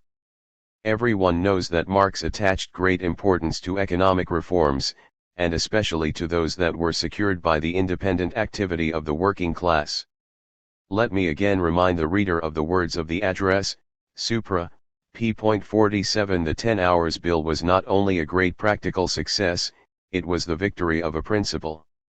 Marx did not expect that the social revolution would be brought to pass through the one and only process of an enormous worsening of the condition of the workers. It is true that he put forward the theory of increasing misery, the theory that in capitalist society the position of the proletariat grows steadily more intolerable, the theory which, in late years, the revisionists under the leadership of Edward Bernstein were to challenge with very little success. But, while recognizing that in the capitalist order the position of the working class tends towards progressive deterioration, Marx knew perfectly well that, by organizing its forces and fighting on two fronts, industrial and political, the proletariat was able unceasingly to counteract this elemental tendency of the capitalist regime. He knew that, thanks to dissensions within bourgeois society, thanks to a favorable conjuncture of economic conditions, the working class could, now and again, wrest partial reforms from the capitalist class. Above all, by exercising pressure upon the government, the executive committee of the capitalist class, the proletariat could compel it, in order to safeguard the general interests of the bourgeoisie, to sacrifice the special interests of particular bourgeois groups. At one time, the interests thus sacrificed would be those of the landowners, at another time, those of the manufacturers, and so on. When the workers extorted partial reforms from the capitalist government, when the workers compelled the bourgeois state to intervene in the domain of free contract between employers and employed, Marx perceived, to quote the address once more, a victory of the political economy of labor over the political economy of property. Marx attached immense importance to this victory, alike practically and as a matter of principle. Experience showed that, by an organized struggle, certain sections of the working class, if not the proletariat as a whole, could secure improved conditions within the framework of capitalist society. This was clearly proved by the history of the campaign for a shorter working day. The first step in Britain was the legal limitation to 10 hours. Subsequently, thanks to working-class activity, which was vigorously supported by the International, the reduction to 9 hours was achieved. 223. No one knew better than Marx that the struggle for partial reforms was far from comprising the whole historic mission of the proletariat. No one knew better than he that it was not by that road, not exclusively by that road, that the workers would secure their freedom from exploitation. Nay more, he knew that the bourgeoisie was a master of the art of utilizing reforms for the consolidation of its political and economic supremacy, for the perpetuation of capitalist exploitation, for the doping of the workers, for the sowing of dissension in the ranks of the proletariat, for the material or moral bribery of certain sections of the working class, and, above all, the working class aristocracy.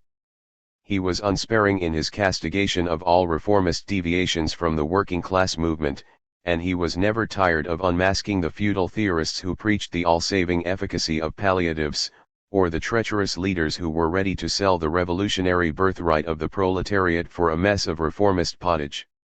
But, on the other hand, Marx regarded as hopeless utopists and as obstacles to the advance of the proletariat those anarchist romanticists who could not understand the importance of the daily struggle of the working class for reforms, the importance of that struggle both as a means of immediate achievement and as a means by which ground could be gained for a further struggle. Both these extremes, the one and the other dependent upon a failure to understand the position of the proletariat in capitalist society, the reformist extreme, renouncing revolution in the name of petty palliatives, and the anarchist extreme, renouncing the struggle for reforms in the name of a hazy ideal of social liquidation, were rejected by Marx and by the whole of the International in its palmy days. Marx understood that the fight for reforms was important to the working class, not only from a practical point of view, but also, and even more, as a matter of principle.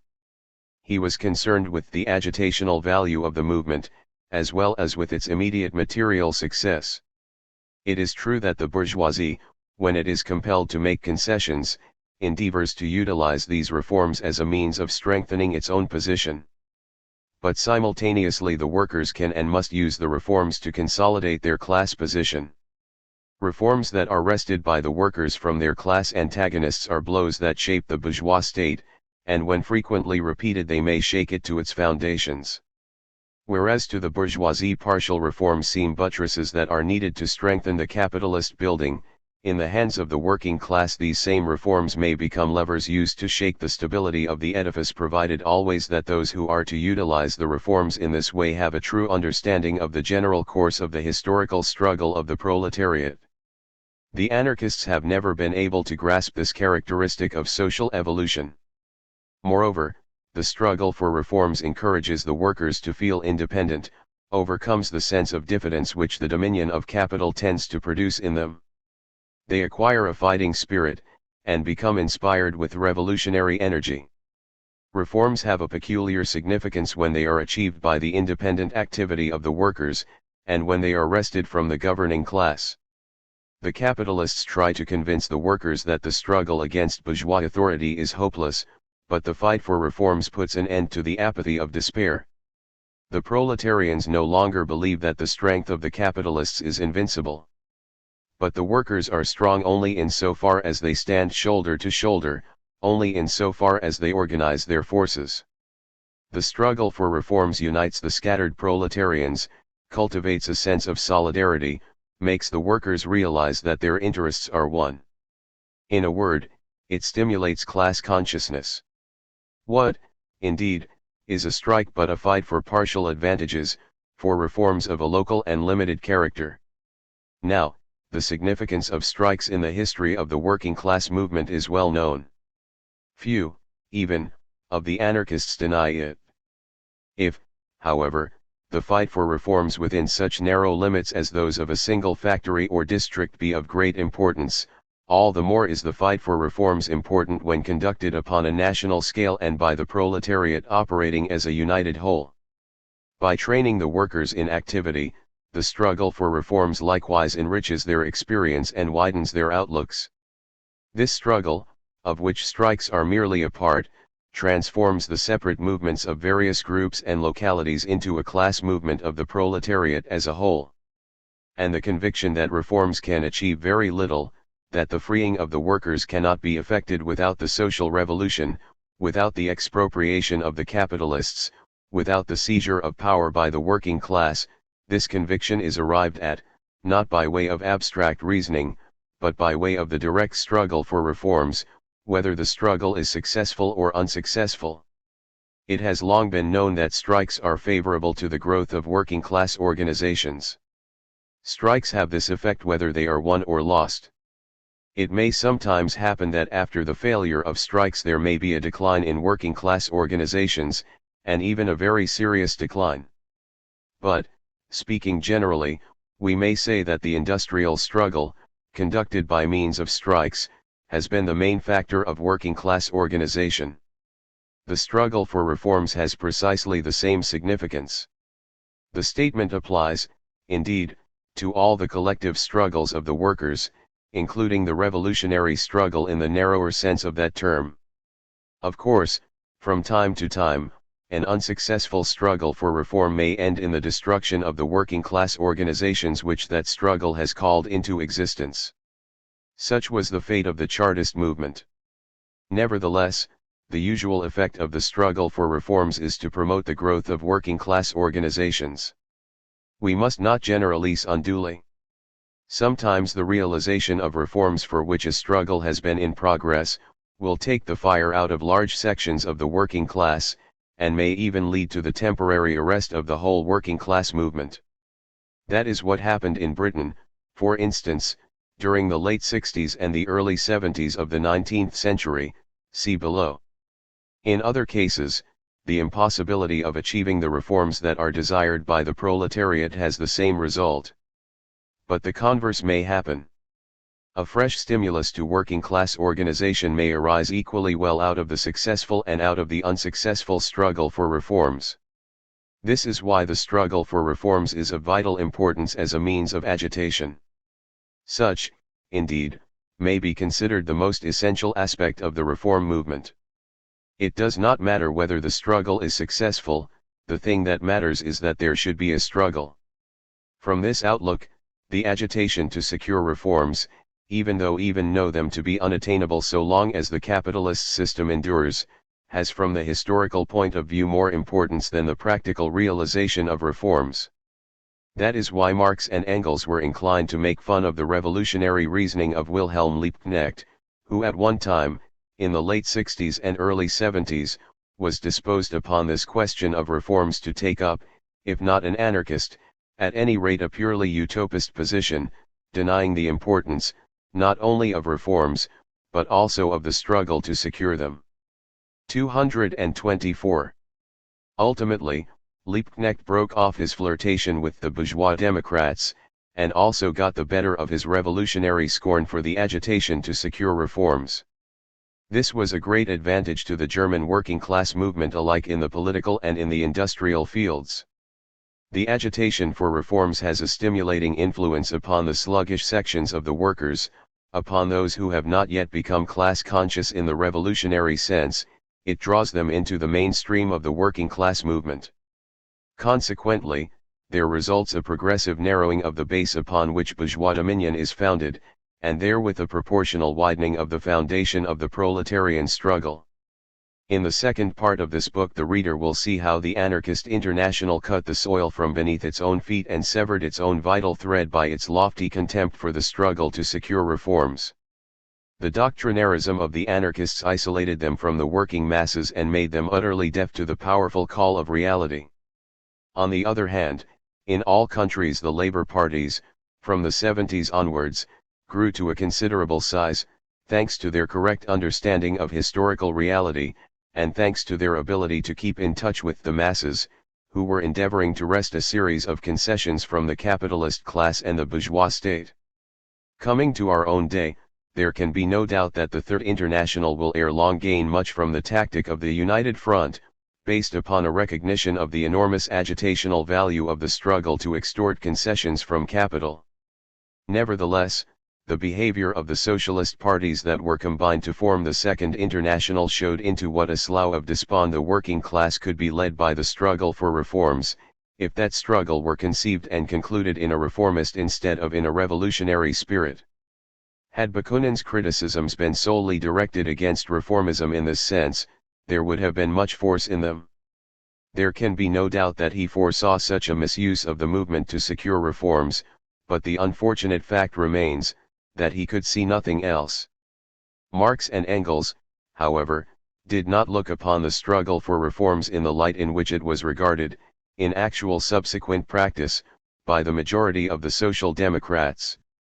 But at the first manifestations of social reformist tendencies, Marx and Engels condemned them in the strongest terms. For, in their view, the struggle for reforms was an inseparable part of the general revolutionary struggle of the workers. It was but one of the means for bringing about the social revolution, for the seizing of power by the proletariat, and for the radical transformation of existing social relationships. The fact that social democracy was not competent to bring about an organic union of all the manifestations of the proletarian movement, and, in especial, was unable to make use of the struggle for reforms in order to speed the coming of the social revolution, is a condemnation of social democracy, but not of revolutionary communism. This leads us to the question of the struggle for political liberty, and for the democratization of the bourgeois state. While Marx recognized the immense importance of political freedom and of the democratization of social and political conditions, no one understood better than he the limited significance of these advantages. He was the last person in the world to regard them as panaceas.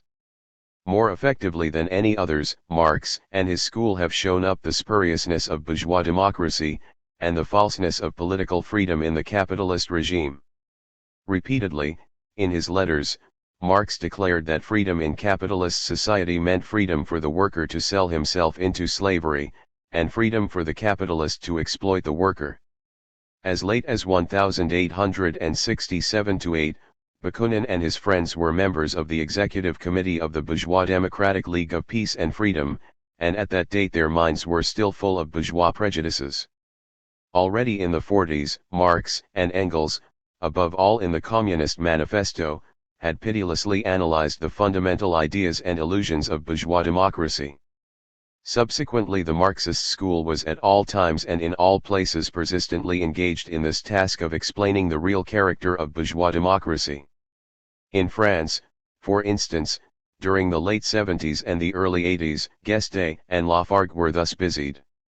Lafargue forged invaluable weapons for the anarchists by his ruthless criticism of bourgeois democracy and parliamentarism. Indeed, the anarchists stole the Marxists' thunder, arrogating to themselves the honor of having cast down the idol of bourgeois democracy. Fate played her usual pranks with them. There is some truth, and even a certain amount of accurate prophecy, in their various criticisms. But a close examination of their assertions discloses that what is true is not new and what is new is not true.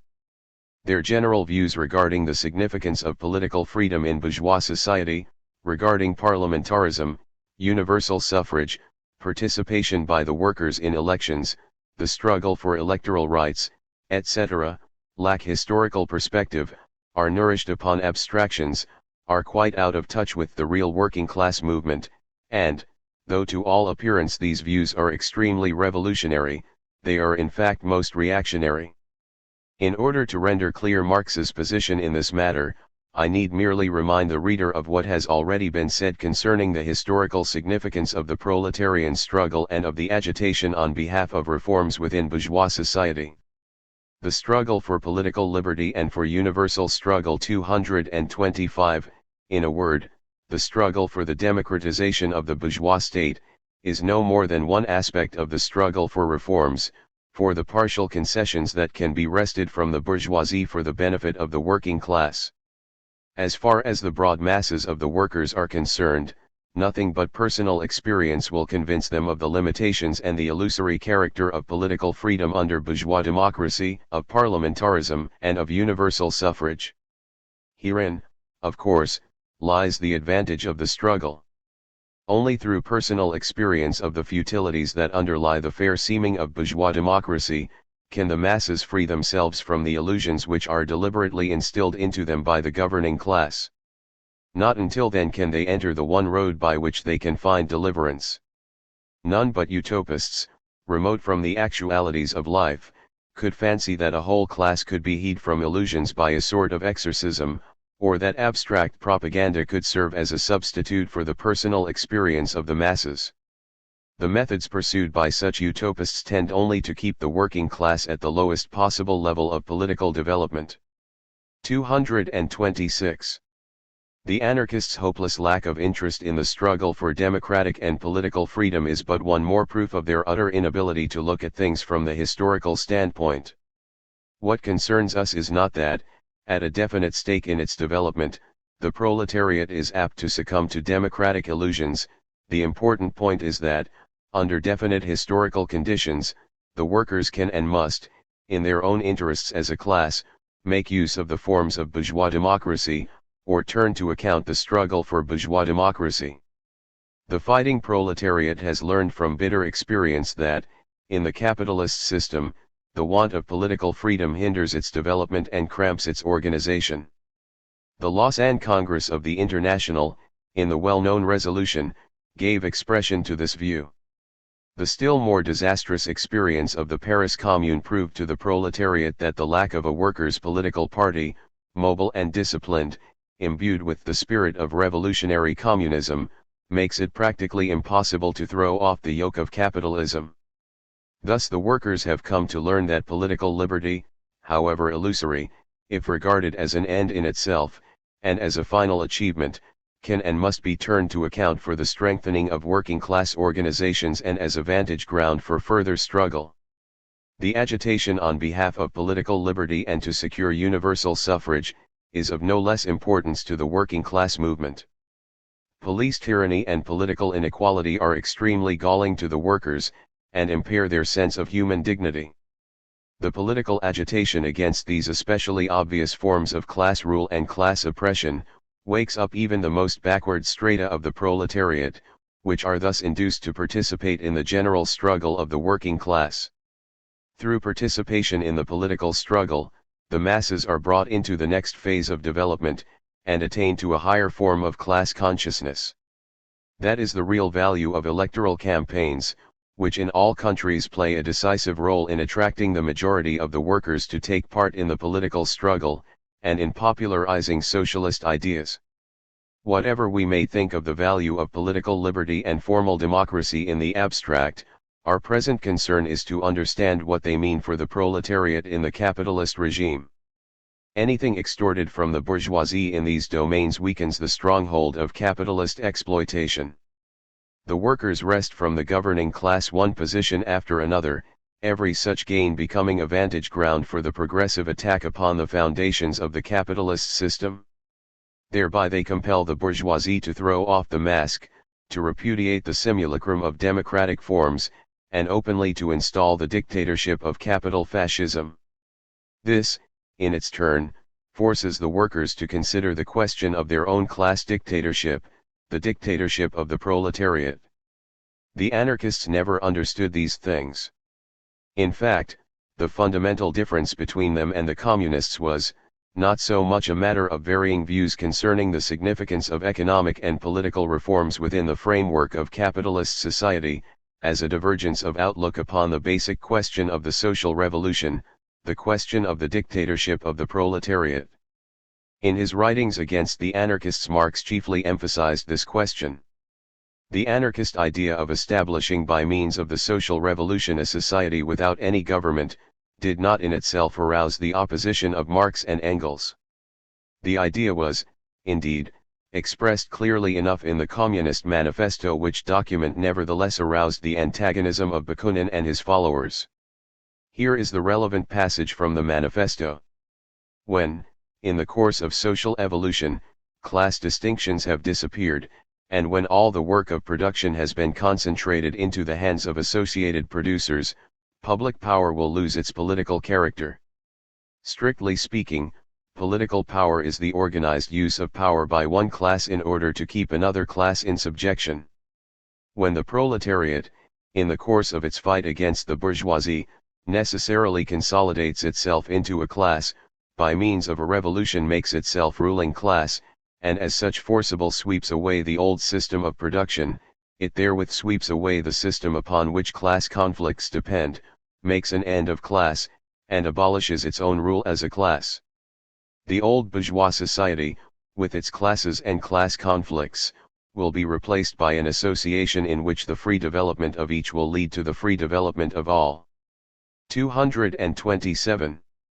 Obviously, the dispute between the Marxists and the anarchists must not be formulated by saying that the Marxists wished to maintain the existence of the state in perpetuity, but the anarchists wished to annihilate it. The real dispute has always been how the state is to be annihilated. The communist view is that the future will see the rise of a free association, a society wherein neither class nor government shall exist. But such a society can only be born in due time, as the result of a transitional period characterized by the dictatorship of the proletariat. This dictatorship will be temporary, but is historically inevitable. In order that the destruction of the state may become possible, it is necessary, first of all, to establish the dictatorship of the proletariat. This dictatorship will be the ultimate form of class dominion, in fact I may say it will be the ultimate form of the political state. The dictatorship must inevitably lead to the annihilation of political dominion. Without it neither the destruction of the existing state nor the inauguration of a society without government would be possible. The first step in the workers' revolution is to make the proletariat the ruling class, to establish democracy. The proletariat will use its political supremacy in order, by degrees, to wrest all capital from the bourgeoisie, to centralize all the means of production into the hands of the state, this meaning the proletariat organized as ruling class, and, as rapidly as possible, to increase the total mass of productive forces. 228. The creation of a society without government is the ultimate aim of the movement. The immediate aim is the establishment of the dictatorship of the proletariat. Let me quote the Communist Manifesto once more. The Communists' immediate aims are identical with those of all other proletarian parties: organization of the proletariat on a class basis, destruction of bourgeois supremacy, conquest of political power by the proletariat. Marx returned to the charge in the pamphlet issued by the General Council in 1872, when the struggle with the Bakuninists was at its height.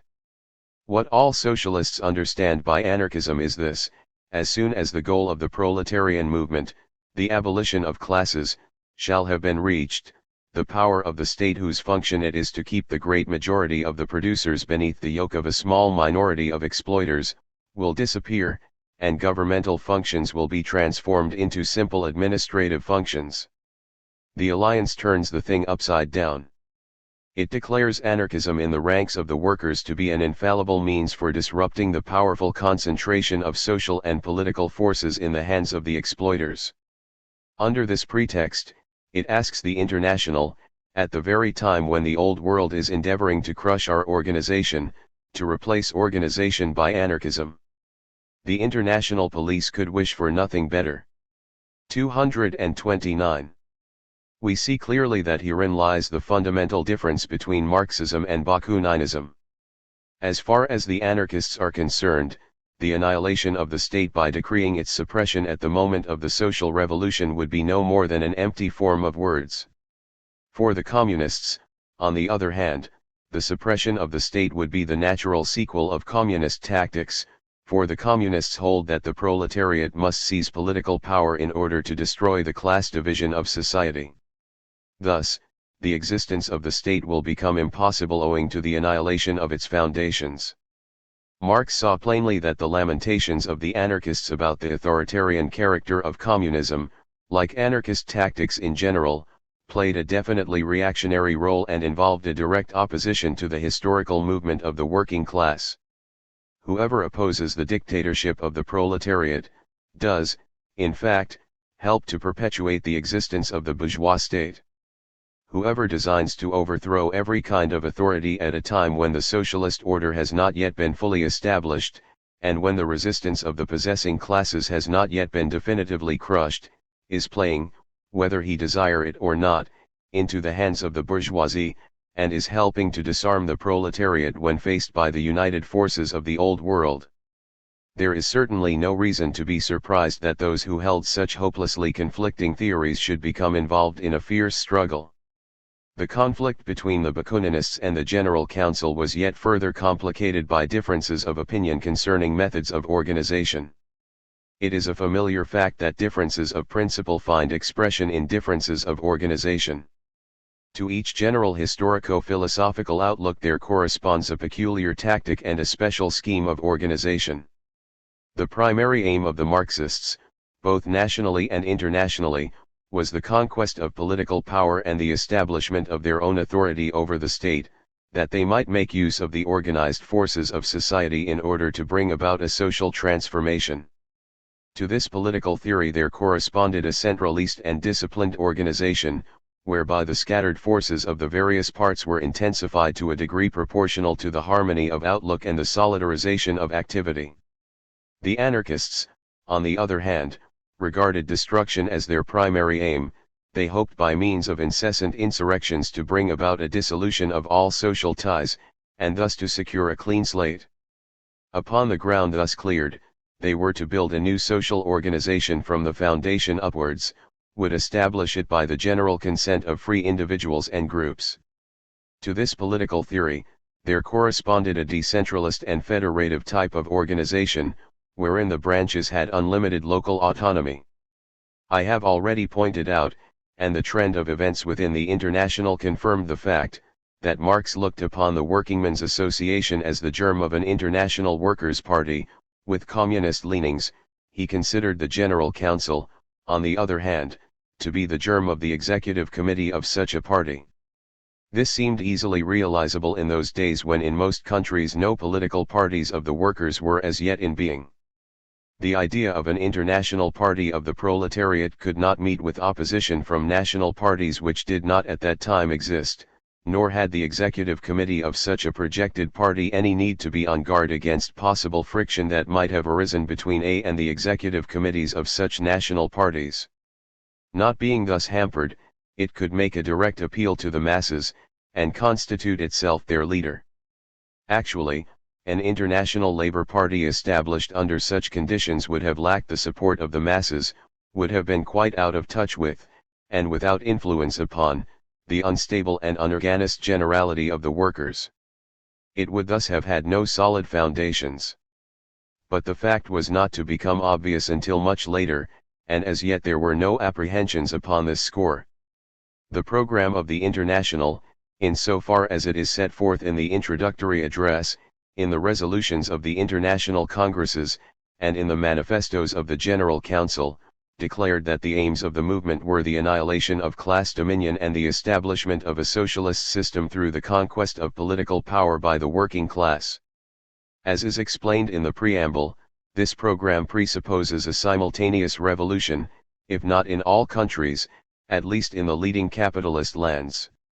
Such, indeed, was the purpose with which the International Workingmen's Association was founded, for it aimed at bringing about an international organization, not only of the political and industrial daily struggle of the workers in the various countries, but also of their decisive attack on bourgeois society, their final attempt to seize power and establish the dictatorship of the proletariat. Hitherto the workers had been unsuccessful in their attacks upon the capitalist system, owing to dispersal of energies and lack of coordination. The liberation of the proletariat was not a local problem or a national problem, it was one in which the workers of all capitalist countries were jointly concerned.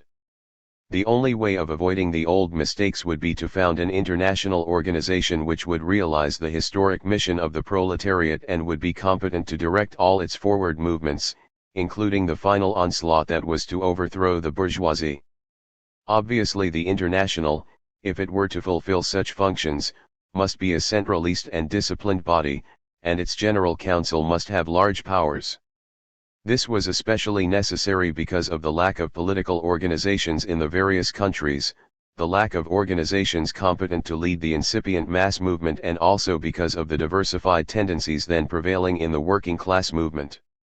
From this point of view, the endeavor of Marx and those who shared his outlook to strengthen party discipline, and to equip the General Council with effective powers, becomes extremely significant and has full historical justification.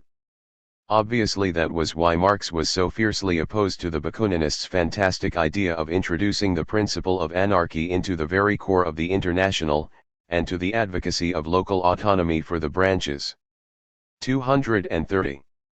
In the early days of the International, there was no active opposition to the attempt to make of it a coordinated, centralist, and disciplined body. On the contrary, at the Lausanne and the Basel Congresses, the powers of the General Council were yet further extended, and the extension was supported by such men as Guillaume and Bakunin, the future leaders of the autonomist and separatist movement. It was only when the General Council made use of its powers and interfered in the local dispute between the Marxists and the Bakuninists in Switzerland, that a fierce campaign was opened against it. This matter will be fully considered in the sequel. The council was accused of despotism, autocracy, authoritarianism, and other deadly sins against the unconditional and unrestricted autonomy of the branches. Even the decision of the General Council to postpone the forthcoming Congress because of the Franco-Prussian War, was stigmatized as the fruit of the base intrigues of the Marxist clique. The Bakuninists were at work everywhere, writing letters and sending secret envoys from country to country. In the Latin countries there was an unceasing conspiracy against the International itself, so that from day to day its disorganization was further advanced. 231 All the more difficult was it to make headway against the enemy within the gates, because the intention of the General Council was fully engaged elsewhere, first of all, by the events of the Paris Commune, and, subsequently, by the necessity of caring for the numerous refugees from France after the suppression of the Commune. 232. Chapter 12. The Franco-German War and the Paris Commune. While the struggle was thus being fought out within the International, events were arising without, which forced the association to buckle on its armor, and constrain the proletariat to rally all its forces. At the Basel Congress it had been decided to hold the next Congress in Paris on September 5, 1870. But, in view of the attack on the internationalists that was being made by the French imperial government, the General Council thought it expedient to transfer the meeting place to Mainz, that city being chosen because the German internationalists wished one of the congresses of the International Workingmen's Association to be held in Germany. On July 12, the General Council published the agenda for the Congress, but only a week later France declared war against Prussia. The General Council thereupon decided to postpone the Congress until after the war, not foreseeing that the war was destined to inflict a deadly wound on the International. 233.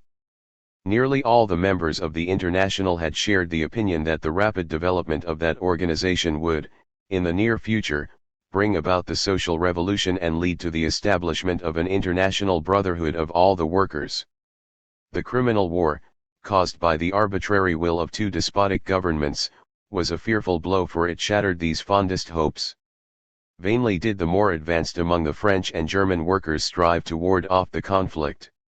If in 1914 the International was still unequal to such a task, how could it be expected that in 1870, when the working class movement was yet in its infancy, anything could have been forthcoming beyond theoretical expressions of mutual goodwill?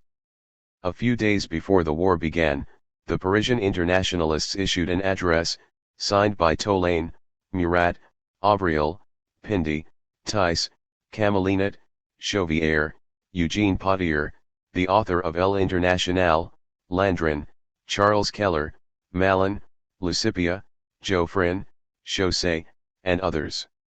In this address we read: German brothers, in the name of peace refuse to listen to the hired or servile voices of those who are trying to deceive you concerning the true mind of France.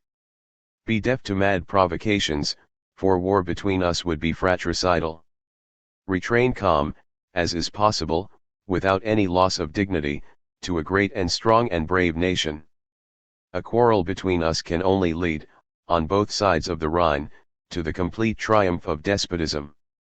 The Berlinese members of the International replied as follows: Inspired with fraternal sentiments, we join hands with you, and, as men of honor who cannot lie, we assure you that there is no trace of national hatred in our hearts, but that we are under the thraldom of force, and that only through compulsion shall we form part of the fighting forces which are about to spread wretchedness and disaster over the peaceful fields of our countries. 234. We may also quote the following passage from the Paris Federation's manifesto of July 12, 1870. Against the war cries of those who run no risks, and of those who see fresh opportunities for making money out of public misfortunes, we enter our protest, we who desire peace, work, and freedom. War is the underhand expedient whereby governments try to strangle public liberty. A further passage in the Berlinese reply runs: with heart and with hand we endorse your proclamation. We solemnly declare that neither the heating of the drums, nor the thunder of the guns, nor victory, nor defeat, shall hinder our efforts to bring about a union of the proletarians of all lands. 235. From the very outset of the war, the French internationalists, and especially those belonging to the Parisian Federation, did not limit their activities to protests against the fratricidal struggle. They were likewise on the alert for any favorable opportunity to overthrow the Second Empire. They intended to proclaim a socialist republic, and to propose a peaceful settlement with Germany. If they were met by a refusal, they would declare a revolutionary war, not upon the German people, but on the German governments. By this means they hoped to arouse a response among the German socialists. But most of the active and influential Parisian internationalists were in jail, undergoing terms of imprisonment after the third trial of the Parisian International. Nevertheless, a committee of action was formed, and it was arranged that at the opening of the parliamentary session on August 9 an attack should be made on the Palais Bourbon in the hope of bringing about the revolution. The plan was not carried out, owing to the unexpected arrest of Pindy, the most influential leader of the group. It was therefore decided to await the next favorable opportunity. The internationalists in Marseilles joined forces with a few local Republicans and organized a rising which took place on August 8. They broke into the town hall, but the rising was soon quelled and 28 of the manifestants were court-martialed and sentenced to confinement in a fortress. In a series of meetings, the German proletariat made common cause with the Berlinese protest against the dynastic war. A dissonant note was, however, sounded by the proclamation of the Brunswick Committee of the Social Democratic Party, which declared that Germany was waging a defensive war, and that the German workers ought to rally to the support of the fatherland. A number of local committees issued protests against the Brunswickers, who were anticipating the claims made by all the belligerents of 1914 that they were on the defensive. In the North German Reichstag, Wilhelm Liebknecht and Babel, showing equal hostility towards Bismarck and Napoleon III, voted against the war credits. On the other hand, the Lassallists and Fritzsche, the Eisenacher, voted for the credits on the ground that the victory of Napoleon would ruin the cause of the socialist workers in France, would put the whole of Europe under the heels of the Bonapartist soldiery, and would lead to the partition of Germany. On July 23, the General Council issued a manifesto protesting against the war, and laying the blame for it jointly on Napoleon and the Prussian government. While pointing out that for Germany the war certainly had a defensive character, the manifesto warned the German workers that if they allowed it to become a war of conquest, this would prove disastrous to the proletariat whether it ended in victory or in defeat, for Germany would in either case pass under the sinister influence of Russian Tsarism. At that time, the belief was universal that Prussia was on the defensive. Even Marx and Engels held this view, for nothing was known about the trick played by Bismarck in the matter of the EMS dispatch. But the authors of the manifesto were careful to avoid the defensive opportunism of the Brunswickers, and took their stand upon the internationalist platform, proclaiming the solidarity of all the workers. In this first manifesto issued by the General Council during the Franco-German War we read: at a time when official France and official Germany are engaged in a fratricidal war, the German and the French workers are exchanging peaceful and fraternal messages. This one great fact, unparalleled in history, justifies the hope of a brighter future. It shows that, in contradistinction to the old society with its miseries and follies caused by the prevalent economic conditions, there will arise a new society which will engender international peace, for in every land it will have the same foundation, labor. The internationalists of neutral countries, such as Switzerland, Spain, and Belgium, joined in this protest. The German armies quickly scattered the French imperial forces. On September 4, 1870, there was a political revolution in France, and a republic was proclaimed. Officially, the International did not play a notable part in the September Revolution. Of course, the working-class internationalists participated in the movement. They detested the Second Empire, and regarded it as an obstacle to the realization of their socialist ideas. But the Parisian workers of that day were, generally speaking, guided by the Blanquists, and these were patriotic and bellicose. Not being able to direct the course of events, the internationalists hoped to turn the September Revolution to account for the strengthening of working-class organizations, and to make of it a prelude to social transformation. The mentality of French internationalist circles at this date finds typical expression in the letter written from Manchester under date October 17, 1870, by Eugene Dupont, the corresponding secretary for France, to the Lyons internationalist Charvet. Here is an extract.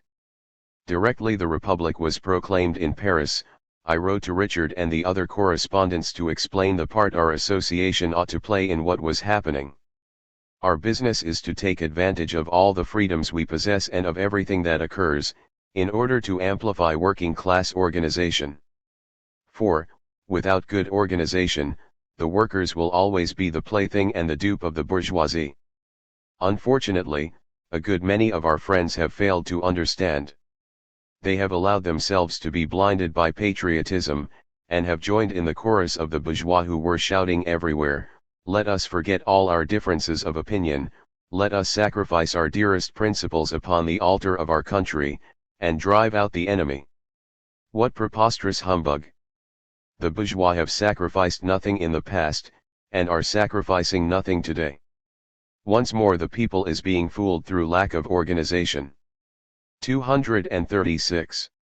Thus the theoreticians of French internationalism, especially those that were in close touch with the General Council, were sounding as a counterblast to the bourgeois rallying cry defend the country against the foreign enemy, the rallying cry to the workers attack the enemy within the gates, the bourgeoisie. Naturally, the device could not please such leaders as Fribourg, the sometime internationalist, now quite estranged from all that the association represented. Consider the phrases used by him concerning the trend of French working-class opinion, a trend he considered both incomprehensible and hateful. It is known that the International, as an organized body, took little part in the movement the Revolution of September 4, 1870, nor does it seem to have been any more alive in the defense of Paris. Led astray by the vociferations of the Blanquists, the Pietists, all others of the same kidney, these latter-day internationalists were reserving their courage and their powder for the homegrown Prussians. Under the pretext of consolidating the Republic and of hastening the advent of socialism, they shook the Republic to its foundations, and gravely compromised the future of socialism.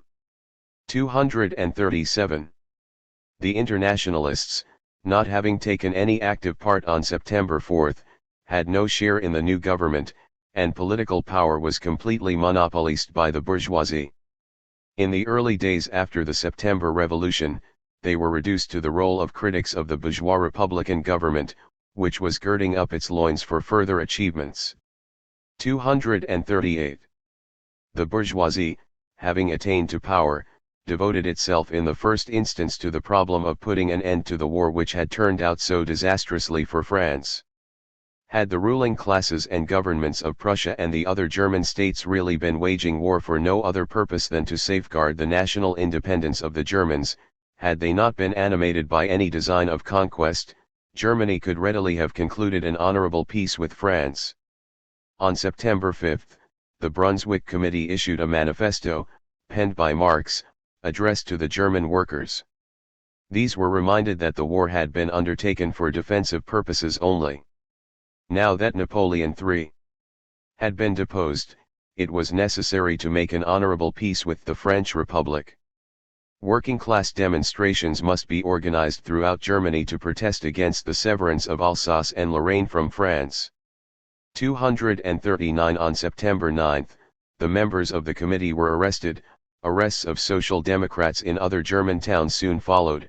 Babel and Wilhelm Liebknecht were tried for high treason, and were sentenced to 2 years' confinement in a fortress. On September 9, also, the General Council issued a manifesto to all the branches of the International, pointing out how disastrous would be the dismemberment of France by the victorious Prussian reactionaries, and summoning the internationalists to action. Showing that the Prussian war camarilla was determined to transform the war into a war of conquest, Marx, for he composed this second manifesto as well as the others, went on to say that the forcible annexation of Alsace and Lorraine by Prussia would throw France into the arms of Russia, and would make Russian Tsarism the dominant power of Western Europe. As a result of such an annexation of 2 French provinces, Germany would either have to become a slave to the Tsarist policy, or else would have to prepare for a new war. This new war would have to be waged against an alliance between France and Russia. It would no longer be a local war, but a racial war, a war against the leagued Slav and Latin races. In conclusion, the manifesto summoned the working class throughout all lands to rally to the defense of the principles of internationalism, and it closed with the following words, which contained a terrible forecast. Let the branches of the International Workingmen's Association in all lands summon the working class to action. If they fail to fulfill this duty, if they remain passive, the present disastrous war will be merely the prelude to yet more murderous international conflicts, and everywhere the lords of war, land, and capital will triumph anew over the workers. Long live the Republic! 240. Analogous statements were issued by various branches of the International in Europe and America, Vienna, New York, and London. They all protested against the annexation of Alsace and Lorraine by Germany, expressed their sympathy with the French Republic, and demanded the conclusion of an honorable peace with France. In France itself, after the September Revolution, the internationalists became extremely active, and began to concentrate their forces. The Paris Committee of the International, the Federal Council, was reorganized, and met in the Quartier du Temple. This was also the meeting place of a confederation of workers' societies which were not affiliated to the International but, in nearly all important matters, collaborated with that body. A number of noted internationalists, such as Camelinat, Thys, Pindy, Potier, and others, were members of this federal chamber.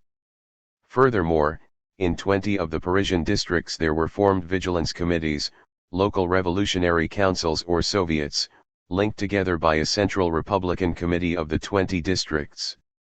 This central committee likewise met in the Quartier du Temple, which thus became the focus of the revolutionary movement. The new committee was mainly composed of members of the International, Comte, Camelinat, Frankel, Fair, Charles Longuet, Malin, Pindy, Potier, Thys, Valiant, Varlin, etc. As far as they could, the Swiss Bakuninists maintained correspondence and personal relationships with the French branches, many of whose members supported Bakunin's ultra-revolutionary tactics. Especially close to him in spirit were the younger French internationalists, notably in Marseilles and Lyons. At the news of the first victories of the Prussian arms, at Weissenberg on August 4, at Worth and Forbach on August 6, 1870, Bakunin, confident that a victory of Prussia would retard the triumph of the social revolution by at least 50 years, began feverishly to occupy himself with organization with a view to rallying the broad masses of the French work people. He held that the French nation must at one and the same moment clear out the German invaders and sound the signal for the social revolution. Sheaves of letters were sent by him to sympathizers in Switzerland, France, Italy, and Spain. The plan of Bakunin and his friends amounted to this. Taking advantage of the general confusion resulting from the war, there was to be a widespread revolutionary movement in France, Italy, Spain, and Romance Switzerland. This movement, he believed, must inevitably have an anarchist complexion. it would lead to the annihilation of the state and to social liquidation. Only such a movement, based upon risings of the peasantry, would be able, so Bakunin believed, to stop the advance of the German conquerors. But were such a movement to take place, it would not only drive the Germans back across the frontier, but would give them a civil war to deal with in their own land. On September 15, Bakunin, who had set himself the task of saving France by means of anarchism, arrived at Lyons. Since September 4, in that town, a committee of public safety, whose members comprised bourgeois republicans and a few internationalists, had been established in the town hall. Some days later, this committee was superseded by an elected municipal council, most of the councillors being bourgeois republicans. Among the masses, an aimless fermentation was in progress, and Bakunin determined to utilize this for his own purposes. At a public meeting on September 17, it was decided to form a central committee for the safety of France. Among the members of this new body were a number of Lyons Bakuninists, Albert Richard, Gaspard Blanc, Palix, etc. Plans were laid for a rising on September 26, and a call to arms was issued.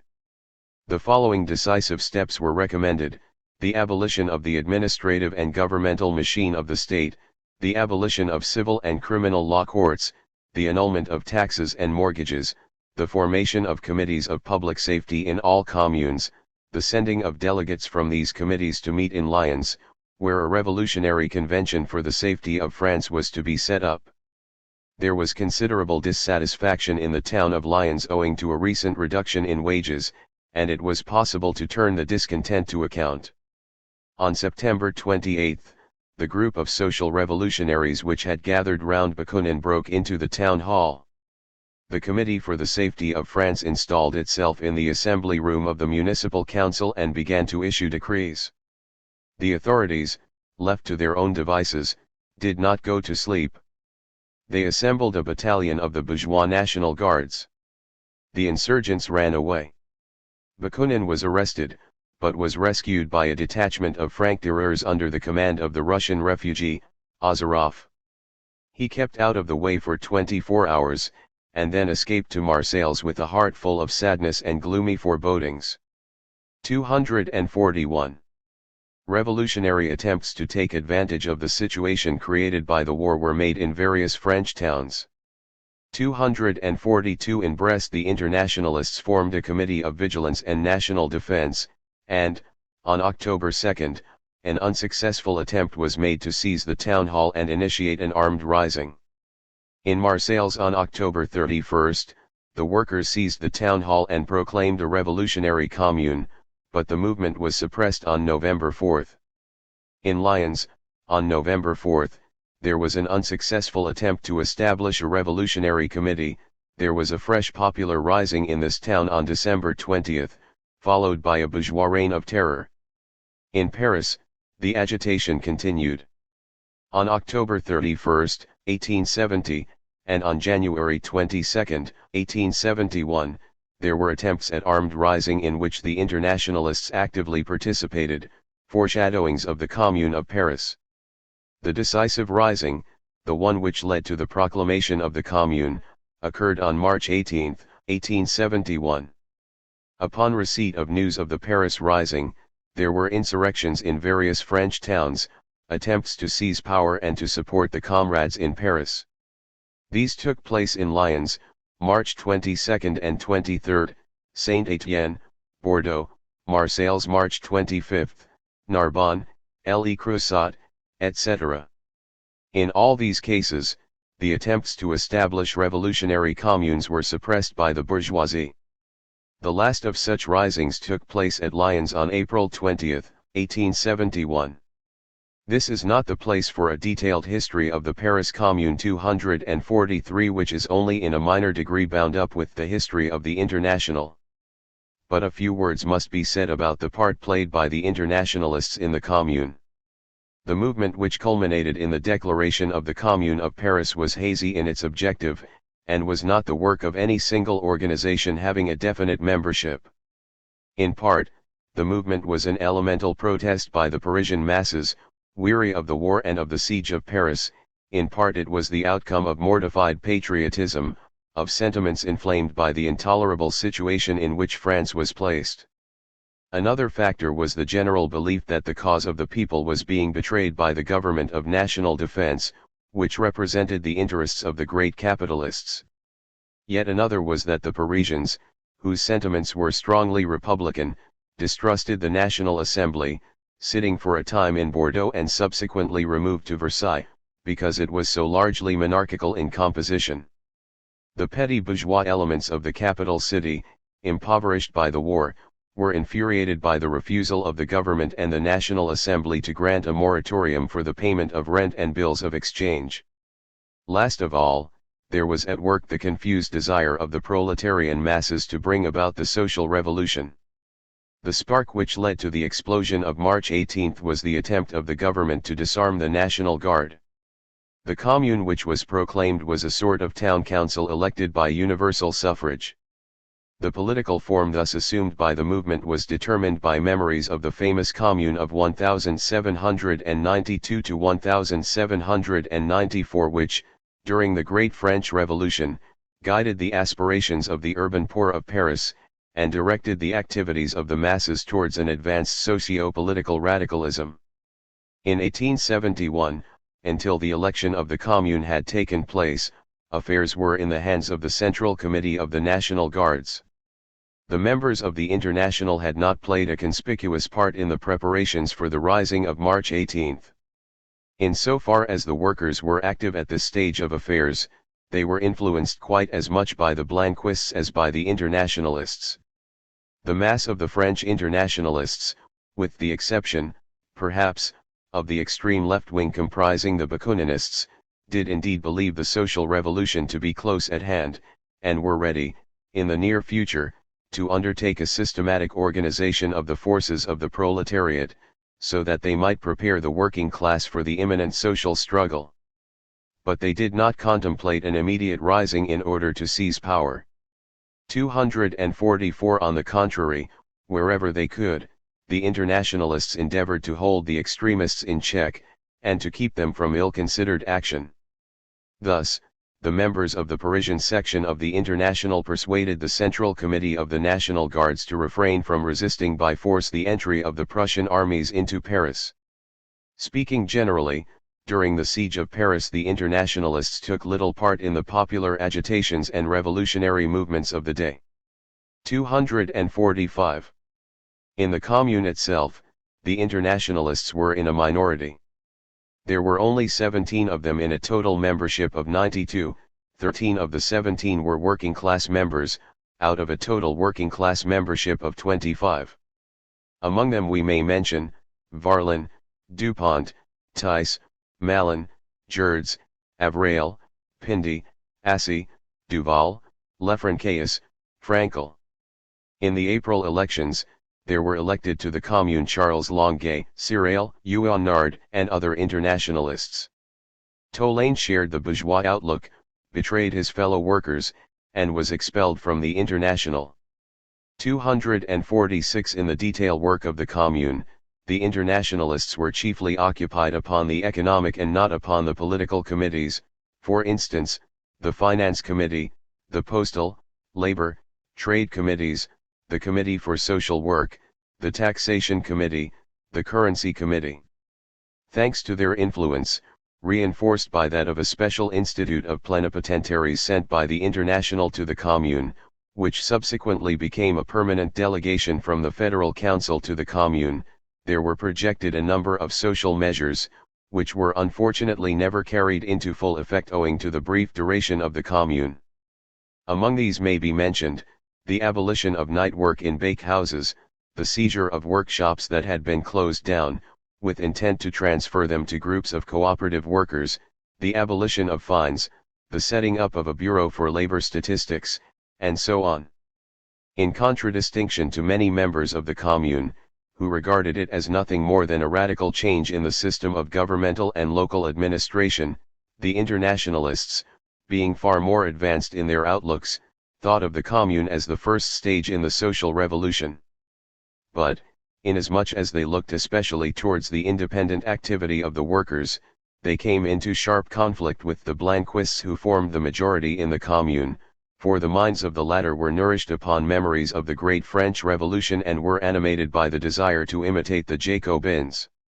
For this reason, the Internationalists played the part of an opposition in the Commune, although, speaking generally, they gave it active support.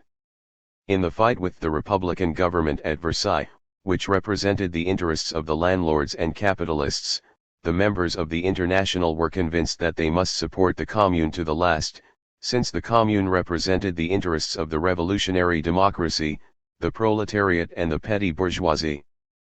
But they protested against the holding of the sessions of the Commune in private, for they regarded publicity as essential to the popular control of executive activities. They also objected to the formation of the Committee of Public Safety, for they looked upon this as equivalent to the establishment of a dictatorship in defiance of the principles of social reform out of which the Revolution of March 18 had issued. It was, they said, a dangerous return to the past. In a word, we cannot say that either theoretically or practically the French Internationalists were fully equal to the occasion, any more than were the other sections of the Commune. They were still under the spell of an outworn utopism, and in especial they were still influenced by the relics of Proudhonism. But the minority, among whom the Internationalists occupied the predominant position, did not fail to support the majority of the Commune. All the members of the Commune fought shoulder to shoulder, and strengthened with their lifeblood the bonds between themselves and the revolutionary masses. One of the victims who died for the Commune was Varlin, the Internationalist, a man who was dearly loved and was held in high honor by the proletariat. After the suppression of the Commune, the bourgeois press loaded it with the foulest calumnies. In the manifesto entitled The Civil War in France, Marx, writing in the name of the General Council, endeavored to show the true historical worth of this great movement. The Parisian workers, after all the defeats and the betrayals suffered at the hands of the governing class, understood, and time of course was their teacher, when they should defend their patrimony, taking the reins of government in their own hands and seizing power. But the working class cannot simply lay hold of the ready-made state machinery and wield it for its own purposes. 247 It created its own organization in the shape of the Commune. In this we witness a confused endeavor to create a republic which would aim at the destruction, not only of the monarchist form of government, but also of class government in general. The Commune was composed of persons elected by universal suffrage, and subject to recall at any moment. 248 It was not a parliament of the old type, but was a working body, equipped with executive as well as legislative functions. The officialdom, which had hitherto been a mere tool of the government and a pliable instrument in the hands of the class state, was converted into a serviceable, responsive, and removable organ of the Commune. Police and standing army were abolished, the clergy secularized and church property was confiscated, judges and magistrates were elected, free education was introduced.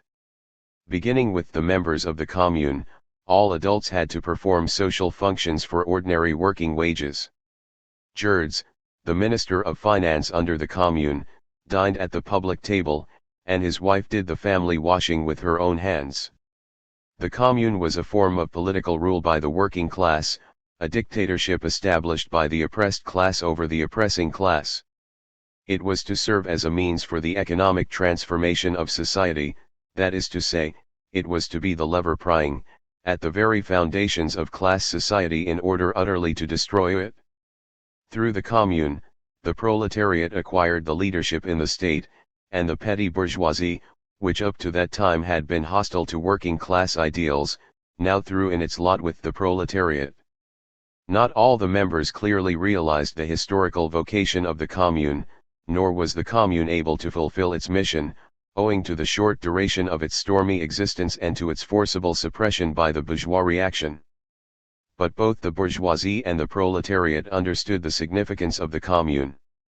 If the immediate effect of its destruction was to deal a severe blow to the working class movement of those days, nonetheless the Commune served as an example, the glorious memories of the Communards' last heroic stand were potent forces in the spread of socialist ideas throughout the world, and helped considerably to promote the foundation both of the Second and of the Third International. How true were Marx's utterances in his letter to Kugelmann under date April 17, 1871, a letter written in the days when the Commune was at the height of its struggle for power. The struggle of the working class with the capitalist class and its state machine has, thanks to the Parisian fight, entered a new phase. However the affair may end, from this time we have attained a new starting point and one of worldwide historical significance. One of the results of the forcible suppression of the Commune of Paris, as far as the international socialist movement was concerned, was the strengthening of the conviction that the proletariat must create a political party of its own to guide the working class struggle, not only in peaceful periods, but also and still more, during revolutionary phases. The Commune had neither a definite program nor a clearly conceived tactic. These were lacking because there was no disciplined and organized working class party able to provide such essentials, able to become the vanguard of the working class, and to organize the proletarian forces whether for defense or for attack. That was why, on the one hand, the Commune was unable to present wide perspectives to the workers and peasants, to unfold distant outlooks which might have aroused their enthusiasm and might have awakened a readiness for the struggle. That was why, on the other hand, among those who established the Commune, there were none competent to foresee the course of events, to coordinate activities, to guide the movement towards deliberately chosen ends, and, worst of all, that was why there was no one able to understand the causes of failure and to seek a better path. From the very first, the Commune was fatally weakened owing to the non-existence of a working class party. Everyone knows that it secured practically no support from the provinces. It is true that, during the last years of the Second Empire, a revolutionary mood had prevailed in the leading provincial towns. There had been working class organizations and branches of the International in touch with the masses, and a readiness to fight the bourgeoisie had been manifested. But all this had been sporadic, unorganized, disunited. The energy had been dissipated in partial risings which had occurred without a general plan, without interconnections, without a joint leadership. In Lyons, Brest, Marseilles, there had been attempts to establish communes during the closing months of 1870. They had been easily suppressed by the bourgeoisie. Such partial outbreaks had exhausted the energy of the provincial proletariat, so that, when the time came for the establishment of the Commune of Paris, the provinces were not in a position to lend any aid to the metropolis. When the news of the revolution of March 18 was received, there were indeed isolated attempts on the part of the workers to seize power, for instance in Lyons, Saint-Étienne, Le Creusot, Narbonne, Bordeaux, and Marseilles. But, lacking unity and guidance, they were put down without difficulty, and no assistance could be given to Paris. Partial failures and premature movements may, of course, occur even when a working class party exists. No revolution is immune from them. But an organized and disciplined party can quickly repair acknowledged mistakes, can strengthen this or that weak organization, give it new workers, unite it to the general movement, and arrange matters in such a way that even failures can become the source of new successes. But in France, at that time, there was no such party, and what was lost then could never be regained. The Commune of Paris was an elemental outburst, though to say this is to say very little. In actual fact, the Commune was a continual series of grave errors and unpardonable blunders which rendered futile all the heroism of its defenders. There was no party, and the whole history of the Commune became a tragedy. The revolution went on without any leadership, it was full of disorder, and utterly lacked organization. Not a single measure was thought out in advance, not a single plan was drawn up with sufficient care or elaborated with reasonable completeness. Even if, by good luck, some sensible measure was conceived, there was no one to supervise its being carried into effect. There are several facts to show how disastrously the fortunes of the Commune were affected by the lack of a communist party worthy of the name. On March 18, it would have been the easiest thing in the world to seize the members of the capitalist government, the leading bureaucrats, and the representatives of the great bourgeoisie. But no one dreamed of doing anything of the sort. A division of the National Guard marched quietly past the house where tier ministers were in session, and never attempted to lay a finger on them. No endeavor was made to seize and disarm the Paris garrison, the soldiers of the line. The army was in a state of decomposition, the rankers were quite ready to mutiny, and would not have been reluctant to shoot down their officers.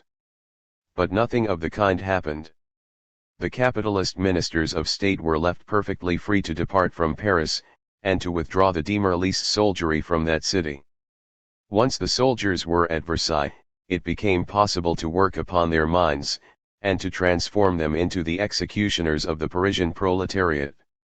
Lullier, an ex-naval officer who had been appointed commander-in-chief of the Revolutionary National Guards, actually let certain officers who had been arrested go free after all, being animated by a sense of comradeship for them.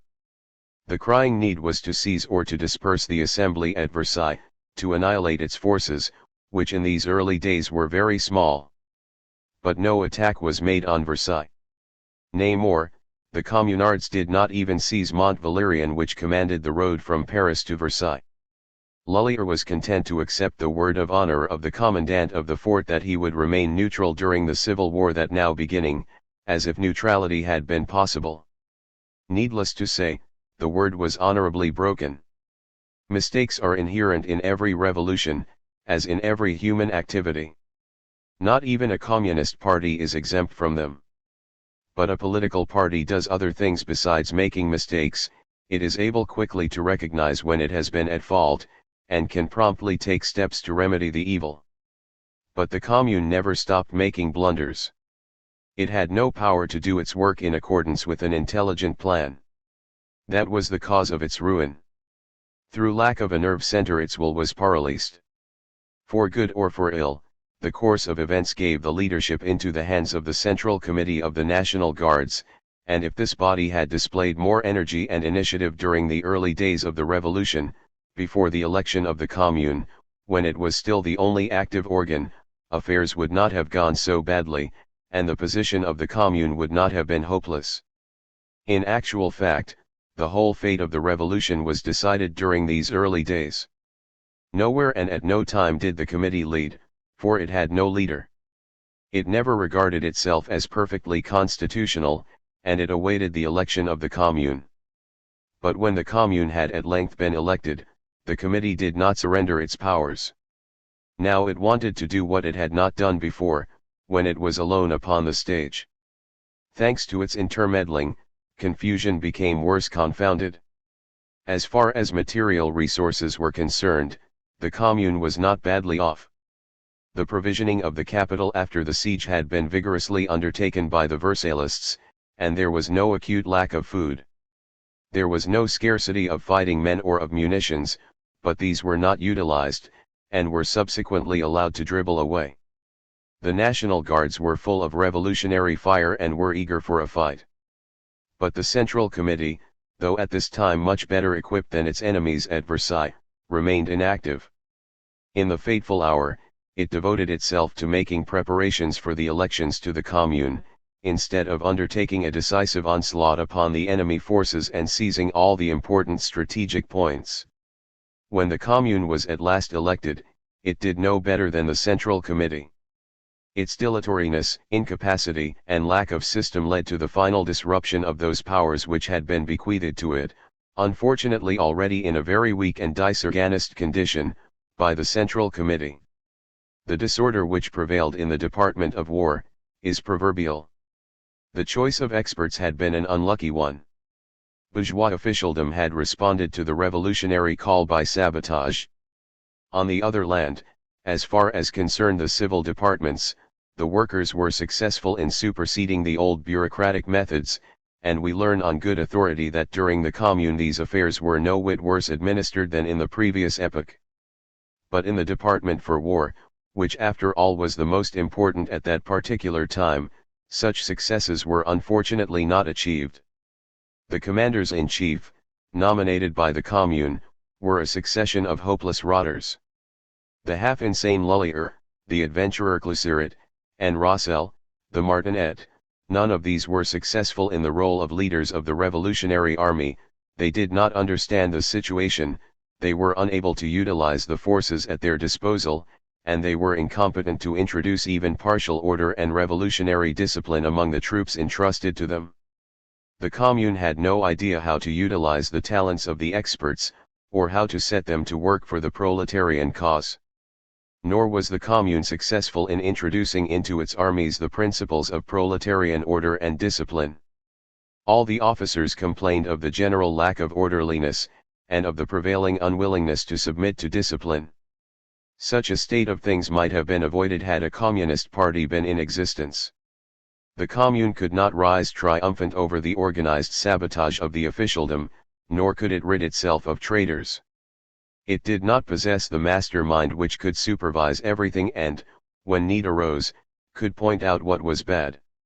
It will suffice to remind the reader that the powerful batteries of the Commune which had been stationed on the heights of Montmartre, were absolutely silent at the decisive moment of the general assault of the Versailles troops. The majority of the guns had been spiked by traitors. The revolutionary citadel, upon which the Commune placed so great reliance, surrendered almost without a blow. The Versailles army entered Paris at the Point du Jour without firing a shot. The place was absolutely undefended, and one of the traitors was able to open negotiations with the vanguard of the Versaillais who were encamped a few hundred paces from the town. And at how many other of points was not the town undefended? For instance, I may mention the south, Paris' most vulnerable spot.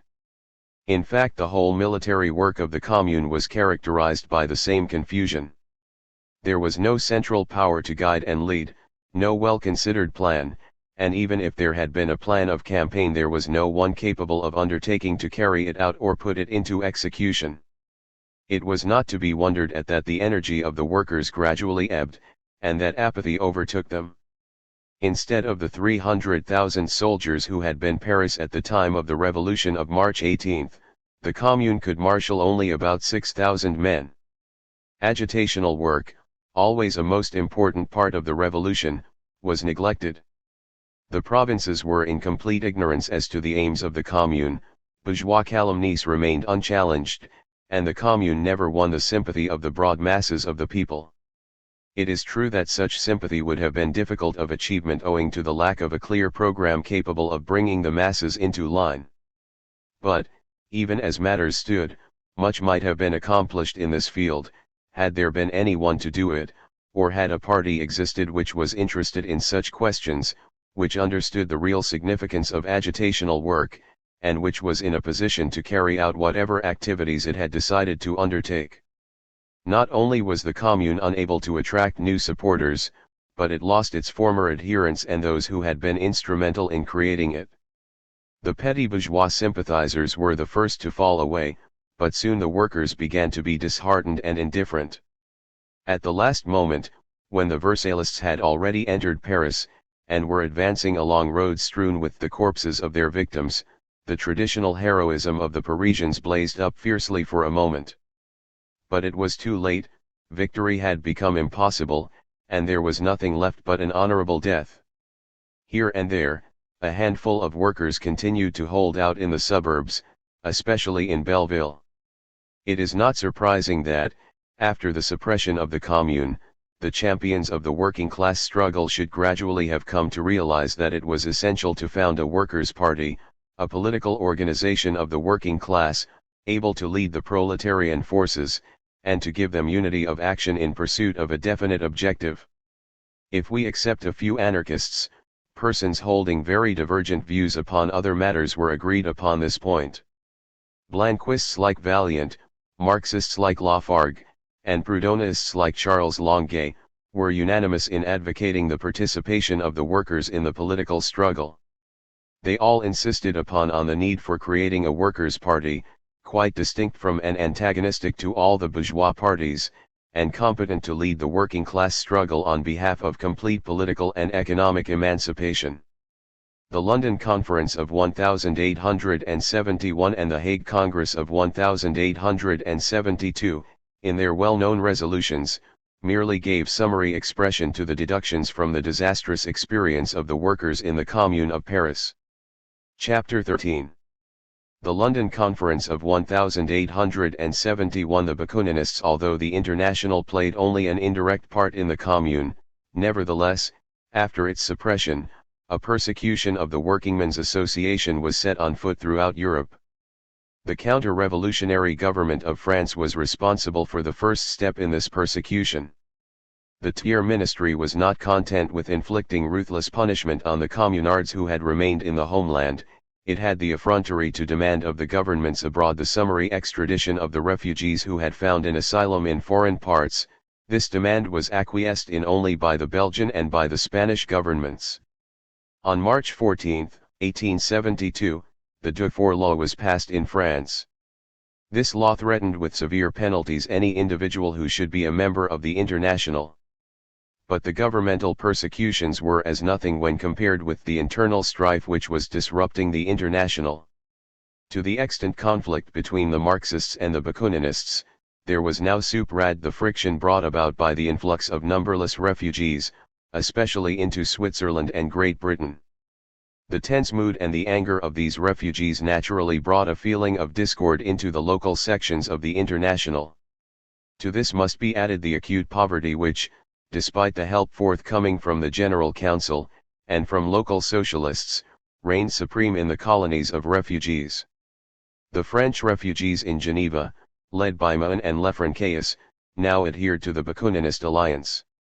In August, 1871, the Genevese branch of the alliance, having been boycotted by the other branches, declared itself dissolved, but with the help of the French refugees, it speedily reorganized itself as the section of propaganda and of social revolutionary activity. The General Council refused to recognize the new organization, regarding it as still nothing more than an offshoot of the alliance, and as a focus for the old intrigues.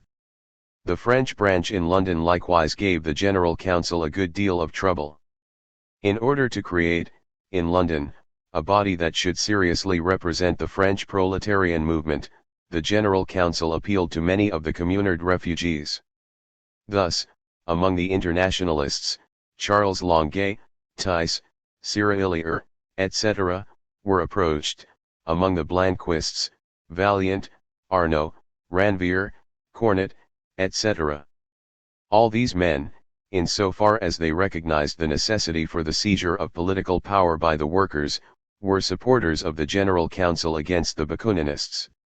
Since it had been impossible to convene the International Congress at the agreed time, owing, as we have seen, to the Franco-German War and to the suppression of the Commune, the General Council decided, with the consent of the majority of the federations, to call a conference in London. 249. This conference was held from September 17 to 23, 1871. It consisted of 23 persons, 13 of whom were members of the General Council, 7 of them being the corresponding secretaries: Marx, for Germany; Engels, for Italy; Ecarius, for the US; Hales, for Britain; Rochet, for Holland; Kohn, for Denmark; and Zabicki, for Poland. These 7 all had votes, but the remaining 6 members of the General Council were present only in a consultative capacity. These were Cyrillier, Vaillant, Bastelica, the representatives of the Paris Commune, Mothershead, Frankel, and Jung. There were 6 Belgian delegates, De Pipe, Verican, Steens, Coenen, Flis, and Herman, 2 Swiss delegates, Uden and Parrot, and 1 Spanish delegate, Anselmo Lorenzo. The 23rd delegate, described by Guillaume as an unknown person with no mandate, came from Bordeaux. The most urgent question before the conference was the imminence of a split in the International. It is true that the conference decided certain other questions, for instance, concerning the formation of separate working women's branches, although both sexes were still to participate as members of the ordinary branches, concerning the need for an earnest attempt to collect statistics about the position of the workers in all lands, concerning a carefully planned international organization of trade union leagues, whose executives were to keep in touch with the General Council, concerning the Need for propaganda among agricultural workers in order to induce them to join the International. But these were subordinate questions, and it was not they which made the conference important in the history of the International. The struggle with anarchism, the influence of which increased day by day, threatening the complete destruction of the International, the strengthening of the organization of the International and of the General Council, the checking of the centrifugal forces which were germinating within the International, and, finally, a definite decision upon the fiercely disputed topic of participation in the political struggle. Such were the main concerns of the London Conference. The conference approved the inclusion of representatives of the French refugees, communards, in the General Council. But, in order to defend itself from influx of spurious delegates, the General Council urged upon the conference the necessity of restricting the number of co-opted representatives from the various countries. They ought to be co-opted on a basis of proportional representation. The central committees of the different countries were to appoint the federal councils or committees, the local branches, sections, or groups, and their committees, must henceforward be named branches, sections, and groups of the International with the addition of the name of the town or locality in which their activities were centered. In addition, they were forbidden to admit to their ranks any sectarian organizations going by such names as positivist, mutualist, collectivist, or communist societies, or independent groups of sections of propaganda, and so forth, which arrogated to themselves special aims outside the general aim of all the branches of the International. 250. An exception to this rule was made in favor of those countries where the undisguised organization of branches of the International was rendered impossible by governmental persecution. It was decided that in such cases the local groups of the International could adopt special names, but on no account were the branches of the International to be organized as secret societies. 251. In addition, the conference discussed the question of the Bakuninist alliance. Starting from the fact that the Genevese section of the alliance, the only one which did not function in secret, had declared itself dissolved, this event was communicated to the General Council in a letter from the Secretary, Zhukovsky, dated August 10, 1871, and also taking into consideration the above-mentioned regulation concerning the affiliation of local groups and sections of a sectarian character working for ends outside the general aims of the International, and, further, recalling the decision of the Basel Congress which had granted the General Council the right to affiliate or to refuse to affiliate to the ranks of the International any society or group, pending an appeal to the next General Congress. The London Conference declared the question of the alliance of the socialist democracy to be settled. 252. But the General Council could hardly have supposed that by a purely formal pronouncement of this sort it had once and for all defeated the enemy within the gates of the International. The further course of events was to show that the anarchists, far from laying down their arms after the London Conference, began thenceforward to wage open war against the International. Their action in this matter was to lead to the disruption of the International Workingmen's Association. One of the most important centers of Bakuninist propaganda was, as I have already pointed out, the Jura Federation in Switzerland. The London Conference discussed the question of this federation.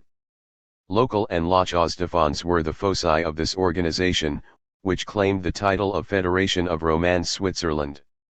The Jura Federation conducted a savage campaign against the old Roman Federation whose center was at Geneva, and which continued to stand by the General Council.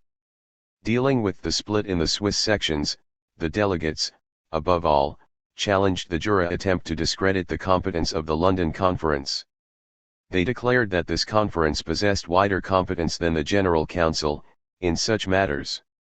Now, the Basel Congress had resolved that, should dissensions arise in the various national sections, the General Council should have the right to settle such disputes. Its decision could be appealed against at the next Congress, and the General Congress had the last word in the matter. Passing on to deal with the second contention of the Jura Federation, that it had received no invitation to attend the special conference which was to meet in London on September 17, the London Conference declared that Jung, the corresponding secretary for Switzerland, had not issued an invitation to the committee of the Jura sections for the following reasons. In flagrant violation of the decision of the General Council on June 28, 1870, this committee continues to call itself the Committee of the Romand Federation. The committee has the right to appeal to the next General Congress against the decision of the General Council, but it has not the right to ignore such a decision. Having done so, the committee had no legal status in relation to the General Council, and the corresponding secretary had been well advised not to issue an invitation. The General Council recognized the Genevese Committee as the nucleus of the Romand Federation. The conference then declared that, in view of the persecutions launched against the International, it was of supreme importance that unity and a spirit of solidarity should animate the workers. It further urged the valiant workers of the Highland branches to rally to the Romand Federation. If this amalgamation could not be effected, the Federation of the Highland branches must take the name of the Jura Jurascion Federation. The conference further declared that, henceforward, the General Council should denounce and repudiate all the journals unwarrantably giving themselves out to be organs of the International, and which, by following the example of the Progrès of Local, and Solidarite of La Cause de Fonds, should publicly discuss in their columns questions which ought rightly to be dealt with only in the privacy of the local committees, the federal committees, or the General Council, or in the private sessions of the federal or general congresses.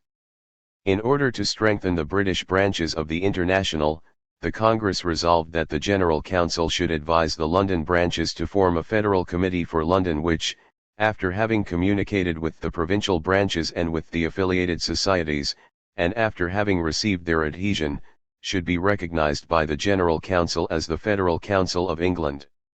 The conference declared that the German workers had done their duty during the Franco-German War. It sent fraternal thanks to the members of the Spanish Federation for their work in organizing the International, dissociated itself from the Niceve conspiracy, which had fraudulently usurped and exploited the name of the International 253 and commissioned Yudin to publish a summary account of the Niceve trial. 254 Finally, it was left to the discretion of the General Council to summon the next International Congress at a time and place which would seem most appropriate. If the Congress could not be summoned, then the General Council was to call a conference which should act in its stead. The fundamental question of the political struggle was also discussed at the conference. The political struggle had assumed a peculiarly aggressive character after the Paris Commune, and had made plain the need for creating an independent political party of the workers. Such a party was already taking shape in Germany, and its initial activities, as we have seen, had met with considerable success. The anarchists were not impressed by the success, but, on the contrary, they redoubled their efforts to combat any political achievements, and regarded political action as a divergence from the right proletarian path. Inasmuch as the conference in general had had to fight the anarchists on the organizational and other fields, it could not fail to discuss the question of the political struggle. In view of the wording of the address and provisional rules of the International Workingmen's Association, and also of the decision of the Lausanne Congress, to the effect that the social emancipation of the workers is inseparable from their political emancipation and from the conquest of political power, and in view of the unbridled activities of the reactionaries, who were forcibly suppressing all the efforts of the workers to achieve their own liberation, and were by brute force maintaining class distinctions and the consequent political dominance of the propertied classes, the London Conference decided that, against the collective power of the propertied classes, the proletariat could only act as a class by forming itself into a distinct political party opposed to all the old political parties that had been formed by the propertied classes. That this formation of a proletarian political party was an indispensable preliminary to the triumph of the social revolution and to the achievement of its supreme end, the abolition of classes, that the union of working class forces which had already been achieved by means of the industrial struggle, must also serve as a lever which the working masses could use in their struggle against the political power of the landlords and capitalists. For these reasons, the conference reminded the members of the International that, in the fighting activities of the working class, industrial action and political action must always go hand in hand. The Bakuninists did not consider themselves vanquished. On the contrary, they were so convinced that the General Council had decided to pass from the defensive to the attack, that they boldly took up the gauntlet. On November 12, 1871, they held a congress at Sunvilliers which was attended by the Swiss sections of the alliance. 14 delegates, among whom were Guillaume, Spickiger, and Schwitzgebel, represented 8 sections. The Genovese section of Propaganda and Social Revolutionary Action, though not forming part of the alliance, sent 2 delegates who were accepted as members of the Congress. One was Jules Guesde, who, though at the time we are now dealing with, he inclined to the anarchism of the political refugees, subsequently founded the Marxist Parti Ouvrier in France, and Nicholas Zhukovsky, a Russian refugee and friend of Bakunin. The Congress declared that the old Romande Federation was dissolved, which pronouncement did not, it need hardly be said, prevent the Federation from continuing to exist, that the anarchist sections were its legitimate successor, and that the new body should be named the Jura Federation, precisely what had been proposed at the London Conference. The Congress then drew up the rules of the new federation, founding them upon the principle of full autonomy of the branches. The most important result of the Congress was the issue of a circular to all the federations of the International Workingmen's Association. In this document the federations of the International were urged to join hands with the Jura Federation in order to insist upon the calling of the General Congress as soon as possible. The power placed in the hands of the General Council, by the resolutions passed at the International Congresses, had corrupted it, and had tempted it into dangerous paths. The General Council was composed of men who had been led, in the ordinary course of affairs, to try to impose their special program on the International, and to make the association adopt their personal views. These men had come to regard any opinion which did not coincide with their own as heretical.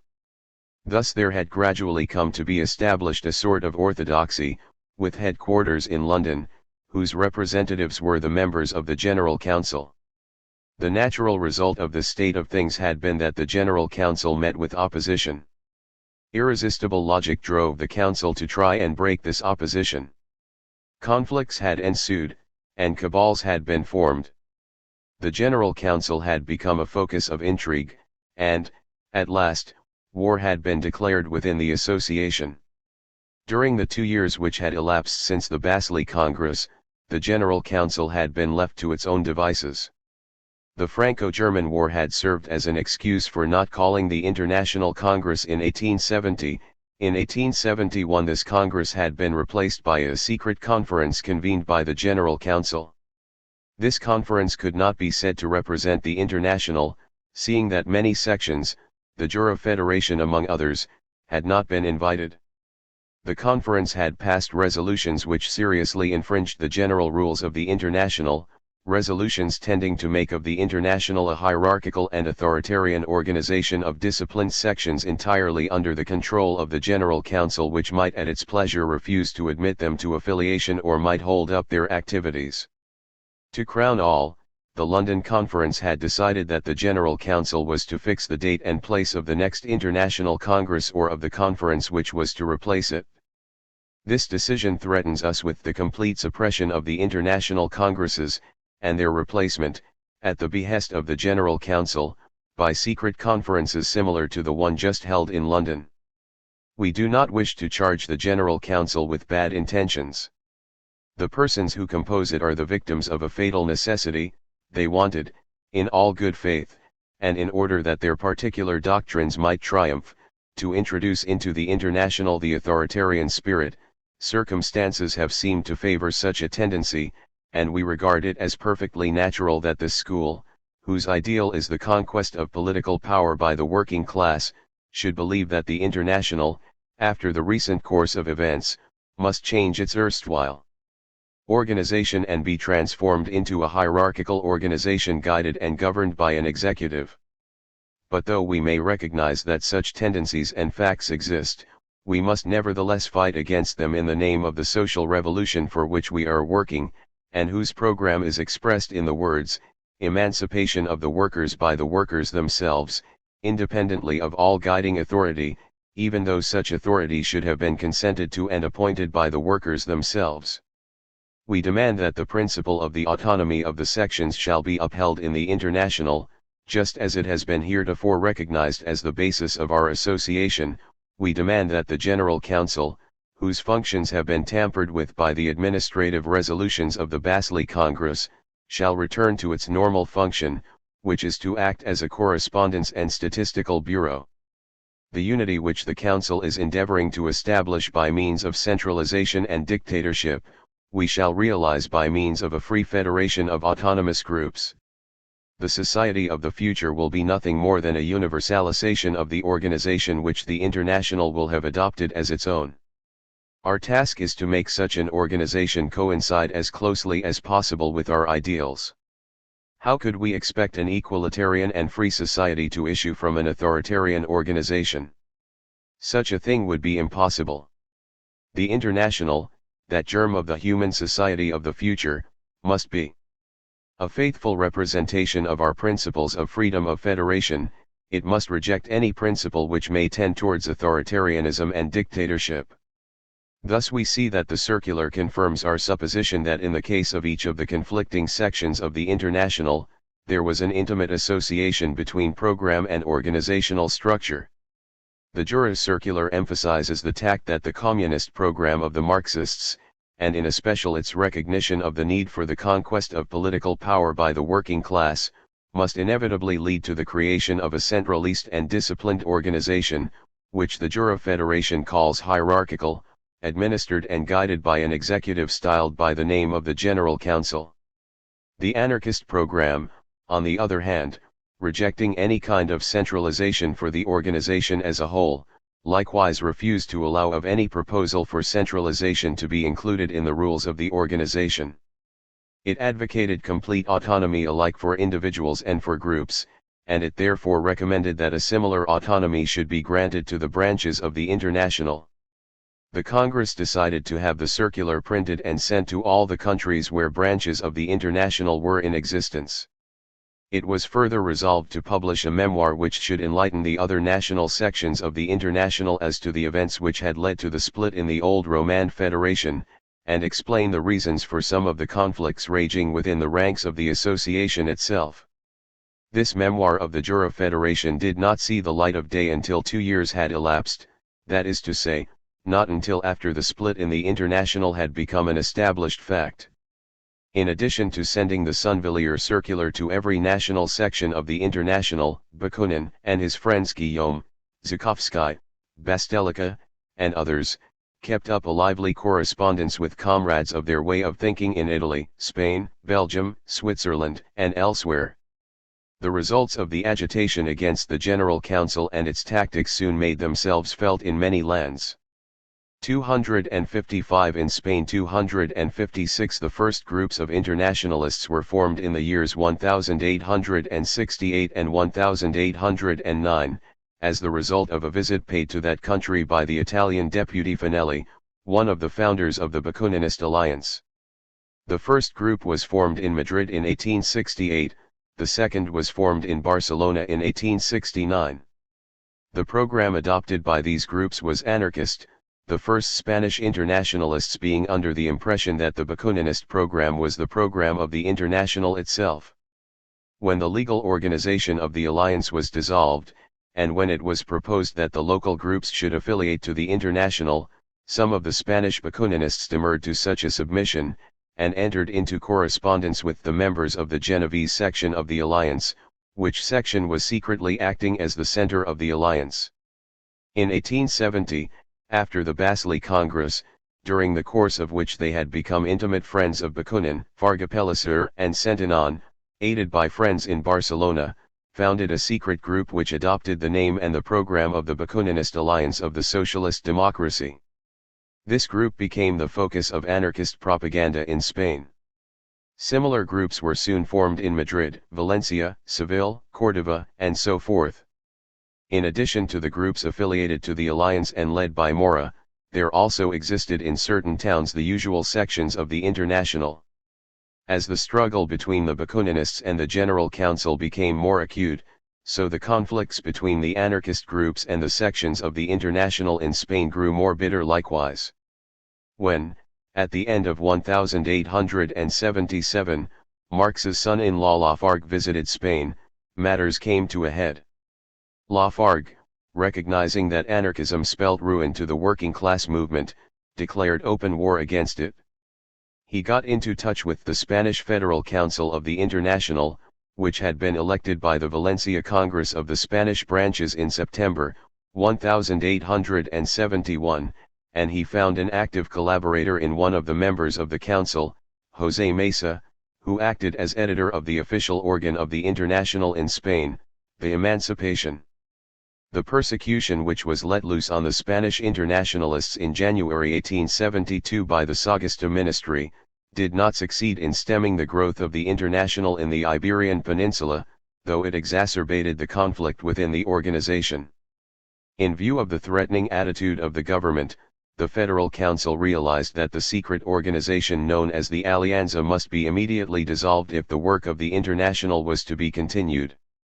The local Federation of Madrid, in which the anarchists formed a majority, excluded from its ranks 6 members of the staff of the Emancipation, who, besides being collaborators on this paper, were likewise members of the Spanish Federal Council. In April 1872, the Spanish Federation held its annual Congress at Saragossa.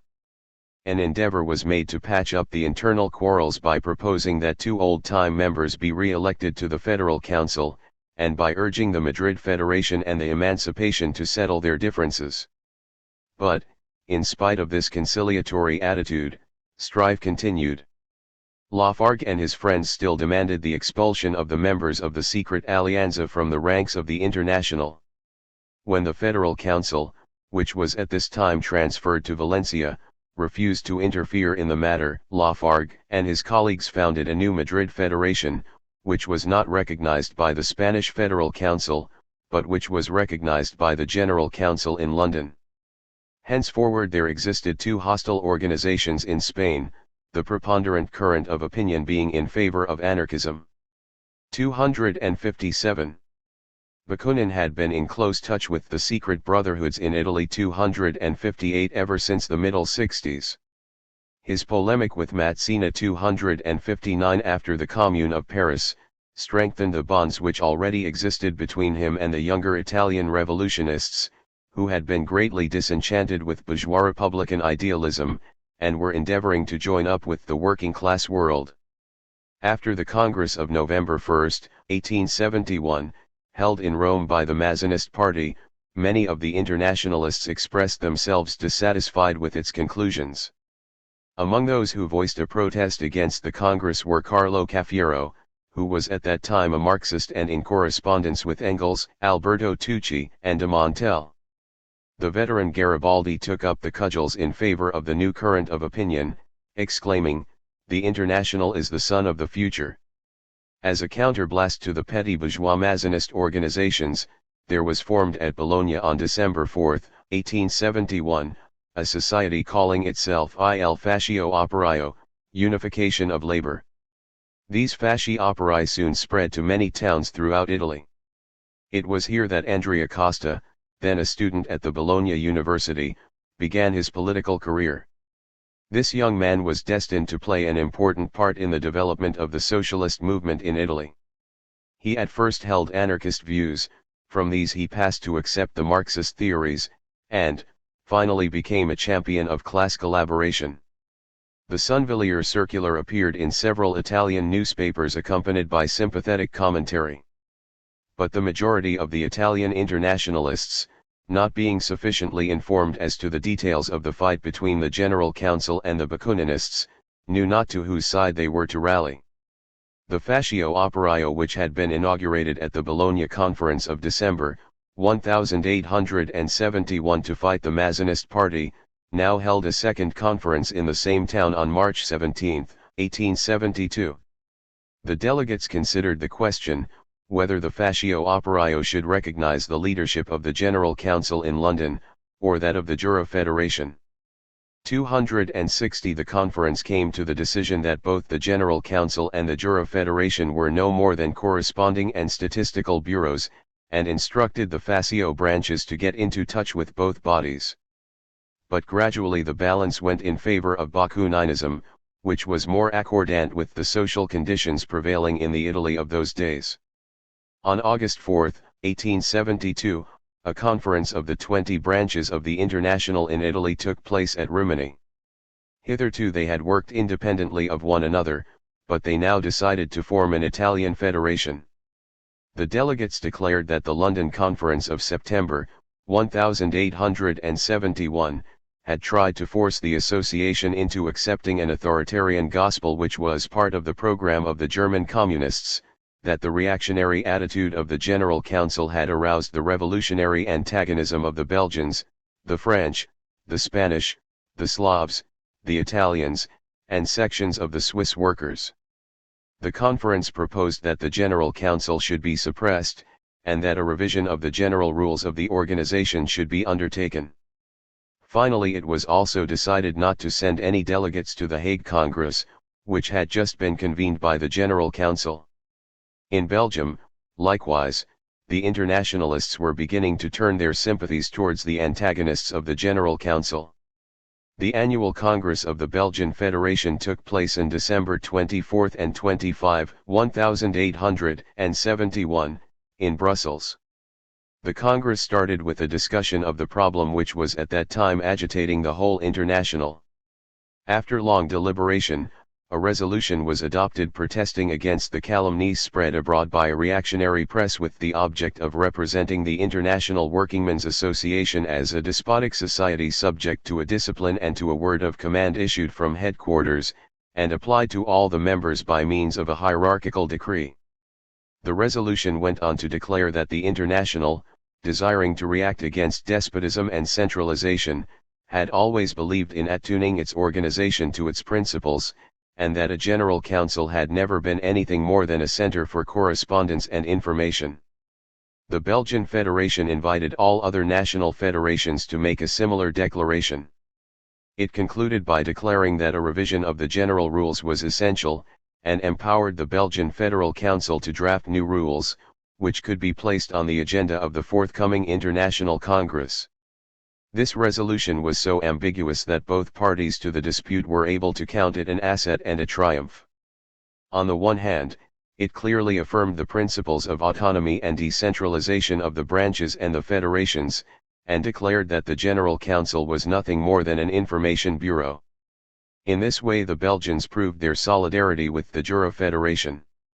On the other hand, the resolution did not accuse the General Council or the London Conference of having infringed the principle of autonomy, and the supporters of the General Council were therefore entitled to consider the resolution a victory for their side. In actual fact, however, the Belgians had no intention of rallying to the support of the General Council, as was shown by the subsequent course of events. Their sympathy with the anarchist outlook was further demonstrated in their resolve to revise the general rules of the association. At the following Congress of the Belgian Federation held in Brussels on July 14, 1872, the Federal Council submitted its draft of the general rules to discussion. Among other recommendations, it was proposed to suppress the General Council as a useless and even dangerous institution. The majority of the delegates, however, considered that such a measure would be too drastic, and favored a suggestion made by the Liege branch that the General Council should be reorganized. The powers of that body were to be curtailed, and it would have no right to interfere in the private affairs of the individual branches. Everywhere, a tendency towards decentralization was making itself felt. In certain ways the International was still scoring points. It could register a spread of socialist ideas, as, for instance, in Denmark, where, since 1871, several branches had been formed, and in Sweden, to which country the movement had spread in 1872. On the other hand, the antagonism to the General Council was steadily growing, and appeared even in Great Britain, which hitherto had been one of the firmest supporters of the Council. Down to the time of the London Conference, Great Britain had had no federal council. The part that such a body should have played, was undertaken by the General Council in London. The latter had pronounced itself against the formation of a special British Federal Council, because it believed that the imminent social revolution in Europe would start in industrial England. In the confidential communication of the General Council, Marx, rebutting the Bakuninist accusation that the General Council was wholly opposed to the inauguration of a special federal council for Great Britain, declared that, from time to time, the same proposal had been brought forward by some of the British members of the General Council, but that almost invariably it had been unanimously rejected. At the meeting of the General Council on January 1, 1870, a resolution, Guillaume says it was penned by Marx, and the statement is presumably correct, was passed, and was sent to the Federal Committee of Romance Switzerland in Geneva. Part of this resolution runs as follows: although the initial revolutionary impetus will probably come from France, England will have to be the lever which will bring about a really serious economic revolution. England is the only country in which peasants no longer exist, and where the ownership of the land is concentrated in very few hands. It is the only country where the capitalist method, that is to say, where associated labor upon a large scale under capitalist entrepreneurs, has made itself master of nearly the whole of production. It is the only country where the large majority of the population consists of wage laborers. It is the only country where the class struggle and the organization of the working class by the trade unions have attained a fair degree of maturity and universality. Britain, thanks to its domination of the world market, is the only country in which every change in economic conditions exercises an immediate influence all over the world. Though it be true that landlordism and capitalism have their roots in this country, it is here that the material conditions requisite for their destruction are ripest. The General Council being in the fortunate position of having its hand upon this great lever of the proletarian revolution, how foolish, we might almost say, how criminal, it would be to allow that lever to pass under the control of purely British hands. The English have all the materials requisite for the social revolution, what they lack is the spirit of generalization and revolutionary fervour. 261. Only the General Council can supply this lack, and only the General Council, therefore, can quicken the genuinely revolutionary movement in Britain, and consequently throughout the world. If we were to form a federal council in Britain, apart from the General Council, what would be the immediate result? Sandwiched between the General Council of the International and the General Council of the Trade Unions, the Federal Council would have no authority whatever, but the General Council would forfeit the power of handling the great lever. Britain must not simply be treated as one country among several. It must receive special treatment as the metropolis of capitalism. 262. It is clear that Marx was aware of the possibility of conflicts arising between the Central Committee of an International Workers' Party, which in his view was or should be represented by the General Council, and the future Central Committee of a British Labour Party, which, again according to Marx, would be formed from the British Federal Council. The need for working from one centre and of operating the same lever, i.e., the British working class, would lead the two bodies, declared Marx, to perform the same tasks, and in such circumstances they would have to depend upon the same basic source of power and influence, and must inevitably come into collision in the course of their operations. The danger would grow more menacing as the divergence of opinions on the political held increased between the General Council and the British Federal Council, between the opposing embodiments of internationalism on the one hand and nationalism on the other. In consequence of the opportunism of the leaders of the working class movement of those days, an opportunism Marx was quick to detect, the probability of such a conflict became almost a certainty. While the conflicts that might arise between the two centers appeared in general so undesirable and so dangerous to the cause of revolution, the danger seemed all the more threatening in the case of Great Britain, which, in consequence of the advanced development of capitalism within its borders, appeared to Marx to be the most important motive force propelling society towards a revolutionary change. But when, after the fall of the Paris Commune, it became clear that the first step must be the creation of an independent political workers' party, and that the center of gravity of the proletarian movement was being transferred to the continent, then Marx was the foremost in recognizing that it was necessary to set up, in Great Britain as elsewhere, a federal council, which might prove to be the germ of the British Workers' Party. The London Conference, therefore, decided in favor of forming a British Federal Council. The resolution was carried into effect at the end of October, 1871, when a temporary committee was set up in London under the chairmanship of Maltman Berry and with John Hales acting as secretary. As soon as the local branches of the International in Britain and the General Council had approved of the rules drawn up by the temporary committee, a permanent Federal Council was elected. The first activities of the new body were crowned with success. Many new branches were formed, 263, and ever-increasing numbers of trade unionists rallied to the International.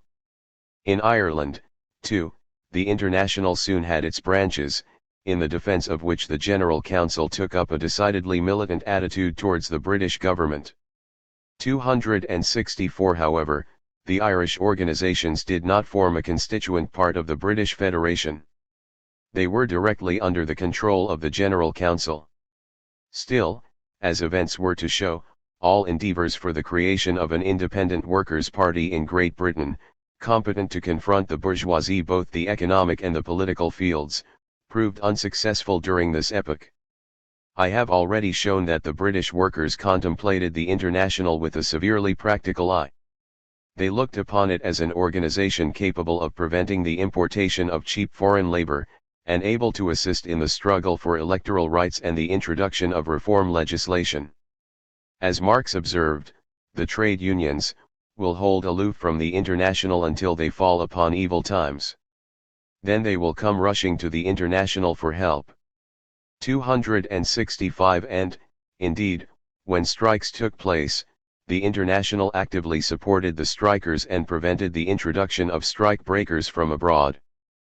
But the International did not prove strong enough to wean the British proletariat from bourgeois outlooks and to unite it for the general political struggle.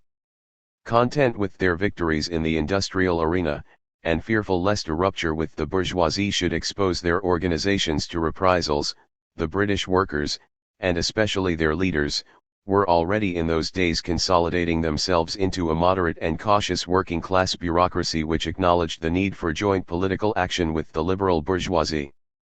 Concerning such leaders of the movement, Marx declared at the Hague Congress of the International, that it might be reckoned an honor not to be a recognized leader of the workers, seeing that all the recognized leaders were to be found supporting the Liberal Party.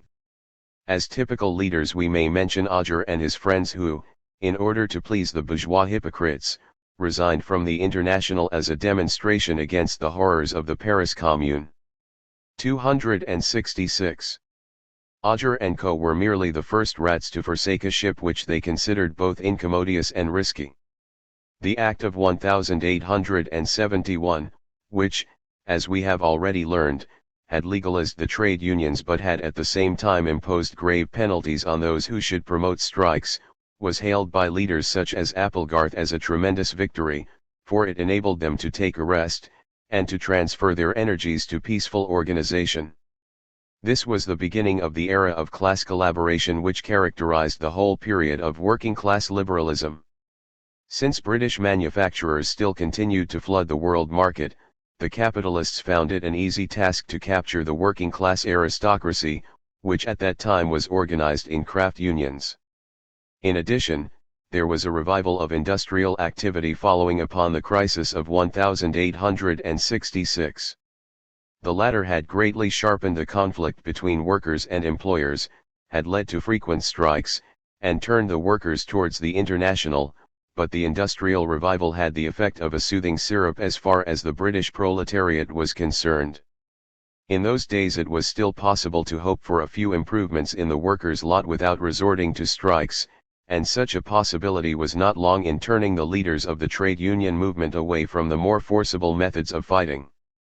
The workers' organizations, which were mainly composed of members of the working-class aristocracy, became more and more corroded with opportunism. The trade union leaders, who not long since had been fairly radical in outlook, were not slow to change their tone and to adopt a more conservative attitude than that of the broad masses of trade unionists. It not infrequently happened that the workers struck in defiance of the wishes of their leaders, who, for their part, did their utmost to prevent the strike, and to cut it short. With the growth of the unions and the accumulation of trade union funds, and with the development of a trade union bureaucracy imbued with a conservative outlook and inspired by a philosophy of class collaboration, an antagonistic attitude towards strikes became increasingly manifest. Other methods were preferred, such as peaceful negotiation, courts of arbitration, mediation, etc., etc. The trade union leaders adopted the point of view of the capitalists, namely that wages must be determined by the amount of profit and the general state of the market. Hence arose the idea of the sliding scale of wages, an idea which embodied the triumph of bourgeois political economy over proletarian political economy. Adaptation to bourgeois outlooks was not only apparent in the realm of economics, but likewise in the realm of politics. The notion of the seizure of power by the working class, which had been promulgated by the Chartists, was now quite forgotten. Not only was the fight for universal suffrage abandoned, but even the thought of creating an independent workers' party which should defend the general interests of the working class in the face of a united bourgeoisie was no longer entertained. The idea of running independent labor candidates in opposition to the extant bourgeois parties of conservatives and liberals almost fell through. The very few representatives of the workers who by a turn of fate were returned to Parliament, slavishly licked the boots of the bourgeoisie, and usually came to form a part, and not even as a rule the most advanced part, of the Liberal Party. Some were actually working-class conservatives. In a word, they were part and parcel of the bourgeois order. The bourgeoisie, following suit, now began to change its attitude towards the workers, or rather towards the leaders of the proletariat, who, by their tactics of class collaboration, had won the gratitude of the governing class. Formerly the capitalists had been used to treat all the workers as outlaws, pariahs, and serfs. Assured of the pliability of the working class aristocracy and of the reasonableness of its leaders, they began to allow these leaders a very restricted share in social life. The trade union chiefs, who until recently had been regarded as dangerous revolutionists, now came to participate in the institutions of capitalist society, not as delegates of the workers, but as nominees of the government. They became members of school boards, sat as poor law guardians, took part in royal commissions, and were appointed to governmental posts. Thus the appearance of present-day leaders of the Labour Party, such as Henderson and Thomas, in the role of privy councillors is nothing so very new after all.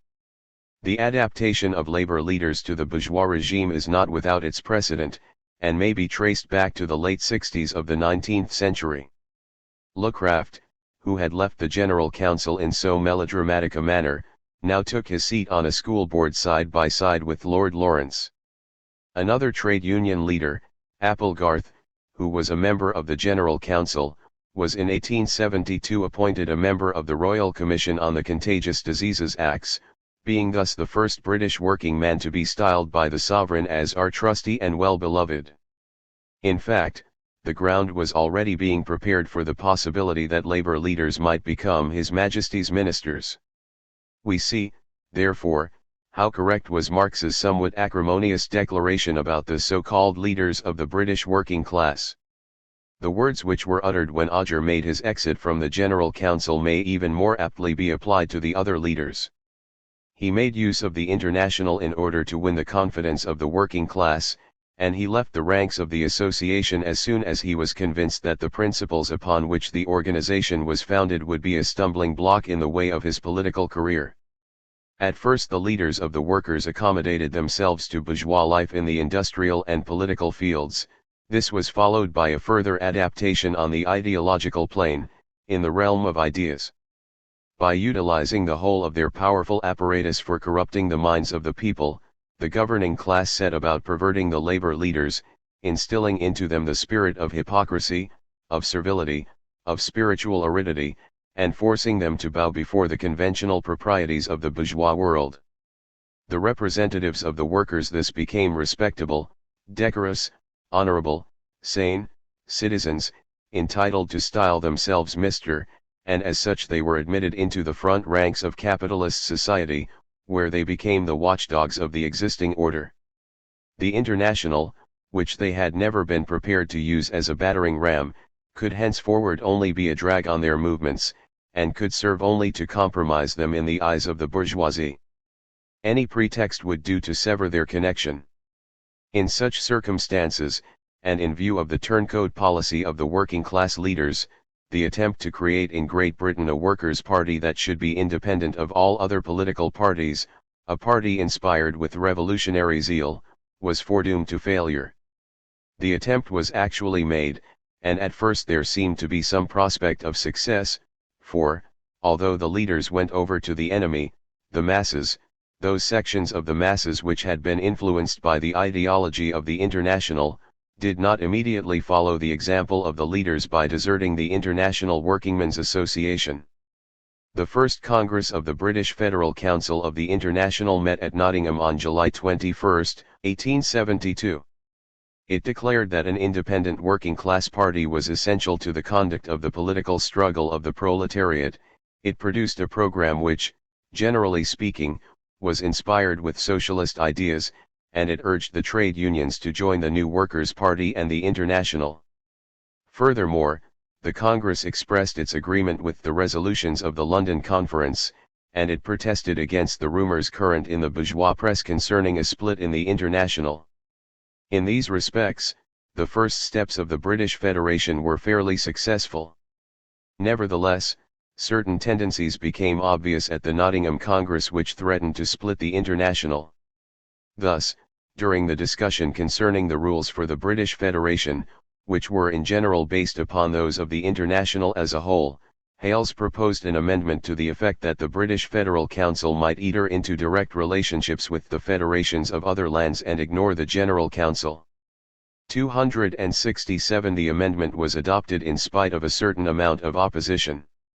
Another resolution adopted by the Nottingham Congress was aimed directly at the General Council, although the proposers formally denied that such was their intention. This motion was to curtail the powers of the General Council in the matter of the exclusion of such sections of the International as had infringed the rules and constitution of that organization. 268 All this only goes to prove that the British Federation had joined the ranks of the opponents to the General Council.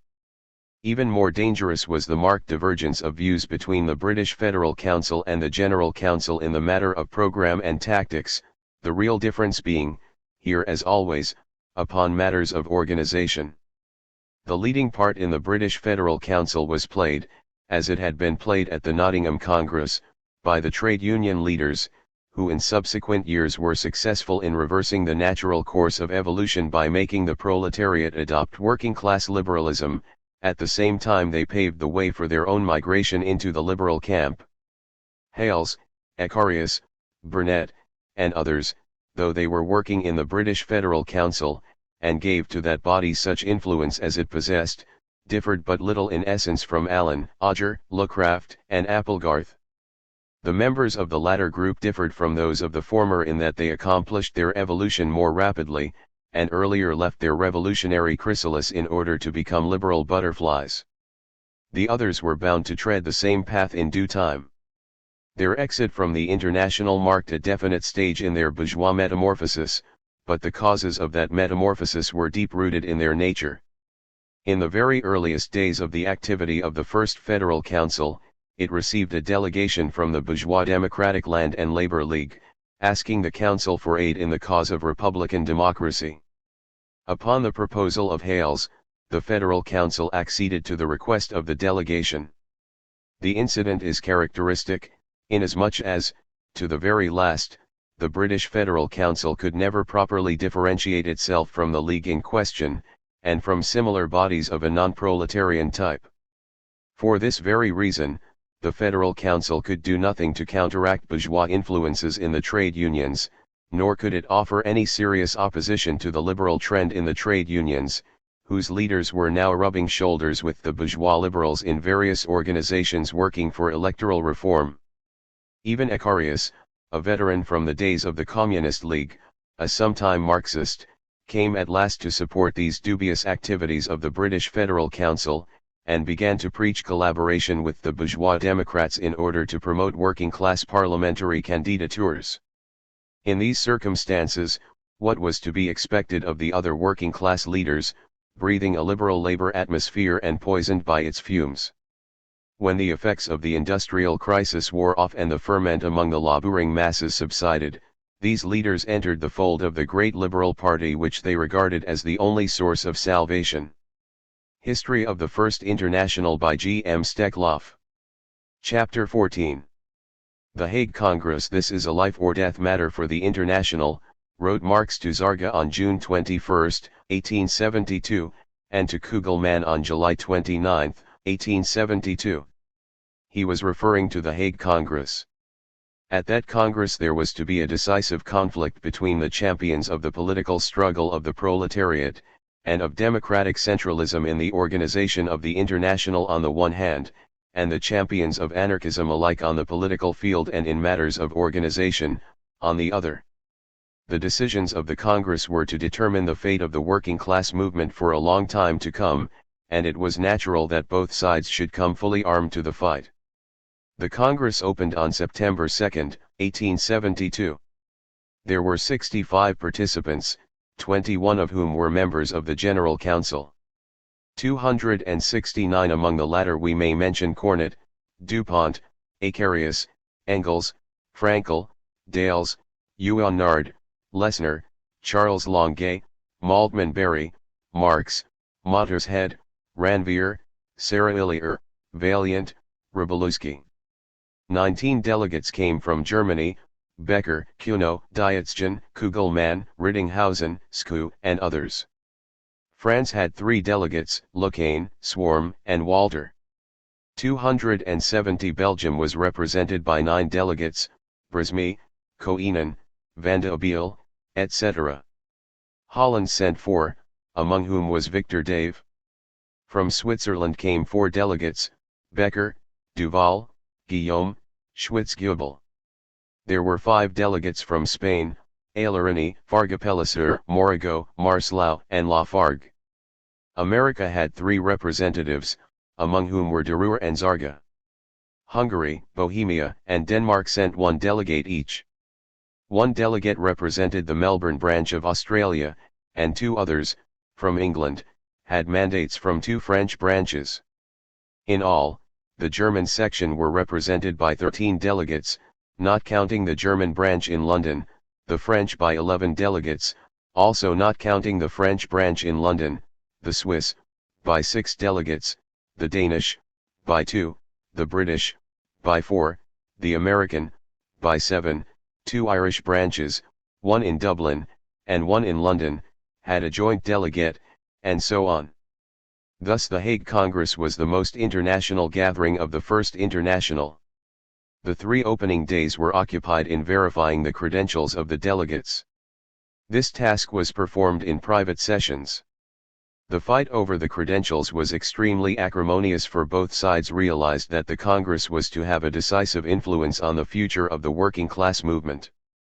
This is not the place to examine in detail the reciprocal accusations concerning the validity of the various credentials, nor shall I waste space in describing the further accusations concerning the packing of the Congress, and so forth.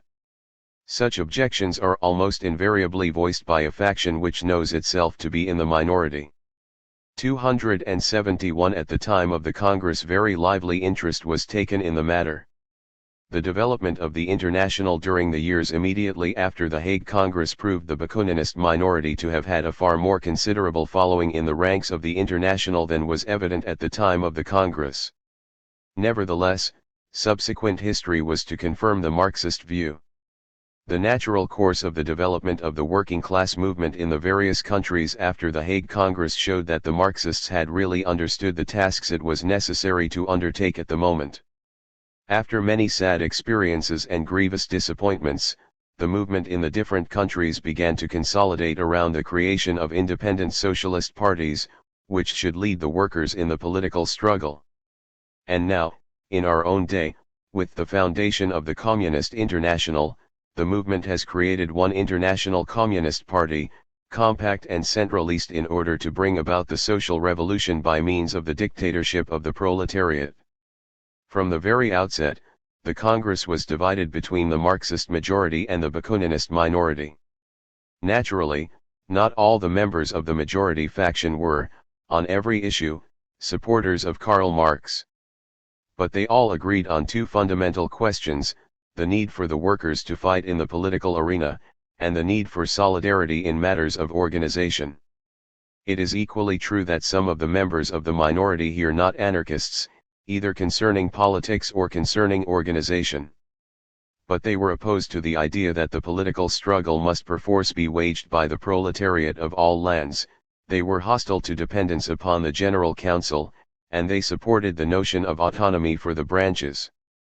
The majority was composed as follows: 16 members of the General Council, 6 delegates representing French branches, 10 delegates hailing from Germany, 3 of the Swiss delegates, among whom there was one who had come from Germany, 2 American delegates, Zarga and Deruer, 4 Spanish delegates, Lafargue, whose credentials the anarchists endeavored to discredit, 1 Bohemian, 1 Danish, 1 Hungarian, in all 40. The minority was made up of 4 Spanish delegates, 2 delegates from the Jura Federation, Guillaume and Schwitzgebel, 7 Belgians, 4 Dutch, 5 delegates from English branches, among whom were 4 members of the General Council who had definitely joined the opposition: Ecarius, Hales, Mottershead, and Roche, 1 French delegate, Cyril, who represented the French branch in Brussels, 1 American delegate, and 1 further member of the General Council, George Sexton, a doctor of medicine, in all 24. The majority faction was not so strong as it looked. The representatives of the French branches had made common cause with the General Council, but, at best, they only represented themselves, living upon past glories, and upon memories of the Paris Commune. The branches they were supposed to represent had no existence in actual fact, or were insignificant underground groups foredoomed to speedy extinction. Lafargue represented that group in Spain which was soon to enter the lists against anarchism. The Bohemian, Danish, and Hungarian delegates merely represented a movement which might arise at some future date, but which for the moment could play no part in the international. The American and Swiss delegates represented comparatively weak working-class organizations in their respective lands. In both these countries the movement was destined to follow the German model, that is to say, independent national parties were to arise which would develop outside the International Workingmen's Association. Finally, although the working-class movement in Germany was, already in those days, stronger than the movement in any other country, for that very reason it followed its own road earlier than the movement elsewhere, and its link with the International was rather a moral than an organizational bond. Turning now to consider the composition of the minority faction, we find that in Spain the movement embraced a fairly large portion of the working masses, and at the time of the Hague Congress was still growing rapidly. The members of the Jura Federation, the Belgians and the Dutch, were full of hope for the future, and were in a condition of revolutionary fervor. The minority was also backed by the Italian internationalists, who had refused to send any delegates to the Congress. The question as to which faction could rely on a majority of French supporters had to remain open for the nonce. One thing, however, was certain. Whatever French groups might exist, they considered themselves an integral part of the International Workingmen's Association, and were ready to work within the framework of that organization. This willingness on their part may possibly be accounted for by the fact that France was not yet in a position to create a strong national party. However this may be, it was clear that, if the International was destined to continue in being for a few years to come, it would do so, not under Marxist leadership but under the Bakuninist standard. The old International had outlived itself, and the anarchists could succeed merely in prolonging its death agony. True, in those countries where the movement had only just been born it spent its early years under the flag of the International. We may mention in this connection such countries as Ireland, the South American states, Australia, Portugal, etc., but as soon as the movement began to stand more or less securely on its own legs it cut itself loose from the parental apron strings and entered upon its own independent road. These things speedily became evident as soon as the Credentials Committee had concluded the work of verifying the mandates, and the Congress began to deal with the agenda. Van den Abele had acted as chairman to the Congress during the first 3 days. He was replaced by Ranvier, who was elected by the Congress, together with Zarga and Gerhard, who acted as vice-chairman. On the motion of the General Council, a committee composed of 5 members was appointed under the chairmanship of Cuno, to investigate the question of the Bakuninist alliance and to examine the accusations which had been leveled against the General Council by the Jura Federation and the Spanish federations. These preliminaries having been satisfactorily dealt with, the Congress could at last settle down to real business, and, on Thursday afternoon, September 5, the first public session was held. 2 fundamentally important resolutions were on the agenda, the first concerning the rights and powers of the General Council, and the second dealing with the political activities of the proletariat. The discussion concerning the first resolution is highly characteristic. Herman, one of the Belgian delegates and himself a member of the General Council, explained that the Belgian branches were of opinion that the General Council should not act as a political center enforcing a specific doctrinal theory and arrogating to itself the role of guide to the whole association. The council should be composed of members chosen by the various federations, and so on. Guillaume, in the name of the Jura Federation, voiced the feeling that neither in the economic nor in the political field could the General Council act as a guiding center. At the same time, the Jura Federation was not inclined to recommend the total suppression of the General Council, so long as it was content to be no more than a bureau for correspondence and for the collection of statistical data. Morago, one of the Spanish delegates, expressed himself as of much the same way of thinking. Lafargue and Zarga spoke in opposition to the above views. They maintained that the rights of the General Council should be upheld, that the International, as such, owed its existence to the Council. If the General Council were to be suppressed, the whole International would perish. Lafargue said of the General Council what Voltaire had once said of God: if it did not exist it would have to be invented. Zarga reminded the Assembly of the part played by the General Council in times of strikes, and of the successes for which it had been responsible in this field of activity.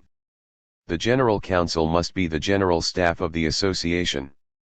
The partisans of autonomy say that our association does not need any head. We think, on the contrary, that the association is very much in need of a head, and one with plenty of brains inside it. When Zarga uttered these words, all eyes were fixed on Marx. In conclusion, Zarga declared that there was need for effective centralization, and that the powers of the General Council should be widened rather than curtailed. 272. The General Council moved that Articles 2 and 6 in Part 2 of the General Rules, which had been amended by the London Conference, should be replaced by 2 new paragraphs which should grant wider powers to the General Council and should strengthen the internal discipline of the International.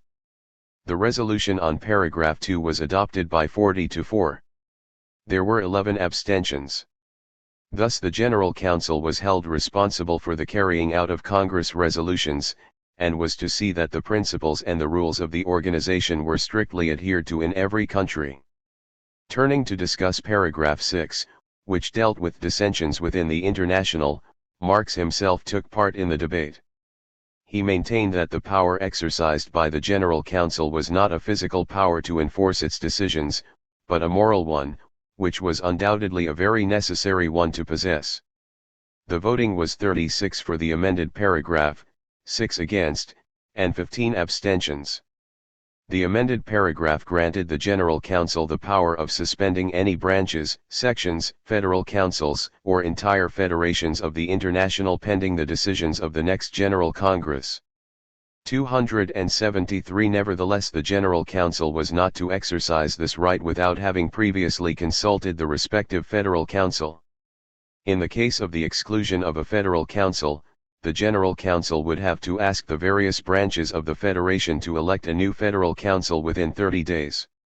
In the case of the expulsion of an entire federation, the General Council must notify all the other federations, and, if a majority of the federations should demand it, the General Council must call an extraordinary conference, composed of 1 delegate per nationality, which should assemble within a month and should definitively settle the dispute.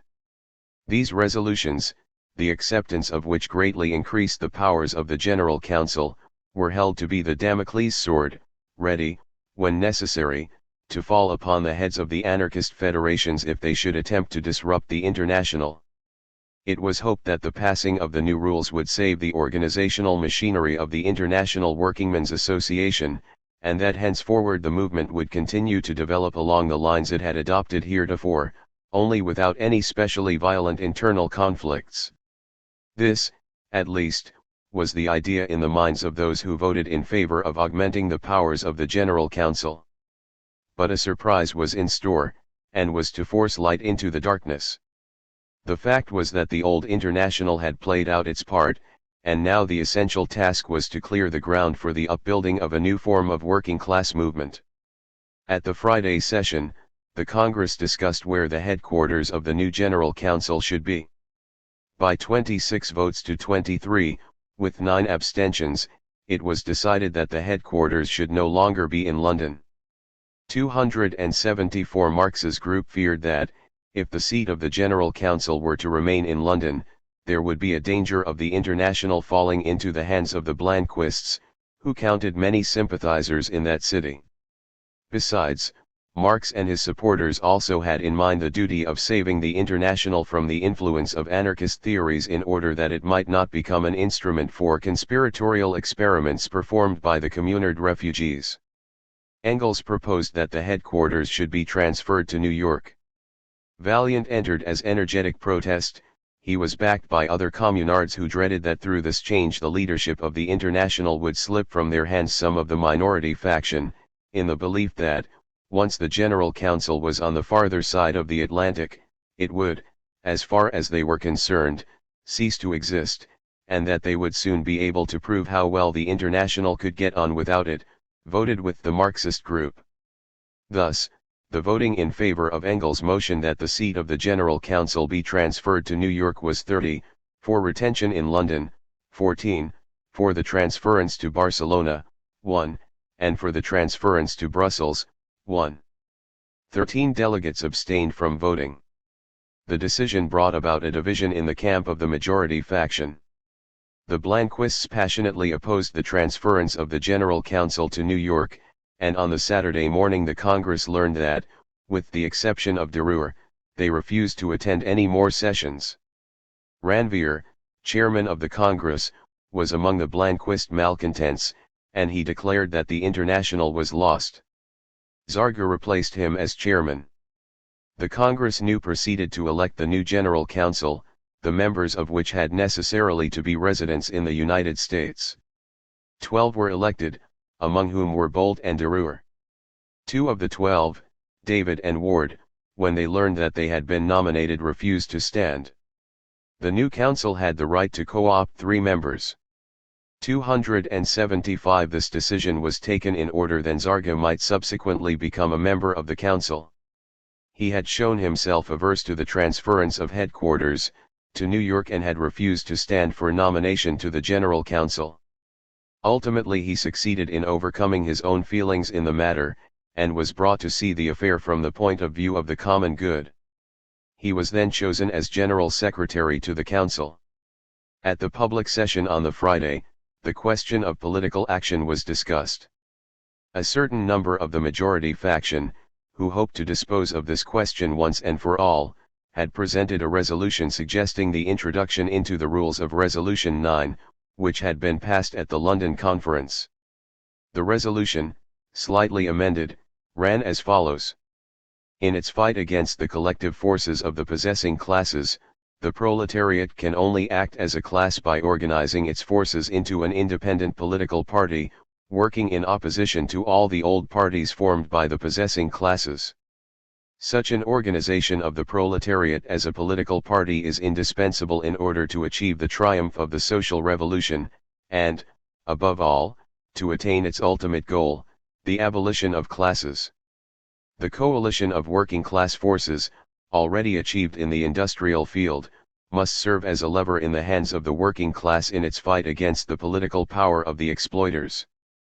The lords of land and capital invariably make use of their political privileges in order to perpetuate and to defend their economic monopolies, and in order to enslave labor. Conquest of political power thus becomes the prime duty of the proletariat. 276. The Blanquists had presented an amendment which, among other things, declared, if the strike is one weapon in our revolutionary fight, the barricade is another, and is the most powerful weapon of all. They urged the Congress to declare that the question of the military organization of the revolutionary forces of the proletariat should be placed on the agenda for the next International Congress. In the debate which followed, Vaillant spoke in praise of force and of the dictatorship of the proletariat, and insisted upon the necessity that all members of the International should take up the fight in the political arena. Heppner, the German Social Democrat, declared that those who refused to register their vote in political elections were, willy-nilly, playing into the hands of the reactionary governments. Guillaume came forward as the protagonist of the anarchist point of view. He gave a general exposition of the federalist and revolutionary theory, which he contrasted with the doctrine elaborated in the Communist Manifesto. According to him, the resolution of the London Conference was a first step in the thrusting of the theories of German communism upon the whole international. He maintained that the term abstentionist applied to the Belgian, Dutch, Spanish, Italian, and Jura internationalists was open to an equivocal interpretation. What his colleagues were aiming at was, not political indifferentism, but a special form of politics which should negate bourgeois politics and which they would like to call working-class politics. The difference between the positive politics of the majority faction and the negative politics of the minority faction was set forth in the following two axioms: the majority aims at the conquest of political power, the minority aims at the destruction of political power. Charles Longuet, the sometime Proudhonist, who had changed his views after his experiences during the Paris Commune, spoke in support of the political activity of the working class, and declared that, if, at the time of the Paris Commune, the French proletariat had been organized in a political party, events would have taken a different turn. The resolution was adopted by 29 votes to 5, with 9 abstentions. This was the second blow the Congress dealt the Bakuinists. But a third blow awaited them. The Committee of Inquiry into the question of the Bakuninist alliance had been elected, and was composed of Marx, Engels, Wroblewski, Dupont, Serre-Hillier and Swarm, representing the Marxist faction, and of Guillaume, Schwitzguebel, Zhukovsky, Ailerini, Morigot, Marceau, and Farga-Pellicer for the Bakuninists. The Commission, after examining various documents and questioning witnesses, presented a report to the Congress. This document declared that the secret alliance, founded on rules which were absolutely contrary to the spirit of those adopted by the International Workingmen's Association, had existed, but that its present existence had not been satisfactorily proved, that the alliance had been founded by Bakunin, that citizen Bakunin had resorted to fraudulent maneuvers in order to possess himself of other people's property, and that, in order to escape fulfilling his engagements, he or his agents had had recourse to intimidation. For these reasons the members of the committee urged the Congress, 1. To expel citizen Bakunin from the International Workingmen's Association, 2. Likewise to expel citizens Guillaume and Schwitzguebel, since the committee is convinced that they are still members of the Alliance 277, 3. To expel Malin, Bouquet, and Louis Marchand, who have been proved guilty of intrigues designed to effect the disorganization of the International, 4. As concerns Morigot, Farga-Pellicer, Marceau, Ailerini, and Zhukovsky, in view of their solemn assurance that they have severed their connection with the alliance, no further action is to be taken. 278.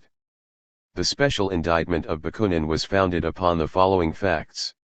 Towards the end of the year 1869, he undertook to translate into Russian the first volume of Marx's Capital.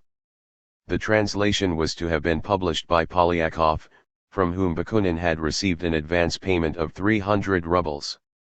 Nechayev, who in January 1870, had returned to Switzerland from Russia as the representative of the Russian Revolutionary Committee, advised Bakunin to discontinue the work of translation for a while, and to devote all his energies to Russian affairs, which, being interpreted, meant revolutionary propaganda within the Russian borders.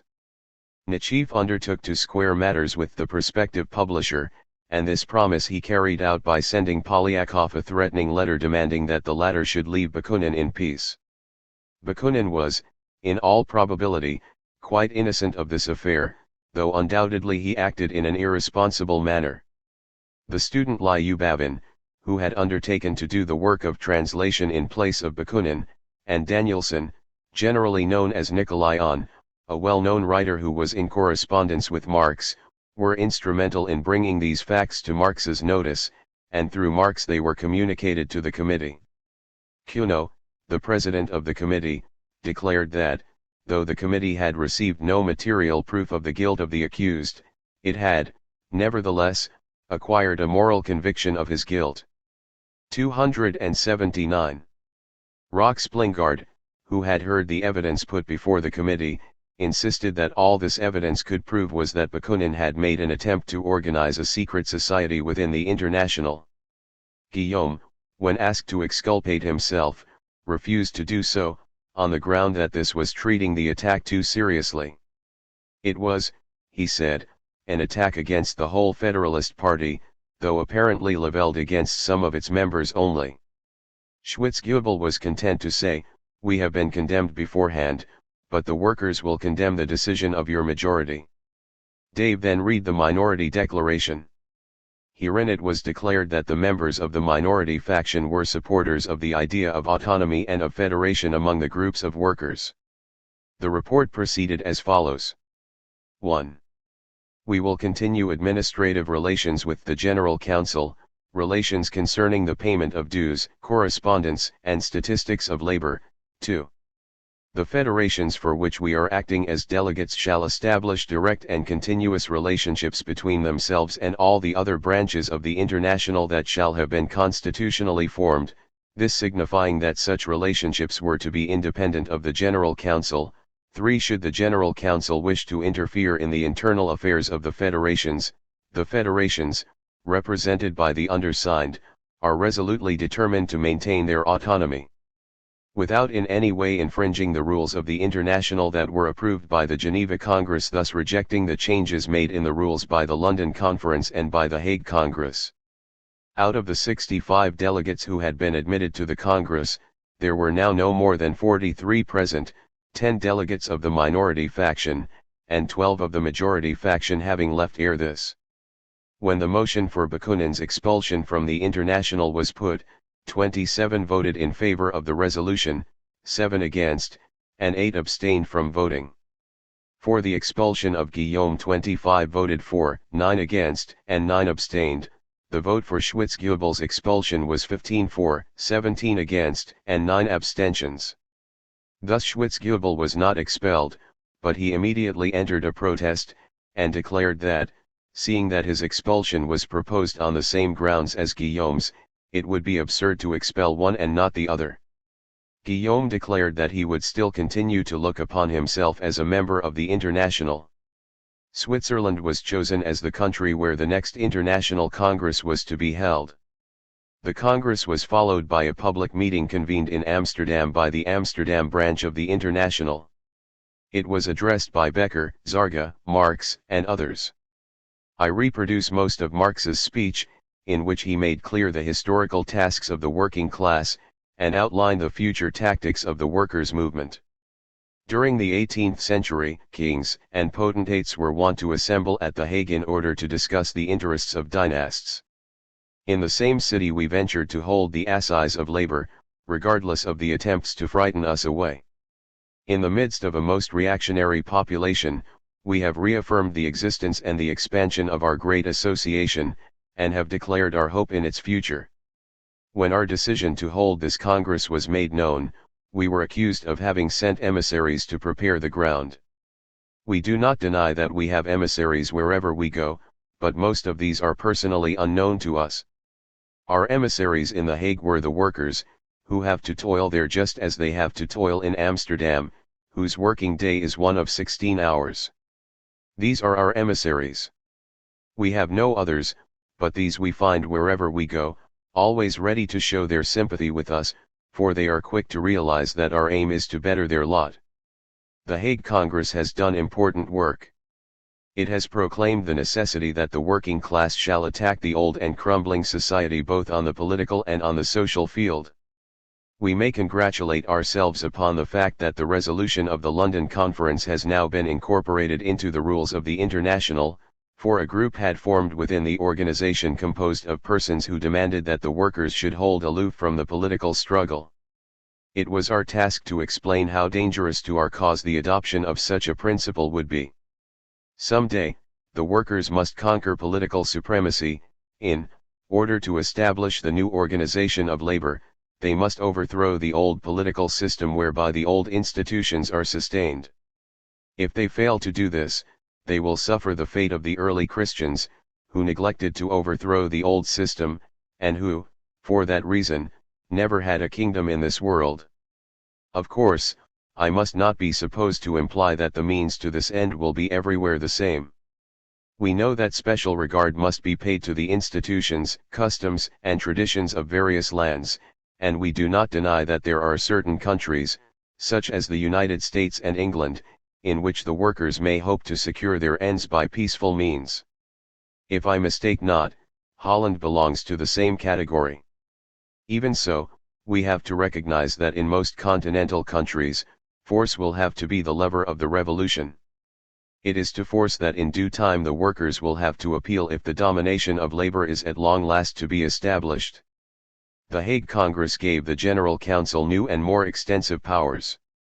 At the moment when the kings are gathering in Berlin, and when, by this meeting of the mighty representatives of feudalism and of an outworn past, new and more vigorous oppressive measures are being devised against us, at the moment when persecution is being organized, the Hague Congress has thought it wise and essential to increase the powers of the General Council, and to centralize its forces for the struggle that is about to begin, seeing that we should be powerless if we were to remain isolated. Besides, who but our enemies have any reason to feel suspicious of the powers of the General Council? Does it possess a bureaucracy? Does it command the services of an armed police force whereby it can enforce obedience? Is not its authority purely moral? When it comes to any decisions, does it not communicate these to the federations, and is it not the federations that are charged with carrying them out? Kings in such a position, kings without soldiers, policemen, or officials, would be able to offer little resistance to the progress of the revolution, had they to rely solely upon moral influence and moral authority. Finally, the Hague Congress has removed the seat of the General Council from London to New York. Many, even over friends, are not best pleased at this decision. They forget that the United States is preeminently becoming the land of the workers, that, year by year, 500,000 workers migrate to this new world, and that the International must perforce strike deep roots in the soil upon which the workers are supreme. Besides, the decision of the Congress gives the General Council the right to co-opt members. We may hope that in its wisdom the Council will co-opt suitable persons who will know how to keep the banner of our association waving lustily throughout Europe. Fellow citizens, let us think of the fundamental principle of the international solidarity. We shall attain our great goal if we can establish this life-giving principle firmly among all the workers of all lands. The revolution must be the work of solidarist efforts. We can learn this from the great example of the Commune of Paris. Why did the Commune fall? It fell because there did not simultaneously occur in all the capitals, in Berlin, in Madrid, and the rest, a great revolutionary movement linked with the mighty upheaval of the Parisian proletariat. For my own part, I shall continue to work at my chief task at promoting the solidarity of the workers, which I regard as so momentous for the future. Rest assured that I shall not cease to work for the International, and that the years that remain to me, like the years I have already lived, will be consecrated to the triumph of the socialist idea, which, we doubt not, will one day lead to the dominion of the proletariat. 280. The promise held out in this speech was fulfilled in a somewhat different way than Marx had led his hearers to expect. It is true that to the end of his days he worked for the international working class movement, helping it by his knowledge and his talents. But the movement was no longer developing within the framework of the old international. Henceforward it was to find expression in independent National Socialist parties. Both Marx and Engels rendered great assistance to the new General Council which was functioning in New York under the leadership of Zarga, but the new body was not comparable to the erstwhile General Council. It was no longer the powerful organization which gave the impetus for awakening and rousing the proletariat, and in which the theories of international socialism were hammered out. Already, before the Hague Congress, Marx and Engels had decided to take no further direct part in the International. This decision had been influenced by many considerations, some personal and some general. Above all, Marx felt that his strength was waning, and that he must concentrate all his forces for the completion of his great work, capital. This task alone was sufficient to prevent him from taking a very active part in the labors of the General Council. 282 In addition, there no longer existed the same unity of outlook as of yore. Many members of the Council, especially those who were working in the British working class movement, such as Hales, Ecarius, and Jung, had never been true-hearted comrades in arms of Marx.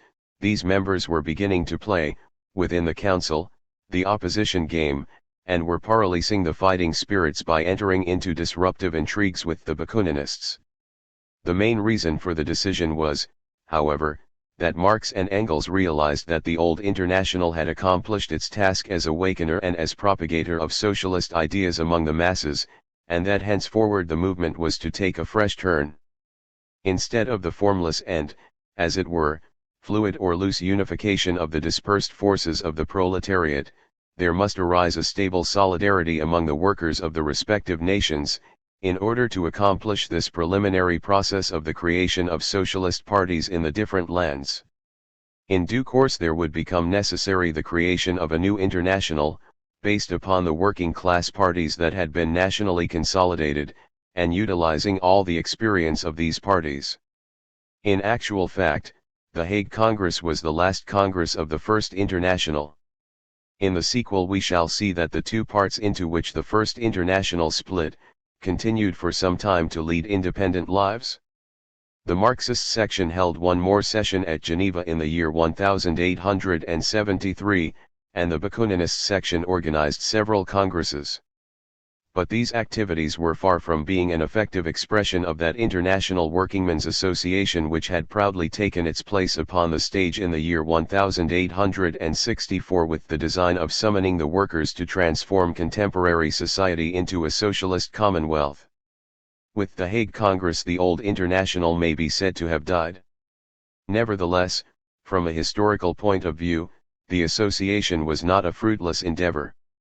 If it did not succeed in achieving any decisive victories, or directly bring about the social revolution as its founders had hoped, it nevertheless succeeded in popularizing among the broad masses of the workers the ideas underlying socialism and in arousing the slumbering forces of the proletariat. And these ideas never ceased henceforward to work towards the unification of the proletariat, organizing its forces in every land alike in the political, the industrial, and the cultural field. Moreover, these ideas were to lay an important part in preparing the workers for a fresh assault upon the citadel of capitalism. In this connection it is interesting to read a liberal's appraisement of the First International. In quoting the following passage from Lavely, it goes without saying that the reasons he gives for the fall of the International are far from agreeing in all points with the actual facts. Let us sum up the sketch of the rise and fall of the International. As one of its leaders, Ecarius, said, it was born from the union of two trends, that of the trade unions in Great Britain, which were fighting for higher wages by means of combinations and of strikes on the practical field of industrial life, and that of French and German socialism, which aimed at a radical change in the existing social order. The first of these trends predominated until 1869. Since then, and especially after the Paris Commune, the revolutionary outlook has secured the upper hand. The International owed its rapid and apparently alarming success to the way in which it was able to respond to the feeling of discontent and revolt which was gradually spreading throughout the working class of all civilized countries. It was not difficult to establish bonds among those who suffered the same irritations and who were inspired with the same aspirations. Nevertheless, the power at the disposal of the association was insignificant. The International never knew, even approximately, the number of its adherents. Monsieur Fribourg, one of its former members, justly remarks, "One gets affiliated to the International in much the same way as one tosses off a glass of wine." From 1866 to 1870, the greater number of working men's societies and of individual socialists declared their adhesion, and that was all. Thus it was that Cameron, the delegate representing the United States at the Basel Congress, reported the adhesion, in a body, of 800,000 workers. Such adhesions were, however, wholly platonic. They brought neither authority nor money to the association.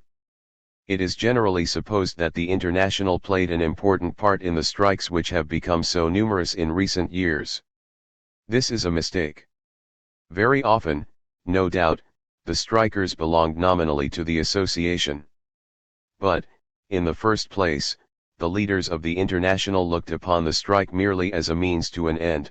In the second place, they shrank from advising a strike lest the workers should suffer a defeat, and discredit be thrown upon the International. Finally, the association had no financial resources. It was not the International which fomented the strikes, it was the strikes which fostered the growth of the International. The causes of the rapid decline of this terrible association are not far to seek, and they are instructive. First of all, as an organizer of strikes, its principal and most practical aim, it proved itself to be timid and impotent. The organized workers were not slow to perceive this, and consequently they gave the International the go-by. Further, it had adopted as its slogan, "Emancipation of the workers by the workers themselves."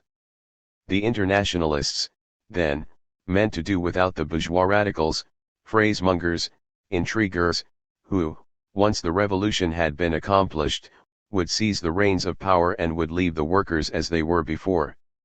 The workers will no longer follow the bourgeois radicals, for the workers realize that political liberties, the republic, and even universal suffrage, which the radicals claim as rights or decree as laws, do not change the relations of capital and labor.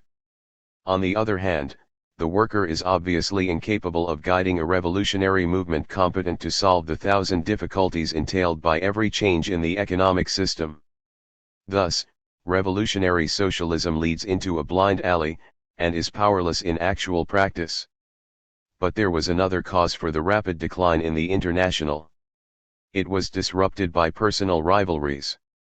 The International has not been killed by the strictness of laws or the persecution of rulers, it has died a natural death. Still, its career, though short, has left deep traces upon contemporary life. It has given a vigorous impulse to militant socialism, especially in the Latin countries.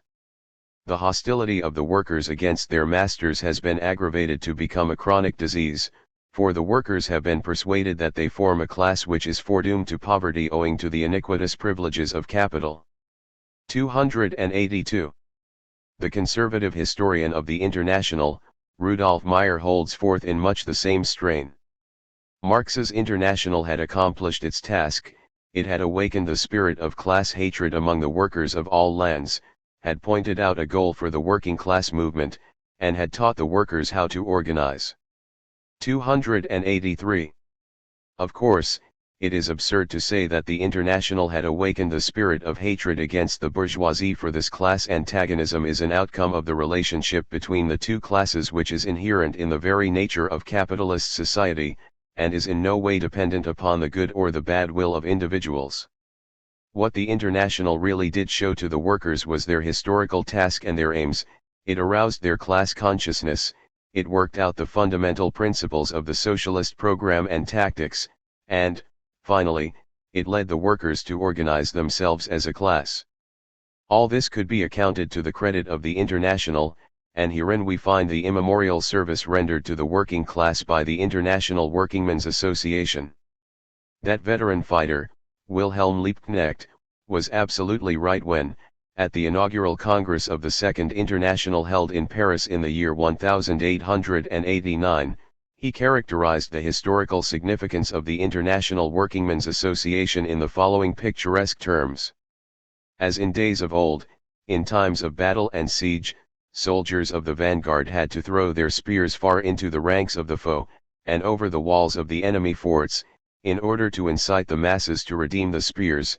So the International Workingmen's Association hurled the spear of the international fight for freedom, far in advance, nay into the very midst of the opposing army, into the very heart of the capitalist stronghold, and the proletariat pressed forward in order to redeem the spear, in order to destroy the enemy's army, to take the citadel by storm. The International Workingmen's Association pointed out to the workers the general aim, made clear to them the need for a solid front and for fighting shoulder to shoulder like brothers. The First International fulfilled its mission. It did not die, but passed into the mighty working class movement in many lands, and it continues to live in this movement. It continues to live in us who are here present. This Congress is indeed the offspring of the International Workingmen's Association. 284.